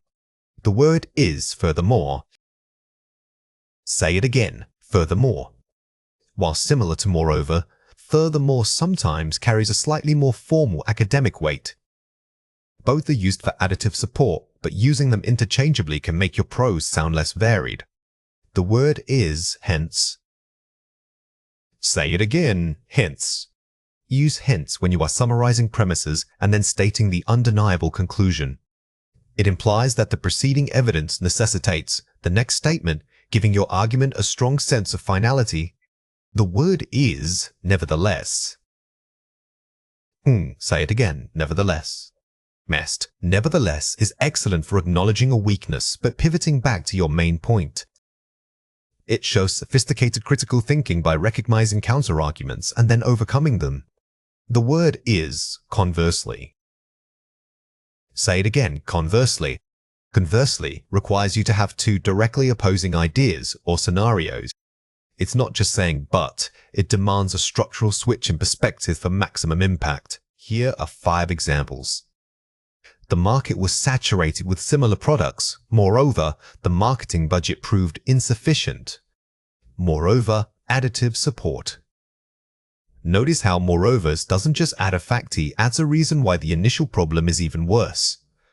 This strengthens the overall narrative by layering problems. The study found significant correlation between diet and sleep quality. Consequently, changes in routine are necessary. Consequently, cause-effect. This structure perfectly mirrors a scientific finding. Cause A leads directly to effect B. Always ensure that the second clause is genuinely a direct result of the first. The initial research was promising. Furthermore, subsequent trials confirmed these early findings. Furthermore, additive support. When furthermore connects two related facts, it suggests mounting evidence. It builds momentum and convinces the reader that your point is backed by multiple sources. The critics panned the film. Nevertheless, the audience responded with overwhelming enthusiasm. Nevertheless, contradiction. This contrast creates drama in the text. By using nevertheless, you are signaling that the counter-argument is strong, but your point remains dominant and true. The industrial north was reliant on coal power. Conversely, the coastal areas utilized geothermal energy. Conversely, opposite comparison. This example demands a careful balance. You must set up two parallel structures, A versus band. Use this word to pivot cleanly between them. Let's compare four pairs. Therefore, formal. Causal. Focused on direct, logical necessity. Both show results, but therefore often feels like a conclusion drawn from premises listed right before it. Consequently, tends to describe the observable outcome that followed an action. First, however, nevertheless, advanced. Difference in force and formality. However, is versatile but can be casual. Nevertheless, elevates your writing, implying a greater struggle or difficulty before stating the conclusion despite it. First, moreover. Compare it with, furthermore. Use for additive support, subtle difference. While interchangeable in many cases, vary their use to prevent monotony. If you use moreovers early on, try saving furthermores for a stronger point later in the paragraph. First, conversely. In contrast, structural opposition versus balanced comparison. Conversely is best when comparing two mirror image situations or two sides of an equation. In contrast works well when highlighting differences between two distinct groups or categories. Here are 4 ways to practice. The idea flows map. Map your arguments before writing. Before you write a single sentence, physically map out the logical progression of your ideas using these connectors. This prevents you from simply listing facts and ensures every transition serves a clear argumentative purpose. The collocation bank. Write down common pairings. Don't just memorize consequently. Instead, build collocations like heavy traffic consequently delays flights or limited funds furthermore restrict research. Pairing the connector with strong nouns and verbs makes it sound native. The substitution rule. Replace weak conjunctions. If you catch yourself writing too many times, and or but, pause. Force yourself to replace those basic words with one of these advanced connectors like nevertheless or moreover. This single change instantly boosts your vocabulary score. Strategic placement. Don't overuse them. The biggest trap is over-reliance. Treat cohesive devices as punctuation. Marks use them only when the logical relationship between two distinct clauses must be explicitly stated for maximum clarity and impact. Now it is your turn to practice. Read or listen to the following passage carefully. The initial survey showed that the new policy was well received by most demographics. Moreover, early adoption rates were surprisingly high across all sectors. The financial models predicted moderate growth. Consequently, investment in infrastructure increased rapidly. However, a key geographical area lagged significantly behind this trend. Conversely, regions with established rail links saw exponential growth, indicating a strong correlation between existing transport and economic vitality. Question 1. Find the word meaning in additions or further supports. Pause the video now and write your answer before we reveal it. The correct answer is moreover. In this context, moreovers is used to stack evidence. It suggests that not only was the policy good, but additionally, the adoption rates were high. This builds urgency and confidence in the claim. Question 2. Use one of the target words, e.g., consequently, in your own sentence. Pause the video now and write your answer before we reveal it. The correct answer is, the heavy rainfall, consequently, caused minor flooding downtown. When constructing your own sentences, think about building a simple cause and effect chain, cause plus, comma plus, connector plus, result. This forces you to maintain the precise logical relationship that consequently describes. A concession clause allows you to acknowledge a point of view that is valid or plausible, even if it ultimately contradicts your main argument. It shows intellectual maturity and balance in your writing. These clauses often begin with phrases like, while it is true that, or, although some people argue that. They are not simply stating an opponent's view. They are conceding a point before pivoting back to reinforce your own stronger position. For IELTS, mastering this technique elevates your coherence score significantly because it demonstrates nuanced critical thinking. The key here is the structure of the pivot. You must never just state a counterargument and stop there. Your goal is always to concede, then immediately use sophisticated language to explain why your main point still holds true despite that acknowledged weakness. Here are 4 examples. While increased screen time offers undeniable benefits for remote learning flexibility, the corresponding decline in face-to-face social skills presents a more significant educational risk. The effectiveness lies in the balanced while but structure which acknowledges benefit before pivoting to the greater concern. Notice how we didn't just say screen time is bad. We gave credit for its flexibility first. This measured approach makes your conclusion feel authoritative and trustworthy to the reader. Although some argue that private car ownership reduces emissions by offering personal convenience, public transport infrastructure ultimately mitigates this issue more efficiently on a large scale. Using although and focusing on systemic solutions shifts the debate from individual actions to macro-level policy. This example moves beyond simple disagreement. It systematically critiques the premise of the counterargument by suggesting an alternative, superior solution. It is undeniable that economic growth drives job creation. Nevertheless, this focus often neglects environmental sustainability, leading to long-term resource depletion. Using nevertheless creates a strong formal break. It signals a pivot from acknowledging an undisputed fact to highlighting its flaw. The conjunction nevertheless is extremely powerful for IELTS writing because it establishes a clear contrast between two ideas, giving your argument weight. To concede that initial investment in renewable energy can be prohibitive, one must recognize the long-term cost savings and reduced reliance on volatile fossil fuel markets. This structure uses concession to introduce a counterfact, prohibitive, only to immediately dismantle it with deeper evidence, long-term savings. Here, you are not just arguing, you are reframing the economic perspective. You acknowledge the short-term hurdle but prove that the long-term payoff is worth ignoring that initial obstacle. Let's compare 4 pairs. Homework is hard because students have to do it at home. While homework can be burdensome for students, structured assignments are crucial for reinforcing classroom concepts and promoting independent study habits. The strong version elevates the discussion from a complaint, hard, to an academic benefit, reinforcing concepts. The first sentence is too simplistic.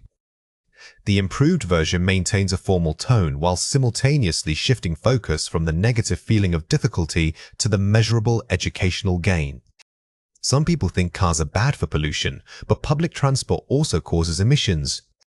Although it is true that both private vehicles and buses contribute to air pollution, urban planning must prioritize cycling infrastructure to provide a zero-emission alternative. The strong version avoids circular arguments by introducing a third, superior solution, cycling. If you only list 2 problems, your essay feels stuck in an argument loop. A high-scoring response needs to break the cycle by proposing or identifying a better system. Reading books is good, but watching movies is fun and easier. Although cinematic films offer immediate entertainment value, the sustained depth of literature allows for unparalleled exploration of complex human psychology and narrative nuance. The strong version uses elevated vocabulary, sustained depth, unparalleled, to make the counterargument irrelevant compared to its own focus. Never let your concession clause simply list merits. You must use that space to set up a qualitative comparison, proving that intellectual depth outweighs simple enjoyment. Technology changes things fast, so people struggle to keep up. While rapid technological advancement certainly presents challenges in workforce adaptation, proactive government retraining programs are necessary to ensure societal resilience and employment stability.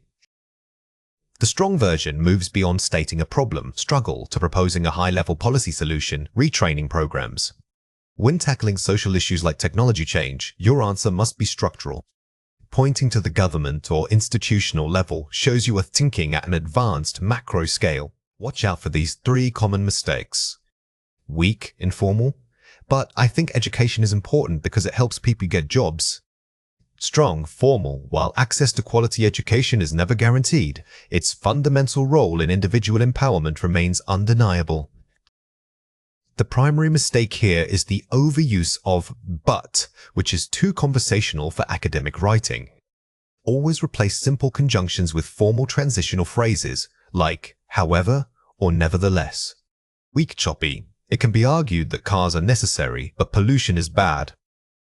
Strong, flowing. The necessity of personal vehicles is often cited. Nonetheless, the detrimental impact of fossil fuel emissions demands immediate and comprehensive policy intervention.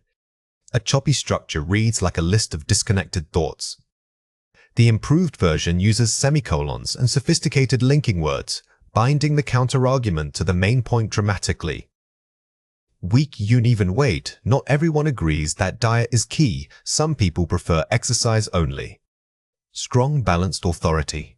Although physical activity is widely promoted for health benefits, nutritional intake remains a foundational pillar of wellness, demanding equal consideration. This mistake occurs when you treat all counter-arguments equally. A strong essay not only mentions the opposing view but explains why that opposition is less significant or incomplete. Here are 4 ways to practice. The acknowledge refutes method. Start by fully acknowledging the strongest point of opposition, the concession. Then spend more time dismantling it than you did discussing it. This is a strategic way to build credibility. By giving the counter-argument full weight and then explaining where its logic fails, you make your own position seem meticulously researched. Use concession pairs. Practice pairing a strong positive idea with an equally strong negative caveat. Example, benefit X is true, but only if condition Y is met. Don't just argue one thing. Show that you understand the complexities of the topic by identifying necessary preconditions or limitations on any given solution. Signal phrases, inventory.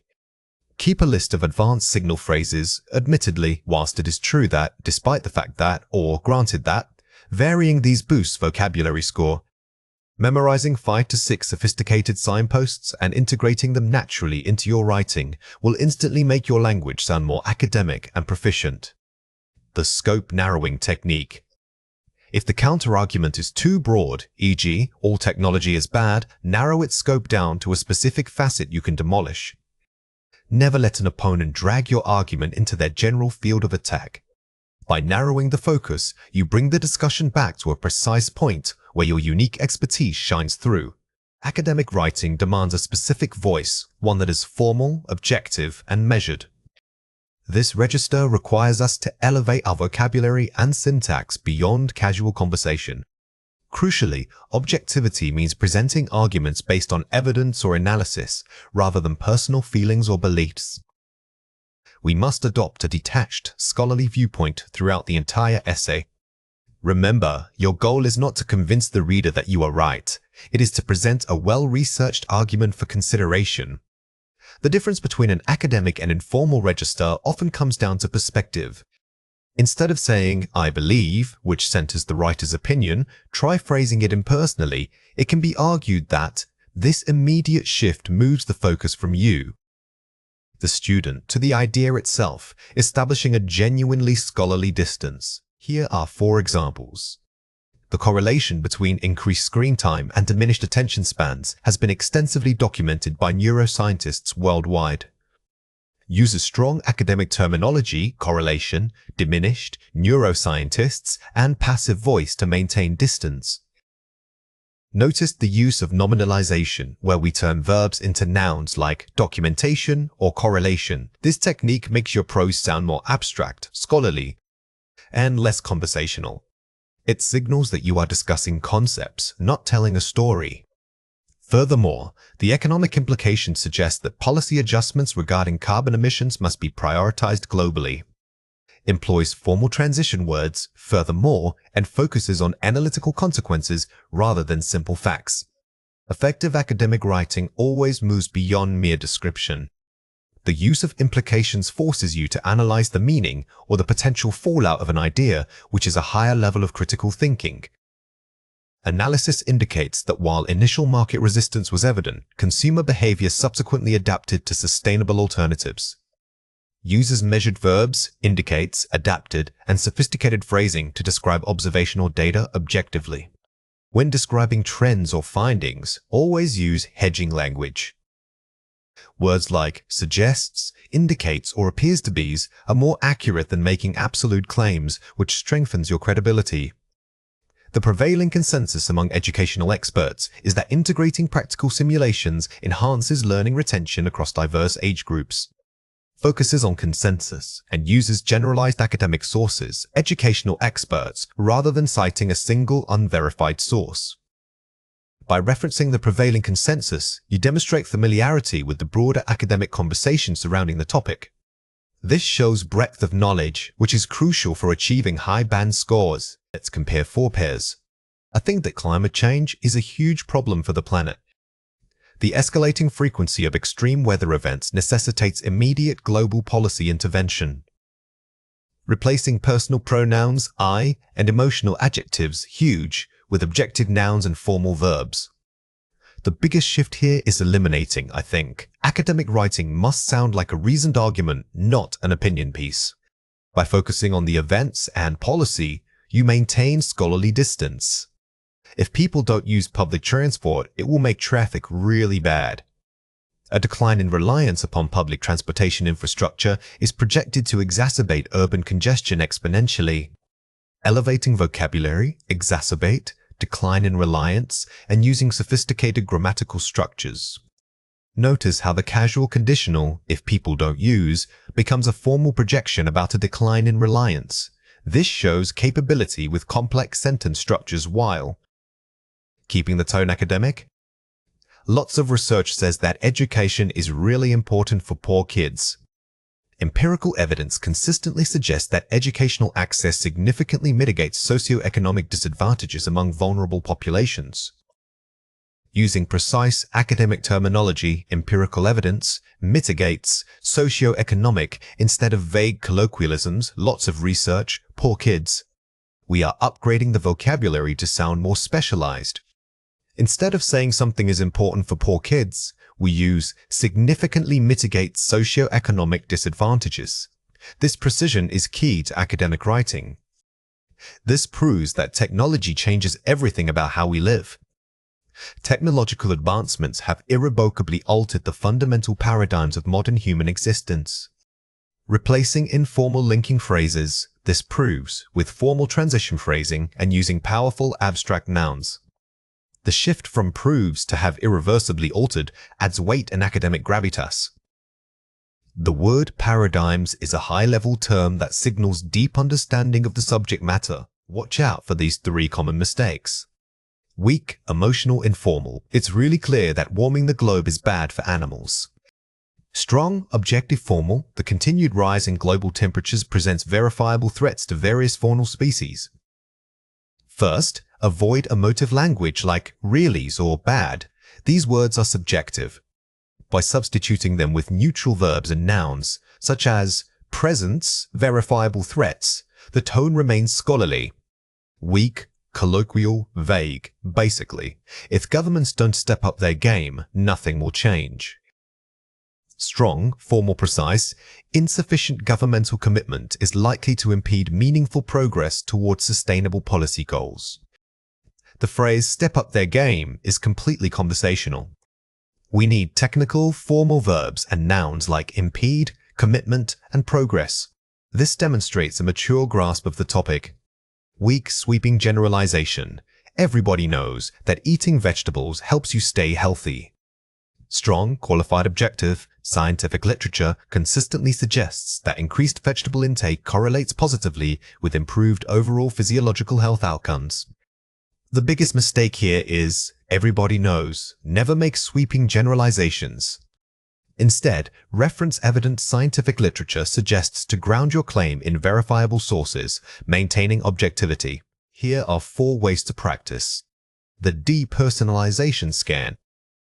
Read your draft specifically looking for first-person pronouns I, we, and personal adverbs. Simply, obviously. Replace these with impersonal structures. When revisioning, treat this scan like a checklist. If you find we argue, immediately rewrite it as, it is argued that pasta or the evidence suggests. This systematic approach quickly pulls your essay back into the academic register. Formal vocabulary upgrade. Keep a list of high-frequency informal words, e.g., big, good, a lot, and their 3 strongest synonyms in an academic context. Don't just use big words for the sake of it. Choose precise ones. If you are struggling with vocabulary, ask yourself, is there a single specialized noun or verb that means what I am trying to say? Precision always beats complexity. The evidence anchors rule. After every major claim, pause and mentally check if you have an implicit or explicit reference point, e.g., data, expert consensus, study. If not, hedge the statement. This strategy forces objectivity. Instead of stating a fact as absolute truth, frame it as a potential finding. It appears that, or research suggests. This manages expectations and strengthens your argument. Varying sentence openings. Avoid starting consecutive sentences with the same subject or transition phrase. Use participial phrases or introductory clauses. Varied syntax prevents monotony and makes you sound more fluent and sophisticated. Instead of listing simple subject-verb-object structures, try leading with a dependent clause to add depth immediately. Now it is your turn to practice. Read or listen to the following passage carefully. Some argue that mandatory national service contributes positively to civic responsibility. Others claim it infringes upon individual liberties and career choices. Discuss both views and give your own perspective on the merits of such a policy. Question 1. What is the key requirement of this task? Pause the video now and write your answer before we reveal it. The correct answer is, the essay must maintain absolute neutrality when discussing both views before presenting an objective. Well-reasoned personal conclusion. The tone must be balanced and academic throughout all sections. Remember that because you are discussing 2 opposing viewpoints, your language needs to be incredibly careful. You cannot take a side too early. You must use impartial framing devices when summarizing the opposition's arguments. Question 2. What would a Band 7 response focus on first? Pause the video now and write your answer before we reveal it. The correct answer is structuring the introduction and body paragraphs using sophisticated concession clauses, e.g., while proponents argue X. It is equally necessary to consider Y. A strong attempt immediately establishes this tension with high-level language. By acknowledging the counter-argument's validity before minimizing it, you showcase intellectual maturity hallmark of academic discourse.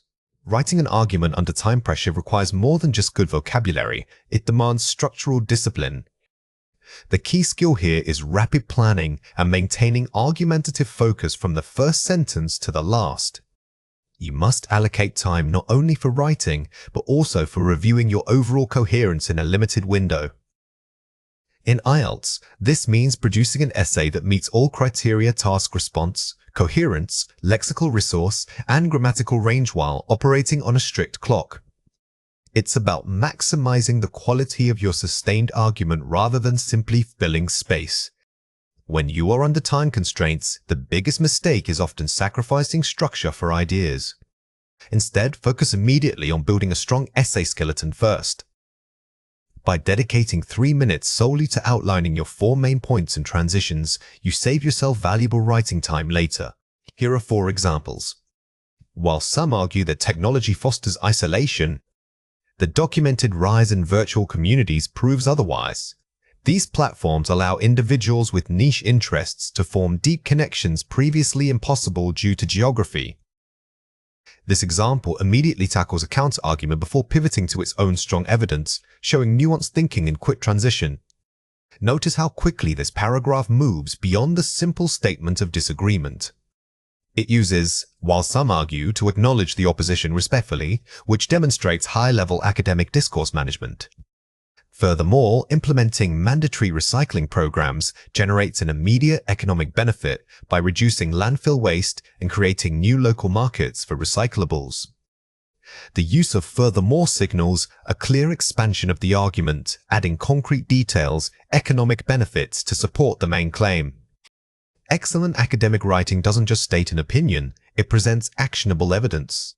By linking environmental concerns directly to economic gains, the student makes their argument highly sophisticated and multifaceted. To conclude, while behavioral changes are necessary, governmental oversight remains paramount in regulating these complex sectors. The conclusion summarizes without repeating. It synthesizes previous points, behavior change, plus government role into a final, decisive statement. A strong conclusion rarely just restates the introduction. Instead, it provides a sense of closure by synthesizing the main arguments and offering a slightly broader final thought or recommendation. For instance, studies tracking coastal erosion in Southeast Asia show that localized planting efforts yielded significantly better results than large-scale concrete barriers. This example uses specific geographical and scientific details, coastal erosion, Southeast Asia, to ground the argument in reality. Academic writing thrives on specificity. Using proper nouns, regions, or quantifiable data instantly boosts your lexical resource score because it shows you are drawing from specialized knowledge. Here are 2 reasons why this matters. Essential for communication. Understanding timed practice. Set 1. Argumentative essay construction. Under pressure, W6 helps you communicate more effectively. When you master timed practice set 1, argumentative essay construction under pressure, W6, you will notice your conversations flow much more naturally. Commonly used in daily life. You will encounter timed practice set 1, argumentative essay construction under pressure, W6, frequently in everyday conversations. Pay attention to how native speakers use timed practice. Set 1, argumentative essay construction under pressure, W6. You will start hearing it everywhere once you are aware of it. Watch out for these 3 common mistakes. Weak oversimplification. If we reduce carbon emissions, then the climate will get better.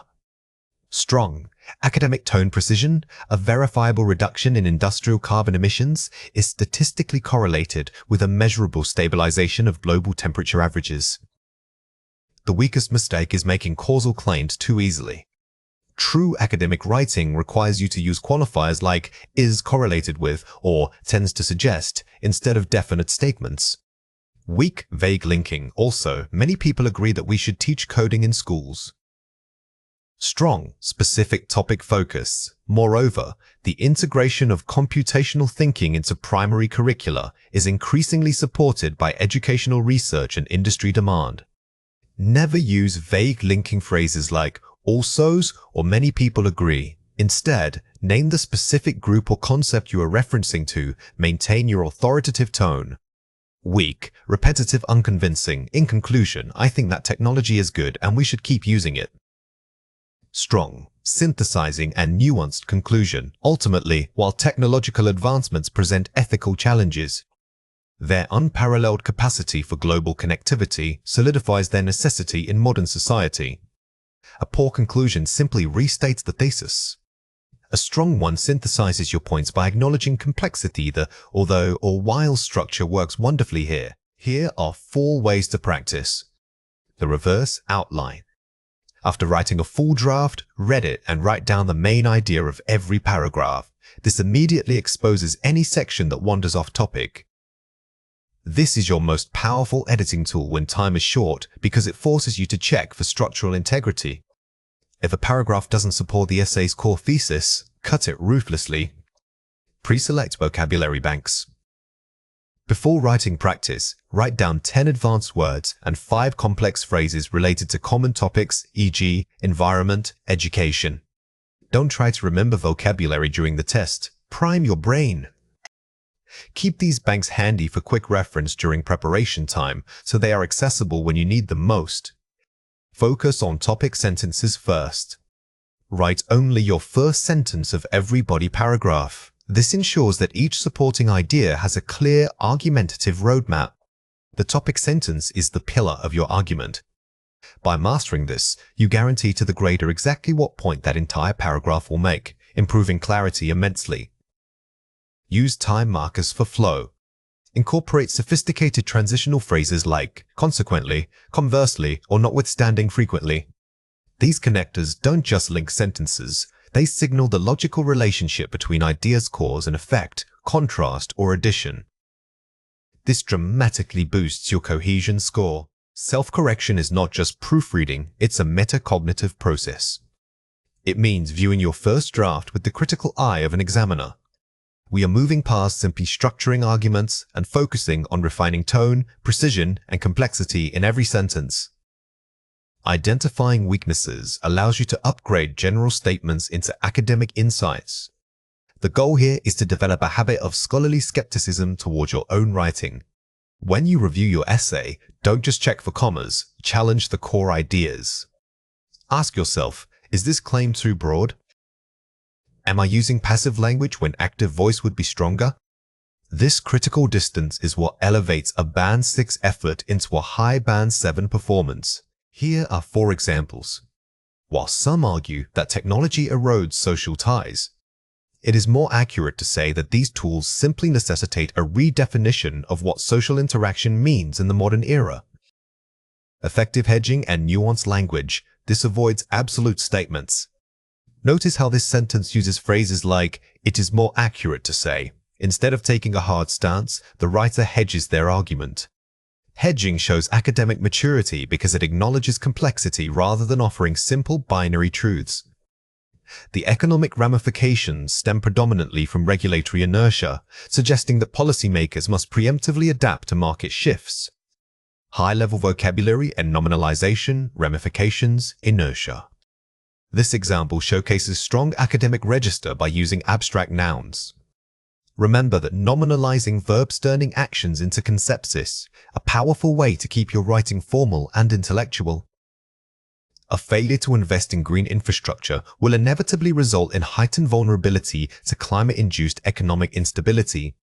Strong causal link established with will inevitably result in. When writing about causality, never use weak linking words like because or so. Use strong phrasal verbs and transitional structures such as consequently or. This will invariably lead to for maximum impact. Furthermore, the educational sector should prioritize experiential learning models over rote memorization to truly foster critical thinking skills.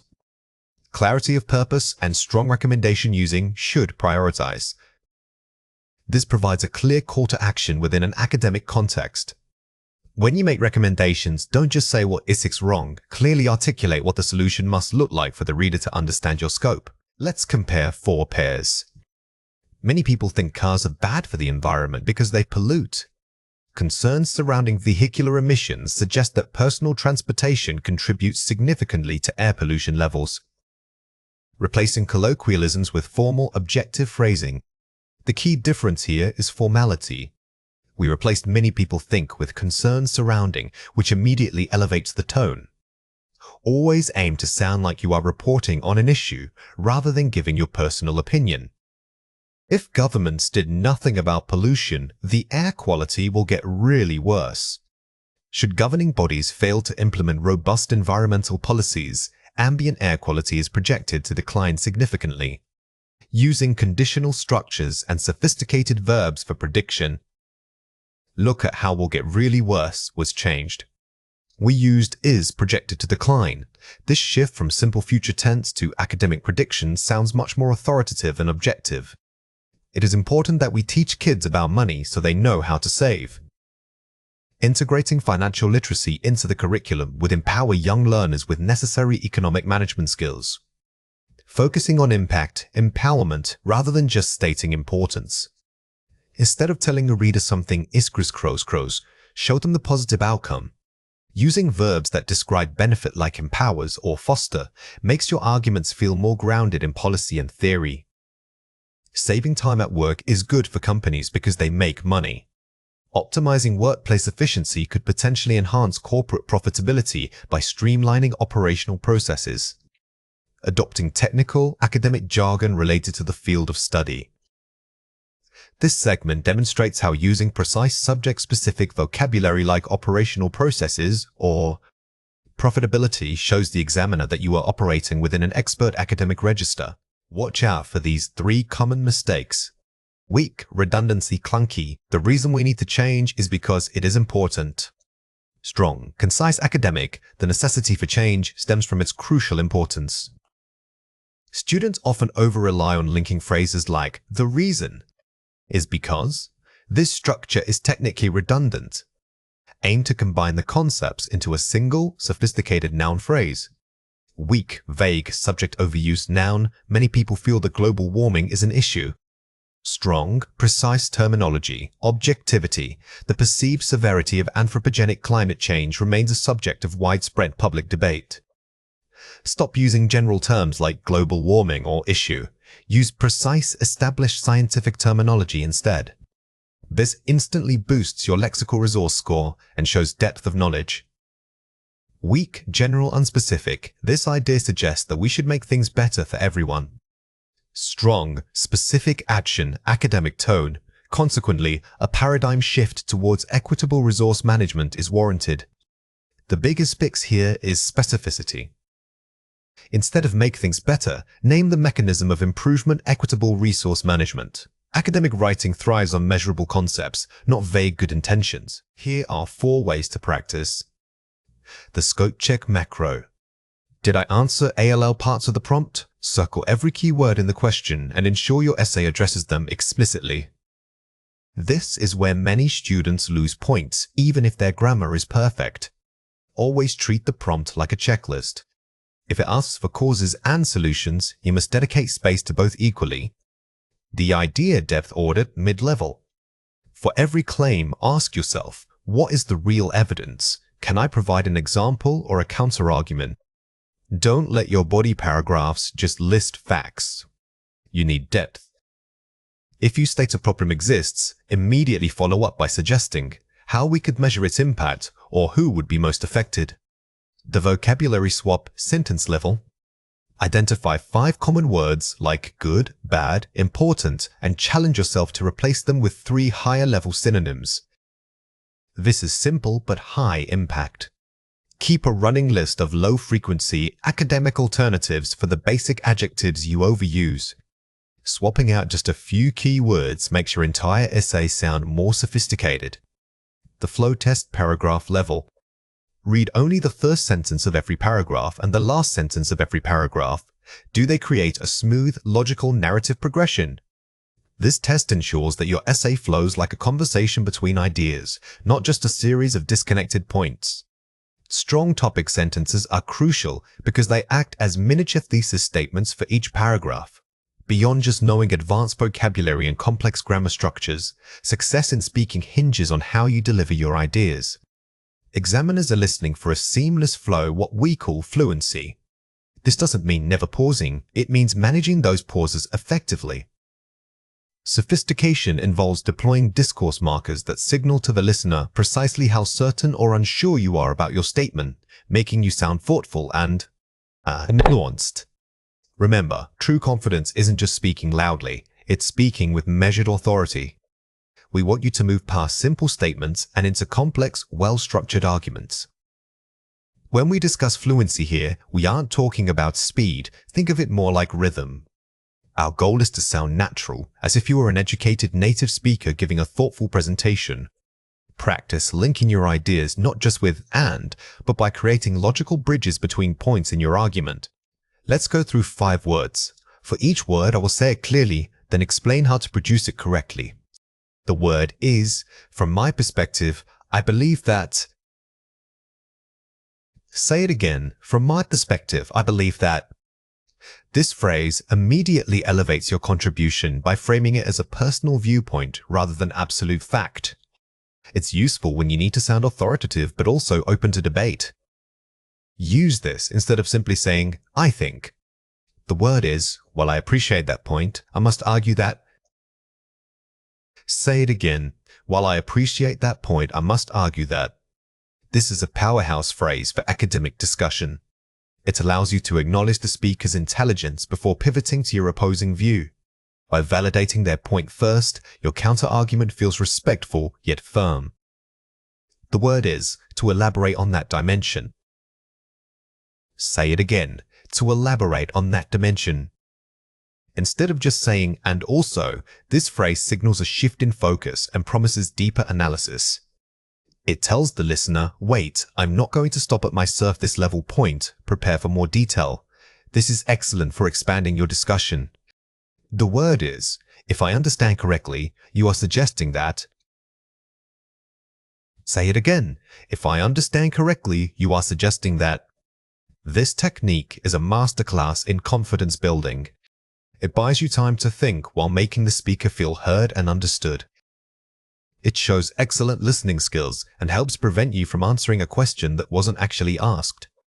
The word is, it might be worth considering whether. Say it again. It might be worth considering whether. Academic discourse often involves uncertainty. Using it might be worth considering or similar phrases helps you sound intellectual by acknowledging complexity rather than just presenting a single definitive answer. Let's compare 4 pairs. It's kind of hard to say. It is challenging to make a definitive assessment. Using precise vocabulary, notice the shift from vague fillers like kinda and simple adjectives. Academic language requires substituting these shortcuts with specific, high-level vocabulary that precisely captures your meaning. I guess it's a big problem. Essentially, this issue presents considerable challenges. Formalizing qualifiers and intensifiers. Replacing weak fillers like "I guess" with stronger adverbs or nouns gives your argument weight. We are aiming to make every word count and sound deliberate. Because of that, we gotta change things. Consequently, it would be imperative that we implement changes. Shifting from contractions and colloquial verbs. Contractions like "gotta" are fine in casual chat, but in an academic setting, fully spelling out words like "must" or "will" maintains a steady, formal rhythm. This signals high competence. Yeah, that's true enough. I wholeheartedly concur with that assessment. Demonstrating measured agreement. Instead of simple affirmative agreement, using phrases like "I concur" or "I agree entirely" shows a more sophisticated command of the language. It elevates your response from conversational to persuasive. Watch out for these 3 common mistakes. Avoid filler reliance. So I think that maybe technology is good. Better, immediate focus. I would argue that while technology presents some risks, its potential benefits are undeniable. The biggest mistake is letting hesitation fillers like or take over your thought process. Instead of filling the pause with a filler sound, replace it with a sophisticated phrase that buys you thoughtful time. Avoid simple conjunctions vocabulary. It's about money and also food because people need these things. Better nominalization and precision. The core requirements are economic stability and adequate sustenance in order to maintain a viable lifestyle. We need to elevate basic nouns and verbs. Instead of just saying money or food, try nominalizing them, turning them into abstract concepts like economic stability. This is a hallmark of advanced speech. Avoid topic drift wandering. I talked about the environment and then I also mentioned cars, but really it's about pollution. Better refocusing and summarizing. While my initial points touched upon environmental degradation and vehicular emissions, the central theme remains global air quality. When you realize you've wandered off topic, do not apologize or draw attention to it. Instead, use a strong transitional phrase that gracefully steers the conversation back to your main argument. Here are 4 ways to practice: self-recording and analysis. Record yourself answering a prompt, then listen back specifically for your filler words and moments of hesitation. Treat this like an audit. You are the examiner, listening only for weak spots. Don't focus on vocabulary, focus solely on smooth transitions between your main ideas. This metacognitive practice is incredibly powerful. IELTS Part 2, Timed Practice. Use a full 2 minutes to describe something complex, focusing only on maintaining linguistic flow and varied structures. This exercise forces you to speak under the time pressure of an actual test. When time is short, your tendency is to revert to comfort zones. Push yourself to use advanced phrasing even when nervous. Advanced shadowing technique. Listen to academic TED Talks or podcasts and repeat not just the words, but the rhythm and intonation of the speaker. Shadowing is excellent for mastering natural speech patterns. Pay close attention to where native speakers pause for emphasis. These are often much shorter than the you might use. Mimicking their rapid pace builds fluency. The 3-point expansion drill. Take any random topic and structure your spontaneous speech around 3 distinct complex points. This forces structural discipline in improvisation. Instead of listing ideas, you must develop point A fully, then use a sophisticated connector to transition smoothly into developing point B. Now it is your turn to practice. Read or listen to the following passage carefully. Describe the ideal role of technology in modern education. You should cover its impact on accessibility, how it changes traditional teaching methods, and whether personal devices are helpful or distracting. Question 1. What is the most important thing to include in your answer? Pause the video now and write your answer before we reveal it. The correct answer is a balanced view that avoids absolute statements. You must acknowledge both the incredible potential and the inherent drawbacks of technology. The key here is balance. Do not take a side completely. Instead, use concession clauses and nuanced language to show you understand complexity. This demonstrates critical thinking alongside your fluency. Question 2. What language feature should you demonstrate? Pause the video now and write your answer before we reveal it. The correct answer is conditional tenses. If this happens, then it would lead to and modals should, might, could. Using conditionals is the perfect way to sound sophisticated because it allows you to discuss hypothetical outcomes. This demonstrates a structural control over the language that goes far beyond simple statements of fact. Thinking out loud is the practice of verbalizing your internal thought process as you speak. It means that instead of pausing completely when you need a moment to gather your next point, you use conversational phrases to bridge that gap. These phrases are known as discourse markers. Their purpose isn't just to fill silence, they structure your thoughts for your listener. They make your speech sound more spontaneous and thoughtful. Think of these markers less as filler words and more as signposts on a roadmap. They signal to the listener that you are still actively processing information and guiding them through your logic. Mastering this skill instantly elevates your perceived fluency, even if you aren't speaking perfectly every second. Here are 5 examples. I think that's a good idea.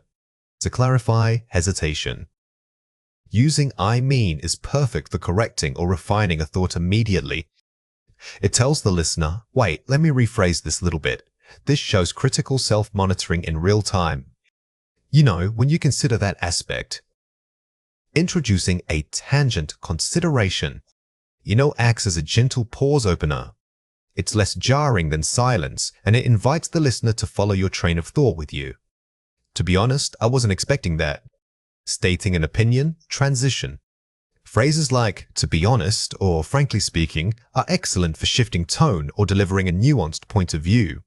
They preface the information with a personal framing statement. So basically, what I'm trying to say is, summarizing, rephrasing. When you feel like your explanation got too complicated, this marker helps you pull back and simplify. It gives the listener a clear signal that a summary or main takeaway is coming next. That said, we also need to consider contrasting, introducing complexity. Markers like that said or however are crucial for academic discussion. They signal that you are about to introduce a necessary counterpoint without shutting down the previous point. Here are 3 reasons why this matters. Buying thinking time.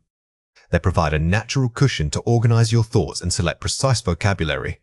This prevents awkward, dead silence. The primary function is simply timing. Instead of freezing up when you lose your train of thought, these phrases act as verbal padding, buying you the few seconds needed to recall a complex word or structure. Boosting perceived fluency. Even if you are translating ideas in your mind, using markers makes your speech sound smooth and effortless. You sound less like you are reading notes. Fluency is measured by how continuous your speech sounds to the listener. These markers make the connection between your internal thought and external speech seem seamless. Guiding the listener. They act as signposts, telling the audience exactly where you are in your argument. This makes complex ideas easier to follow. A good speaker doesn't just dump information, they guide it. These markers help create a logical flow, making even abstract or challenging topics accessible and easy for others to track. The key to mastering these markers is variety. You cannot overuse the same phrase like "you knows" or "I mean." Overuse makes you sound unprepared and hesitant, even if it buys time. Instead, categorize your pauses. Use a marker when you are clarifying, when transitioning a topic, or when giving an example. Varying the marker helps convey different types of thought processes. The goal is to make the pause feel intentional, not desperate. If every gap in speech requires like, or, your listener starts to hear the filler more than the content. By using a diverse range of phrases, from "to illustrate this point" to "on the other hand," you demonstrate mastery over the language itself. Here are 4 ways to practice. Prep your transition phrases. Before speaking, jot down 5 strong alternatives for because or in conclusion. Make them sound different from each other. Don't wait until the moment to think of a transition word. Preparation is key here. Having these backups ready means you can deploy them naturally when needed. Embrace imperfection. Understand that occasional pauses and markers are perfectly normal in spoken English. Do not panic if you stumble. When we strive for perfection, we often freeze up completely. Accepting that some stumbles or clarifying phrases are okay takes immense pressure off your speaking performance. Practice topic switching.